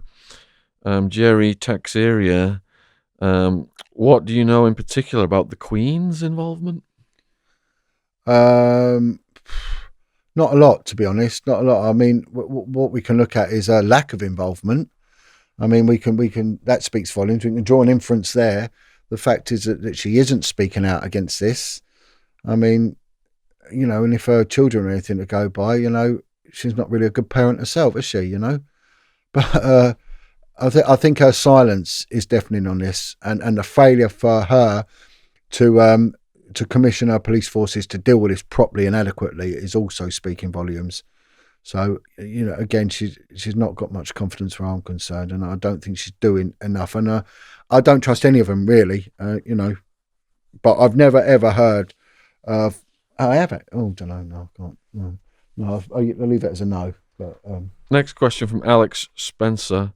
Thank you for your work. Does John know any information regarding Lord Bath and whether or not Darren Jeffrey will be taking things further? He and others deserve justice. They do. Also, the foster social housing owned by Lord Bath that Darren stayed at the time close to Longleat is not listed anywhere. Can you confirm the building, please, as I was at Longleat not long ago and wanted to try and locate it? Darren was... he was taken to Rainbow Woods. I can't remember. And it was called Four Ways or Three Ways Care Home in Bath. Lord Bath is on the Rains list. He's mentioned as being a Satanist. There's been a lot of controversy over him. So he's well involved. But I mean, I think Darren is just getting on with his life now. He's relocated, and he's taken a quiet path now. I mean, he seems happy. I spoke to him a little while back. His life is moving on. Big step for him. But sometimes, the fight is too much. It's a bit like when you whistleblow, you speak out, and then do you sue? Well, that's a fight in its own. And you haven't got to fight at times. That's how they get away with it, because people lose their fight. They lose their tenacity. And then when you have people like me that's speaking out and encouraging, of course, we get attacked. And it all stacks up and drains you. So, I mean, what it needs is a survivor group. There was one guy, he did come forward via his sister regarding the care home that Darren was in. But his sister said, look, whenever I mention it, he kicks off. He's just so aggressive. He's an alcoholic. He really wants to help Darren and speak, but it's not going to happen. Which is a bit of a shame. They could have set up a survivor group, but you've got to have someone that, the moment you start that survivor group, you're opening all them wounds, and all them people are going to come forward at various stages of PTSD and hatred and hurt and harm. And, Darren wouldn't be able to coordinate that because it would be too much for him. So it needs something like the Shirley Oaks or the Beach Home team and all these other survivor groups to get proper backing. They need people like Michael Mansfield behind them that will fight them, professionals, a bit like the ICSA team. And that's, one thing I would say to that person, speak to ICSA, the IICSA, contact them and tell them that you are a survivor of a care home, and see if that care home was listed. There may well have been other victims of that care home in there, and they might then take your testimony and put it forward for another stranded inquiry. So that's the best thing I'd say. If you're watching this and you're not familiar with Darren Jeffrey's story, it is on my channel and it's on John's channel as well. Okay, next one is from Julie Victoria Thompson. John, do you believe law enforcement are nationally controlled with child protection infiltrated at a county level? Yeah, I think everything's controlled at a national level. I think it's these people that are in these positions, like these chief constables and commissioners, they're told what their parameters are. I mean, when I was threatened and silenced, and that was by someone that was a chief superintendent, he said, "You've got no idea who you're messing with. You've got to back away." So he knew, in my opinion, what lay in front of all of us if I was to be allowed to speak freely about what was being covered up. So I think they're told, look, this is your role, especially the Special Branch Intelligence Services. They're very aware of what's going on. I mean, the military intelligence, they've used it as an anchor, as a bargaining tool and as a bribery tool for a long time, and that's come out in inquiries as well. And when you have people like Sir Peter Heyman, that was in charge of MI6, was a paedophile himself. What more do you need? So, yeah, I think if it starts causing economic and political embarrassment, then, the game changes. But like we've always said, they will always only deal with low-hanging fruit. And that's that. But next question ties into exactly what you just said. It's from Silver Sobe. What is the end goal of child trafficking blackmail operations and their controllers in society? Well, I think that when you get to that level of controlling people, I think you'll get into the remit of military intelligence or some sort of these big businesses or whatever. They've always done it. You see these James Bond films, and they break the window in the hotel room, and there's a film crew behind them, and you've always had like corporate espionage. There's a very good film called Michael Clayton. If anyone wants to sort of really look into corporate espionage, and it's George Clooney plays someone who exposes a big corporate cover-up and the level they'll go to. It's a fantastic film. But yeah, no, the goal is, I spoke to a survivor of, I forget which care home, but it was a whistleblower for Guest House, this person. And he was telling me about the politicians that were involved and everything else. And I said to him, why would, when there was paperwork in the police that needed to go, it got burnt. They used to call it midnight barbecue. And I'll be writing that in my book. They'd have a midnight barbecue. Tapes as well. They say they can't appear on landfill sites, because landfill sites get sifted sometimes. So everything would get, it was something, on a night duty, there'd be like a little bin with a load of flames coming out of it. And, it would happen, stuff would go on. But what was that question again? We're saying that. So the question was, I lost my thread. Let's see. It was, I have to scroll down a little bit.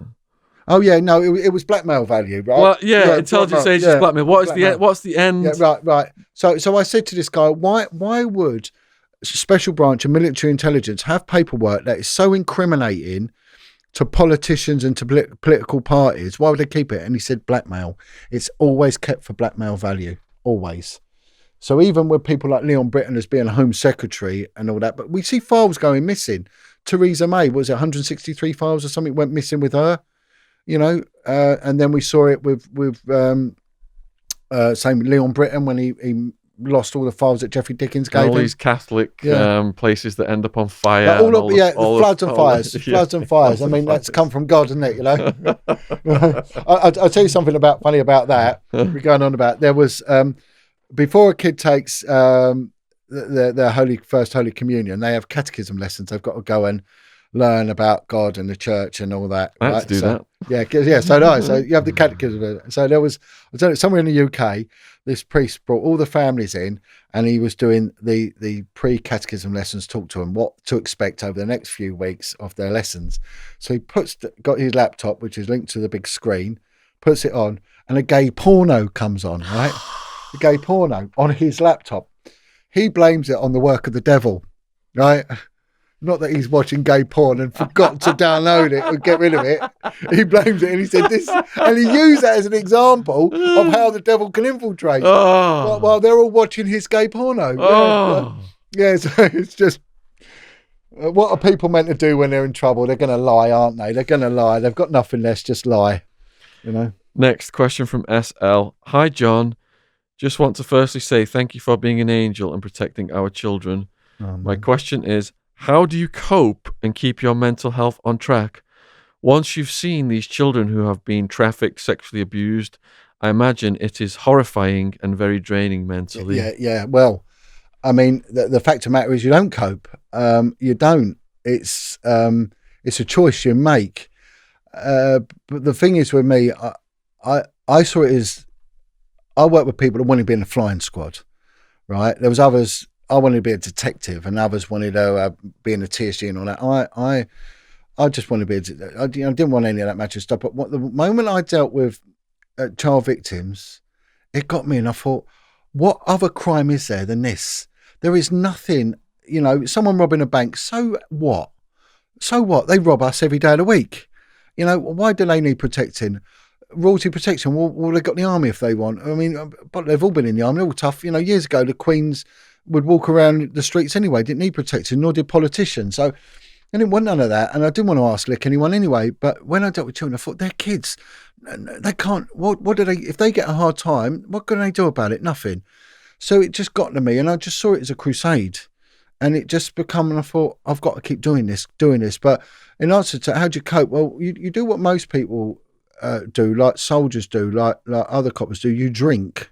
You drink, and you become an alcoholic, a functioning alcoholic. You do. You just drink, or you smoke, and you prematurely age, and it, you can take exercise, which is brilliant. I mean, I swim in that freezing cold lake and whatnot, but when you're traumatized, you don't want to do them things. You only do them things when you're aligned. But when you're going down, you're too. It's all easy to say to someone, "Oh, come on, get out of bed, come and get some fresh air." But when your brain's gone and scrambled, and alcohol would have this effect where you'd be gone. It would take you numbing it out. Yeah, and then you'd. It's really strange because when you was on uniform, they all used to go and have a drink, right? Big social thing. When I went on child protection, no one went for a drink because firstly, we were all too busy. And if there was one detective off, the other one had to cover anyway. But on the rare occasions when we went, it all went tits up. We'd have a Christmas drink. It would last about half an hour. I remember one, we all thought we were going to meet in the pub once a year.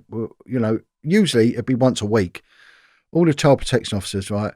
We're going to meet in this pub, have a drink, and then go something to eat.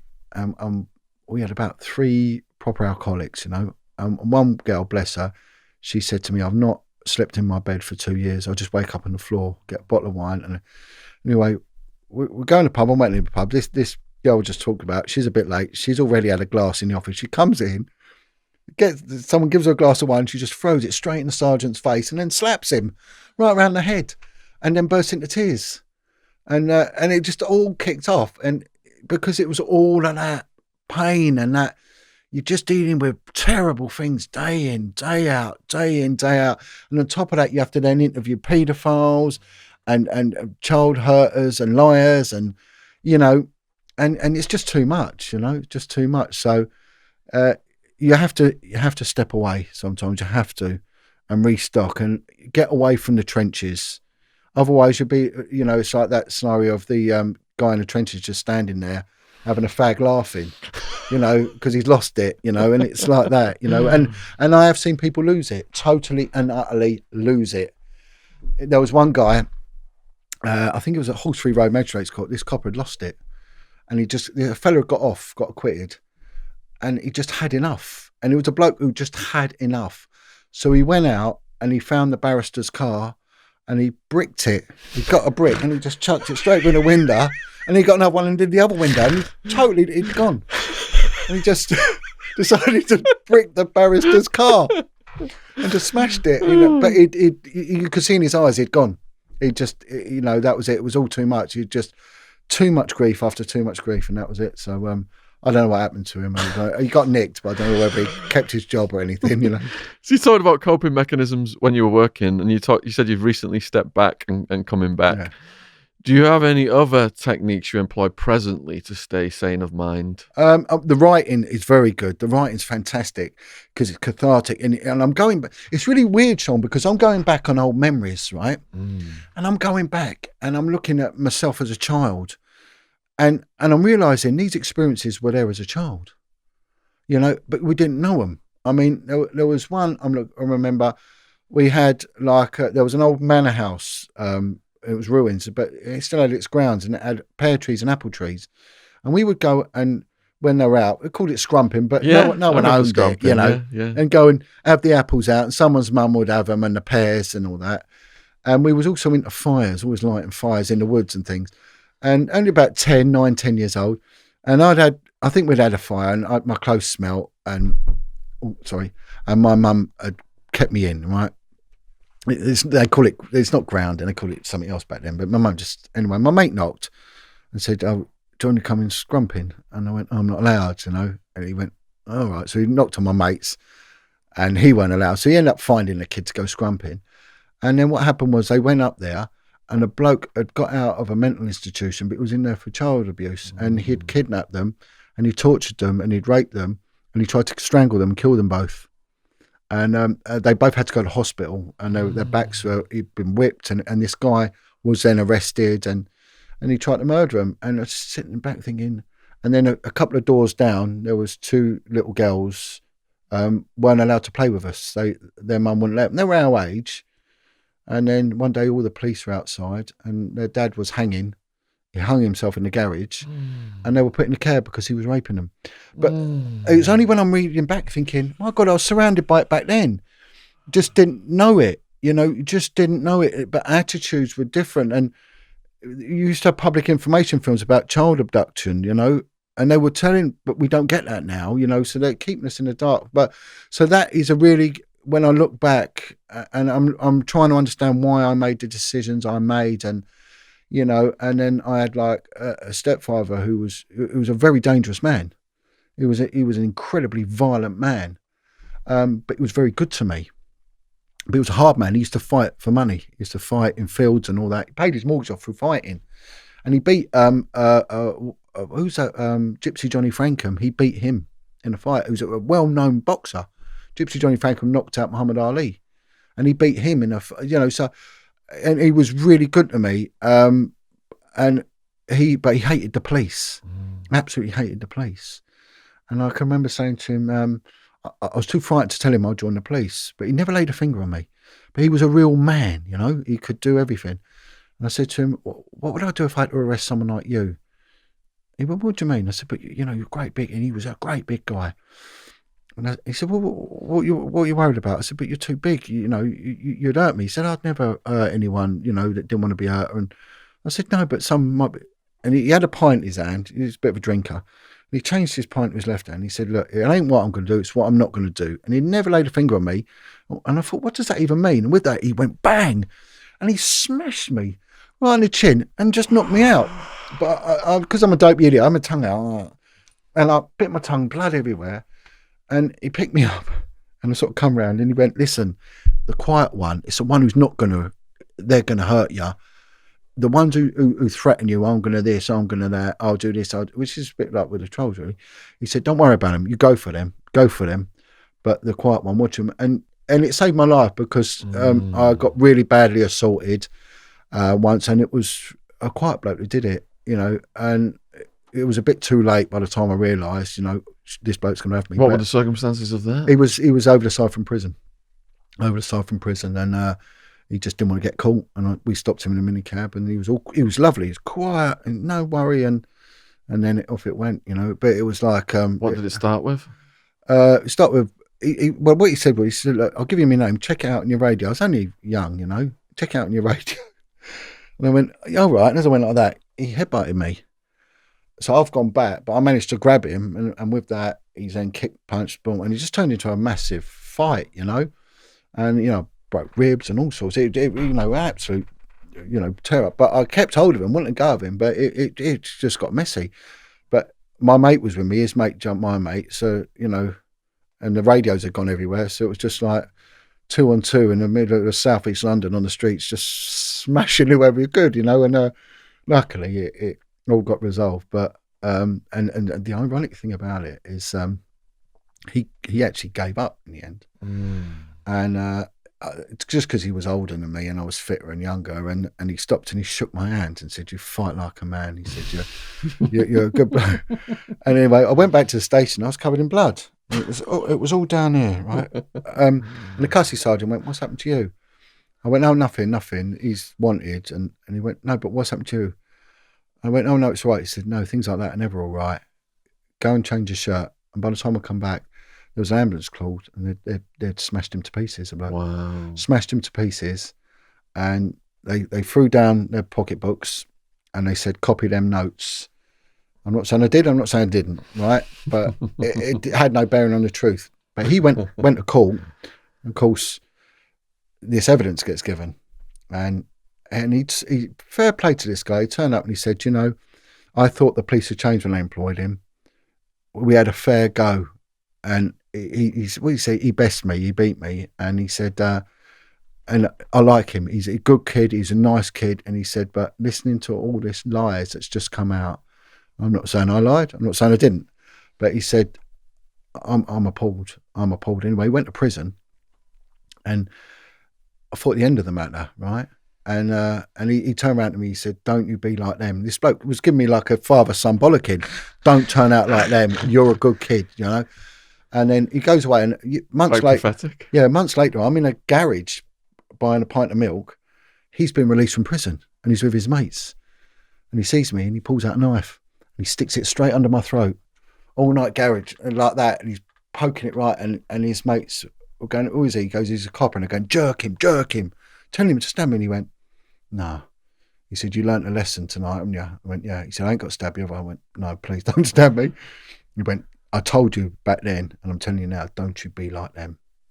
And it was a major turning point in how I gave evidence. Wow. And it was, yeah. And he said, I liked you. And, whatever happened. But, I deserved to go to prison for that, fair play. But yeah, and he was, but I just think because they brutalised him. They did brutalise him. He broke his arm and all sorts. He was ambulanced off, It was wrong. It was wrong. So, yeah, so that changed me. But I don't know what bearing that had on the question or not. Oh, this one's from Ronan. Well, a question to John is, when he was in the police, did he ever come across SRA in any way or hear SRA reports? Yeah. No, I did. But it was from the African community, the Congolese community, and also the Jamaican, dealt with opium. But they didn't take it seriously, right? And I end up working in Haringey on the child abuse, and no, I'm going to give you another example. But they would always, if you went to a Jamaican job, they'd send a Jamaican social worker. So they call it representational. I don't know. There's a way of calling it something, proportional representation or something. And this Jamaican social worker was brilliant, but she knew all about opium. And we had a job. She said, "John, this is opium. This is what they do. This is how they do it." So yeah, but it was never, you were never taught, well, you were sort of taught it at the initial child abuse training, but it was never really forced on you. However, it was my team that also dealt with Victoria Climbier, which clearly there were very demonic and almost witchcrafty issues going on there with the mother. And then, funny enough, a guy contacted me, and it's a former Royal Marine lad, and he said to me, "Do you remember when we raided that house?" And there was the videos, and it was actually a snuff video, and it was it was all like a ritualistic snuff video. I went, "Oh my God," and I've forgotten all about it, and it got put away, reported off, sent away to a unit, went off to the murder teams, and we never heard nothing back from it. Did you have to watch that video? Yeah. We sat down, we took it back, and it was my mate got it, and we put it on, and then you could see what was happening, and it was like a ritualistic setting, but they cut a kid's throat. Oh. And I thought, oh my, so it all got bagged up as evidence and went off, but it wasn't in England. I don't think it was in English, and the murder teams got it, and it never heard back from it again. But the UK always denied the existence of it. I'd forgotten all about it, and it was only my mate ringing me up and saying, "Do you remember it?" And I was, "Oh my God, yeah." Yeah, it was somewhere in East London. So when you say ritualistic setting, what kind of setup was it in the room? It was like was a bit like a cave sort of thing. It was like, and there was all people stood round, and it was all grainy because it was an amateur thing, and there was a kid there, and you could see someone lean over, and then you can hear them screaming. It was just really bad amateur one, but you could clearly see that they cut the kid across the throat. So do you think that societies advance at different rates? And I've been recently watching the Vikings, and they sacrifice people throughout it. Do you think that some societies are still stuck in that kind of mentality? Well, the Mayans as well used to, didn't they? Yeah. And if you look at, what is Satanism? It's Baal worship. It's Babylonian. It's what they used to do. Yeah. This is how they did it. And the child's blood has got more power than the animal bloods. I mean, animals are still sacrificed in voodoo. And in the Vikings, they're sacrificing people for, like, to have a good crop that year and to have good luck in battle and things like this. Well, if you look at The Wicker Man, the film The Wicker Man, that was, a brilliant film. And, and it's paganistic and all that. And it's all gone on. And you hear about it in other cultures, especially like the West African, there was a story the other day where a little kid, and they said he's demonically possessed at 2 years old, and this poor little kid, they say he's got witches and demons in him. But a priest was talking to me, one of the few good ones, a Catholic priest, and he is African, and he said, in the UK, they don't believe in it. He said, but Africa, it's alive and well. As he said, especially where I used to work, he said, John, it's alive and well. They believe in the demonic, So it does go on. But the satanic stuff, it's only when you look back, there was a lot more that had satanic connotations, but I weren't trained in it. I was ignorant, and there was a need to get jobs dealt with and out of the way. And there was a lot, like I said earlier, that we found a big voodoo, thing with the chicken legs all in it.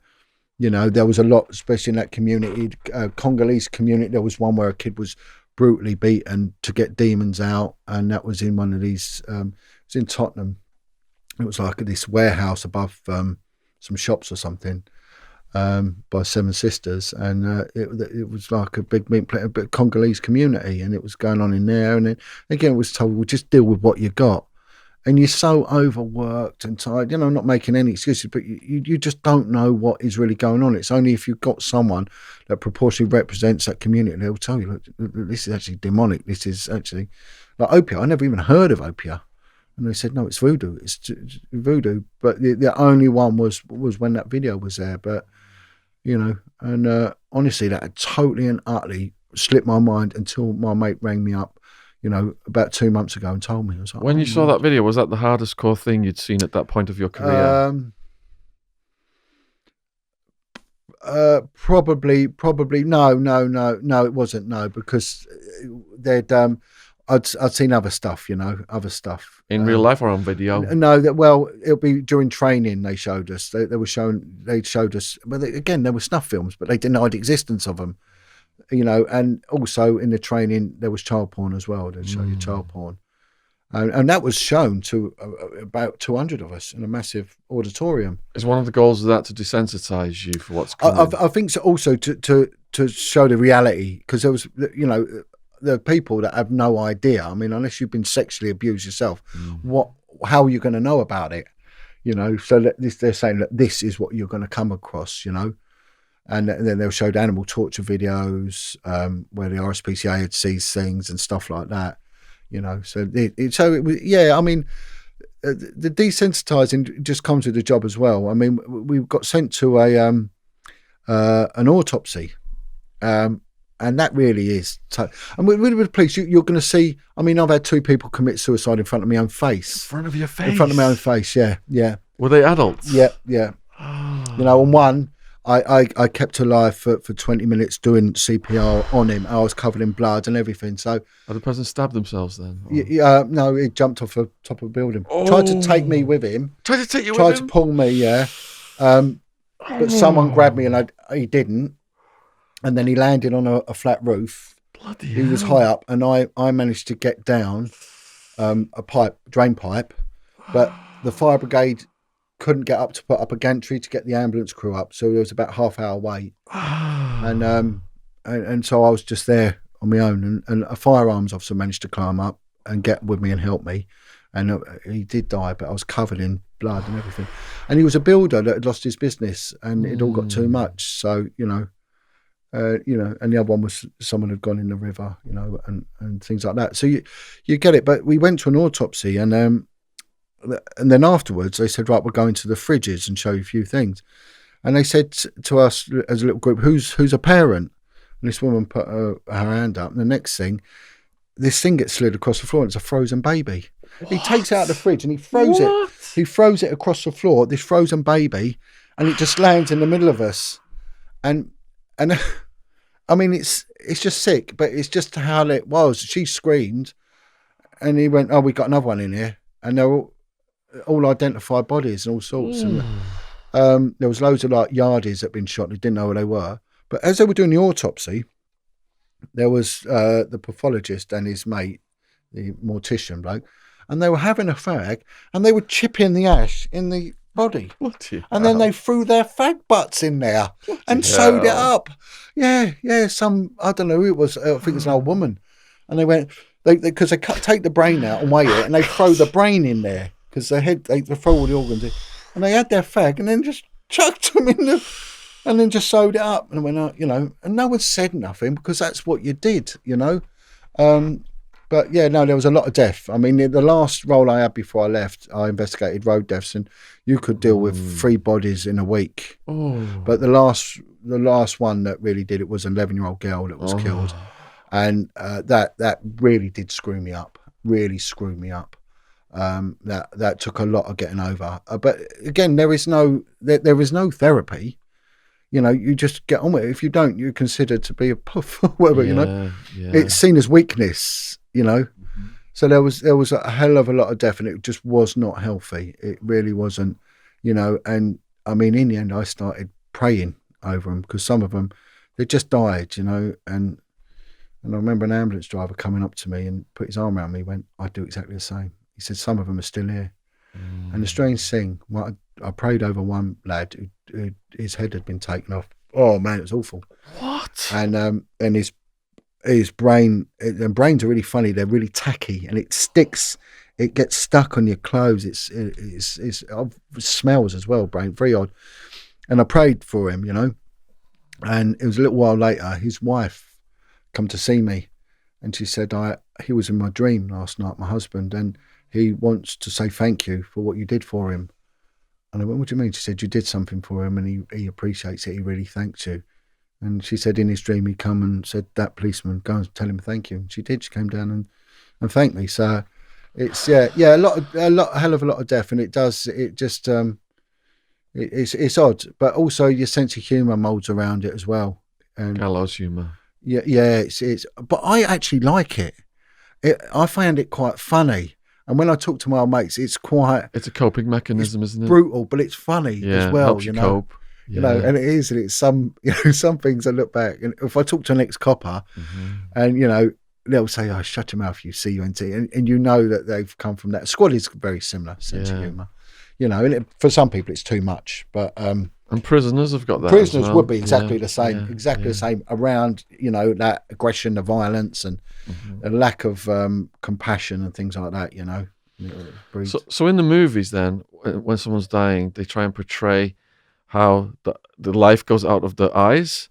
Have you actually seen that in real life? Yeah. You can see when they're gone. Yeah, you can see when they're transformation. Gone. Yeah, and the body sometimes it's like their death throw. They fits and all that. Before so what goes through your head when you see the life go out of someone's eyes? Yeah, I can't imagine. You know they're not there. What's in your head? I don't know. Seeing a dead body is a strange thing. But seeing the actual moment, you know what I mean? Yeah, I know with this guy, he was alive, and then we lost him, and you could actually, he's just, the eyes glazed or whatever, went like a grey, and the body feels just thinking, different. I've done my best. Yeah, and the body feels different. It gets solid very quickly, the body, but also touching a body, because when there was a body there, it'd be a crime scene. Now, it was my job to turn up, and I was in charge of the body, so I'd have to search the body, and then you'd arrange for the coroner to come, So that was my exhibit, the body and the such. So I'd have to turn it over, make sure there was no other injuries that were unaccounted for, get ID out and things like that. Personal possessions have to be taken off and given to the family, the money and all of that if there's a chain. And, sometimes these bodies were badly broken, distorted, the limbs, they were unnaturally bent. And it's a very horrible feeling. It's just, and they're very heavy like a dead weight. But it's someone's child, but with an adult, I sort of gone with it. But when I dealt with an 11-year-old girl, I couldn't cope with it. And I refused. That was a road traffic accident. Yeah. And I refused to go to the autopsy. I refused to go to, and the pathologist said, you don't have to go. I said, well, I'm not going to watch a little girl get cut open. I'm not doing it. And I refused to do it. I didn't want to see a child. It was years and years of it. That was enough now. And I wanted to speak out anyway. And that was sort of, my defining moment, my pivotal moment. And I just thought, no, I've got to speak out and move forward. And we tried everything to try and avoid it. But I was after conflict. So what I would do is I would deliberately create a situation where I'd get in trouble. So I would turn up, I meant to wear a suit, I'd turn up like this. Or I'd have a cigarette in the car so it smelt. Or sometimes I'd drink. So someone at one point would try, and it took months before anyone actually confronted me. And then I was like this hand grenade, boom, and I just went mad. And I just started shouting and just saying these are cover-ups and all this because I needed something to spur it on, because the world needed to know what I had to say. But it's so I understand people when it all comes out and they lose it because it's too much, too much, yeah. It's going to come out one way or the other, isn't it? Yeah. So this next one, I've been guilty of this. I've heard guests use this terminology, and I've seen people get corrected by other people for it. And I've changed my terminology over the course of these podcasts. Why does John call victims child prostitutes?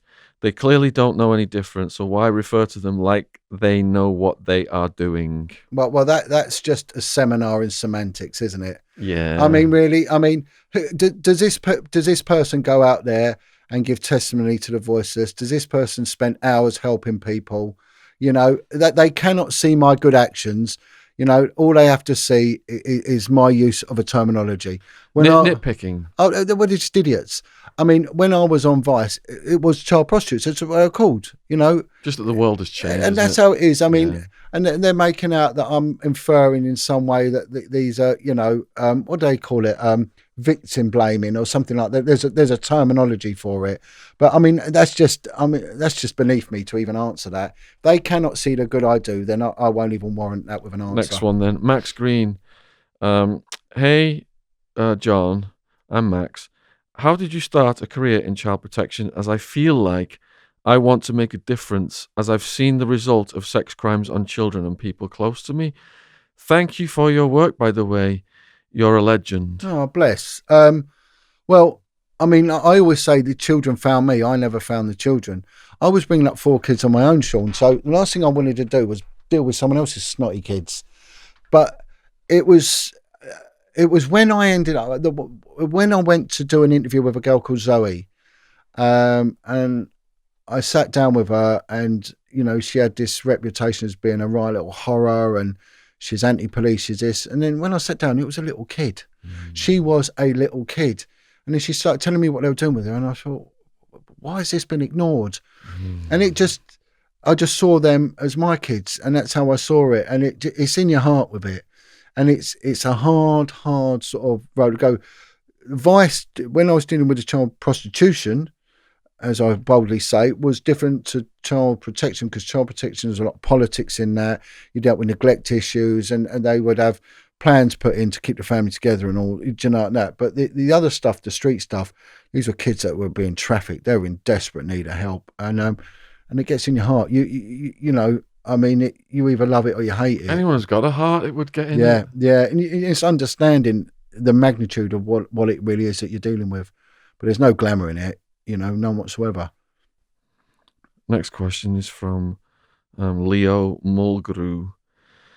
I want to ask John if the horrific things he's seen has informed his faith. Yeah, of course. It's It consolidates it. It does, because you're dealing with death and the real horrible negative elements of society. And at no point have I sat there and thought, oh, Satanism looks beneficial. It's done the opposite.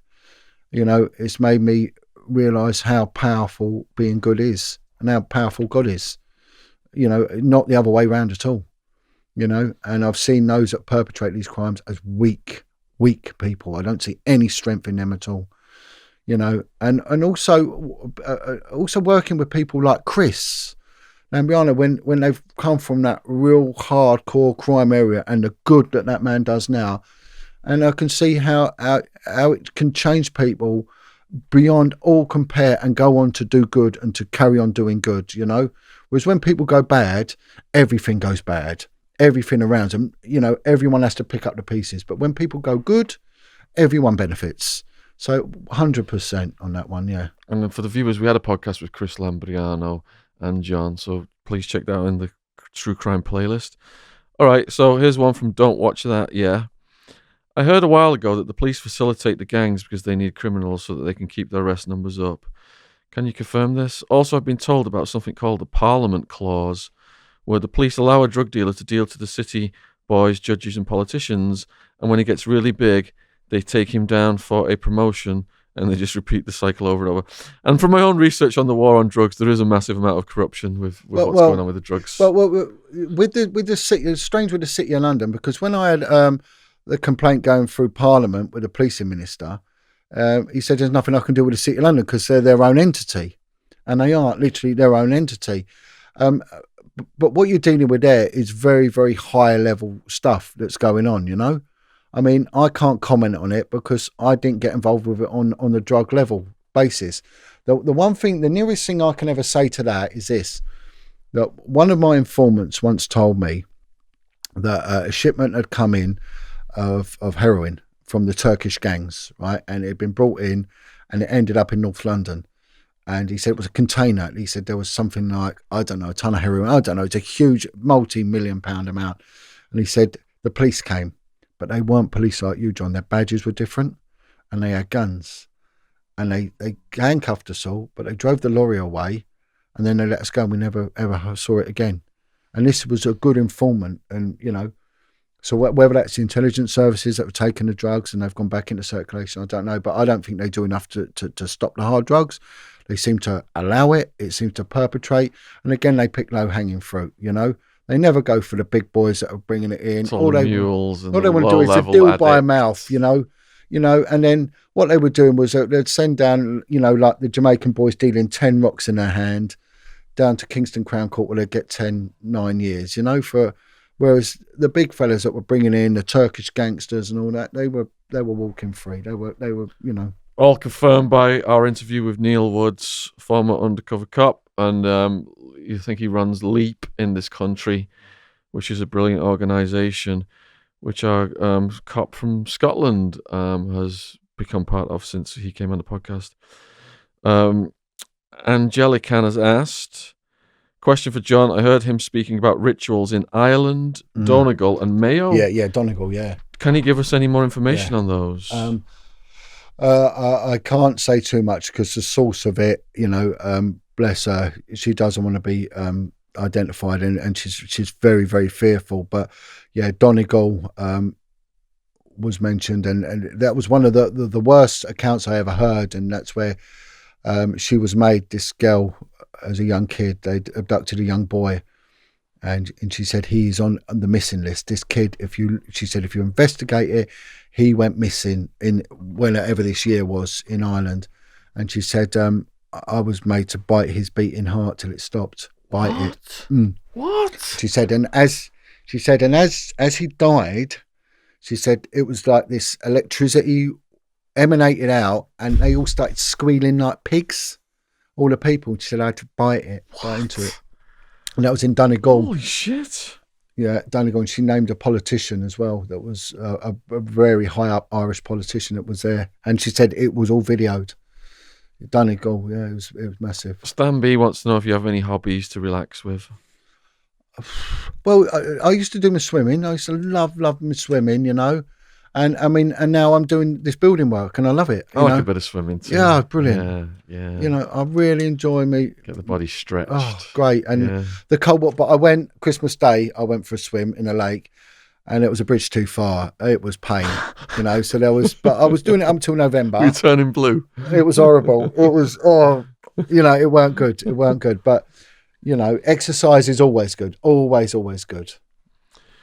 Rail Turner's asked, just wondering what your thoughts are on the policing system now in regards to people harming children. Is the message getting to the right people that there has been an incredible amount of corruption?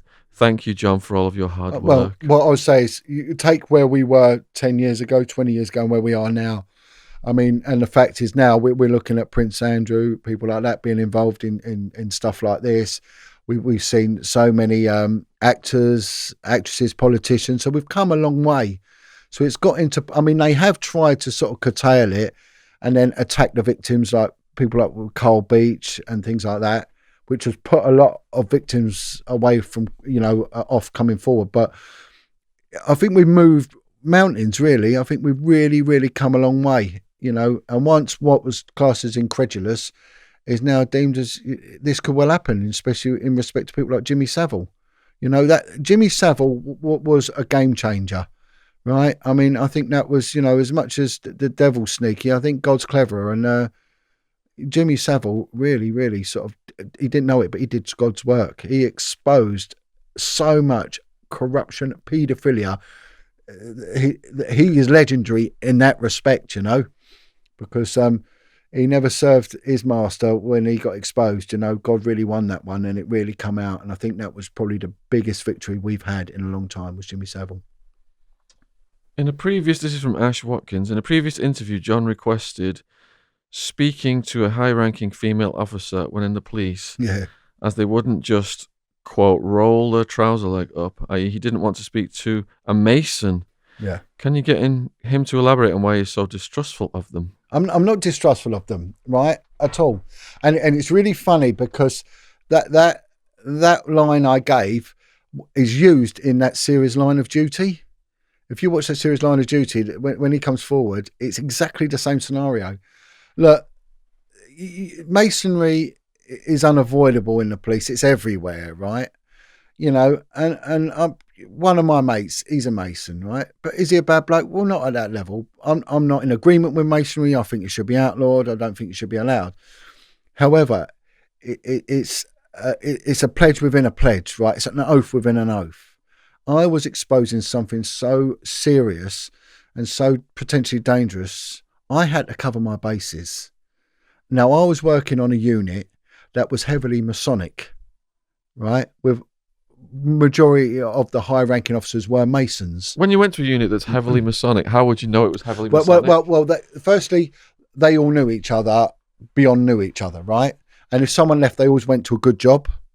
The main telltale sign is once every so often on like a Wednesday or Thursday, there's no one in the office. You know, well, where are they all gone? They've all gone to a lodge meeting, you know, and they would all do each other favours without, and some of them, I mean, one bloke went, how do you know I'm a Mason? I said, well, you've got a Masonic watch on. He actually had a Masonic watch. It's got like Hebrew script on it, or they'd have the ring, you know, and some of them would even leave out, they've got a thing called the summons. So it would have the lodge, there's millions of these lodges, and it'd have so-and-so lodge, Masonic lodge, and it'd have all their names and addresses, right? And it'd be the date of their meeting on there, right? And they'd all get one before a meeting. It was on his desk. And I remember sitting there looking through it and thinking, I know him. I mean, some are in police lodges and some are in non-Masonic lodges, you know. You can have an actor's lodge, you can have, I don't know, anyway, so. And that's how they knew each other. And some of them would openly tell you, I was in a lodge with him. And there was one guy that was on our team, and that year he was a worshipful master, and the inspector was below him, you know. And so, and you sort of got to know him, you know, you would get to sort of know who's who. And that's why I couldn't have that specialist units are massive with masonry, because you if you get in there on credit alone, you're doing well. But a lot of them were useless. And how did they get there? Because it's Masonic, you know. We used to call them Larrys, Larry Graysons. They're in the Larrys, you know. But I never understood it then. It was only years later I understood really what was going on. And then you're wise to it. And then you could start really start picking them out, and there was one guy, it was a Jamaican guy, but he could sniff them out a mile off, and he used to just call them devil worshippers. He's a devil worshipper, Wedge. He's a devil worshipper. He's one. And he sort of, I said, how do you know? He said, I know him all. Did they try to indoctrinate you? No, they didn't want me. I was always scruffy. Really? I was always scruffy, Yeah.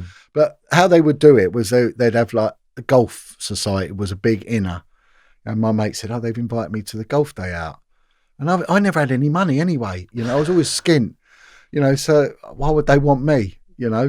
But but others did. You could see that's how they were going to go, and they would get in there. But they quite a lot of them, went in there. So, John, you're on the cusp of doing the longest podcast ever with us today. Right. You've beat all of David Icke's. We've got. Let me just see. Well, I deserve to beat him because he's given me all his trolls.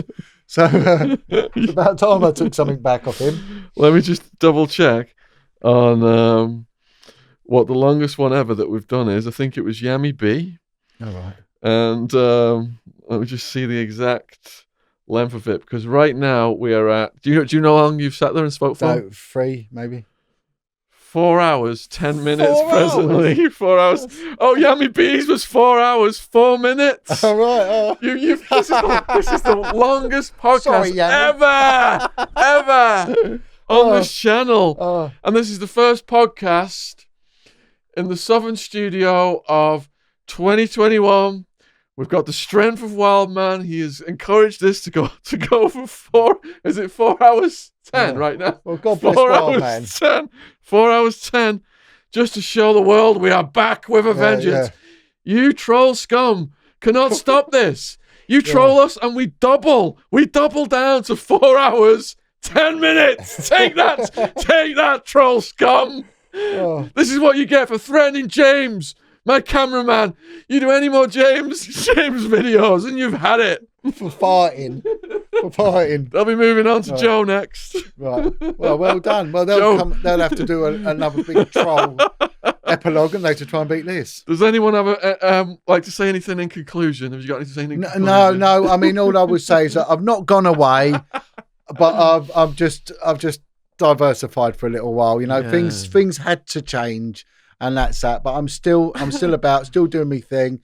If they want to get hold of me, the website's still running, but no Facebook, no social media, and that's it. Yeah, but I feel better because I've just troll free now. Yeah, it's like detoxing. Your strength's back. Yeah, it is. It's talk for 4 hours 10 minutes. Yeah. That's strong, man. Well, good job we bought a bottle of wine. We'll find them in a minute. All right, so people watching this, you've been on such a multi-hour journey, and we appreciate you staying tuned. Please let us know in the comments what you thought about this. Please let us know what you think about what's happening with Wilfred Wong, Jeanette Archer. I'm sure perhaps John will be so kind to come back to do a part 4. So any questions, put them down there for him. And huge thank you to all the new subs. Subscription logo is in the bottom right-hand corner. It's free to subscribe. It helps us to attract more and more guests. We do have 600 guests right now pending on the list that Ash has compiled. So endless content coming this year. Huge thank you to all of our guests and supporters. And in the description box below this video, your YouTube channel is still going, right? Yeah, that's still. I've not looked at it, but okay. I'm presuming it's still going. We'll have the link down there to John's YouTube. What's your preferred method of people contacting you these days? Email. So there's John Wedger. Is it www.johnwedgerfoundation.org or something like that? So we'll have that link down there you just put my name in, the foundation comes up, and just email, because with the email it's filtered and all that, and I can track it, and and if I don't want to read it, I'm not going to. A huge thank you to people who've clicked down and gone on our socials and our donation links and checked out our other playlists. All right, John, we're going to have a big hug for the biggest, man. Biggest, oh, God, get all over. Biggest, longest How long have we got a hug for? Take that, trolls. Take that. Yeah.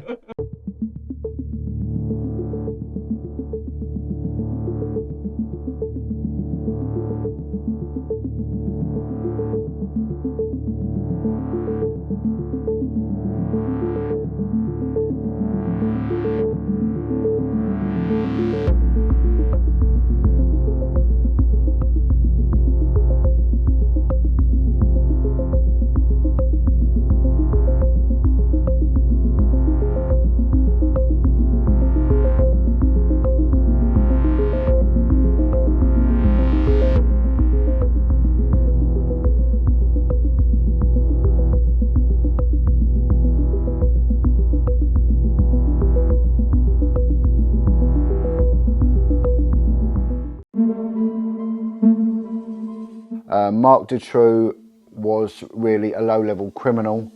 The Beast of Belgium. And the man was a pervert himself. He's dead now. There was numerous victims. Some died. They kept him in underground chambers. It was covered up, you know. It was covered up at police level, which is something I know all too well goes on. And anyone who don't think it goes on, well, you know, I've got news for you. This clearly was a dangerous man. Would he have gone on to commit other murders? I think, yeah. What he's done is he's abducted and he's raped, murdered a woman, and then he's gone to extreme lengths to dispose of her corpse.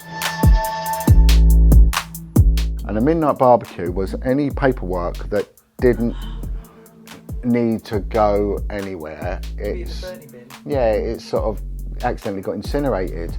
I think our policing needs independent adjudication. Police should never be allowed to adjudicate each other. But when you get to specialist units, it's very big. And when you get to detective specialist units, it's like a stick of rock. It's basically all the way through, you know. You know, the youth need to take an interest in politics. They've got to stop these old Etonians riding roughshod over everything. You know, they've got no grasp of reality. They're contemptible in their mannerisms to you. And the more that we shy away from that, you know, the more they're going to continue with this old boys network. God bless you in all your endeavours. You are a beautiful man for what you do. And he knew it. He knew the police had covered this up. He knew they'd lied. He knew it. So when you get attacked by these vexatious, spiteful individuals, and this is what they are, they're jealous people, and they prevent victims and survivors speaking out, right, they do a lot of damage.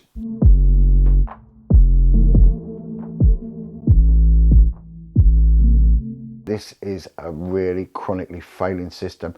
A sixth of the budget, our gross income budget, goes on criminal justice, and it does not work.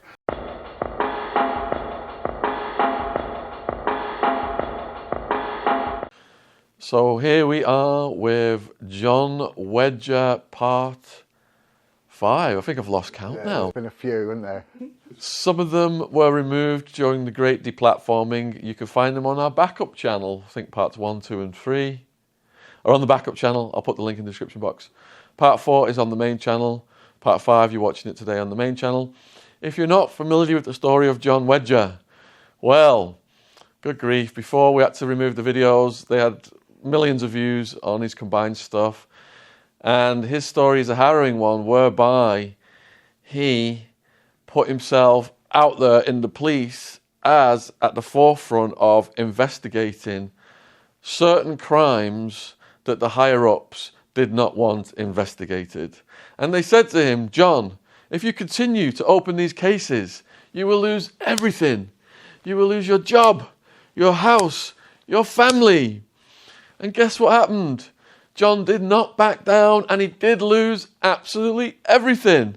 So you do not find a crusader with a bigger heart than John Wedger coming out of the cops and continuing to this day to expose what's going on in the world. Now, this is a educational video based on true life events of John himself and cases documented in the news and the courts that he has researched.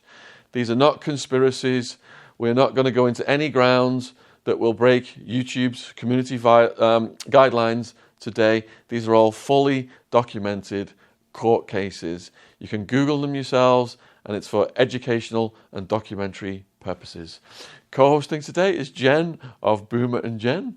And if you've not checked out her line of organic cotton clothing yet, her links are also in the description box below this video, as will the links to John's YouTube channel and any of the other links where you can click over and support him. Now, one of the guests John has referred to us over the years is Karine. Is it pronounced Hutzibart? Hutzibart. Karine has gone into prisons across Europe and interviewed people who have committed some of the most heinous crimes on the planet. A proper Clarice Starling going in there as a younger person and then just building this career up over the years and publishing all these books. Kareen has actually had a major breakthrough recently. And when John sent me this text the other night, I was just like, wow. So we're going to start out talking about the case that Kareen has opened up, and then we'll be getting into the case that John's working on and some of the other ongoing things in his life. I know you guys always love it when John's on the channel, so please let us know in the comments, what you thought about this, and please post any questions down there for John as well. So huge thank you for coming back, John. Brilliant, Thank thanks. you. Yeah, cheers. So this news about Kareen, then you sent me a text, and I read it, but I imagine there's a lot more to it than that. So if you want to let the viewers know. Yeah. Kareen, for those who don't know Kareen Hutstabat, she does want to call herself a profiler, because she said everyone profiles. And we all naturally profile anyway. Whenever you're in a, an unusual environment, you're going to profile. And I think the more hyper vigilant you are, the more tuned in you are. But she's one of the FBI's top 10 profilers. There has been attempts on her life in the past. She was the one who profiled Marc Dutroux, the Beast of Belgium. And if anyone has no idea who Marc Dutroux is, Dutroux, what a phenomenal insight into how this system works. Marc Dutroux was really a low-level criminal who was used to abduct children. The man was a pervert himself. He's dead now, but he was abducting kids for, I think, 150,000 euros a hit, young girls, which were used for sex parties. When eventually it did come out, there was numerous victims. Some died. They kept them in underground chambers. They were used for parties for CEOs of big corporations. There was members of the clergy, very high up members of clergy. There was members of the British establishment, the Belgian establishment, and it was covered up. It was covered up at police level, which is something I know all too well goes on. And anyone who don't think it goes on, well, I've got news for you, and we'll sort of go into it. I call it like the algorithm of how this works. There is always an algorithm. There's an algorithm of how these perverts get together, how their MO, their modus operandi, and there's also an algorithm of how they bully you, and it's very similar. So myself and other police whistleblowers were all bullied, although it was different forces, were all bullied in exactly the same way. And it works. So it's something that they know works. And this is obviously intelligence-led. And they tried to shut this down. They couldn't do it. And this is where people got to understand their power. Because in the build-up to the trial for Marc Dutroux, 90 civilian witnesses died. 90 died. There was threats to the journalist. There was a good journalist, a man called DeConnick, who actually put it out there. There was a good chief police officer, again, who put it out there. They were all removed, threatened, silenced. Police went round to search a house, and they could clearly hear kids' screams, and they put it down to background noise, and they were actually in the basement. Wow. There was porno films. Again, this is the other thing, snuff films, porn films and snuff films. You see this all the time. The British criminal justice establishment always deny the existence of snuff films. It's a total lie. There is evidence from the Belgium and the Dutch authorities that have been snuff films that have been seized, which have not only come from the UK, but also ones made abroad with UK children. And, so this is what we call now trafficking. It's been going on a long time. We have seen this come out in the inquiries, the government inquiries, which I'd like to talk about, if I may. I've been one of the very few national core participants in the government's independent investigations of child sexual abuse. I was given evidence alongside a guy who spoke out against, which we saw on Sky News only yesterday, and how, what he endured, not just in the abuse, but also afterwards, in an attempt to silence him by the establishment, And again, we spoke about this in other podcasts with Pi, the information exchange and things like that. These are all factual things that they can't take away from us. And this is, you're right in what you say, things that are supposition, you know, they can be attacked, but when it's concrete, they don't like it. So this is why I say to people, you need to speak up. You need to go through the process because it's public domain. Once it's public domain, you're on solid ground. You know, I've just finished a civil case against the Metropolitan Police, and I spoke out openly and candidly about how they threatened and silenced me. That's a matter of public record. I was threatened, you know, in an attempt to silence me by a chief officer in the Met Police. I called out. There's a woman I would really like to mention her name, but I won't, because I actually had a lot of respect for her in the police. She was a very good woman, but she gave a statement and I called her a liar. And I said it to court. Her statement is full of lies.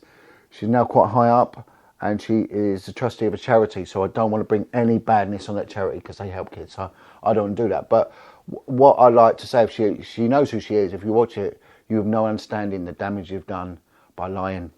You know, you're a good woman, you shouldn't have lied. I expect it off the hierarchy because they sell their soul. But good people, please don't lie. Don't lie, you're better than that. And it stops victims, vulnerable people from ever getting justice when you lie. Please keep the lies away.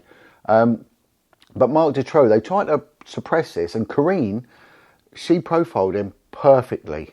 Right? Had they listened to her, 2 lives would have been saved. 2 lives. There was an attempt on Corrine's life because of what she knew about someone very high up. Again, we can't go into that.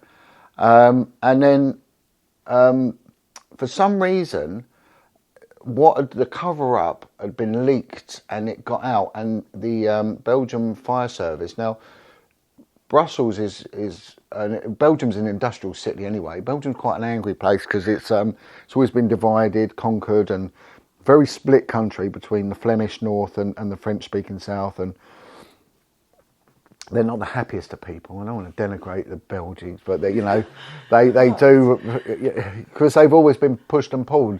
They've got like an elastic border, you know, and it's a lot of death has gone on in that country. You know, the First World War, the trenches are littered all over that place, and it's an industrial area, and it's got quite a bad crime rate. And I think Brussels, I don't know how big the population of Brussels is, but if you take social demographics, it's not too dissimilar to London. And 1 million people took to the streets, 1 million people. They tried to keep it down. The fire service turned up with their fire engines and they blew the windows out of the parliamentary building. And then the farmers turned up with their tractors, with their shite flingers, and they splattered the building. With shit? Yep, and they said this place needs to be cleaned, and that's why the fire service blew the windows out. And 1 million people, and they tried to push it down, and then they pushed the numbers down and down again, and I think that the official estimate is 500,000. But again, for a small country, that is an incredible amount of people, but the realistic estimate was 1 million. Now, Corrine was part of that machine. I met Corrine when I gave evidence at a tribunal, and we sort of connected through that. And an incredibly wise woman, and she contacted me the other day. She contacted me about a week ago, and she said, "Look, watch the news. Something big's going to come out in France involving a police detective." Now, we are being saturated at the moment about stories of police malpractice, misogyny, and cover-ups, really. And who better to sort of voice their opinion on it than me, And so we've just had a story in the UK of Wayne Couzens, the diplomatic protection officer, who's, what he's done is he's abducted and he's raped, murdered a woman, and then he's gone to extreme lengths to dispose of her corpse and then carry on with his life. Now, quite funny, because he was caught exposing himself a few days before, and Corrine said to me, be very, very dubious of flashers. And years ago, anyone was sort of brought up around the 70s and the 80s, there's always reports of flashing and People would run on like soccer pitches, wouldn't they, and flash? Yeah, you flash and streakers yeah, and flashes. streakers, yeah. Not people coming out of bushes in parks. That's what we're on about. Yeah, the Dirty Mac sort of room, you know. And it was always depicted in like Benny Hill show and the 1970s comedy, you know. Yeah. And she said they are people that are so opportunistic, and the only thing that stops them from taking it further is that reality and that opportunity, right? And when it presents itself, they will abduct, they will murder. So you're getting this, what was seen as just a nonsensical, sort of very weak-minded, minor level act of sort of perverse stupidity. Well, actually, no. The underlying factor here is something of extreme malevolence. Now, a couple of days before, Wayne Couzens, abducted that poor girl, Sarah Everard. He had exposed himself and he'd been caught driving naked, and there was this extreme history of weirdness throughout his... Was that reported in the papers? Yeah, it has come out, yeah. And it's, he'd been caught, I think this was post-trial that come out. Pre-trial it come out that he was in a McDonald's getting his penis out. And then post-trial it come out that he'd been caught driving like from bottom down naked. And things like that. And she said, look, the people that do that, they have the opportunity to kill. They're very highly dangerous. And it is just really, when it presents itself, they will take it. And she said, look, I'm dealing with something in France so similar. So she said, please just watch this space. Well, of course, it came out in the sort of international press. Now, there was a Parisian detective who'd abducted and murdered, not 100% certain on the full ins and outs of it. I'm just going through a documentary at the moment that has covered it. I think it went back from 2003, and they filmed Corinne from 2003 on this case. And she said straight away, it's a detective, it's a police detective, that was a profile. How accurate was she? Because what happened was, she has been quite inspirational in how I'm now operating today, which I'll go on to shortly, and how this has evolved. And I've used my tradecraft and that of other professionals to start being a viable alternative to serious criminal investigations where there is a massive failing in this country, a consistent failing. You know, considering that we've mentioned this in many podcasts, that really the police are just picking low-hanging fruit. That's all they're doing. They're sending 4 or 5 police officers at 4 a.m. round to someone's house because there's been a Facebook post. You know, I mean, 4 a.m, I heard of it the other day because someone put a post on Facebook. You know, it's unreasonable. There's no need for it. Things like that can be dealt with by a summons. It doesn't need to be brought in under, Can you repeat the post? Yeah, I don't know what it was. It was probably not, because if that's a crime, then we will be republishing a crime again. And if you look at what happened with you more recently as well, it's ludicrous. This isn't what the people are paying for. Now, she works in conjunction, Corinne, with a cadaver dog handler, a really lovely guy called Patrick, and I've had quite a lot of communication with Patrick. And this guy, he said to me, my dogs will find bodies up to 50 years old in the ground. I was like, wow, he said, if they're there, we'll find them. And he said, we've been finding bodies from the Bosnian War, even going back to the Second World War. If it's mass graves. So these two went out and they started finding corpses. So how the authorities never found them, God only knows, but they did. And how the bodies were tied up and everything else, she said straight away, this is a man, a policeman that's done this. And due to other sort of background information, crime scene information, she's deduced straight away it's a detective. He's used his status as a detective to coerce, similar to Wayne Couzens, very similar, to get girls into his car, and then he's gone on to do whatever and murder them.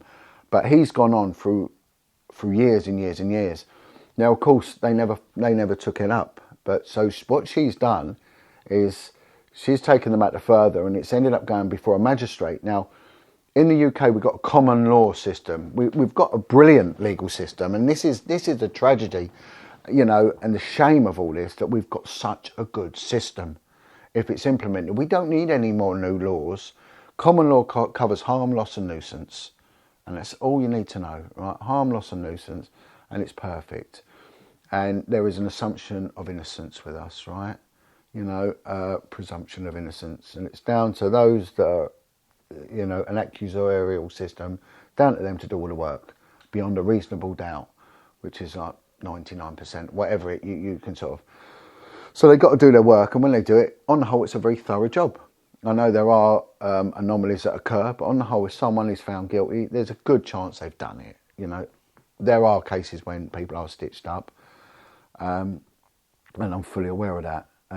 Anyway, abroad is different. It's Napoleonic, right? So they accuse you. It's down to you to say you didn't do it, which is a lot more difficult, you know. And that's why they can never combine the British judiciary under European law with law. The two things don't match. They don't. So abroad, the magistrate will coordinate it, which I think isn't too bad a thing, because I think our policing needs independent adjudication. Police should never be allowed to adjudicate each other. A complaint, it's really strange, because when I took my complaint initially to the Met Police, of course, I might as well have gone out there and told a squirrel for the difference it made. You know, it was pointless. But I went to it used to be the IPCC, the Independent Police Complaints Commission, and they didn't do anything. They said, we'll look into it, and it didn't. And when I asked for, you know, and anyone who makes a complaint or is a victim of a crime, you should be getting a 28-day meaningful update. If you don't, they're breaching their own standards, okay, and you should push that further. When I pushed it, they said, don't ever write to us again, Mr. Wedger. If we get another letter from you, we're not opening it. And actually put it in writing. So then the government said, oh, we're going to change, and we're going to go to this new governing body called the IOPC, the Independent Office of Police Complaints. So I thought, right, we'll write to them. Well, they're in the same building, right, in Sale in Manchester. They've got the same postcode and they've got the same telephone numbers, and lo and behold, they've got the same staff. You know, so they've really done a good effort, and they are totally changing it. And we buy this crap, you know, and how much money have they spent on all the livery and all the stationery and everything else? So anyway, going back to Corinne, she's gone to the magistrate. So this magistrate's ordered that 700 detectives within this policing jurisdiction are to be DNA tested. Right, so they said, no, this is what I want. So it got ordered by the magistrate. Well, the other week, one of them, he goes on holiday. He's like, well, and King said, I've told you from the start, go get this man. It's this man. Again, they didn't listen. He was found, not too sure, I believe he was hanging, I'm not too sure, but he's dead, he's committed suicide, and he's fully admitted to every single murder, 9 of them, you know. And I think in the early days, it was only a couple. Had they listened, do you know what I mean? They could have. And again, it's this reluctance. We've seen it. There's a programme on the telly at the moment regarding Colin Stagg, you know, that was accused of the Rachel Nickel murder, you know. I remember back in the time, because I was working in South East London, a lady called Samantha Blissett was murdered, and her daughter was murdered. So this guy, his name was Robert Napper. What Robert Napper had done, he'd picked her out of a Lonely Hearts thing and gone round her, and he'd murdered her, and he'd murdered her infant daughter. But I can't tell you, because the information I got from one of the officers on the scene was what he did to the daughter was just beyond, you know, he'd actually butchered the thing.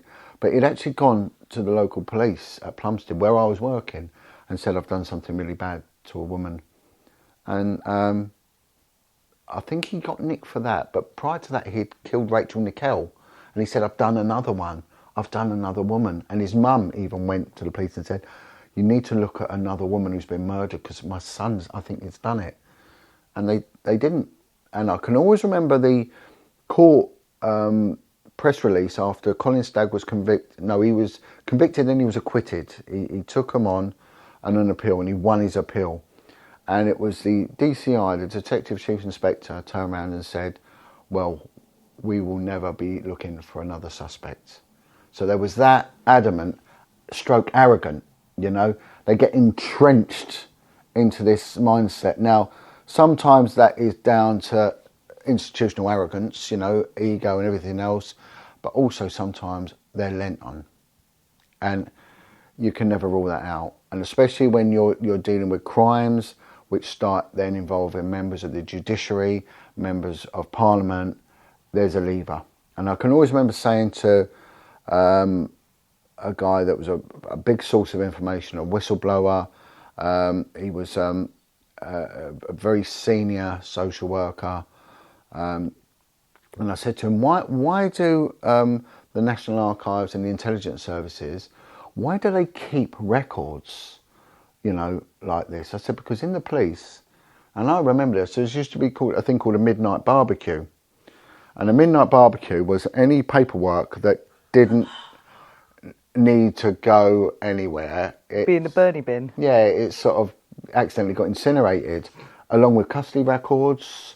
There used to be the booking in sheet that would go, and they would have a thing called a midnight barbecue, you know, and tapes. I can always remember saying to a sergeant once, well, why would they burn tapes? He went, if you throw them in a bin, they'll end up in a landfill site. Everything's got to be burnt. Now, I'm not saying it was a regular practice, but it went on. It went on. You know, computer records are different. You know, but again, they can go missing as well. You know, there's a guy that we're looking at the moment. His whole prison record's gone missing. He just doesn't exist. Yet he's in prison for murder of a child, and his prison record's gone missing. So these things do go on. You know. And so we can't be that naive to see they don't. And we're seeing this now with government inquiries, and it's the same consistent outcome. And it is cover-ups and lies. And it always in sort of like the police's side of things. The social services have done the same. And it's a need to get rid of bad news. And the reason that the intelligence services don't do it is because it has blackmail value. And that's what I was told. Again, I'm not pointing any fingers or anything like that. I said we want this to have legs and continue to be broadcast. So that's our reason why. I could spout names all day long, and I've been heavily criticised. I've been heavily criticised from the word go. John Wedger's a whistleblower with no whistle. He never names names. Well, the moment you do, that's it. You're finished. You know. But these people can be used at a later stage. You know, they can, and the intelligence services. You know, this is how they work. So. What has happened then is I started off, as you know, left the police and thought, well, what am I going to do? And I decided to give a voice to the voiceless. So I went out there and I spoke to survivors of abuse, and I podcasted with them, and then that sort of mushroomed. It just went crazy. I couldn't believe it. But again, I was ill-equipped to deal with it because there was a lot of people that had chronic mental health problems. You know, when someone has been abused in their childhood, there's always an audit trail of damage, you know, and a lot of them, they will take it to their grave. You know, there isn't the support for them. 80% of the prison system has come from terrible, terrible childhood background. The prison system does absolutely nothing to take. I mean, I'm no social scientist, but I become very, you know, adapt really, understanding that this is a really chronically failing system. A sixth of the budget, our gross income budget, goes on criminal justice, and it does not work. And I gave an analogy once, and I said to someone, if I was a building contractor, and then I was to say to you, look, you want an extension built in your house, so I'm going to get you a builder. That builder charges £450 an hour, right? And they'll even charge you for invoices and for emails and for estimates, right? Which is exactly what a solicitor does, right? And it's unquestioned, right? And I said, but bear in mind, 80% of all buildings that this person puts up instantly falls down, right? You're going to say, get F off, you know. But it's the same with the criminal justice system. sex offenders, the average offending time on release, right? Because the majority of it is pornography and stuff like that. The average offending time for 90% of them is 4 hours. 4 hours. It don't work. It's just crazy. And then when we get sex offenders, a lot of them have come from abuse. There has to be another way of dealing with this, if only to stop other victims being made. You know, I can get people say, why should we put effort into sex offenders? I get that. But let's understand their MO, their thinking. But you're dealing with very, very deceptive people. You know, these are snakes and they will get under your skin. And one of the golden rules is you don't tell them about yourself, because they will instantly use that against you. I've interviewed so many in the past, and there was 3 things they used to always do. They used to cry, lie and deny. Cry, lie and deny. They would always be crying and, and then they'd lie. Well, the whole life is a lie. And then denying it. Oh, no, Trying no, every yeah. textbook Everything. manipulation. But crying. Yeah. But crying. That was always, a sign of like the narcissistic traits that come into it. So I did the podcasting thing, and then of course, like yourself, Sean, I got into the Valley of Trolls, and I mean, now looking back on it, like someone said to me, there's only one way to deal with a narcissist, and that's run. You know. Really? Yeah. Don't engage with them. Just get out, get away from them. Block. Block. That's it. Do not engage with them. And I say this now to any, because we're getting a lot of ex-criminals going into podcasting, which I think is a cracking idea. I do. But I'm telling you what, if you've got this penchant for a little bit of anger and all that, be very careful, because you can lose your rag very easy and end up deplatformed and nicked. You know, if anyone calls you trouble, just block them, get rid of them. Don't engage with them. You don't need to. There's a lot of jealousy out there. There's a lot of narcissism. There's a lot of hatred. And haters like to hate, you know. All these ex-criminal podcasters are warring against each other now. Yeah, and how long before someone gets killed, or badly hurt, I mean, again, I started working with a lot of ex-criminals, and I've never had a bad experience with any of them. And some have gone on to become very close friends, and I'm so grateful for that. I mean, the main one is Chris Lambriano. I mean, I look at him now like an uncle. I mean, what an incredible man, 82 years old, still out there campaigning to protect children, putting right what he put wrong. And one up and coming one, I said to him, the key word's redemption here. Don't promote crime, do the redemption thing. But we can all work together here. Now, this is the crux of why I've come on here. Let me just tell the viewers, if you want to watch our podcast with Chris Lambriano and John Wedger, it is still standing. It's on the True Crime podcast playlist. It was not removed during the great deplatforming. The great deplatforming. Do you know something was really interesting? If I just digress slightly, I was with Chris and a few other ex-criminals giving a talk. I raised some money for them, raised a few £1,000 for their knife crime charity. And he was giving a talk in the East End of London to families of knife victims who've died, right? Predominantly a black crowd, a lot of mothers there that have lost their children through knife crime. And Chris turned around to them and said, look, John's here, he's an ex-policeman and all that. What would you want the police to do? And how this differs from the official narrative. Every single parent said, more stop and search. Every single one said, if they stopped and searched the kids, my son would be alive today. And honestly, I nearly fell off my chair. And I said to one woman, seriously? And there was the big Rasta lad there, he went, yeah, man. He said, more stop and search. So when the government come out with this stop and search, I'm telling you what, it's an inconvenience for you, because it's saving lives, stop and search. And this is what we got out of it, So it shows how imbalanced sometimes when they do these opinion polls, they are, right?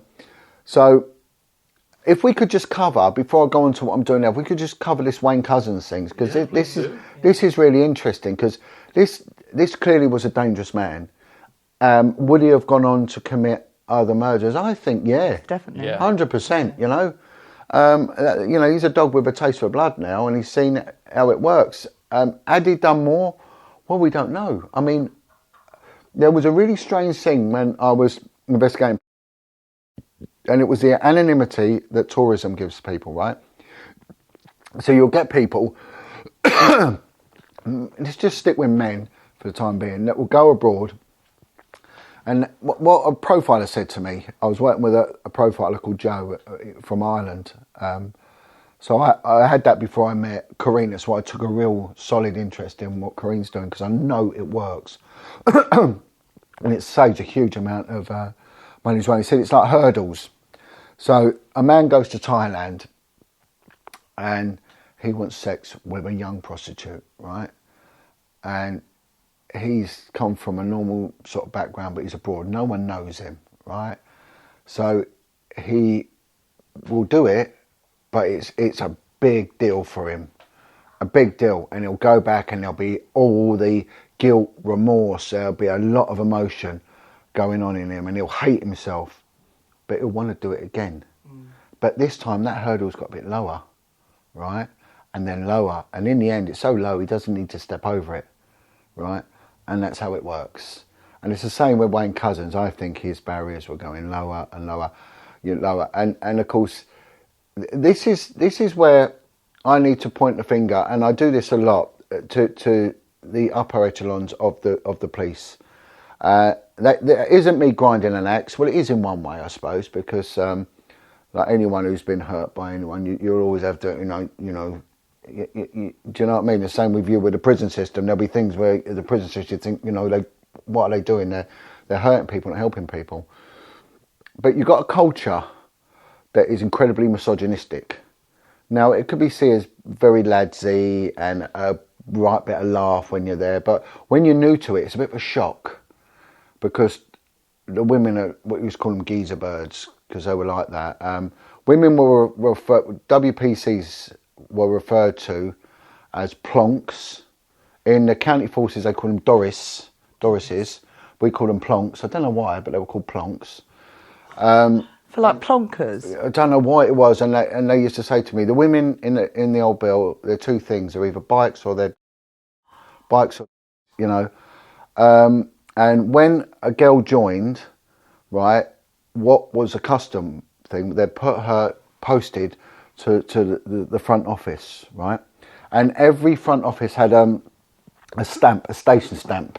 So it'd have Metropolitan Police, Peckham Police Station or whatever, with the date, and your job, if you was early there, to put the date on it, stamping passports and other bits of, official correspondence. So on a night duty, the girl's first night duty, it'd be the job of a couple of PCs would be brought in to pick her up, lift her up, and the duty inspector would stamp her bare ass, pull her knickers down, right, lift her skirt up, pull her trousers down, and stamp her bare ass with the station stamp. That's fucking disgusting. And that's what they did. And I'll give you an anecdote. One guy come up to me and he said he was in the Scottish force and he transferred down. And he said one day the duty officer comes in and he says to him, right, he said, a woman's going to come in and make a complaint. She's a nutter, get rid of her, right? Just get rid of her. So anyway, sure enough, this woman comes in highly distressed and she said, I've been raped. So they said, well, look, love, the chance of catching a rapist are really low and all that.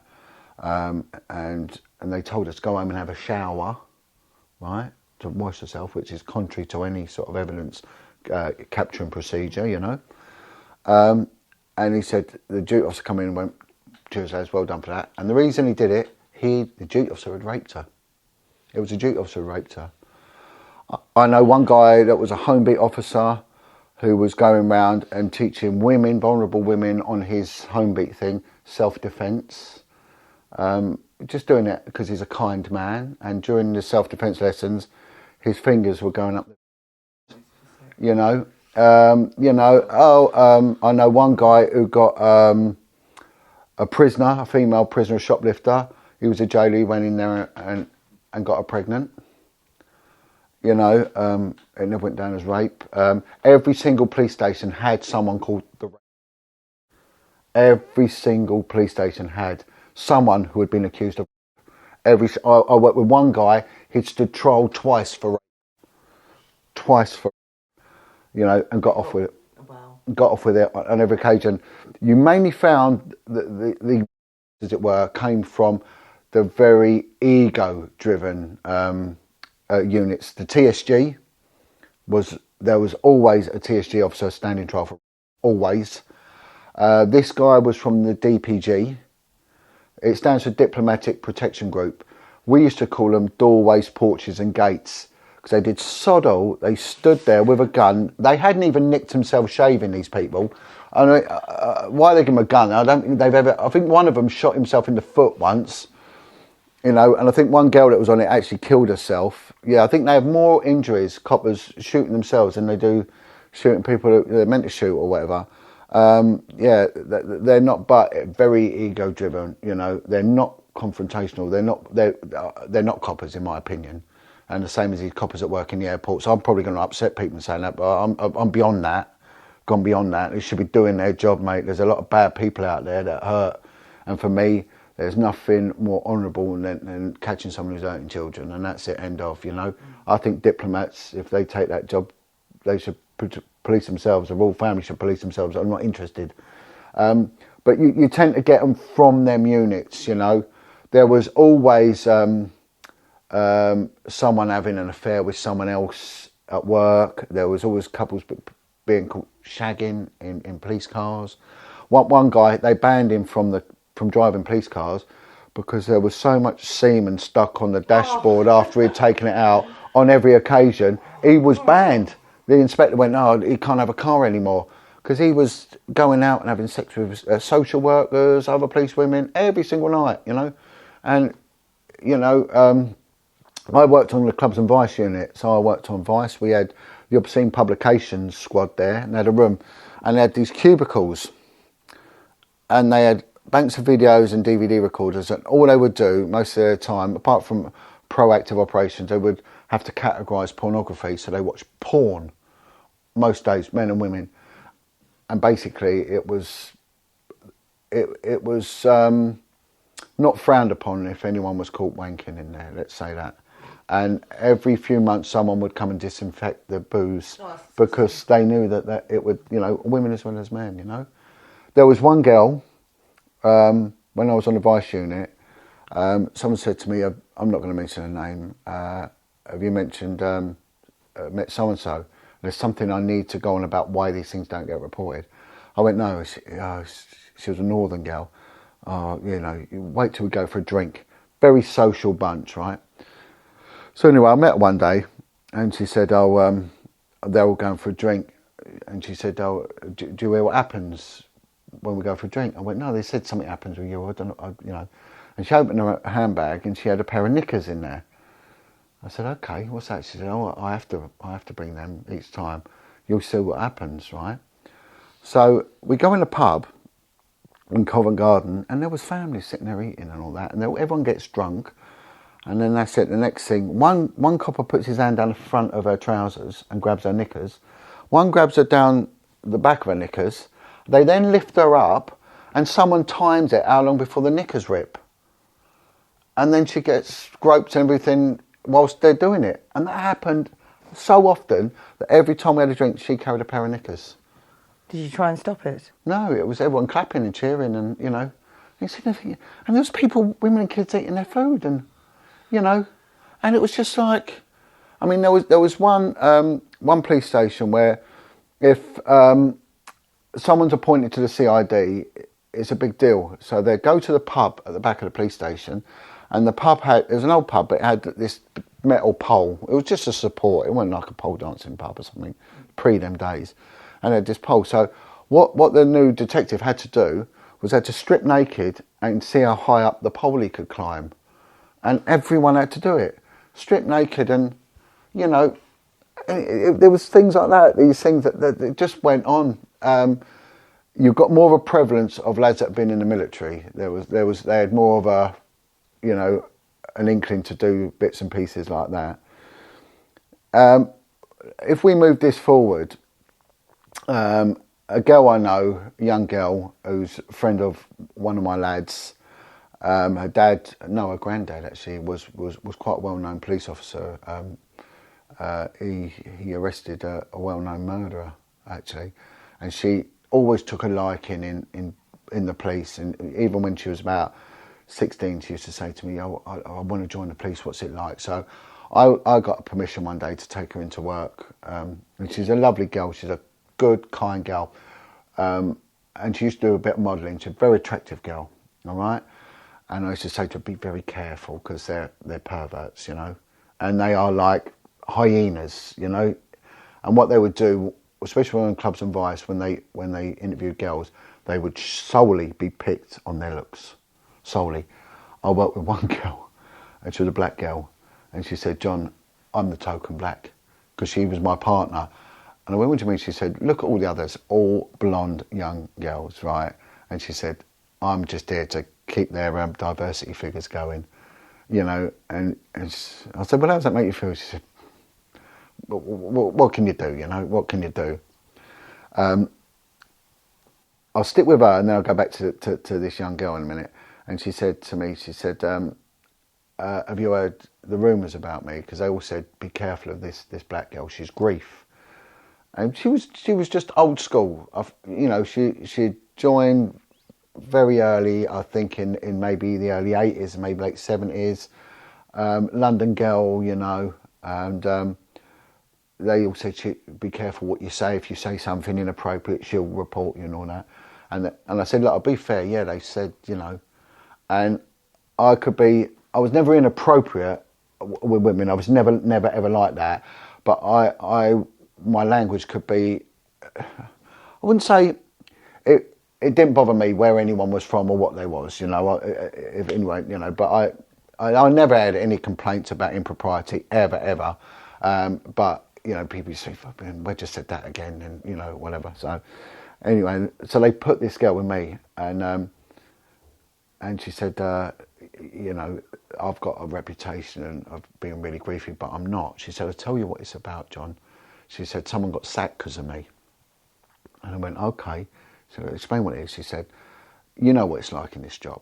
And I went, "Yeah." She said, "So when we went out for a drink, you know, blokes would grab my tits and I'd grab them, right? Right, but we knew each other." She said, and she said a new inspector turned up and he just came straight up to me and grabbed my tits. The first day in, she said, "I don't know this man." So I've kicked off and I've told him, "Don't ever do that again." And he did it. And she said, "You apologise now. You know, what do you think you're doing?" She said, "I knew these other blokes, you know," so it was, whether that's right or wrong, but, and she said, "I gave him every chance to apologise and he wouldn't. He thought it was his God-given right." And she said, "I just thought, this man's dangerous. What if I hadn't been a strong black girl? What if I'd been, you know, a weak-minded little dolly girl, you know? What else would he have done?" So she said, "I reported him." And he was then given the chance to back down and apologise, and he was so arrogant that he didn't, and he got sacked. And she said, "That's why." She said, "You were up there?" I said, yeah, you know, and you know, she was a great girl. We worked together for years, you know.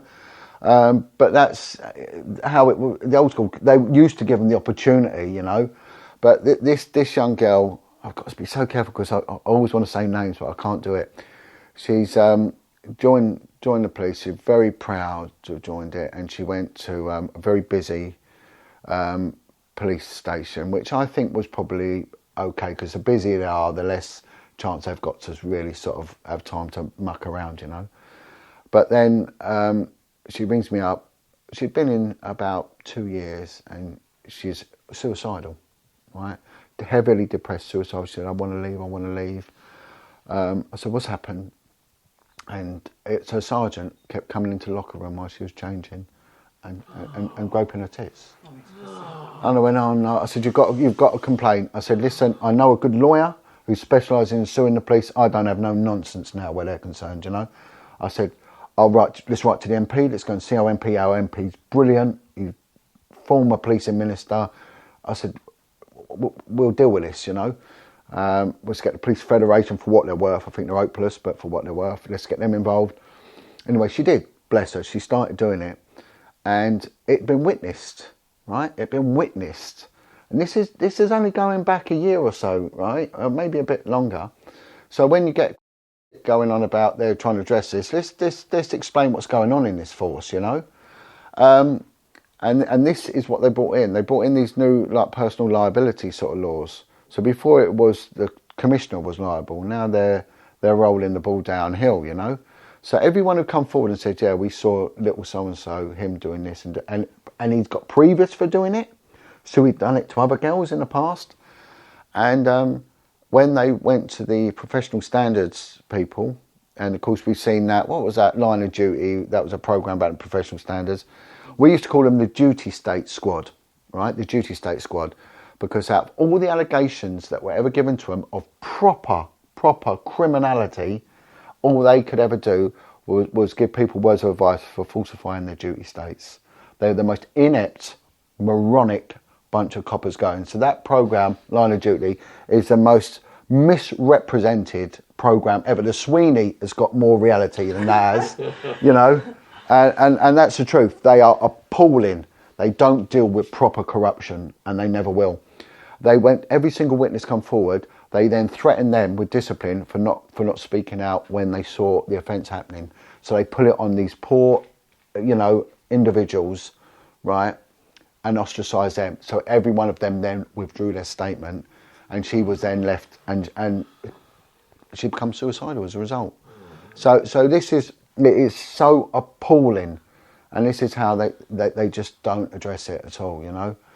And again, this isn't me being anti-police or anything else, but you're dealing with an institution with a massive history of, you know, and there was a lot of victims of crime that got sexually assaulted. There was one guy, I think he actually did get sacked, and he went round and he was a victim of crime who had special needs. Oh, wow. Special needs, you know. He had something like a year left, you know. And he went, I mean, what's going through these people's minds, you know? And, you know, they used to park up the vans outside nightclubs back in the early days, giving the girls a lift home. And I think some coppers in Guildford got in trouble for that. Yeah. And there was one TSG unit, they picked 2 girls up, and the girls, I think, were into porn or prostitutes or something like that. They ended up making a porno film in the back of the police van. Do you know if it ever got online? Yeah, it did. It didn't get online, but it got in the newspaper. It was just around the corner from Euston Station in about 2002, something like that. They actually made a porn film in the back of the, you know, and of course then that sort of leaked out. I don't think it was the girls, it got passed around somewhere, and then, you know, but they was always doing it. I mean, I've had one woman come to me, and she would be picked up from school by 2 detectives, taken to a pub in Cornwall, and just raped by the pub, and then dropped back, and she was in uniform, you know. And where do they go to? She said, what do we do, you know? So, you know, corruption, they say, you know, it just corrupts absolute, you know. It's just, you can't have corruption, and it just needs to be dealt with properly, you know. But so what happened was, I got approached. Again, there's going to be no names whatsoever here, because yeah, I want to keep my channel. What I do now is I work as a single entity, right? And every member of our gang is a single entity. And Corrine advised us on this, and she said, listen, be linked to a chain. You come in, and then when you're not needed, you break away. If you become a group, especially when it's trauma bonded, it always breaks down.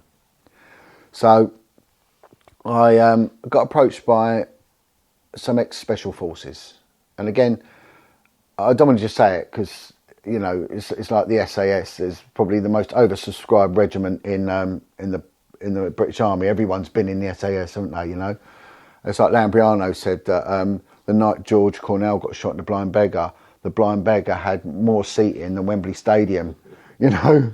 So everyone was there, you know. So again, these are genuine lads that have, and they've got like a unit and like a little depot that they've done some work abroad. helping out kids and all that. And they didn't realise the sheer extent. And this is where podcasts like yourself, what I've done and many others, are so important, So when you get attacked by these vexatious, spiteful individuals, and this is what they are, they're jealous people, and they prevent victims and survivors speaking out, right? They do a lot of damage, a lot of damage, because for healing to take place, people need justice, and one of the things they need to do is to speak, give them the voice, and these podcasts give the voice. And I mean, you've only got to listen to the testimony of Darren Jeffries, I mean, probably the most powerful podcast, I mean, I interviewed him, you interviewed him over a couple of periods, and it saved him. And he said I wouldn't be here if I hadn't done it, and what that guy's been through. So it really means a lot. So these guys started watching these podcasts. So they get in touch with me and say, look, can you come and see me? So I go down with a member of my team, who, again, ex-forces, getting a lot of interest from the ex-forces. And again, we've got to be careful here, because we can't be seen as being subversive. But I think the British government, I know the intelligence services watch these videos. I know for a fact that they do, and I'd like to embellish that a bit more in a minute, how I know that. They need to take note that there are some very, very well-equipped, well-skilled, well-meaning individuals that have had enough of injustice.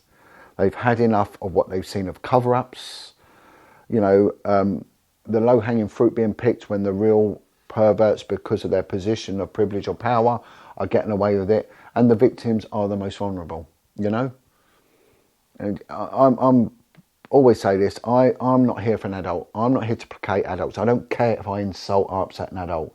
You've got shoulders, use them. But the children haven't. They need protecting, at all single levels. So he said, John, we never realised the sheer extent of all this. What do we do about it? And I said, well, we need to really become some sort of viable alternative. And they said, well, look, leave it with us. So at the same time, I got contacted by a family whose children went missing many years ago. One was their child, one was their son's and brother's friend. Little boys of 11 and 12 went missing, never seen again. Where were they when they went missing? It was in the West Midlands. Were they like going to school or something? They were out, just out playing, There were a couple of kids that were always on the street, One had been given a bike for Christmas. It was Boxing Day, 1996, and never seen again, There was a guy that was arrested as he was the main suspect. This guy subsequently went away for murder of another child, not even a couple of miles away from where we are now. And there was a police investigation, went nowhere. The guy did do time, but it was only because Surrey police caught him, not the West Midlands Police Force, And there was an anniversary investigation a decade later in 2006, which again went nowhere. And the family were so disgruntled with the police, and they got some credible information that the main suspect was seen burying something around circa 1996 in this waste ground, woodland type area in the West Midlands. So he told the police did nothing. So what they did was say, right, they're not going to do anything, we're doing it. So they went down there and dug it up. Did they find him? No, unfortunately, but they carried on. So they raised money, and people said, power to them. So they went on the telly and said, look, if the police don't do it, we're doing it. And they've got this collective and this community built up, and it ended up like a commune. And they were working almost 24 hours a day, digging this wasteland up with mini diggers. They were doing a fantastic job. They were uncovering a lot of old artefacts. There was a lot of children's clothing. There was bits of bone. There was things that were conducive to to the crime, you know. But again, the police never went and helped them, never offered any assistance. And there was a lot of weirdness going on in the wooded areas. There was people turning up and photographing them and in the woods, and it was a very, very strange environment. And so they contacted me and just said, look, you know, we've seen you and we've heard about what you've done. If there's anything you can do. So I went back to these ex-Special Forces guys and said, look, if you want to help, here's something. So they said, right, arrange a meeting tomorrow. We'll be there. So I said to family, can we come down tomorrow? So I took my little team, you know, all the volunteers, and then the ex-forces guys turned up. You know, the ex-Special Forces lads turned up, and they've turned up with this incredible individual who's got ground-penetrating radar. He's printed off maps, but he's got access to satellites. He's gone back to the time when it happened. You know, he knew all about the topography of the land, everything. And off we went, descending. And he said, look, I've got forensic capabilities. I can actually take this stuff and process it. So he cracked on doing that. Hundreds and hundreds of exhibits. We got, the military guys started doing fieldcraft and going in there and trying to identify burial sites, things like that. Kareen got involved and went, right, I'm going to profile this murderer. So this suspect did an incredible job to quite a frightening degree. And she said, you know, there's many more. You're talking a lot. Now, West Midlands Police have said that this guy could be responsible for as many as 25 missing children. When we held them to it, personally held them to it, they denied it. They said that was a misrepresentation by the national media. The national media have tried to liaise with them and they've just been met with arrogance. We liaised with them and we were met again with arrogance. This is ongoing, so we've got to be careful. So we've got now Kareen doing the profile, and Queen said, right, I'm going to get Cadaver Dog over to you.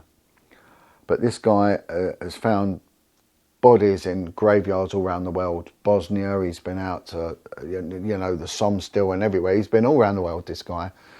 And he couldn't take him over because of the COVID regulations, right? They banned him. He said it's going to, all doing it for free. Everyone's doing it for free, right? And one guy saying my fee would be 1,500 quid a day, you know? But boom, so we all do it for free. So I said, right, well, let me do my thing. Give me a list of all the witnesses that you know of. I'm going to visit them. So I started visiting them, right? And I started doing statements.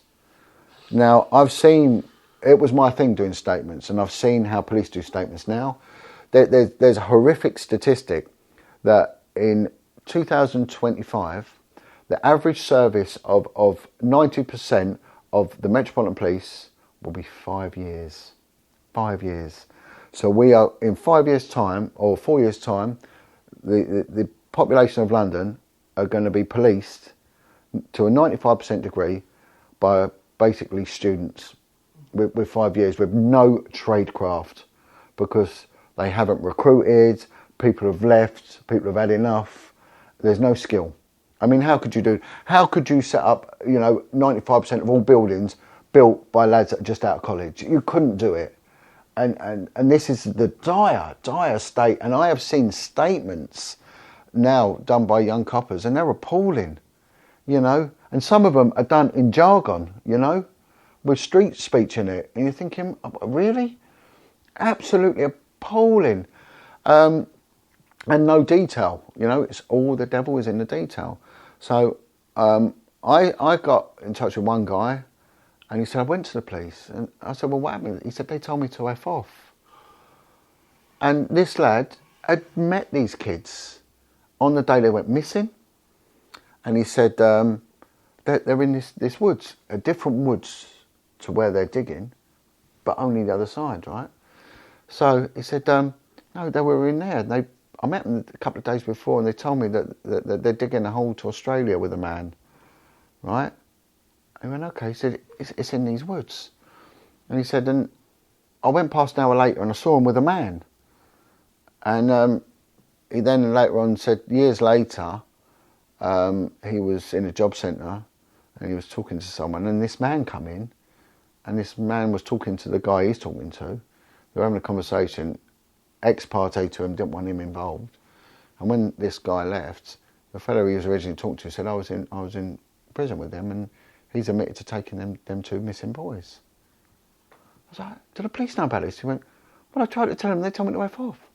I went, so you've got first-hand information, and he's identified this guy, and I've supplied the name. And then we go down to the wooded area, but the high-speed train company have taken over the land. And they wouldn't let us on. I said, no, you're not coming on. But a couple of the guards said, I know you, I've seen your... So I contacted them. They said, yeah, it's not a problem, we'll have you on. Again, I've got to be careful now, because this may come out as a civil suit later against maybe the police, maybe this. But the long and short of it is, they initially allowed us on there to search the land with radar. Kicked you off. And then they wouldn't. And then the politicians got involved. So I took it to politics, to the political level. We got a former chief constable, said, I want to help you. We got a well-known senior detective who does a lot of TV now. He come on board, said, I want to help as well. So they all started saying, we want to help. And then... Not Peter Blexley. No, not him. Not him. Another guy that's on a lot of TV. And he said, look, I'm with you. He said, what do you need? I said, look, we need cadaver dogs. We can't get any. Because we got one in Belgium and the police don't have any. He went, contact this guy, a military guy. And this military guy said, I know this case. I'm with you. I'll be with you. And he said, I'll bring as many dogs as I can. Let's get on there. I said, well, can you narrow it down? I said, yeah, we got the radar guys. We can be in and out in a couple of days. And but they're about to excavate the land, you see. So now if they excavate the land, we lose it. And I'm saying, look, please just let us on. So we meet with the police, and I said, look, this statement is so credible, you know, and bear in mind, I've worked on cold case files, you know. I know the score. I know the burden of proof to get in a warrant. You know, when it's to deal with sex crime and children, you could get a warrant on even a rumour. It would give you the warrant. I said, can't you come and declare this a crime scene and bring some cadaver dogs and we'll go down there as a group and we'll search it? No. And honestly, I don't want to at this stage mock the guy, but he may have he needs his right to reply. But if this comes off, then there needs to be a public inquiry, and this guy needs to be held accountable for his absolute reluctance to do anything. And it was just, his arguments were just ludicrous. They were so fundamentally flawed. And he just basically said, I'm not helping you. And I said, right. And of course, this lot wouldn't help us, so we'd take it to Parliament. So one MP speaks to the Minister for Transport and everything, and it all sort of gets agreed. Then I get a call from one of the ministers, and the intelligence services have got involved, and basically been said, stay away from John Wedger, he's a dangerous lunatic. And I'm thinking, why would they get involved? You know, the civil servant, what is it to do with them? So all of a sudden we're getting obstruction. And I'm thinking, if we're getting it as a group of professionals, you know, we had a room, when we went to the meeting, we had good ex-military guys who knew fieldcraft to a T. We had one of the best ground penetrating radar geologists. He knew the woodland, he knew everything, right? Amazing what this guy can do, put drones up, put everything up. You know, again, we were backed up by one of the best FBI profilers, and we've now got the best cadaver dog handlers in the world, you know, and that's what we've had to do. And they still treated us with contempt. And I said, if that's what they do to us, you imagine what they do to a working class family, you know. And they hadn't even gone and visited the family, you know, on the dig site. They hadn't bothered. They'd sent no encouragement, no support, nothing. They hadn't even visited for over a decade the guy that's in prison. And not only that, the next wood along from here, a lad was found at the same time hanging, right? Hanging Dead. Been there for a few days. His corpse was starting to decompose. This lad was a little bit what we might call special now, without denigrating him. That, again, he had learning issues, I think. He was a happy-go-lucky, kind kid. He was miles away from home. He'd just been to the bank that morning and put some little pennies in his little kiddie savings account. Sweet little boy, So he's got a projection for the future. This isn't a kid that's got anything other than wanting to live. He loved his mum, he loved his dad, and he liked going out on his little bike. He was found with a knot round his neck, so sophisticated, right? And it was identified by a knot expert. This is a military knot, right? A maritime military knot. Well, the main suspect is an ex-Royal Marine, right? Who'd been done for kidnapped boys in the past. He was a suspect now for multiple murders. Boom, boom, boom, boom, boom. And do you know what West Midlands Police said? Go on. Suicide. Suicide. Why would they say that? Just so there's no work for them because it's not a priority. I mean, this is what we're dealing with. This is what we are dealing with. It's just unbelievable. So, and again, they really gave us a hard time. So we said, right, we're doing. So again, now we've got, the civil service have got now intervening, trying to block us. We don't know why. We got Chief Constable pushing for us to get on there. Former Chief Constable. We've got MPs. So I take it to a member of the Privy Council, who takes it up to the Deputy Prime Minister. He gets involved. Lo and behold, within minutes, we're given access. Whoa. Right, given access within minutes. So Dominic Raab gets involved, boom, we're on there. Right, so we're now on there. The security firm, police don't want to know, but they're in constant info volley with the police, because the police want to know exactly what we're doing. They can't be bothered to do it.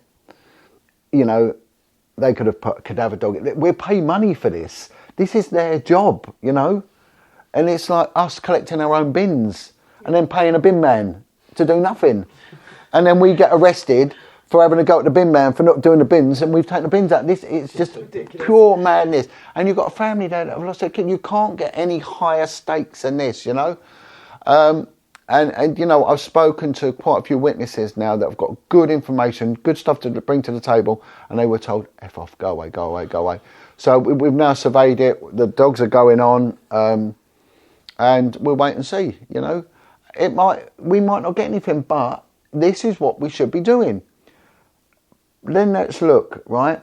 Because what this senior officer said to me, well, if we do it for you, we've got to do it for everyone. And I thought, well, firstly, that's insulting, because we're professionals and we are not turning up saying, oh, search here. Now can you search here? No, we're not asking that. And that was just an unreasonable even thing to say. It's just a ludicrously insulting thing to say. But then if we look at a comparison to the Madeleine McCann investigation and the countries they've been to for that are based on rumours and whims and everything else, they've been to Morocco, they've been to Australia, they've been there. They're constantly in Portugal, where there is no jurisdiction. The Metropolitan Police are doing it when it's a Leicestershire police crime. None of it makes any sense. They spent millions and millions and millions. Yeah, this lot, we said, even come with us. Please come with us. So this is what you're up against, And so what we're doing now is we're going to try and make ourselves a viable alternative, because policing systems may change, right? But the court system and the rules of evidence haven't changed since its inception, right? So all we've got to do is present old school evidence, statements and evidence like it's always been. So the police might have all different systems that cross-examine. It still doesn't matter. The court will still just want Section 9 statements and exhibits and witnesses. And that's all they'll ever want, and that's all they're going to get. And there's a lot of experts out there now. And whatever it costs an expert to do it is going to come in cheaper than what the police are charging the government anyway, and all we would then ask is that the CPS take the case on once we've achieved the reasonable standard of a prosecution, which, if you haven't got the evidence, you haven't got it. If you've got it, you got it. So this is where we're at, but we've got, and of course we're all individuals, and we all link in, everything we get, we share with the police. We tell them this is what we got, and it's been incredible. Honestly, what a monumental thing we're doing, you know, and I'm really, really happy, you know, with how it's gone. And in addition, again, not naming names, got ex-criminals that I work with now, got them introduced to an agency. They're giving talks in schools and in kids' homes, you know, and things like that. And this is the way forward. This really is the way forward. It's what the police should be doing. John, there's just so many people talking the talk and not doing anything. And you're out there making real world changes against this massive bureaucracy. I'm doing it. I've got my little evening job on my pension, right? I've never been to port. Well, I have actually, but I mean, I'm on my arse. But it doesn't matter. It doesn't matter, you know. And then you've got people like Corinne over in Belgium doing it. Her dog handler was going to come over at his own expense to do it. I mean, the dog handlers, they're going to get paid, the ones we've got in the UK, but they've got to but they're putting 4 dogs on. And what the price they're paying is so bargain. I mean, it's a pound land but they're getting a Rolls Royce service, you know? Yeah. And this is all the community getting together, you know? And the family of these poor children, you know, there's members of them that have been in trouble with the police. It's a very, very rough working class environment. But there's been no reticence or animosity towards myself or any of our team, none whatsoever. Because they just want to be heard. They just want to be... So have you met the parents then? Yeah, well, the brothers and the family, yeah. I work closely with them. They get updated all the time. They've had run-ins with the police in the past. There's been, you know, the police have turned up there, but for ridiculous reasons, not to assist, you know, to frustrate, really. And it's wrong. This shouldn't be happening. We pay for the police to be doing what they're doing, and then they're not doing it. You know, it's like in the prison service where they're getting other prisoners to go and counsel those that are on suicide watch. Well, you know, I mean, it's just crazy, isn't it? You know, it's a good thing, but it's wrong as well, because there should be professionals doing that, piecing together these shattered little minds so they can go out there and be better citizens and get their lives back, which is all they want. They're just hurt, you know. So you know, that is my update really. And since I met with you last, it's just, and this all started from podcasting, being introduced, and this is a value of what we as a podcast community are doing, and it is an alternative. It's a brilliant alternative. And my message here is these are vexatious people, and there are groups out there that what they do is they transcribe everything I say. Same here, and then they put it all together. Yeah. They take little bits and put a video out and make it sound like you're working for the devil. Yeah. Well, that's what it says in the Bible. They see a speck of dust in your eye, yet ignore the log in theirs. But also what they'll do is they'll go to the police and they'll get the Acts and statute and they'll say, look, John Wedger has violated this, which is what I know that they've done it with a couple of other people that have been on your podcast and things like that. They've been arrested because they said, they mentioned this child's name. And they've been arrested? I had to turn myself in to the police station. Yeah, there's 2 others that were brought in for mentioning a name. And you know... Well, I'm not going to get arrested, am I? No. Look, you just always got to be mindful of what you're doing, but we shouldn't be, because we're not the bad guys. We're doing a good thing, you know. What we're doing is phenomenal. And you know now... Spiteful people just want to shut it down. Oh, haters want to hate. Yeah. Haters want to hate. But I have seen people that have been on these podcasts go on now. I've got 3 brilliant examples that have gone on, and I know they save lives. I know they do, because I've seen the emails. If you hadn't come and spoke to me and given me your time, I'd have committed suicide. I've seen it. And I've had it myself, you know. And again, there's one person, he's starting out, so I'm not going to name him, but he's been on your show, an ex-armed robber, and the work he's doing is unbelievable, absolutely unbelievable. And I hope he really goes to the top. Shimmy is. Yeah, will do. Yeah. You know, the rest of us in this room know who he is, but he's, again, I don't want him getting the nonsense that I got, because it's not fair. But for what? If I've done something wrong, that's okay. Let's address that. But if if you're doing good, why would you want to hinder anyone ever? Doesn't make any sense. And again, with the police, why would they not want to help us? Why would, the civil service and the intelligence services want to denigrate me? Why? For what reason? Well, it just shows that there's probably something going on, very connected. If there are 25 children linked in, then this could well be a big, big thing. But again, this is all sub judice. This still hasn't gone its full distance. This could end up in the court at some point, the Crown Court. And we'll wait and see. But if we can pull this one off, if we can do this, and we can then, even if the police don't want to prosecute, well, look, we've got the capabilities. Let's do it. Let's crack on. The floodgate will open. Yeah. Earlier on. Floodgates, can I quickly? Yeah, go for it. So earlier on, John, you said that the procedure is to gather statements and get enough evidence so that there's a minimum threshold. I can't remember how you expressed it exactly. There has to be a minimum threshold of evidence met. Yeah. What is that threshold? Right, there has to be a reasonable prosecution of the reasonable prospect of a prosecution. That's it. All right, and then within that, the Crown Court relies, and the magistrates, they want beyond reasonable doubt. On a civil matter, it's a lot lower. Civil courts aren't nice places to go, and people are always banning this about, I'll sue you, I'll sue you. They've got no understanding. It's not a nice environment, the civil courts, and it can cost you dearly, right? But we have the Crown prosecution. They prosecute for the Crown. It doesn't need to be that the police are the evidence gatherers, because we see the water board doing it, we see the gas board doing it, we see social services doing it. Who else are the big ones that sort of always local authorities always take people to court. So if you go into a listings in a magistrate court, you'll see RV so and so. RV Atwood or whatever, which is Regina versus, that's a Crown versus you. But also you might see British Gas versus so-and-so. But, and so the statements have to be what they call a Section 9 statement. So if you look underneath there, I think there's the Perjury Act, the Magistrates Courts Act, and what it's basically saying is everything I give is true to the best of my knowledge and belief. That's what it really means. There is a way of taking statements, okay? Now, if you said to someone, because people say, I'll do it myself, I'm going to represent myself, that's the most craziest thing anyone can do is represent themselves, because that is a minefield. You might as well cover yourself in honey and jump on a hornet's nest, It's crazy.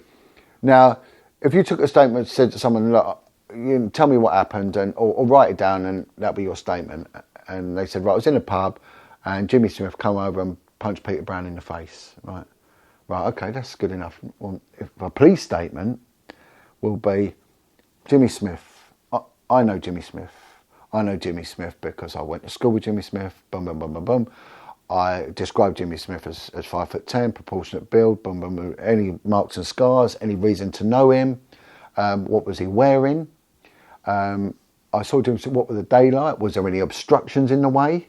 Did you have a clear and unobstructed view of Jimmy Smith? And then when it comes down to the punching, and it said Jimmy Smith, he clenched his fist. I could see all his fingers clenched back. He drew his arm back 6 inches. And it is like bit by bit, slow motion of minutiae detail, absolute incredible amount of detail. So what a civilian might do is like a police officer, that could be 5, 6. And if you're dealing with, I've taken statements that have been a book, have been hundreds of pages. In one case, it was a minimum of 50 pages each statement. One was 93 pages, a phenomenal amount of information. But again, it's a tradecraft, and then it'll back it up with pictures, plans.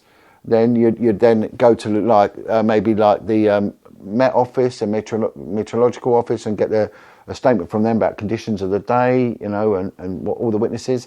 And not everyone sees the same thing as well, and again, if you're taking that evidence, you've got to cover a statement yourself, because are you going to contaminate them? What contact did you have them prior to that? And that's what's called non-disclosable material, in case you get thrown out for that. So you need to keep a note, an original contemporaneous note that every time you call me, I write it down. And when I meet you, boom, boom, boom. And this is what we spoke about prior to that, especially when it goes to children, because they'll then accuse you of contaminating the evidence, you know. And some people might not be articulate, so they might need like a setup like you got here, camera on the person and a camera around.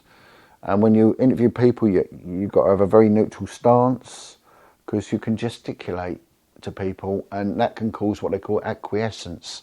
Children have a need to please and leading questions, right? So you can easily lead a question. Now, there's only 4 questions you need to ask anyone. Tell me, explain, describe, and show. All non-leading, right? But they will get the most information out. Tell me what happened. So you will get a narrative, and in that narrative, you're going to have to pick out the bits you want to expand on. Where you say, you spoke about Sean Atwood. Well, explain to me about Sean Atwood. How do you know Sean Atwood? What's he look like? Boom, boom, boom. Explain about the venue. Describe. Show me. Draw a map. And it's incredible when you give someone a pen and paper, they come to life, right? Because we think and we dream in objects. You know, years ago, outside a shop, it would be a little symbol outside, symbolism. And because it prompts memory, no one dreams in numbers. You know, it's all in symbols. So when you start drawing, you can take someone right the way back, and you can see it. Boom, boom, boom. So there's a massive tradecraft in that. And this is where you get very clever barristers. They can't attack the information, they attack the source of the information. So if you take, bless him, like Darren Jeffries, right? You know, if he was to report the crimes, well, look what they bring up. Well, you're an armed robber. You've lied in court. You've done, and this is what they do. This is a spiteful thing to do. I'm not a fan of solicitors and barristers. We need them, but I think it's quite a dishonourable trade myself. I've got friends that are them, but they're making money out of people's misery, aren't they? But then they are needed, because there are some that are brilliant at prosecuting sex criminals. So, again, should they be paid the amount of money? No, I don't think so. Anyone who's a professional should be paid a professional's wage. You know, but when you get these, and it's because you end up paying for justice, you see. So that's one thing we got to get over. That we got to find a legal firm that's willing to sort of help out with that and make connections with the Crown prosecution. And if we do that, you know, now people don't need to go to police stations anymore. Years ago, you would instantly be arrested and you would be put in a police station. Now, a lot of it's done by summons. A lot of interviews are done what they call caution +3. You could rent a room somewhere, and then you could have recording equipment, and you can just caution someone.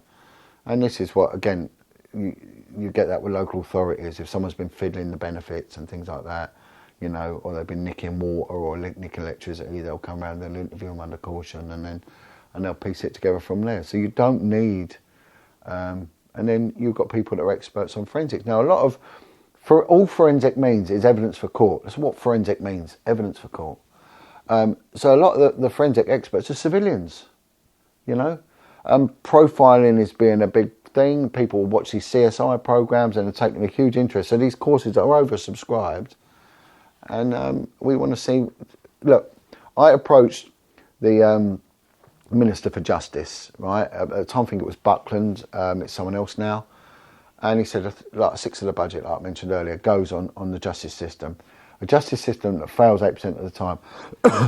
There is something like £100 million that the government will put up if you can prove what you're doing works, right? If we can use, for an example, what we've done as a podcast community, how many of the people that we've had on that have given their testimonies have gone on to commit crimes? None of them. Absolutely none of them. They've gone on to live normal lives. And they're part of our community still. I still get calls from Anthony. I still get calls from Darren.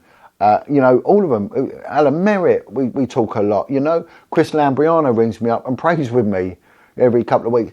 You know, none of them have gone on to reoffend. And if you look, people like Terry Ellis, you know, phenomenal amount of work, gone on to help. And the system never changed them, they changed themselves, and they can encourage people, and what they're doing works to such a degree that it's tangible, and they should start getting the recognition and the funding that these people duly deserve. And this is what should be doing, and that's why it's so important that you carry on doing what you're doing, you know, and speaking to these victims of crime and everything else, and you know, and the criminals themselves. And I think it's just the best thing that's really happened. The media's not doing it, but it's again, people saying that 2-3 hour podcasts. But what do people do? They go to the gym and they listen to it. They work and they listen to it. I do myself, you know. I quite regularly listen to some of the stuff. I mean, I was listening to one with Brian Cockrell. Again, Brian Cockrell, I've got a lot of time for him.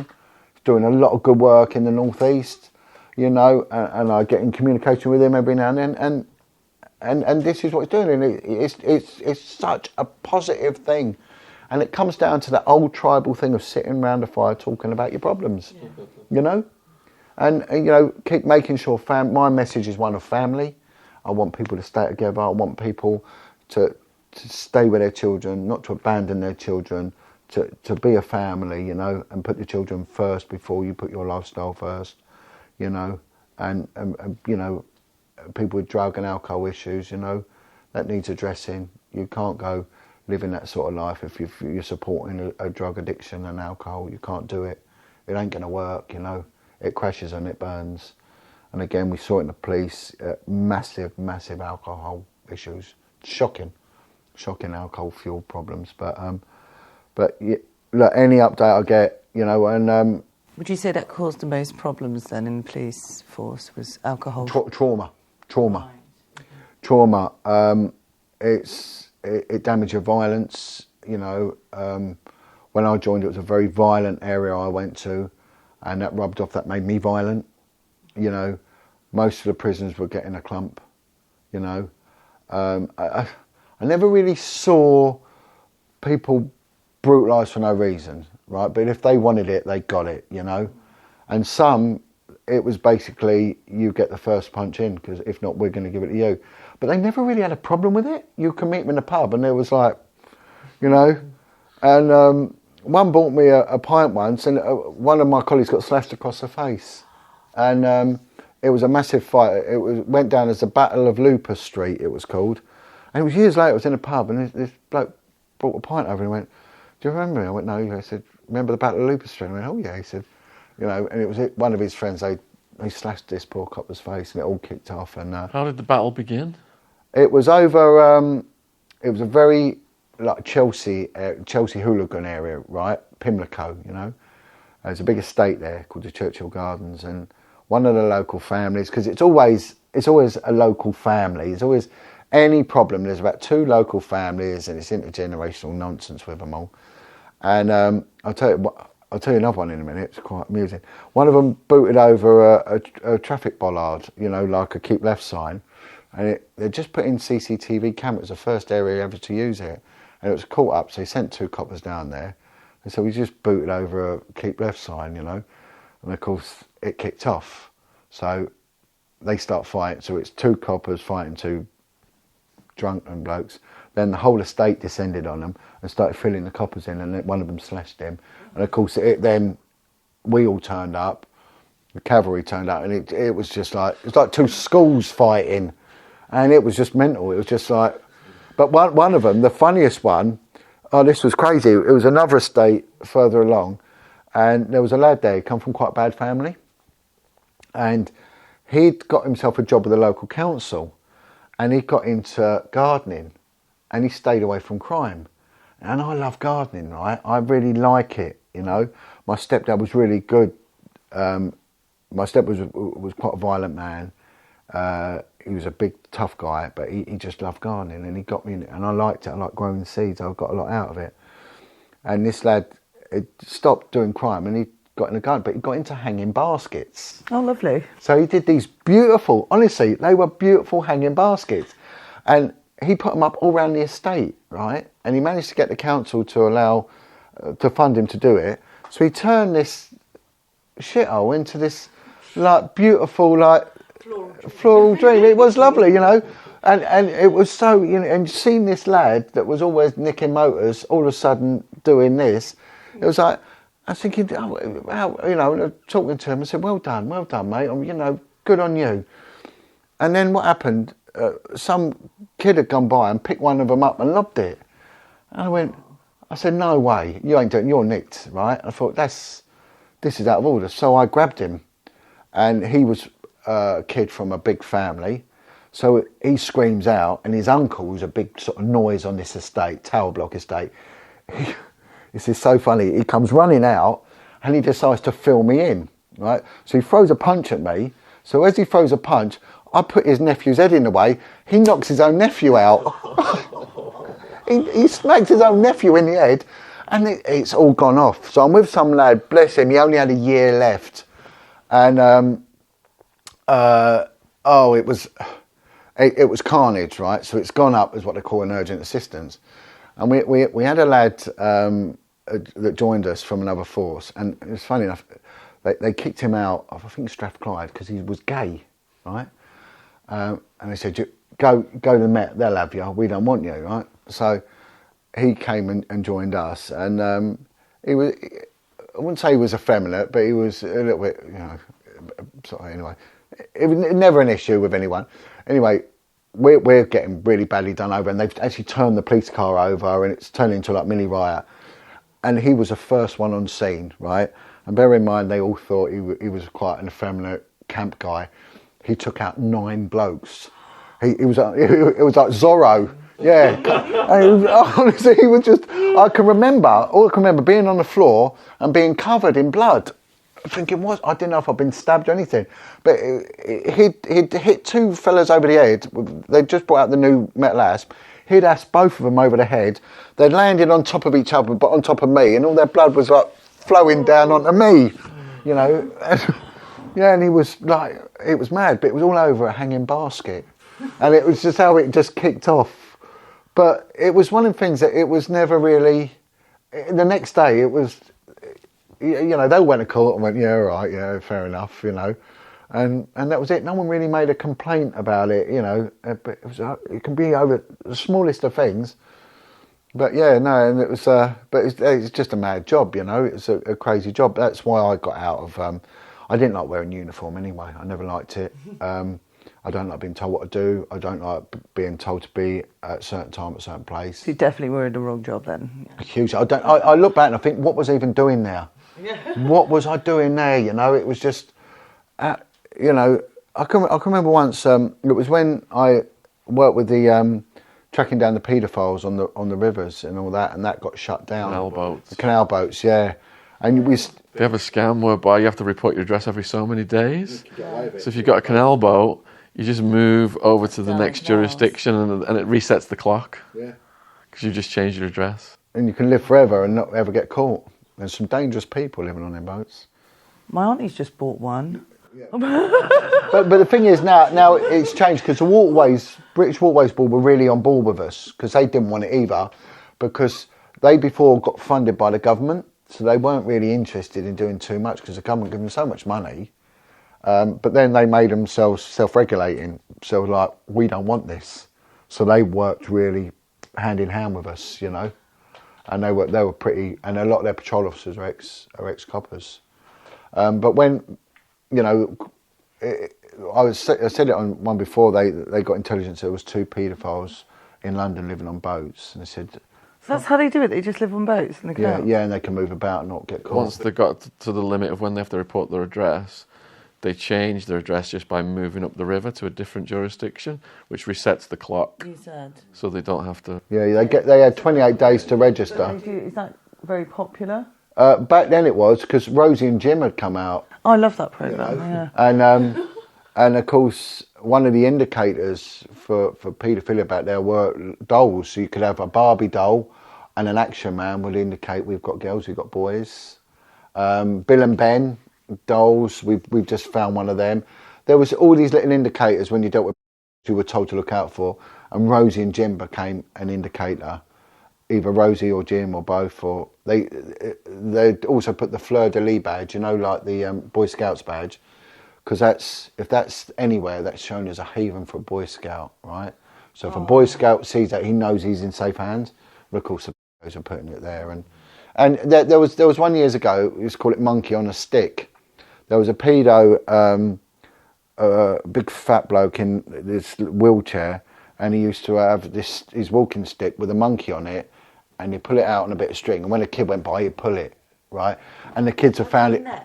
Yeah, kids found it funny, but he was just like the child catcher out of the, Cheek Cheek Bang Bang, and that we used to call it monkey on a stick. These blokes, you'd see them on their little wheelchairs with loads of toys, and of course the kids were like, "Oh, same thing. It's the same thing. It's a lure.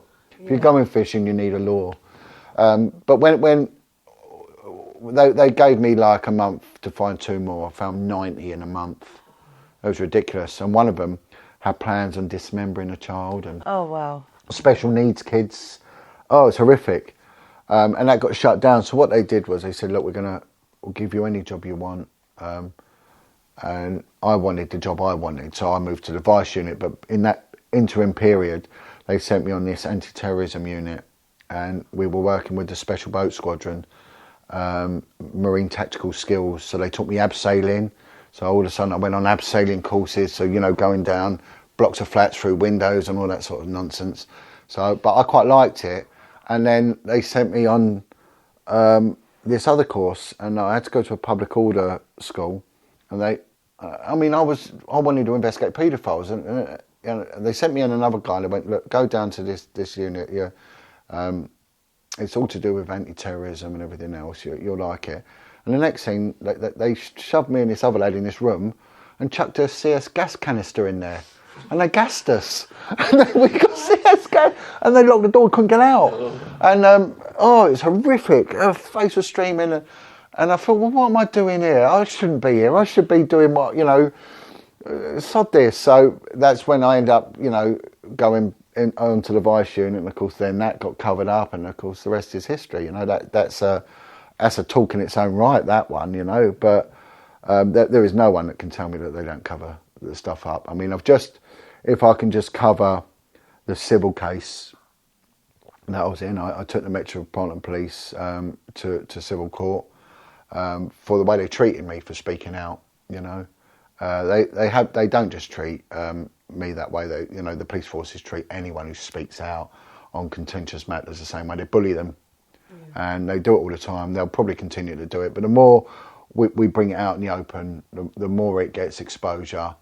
And the more we hold these chief constables accountable. That's why I do have a problem with. I do have a problem because of how I was treated under her command, and I called her out in court. A matter of public record. I called her out in court as lying about a statement, in which she said that she never had a meeting with me when she did, and everything else. But my court case come to a good conclusion. It wasn't a monetary payout, but it was a settlement. But it wasn't a monetary settlement.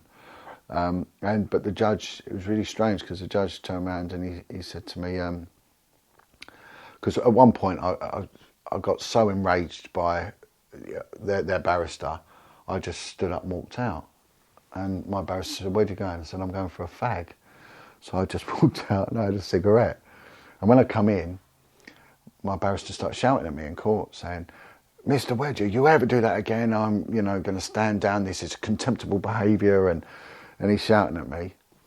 And the judge said, "No, I'll deal with this. This is my court." And he said, "Mr. Wedger, I have no problem with what you've done." He said, "Just let me know next time. Even give me a little nod, and it's not an issue. Off you go. No problem." I said, I was thinking, that's a bit strange. A journalist come up to me afterwards. He said, he liked you, that judge, Anyway, at the end of the court, he turned around to me and he said, "Mr. Wedge, I want you to stand up." So I stood up and he said, "God bless you in all your endeavours. You are a beautiful man for what you do." And he knew it. He knew the police had covered this up. He knew they'd lied. He knew it. And he'd probably dealt with time. A good man, who did the right thing. So the system has got good people in there. They see the police corruption. They see the police lies. They see the ineptitude, And, they go on the same thing. Openness, honesty, transparency. My God, Bernard Hogan, how used to always go on about it. Really, if only they did have that. Well, there's a lot of them senior officers wouldn't be in a job, There was only one chief constable that had integrity, and it's a man called Mike Veal, who stood up, spoke out against and what was purported to be doing and said that there was 33 victims, and he said he would have definitely have stood trial if he'd have been, you know, alive under my jurisdiction. And they ruined him. So they even bully a chief constable, and this is a man of total integrity. And the good thing about the whistleblowers, we all do still keep in contact. We've seen Maggie Oliver's just won a Lifetime Achievement Award. We got a man like Lenny Harper, who exposed a kids' home in Haute de la Garenne. Myself and Maggie were both witnesses in the last government hearing, and they're going to use 5 recommendations of my evidence. 5 recommendations are going to be used now, implemented. So it has made a difference, you know, but you've got to endure immense bullying. I mean, there was 9 cases I could have gone to prison. You know, they tried to take one of my kids into care. You know, they did some horrific things to me when one of my kids was in intensive care, dying. You know, they stopped paying me. Oh man, it was just, there is not, and this was all this Department of Professional Standards, which is this soppy program, Line of Duty. And a very strange thing I want to sort of you know, conclude with this one is that when I managed to report it as a criminal allegation, right? Because the first time I reported it to a senior officer, I was actually threatened. If I mentioned what was going on, I'd lose my home, my job, and my children. And that was the deliberate pimping out of young kids, ages of 9 onwards. And kids were dying as a result. They were dying. This was trafficking in London. They denied it existed, and I had proof it did, right? So I was threatened. So I went to a senior officer to say, this is massive, thinking I'd get help, and I got threatened. Anyway, so that come out in the hearing as well. So, but a few years later, I generally thought that they would take my kids off me. I was a single parent of 4 children. And when I did make a criminal allegation to this department of this anti-corruption, Department of Professional Standards, I said something, right? And I said, I want to speak to a senior detective, and it has to be a woman. Yeah. Right? And it has to be a woman. It has to be above rank of detective inspector, right? I'm not talking to no sergeants, and I'm not talking to no constables. It ain't happening. So they then contact me, and it's a police constable, uniformed police constable. And I said, sorry, mate, no. He went, well, we're not going to bother then. I said, this is serious. You've got to listen to me. And then another uniformed police officer, and he gets the same treatment. I said, you know, you need to talk to me. Here's my stipulations. So I get a call from a DCI, Detective Chief Inspector, which is above an inspector, but detective, and it's a woman. So John, I'll listen. Now I'd moved on. I was on another unit by this time, and I go up to this secure building. They have these secure offices all over the place. I mean, they have some crazy buildings. You wouldn't even know they were there, you know. The National Crime Squad, the only way you notice these buildings because the security cameras, there's too many of them. And so the National Crime Squad have plumbers' vans in there, and you think they're a builder's yard, but they're not. They're, you know, they're on trading estates. That's where you find a lot of the real serious ones. And the intelligence services are even more bizarre, some of their buildings. One of the intelligence services places in by Victoria was a barber shop, you know. So it's anyway. So I go up there, and on my way up there, I'm met by this detective inspector from the Vice unit, and I'm thinking, I'm about to go, what's he doing here? And he starts talking to me about the senior officer that I'm going to report, and it was, how did he know? Do you know what I mean? I just right, and he wanted me to come and have a cup of tea and chat with him. I went and seen it. Let's go for a beer, and I said, mate, I've got to go. So he's collared me in this corridor, and I thought that's weird. Anyway, I then managed to get through into this secure area. It's all swipe card access. Someone has to take you in, and I go in there, and this woman, DCI, comes in, and she was a nice woman. She wasn't a bad woman. And she said, John, I'm here to listen. I said, this is involving cover-ups of young kids being pimped out, and you know, and I've been threatened for speaking out. She said, we will take it seriously. You'll be a protected witness with us. She said, why have you stipulated a woman of my rank? I said, because, boss, you can't roll up your trouser leg, right? And that is an inference is you won't be a Mason, right? Because part of the Masonic thing is they roll up trouser legs. Now, I work with many Masons. I'm not knocking Masons. I just had someone from a Freemasonic lodge have a go at one of my friends saying, John Wedger's upset us because he's talking about Masons. I'm not. What I'm saying is you should have an oath within an oath, right? And there is corruption, and the Masons have been involved, like the Catholic Church has been involved, like the police have been involved. You know what I mean? It's so if that Mason had done, why didn't he help me instead of berating me? You know, he could have said, well, if it's our people that are doing it, we'll put this right, instead of saying, well, you shouldn't be talking about it, sort of thing. So, but you know, the unit I was on was heavily Masonic. You know, very, very. You'll find Masonry is big in the police. But when you get to specialist units, it's very big. And when you get to detective specialist units, it's like a stick of rock. It's basically all the way through, you know. But women can't join. I know there are women in Masonic lodges, but they're on the old. But in the police, it ain't going on. And of course, I'm reporting a senior officer covering up child abuse. And right. So years later, someone rings me out and they said, John, watch Line of Duty, right? I was like, all right, I don't really like watching them, so I'm thinking, okay, I'll watch it. And there's a series about a superintendent. I watched it. Yep. Yeah. And a woman officer, and exactly that same line was used, because Mum, you can't roll up your trouser leg.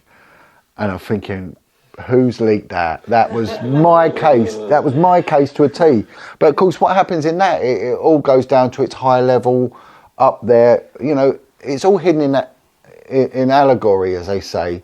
It's there, and it's the inference. You know, what we've seen with Jimmy Savile, and we'll see it again and again. It will happen. It will keep coming out, and people will keep getting subdued. But the more we have outlets, you know, like this, the more they're going to struggle to keep a lid on this, and that's why I think we've just got to keep going, be a really, really strong and credible alternative. I get a lot of ex-military guys come to me. Some of them are getting politicised, which I don't think the government are very happy about. One of them rang me up, and about 3 days later he gets his yard raided, you know. He's an ex-officer, and he said to me, you know, is any advice? I said, yeah, don't have any dirt on you. And whatever you do, do it legal, you know. If they've got any dirt on you, it's going to come out. I mean, you look at, like, you know, Tommy Robinson, what he's doing, you know, there's been this to and fro between me and him, and, you know, because I helped him out with his daughter got sexually assaulted and he got arrested, you know, and I said, this is wrong, you know, and I actually contacted Bedfordshire Police and said, look, this is against protocol. And I said to him, look, this is the protocol, they should have adhered to it, and they haven't. But I don't agree with your political stance or anything like that. Yeah. But they can use it against him. The people who follow him, you're going to have that working class right wing mentality, and I don't want to align with that. That's not my thing. But, you know, the youth need to take an interest in politics. They've got to stop these old Etonians riding roughshod over everything. You know, they've got no grasp of reality. They're contemptible in their mannerisms to you. And the more that we shy away from that, you know, the more they're going to continue with this old boys network. You know, the ex-military lot, there's a lot of coppers or ex-military. They'll find it very difficult to go against them. And if you want to take, I said to him, if you want to take an example, there's a film called Pride. And Pride it's on Film 4, did it, and it's about a bookshop in, I think it's sort of Fitzrovia, that sort of, or King's Cross, that sort of area. It'll come to me in a minute exactly where it was, Russell Square type area, right? And it's like a left-wing gay lesbian bookshop back in the 80s, right? It's based on them, right? The gay and lesbian community that will operate out of this left-wing sort of anarchisty type community, right? And the miners' strike has just kicked off, right? And they're seeing that what the miners are doing is they're fighting for the right reasons. So they politicised themselves and they said, right, we want to help them. What do these people need? Well, they're going to need money. So they do a fundraiser amongst their community, And they get a load of money and they go down there, and of course they get told, get stuff, we don't want you freaks, we don't want you in our village. Anyway, so what they do is they go and buy them a minibus. They buy because they realise these miners, the colliery and all that, they haven't got a minibus, it's broken or something. So they buy them a minibus, then they get to like them, and then they start raising more and more money, and it goes from there. And it changed history, because the point of it was that they all stood together. So all the colliery bands, the gay and lesbians said, right, we're going to do a march in London. So they said, well, good luck with it, right?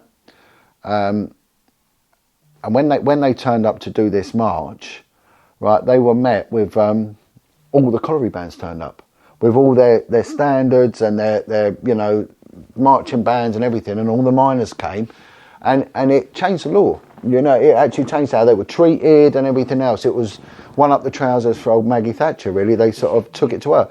And I said, if you do the same, you look at all you ex-forces guys, you turn up with all your regimental standard badges, you look berets and whatnot, you march, you take it down, the firemen do what they did with Mark Dutroux. I'm not advocating violence, but just say we're not having enough of these cover-ups. The taxi drivers, I've been and I've podcasted the monthly black cab disputes, right, in central London, when they would block all of London off. No one ever gets arrested because there's a lot of ex-coppers go into black cabbing, and it's very, very tight community. You try prosecuting a black cab driver. I think War Boys is about the only one they managed to prosecute. He let the side down there, but on the whole, they always helped the coppers. We had the power to commandeer their cabs.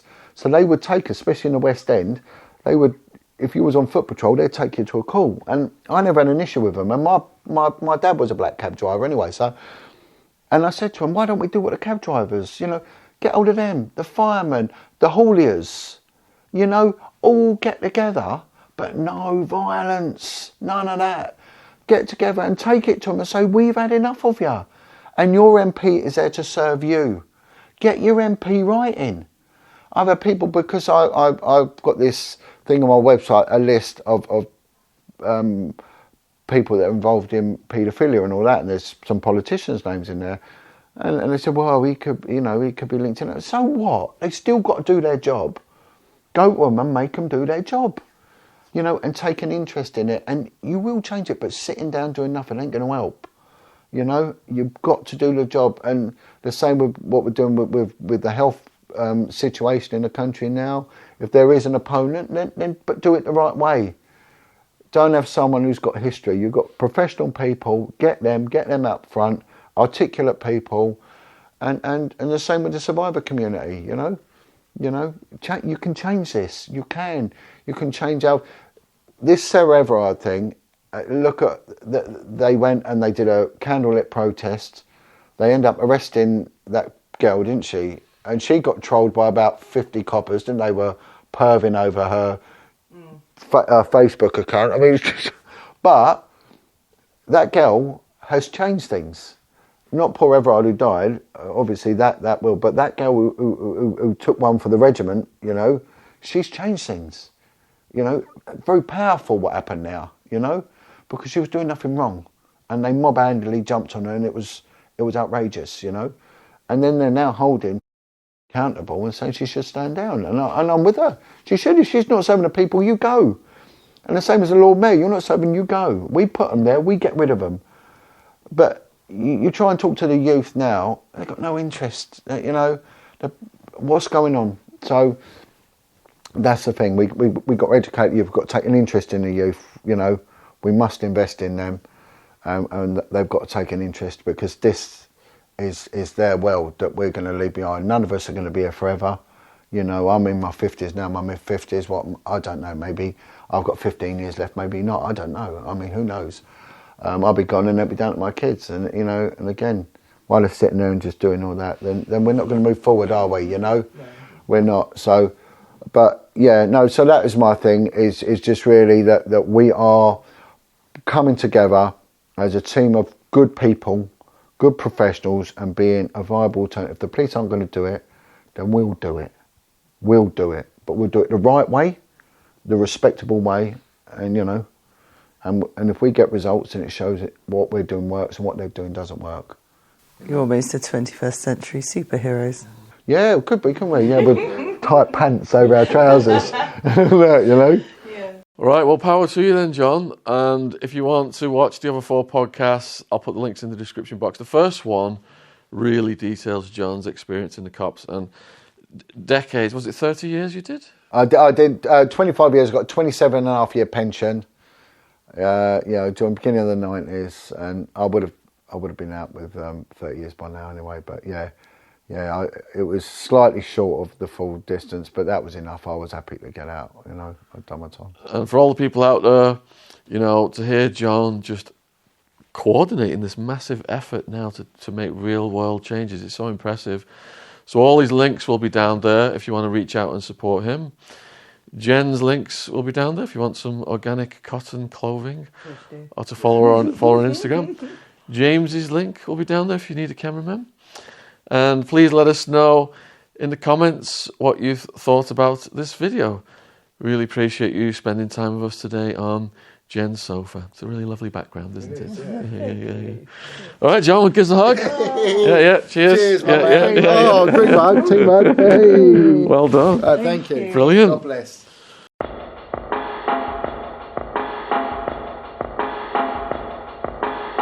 Here at Boomer and Jen, we offer a wide range of organic or recycled clothing. We all know our planet is important. We only have this one, so it's vital that we all work together to slow down and reverse the changes to the environment.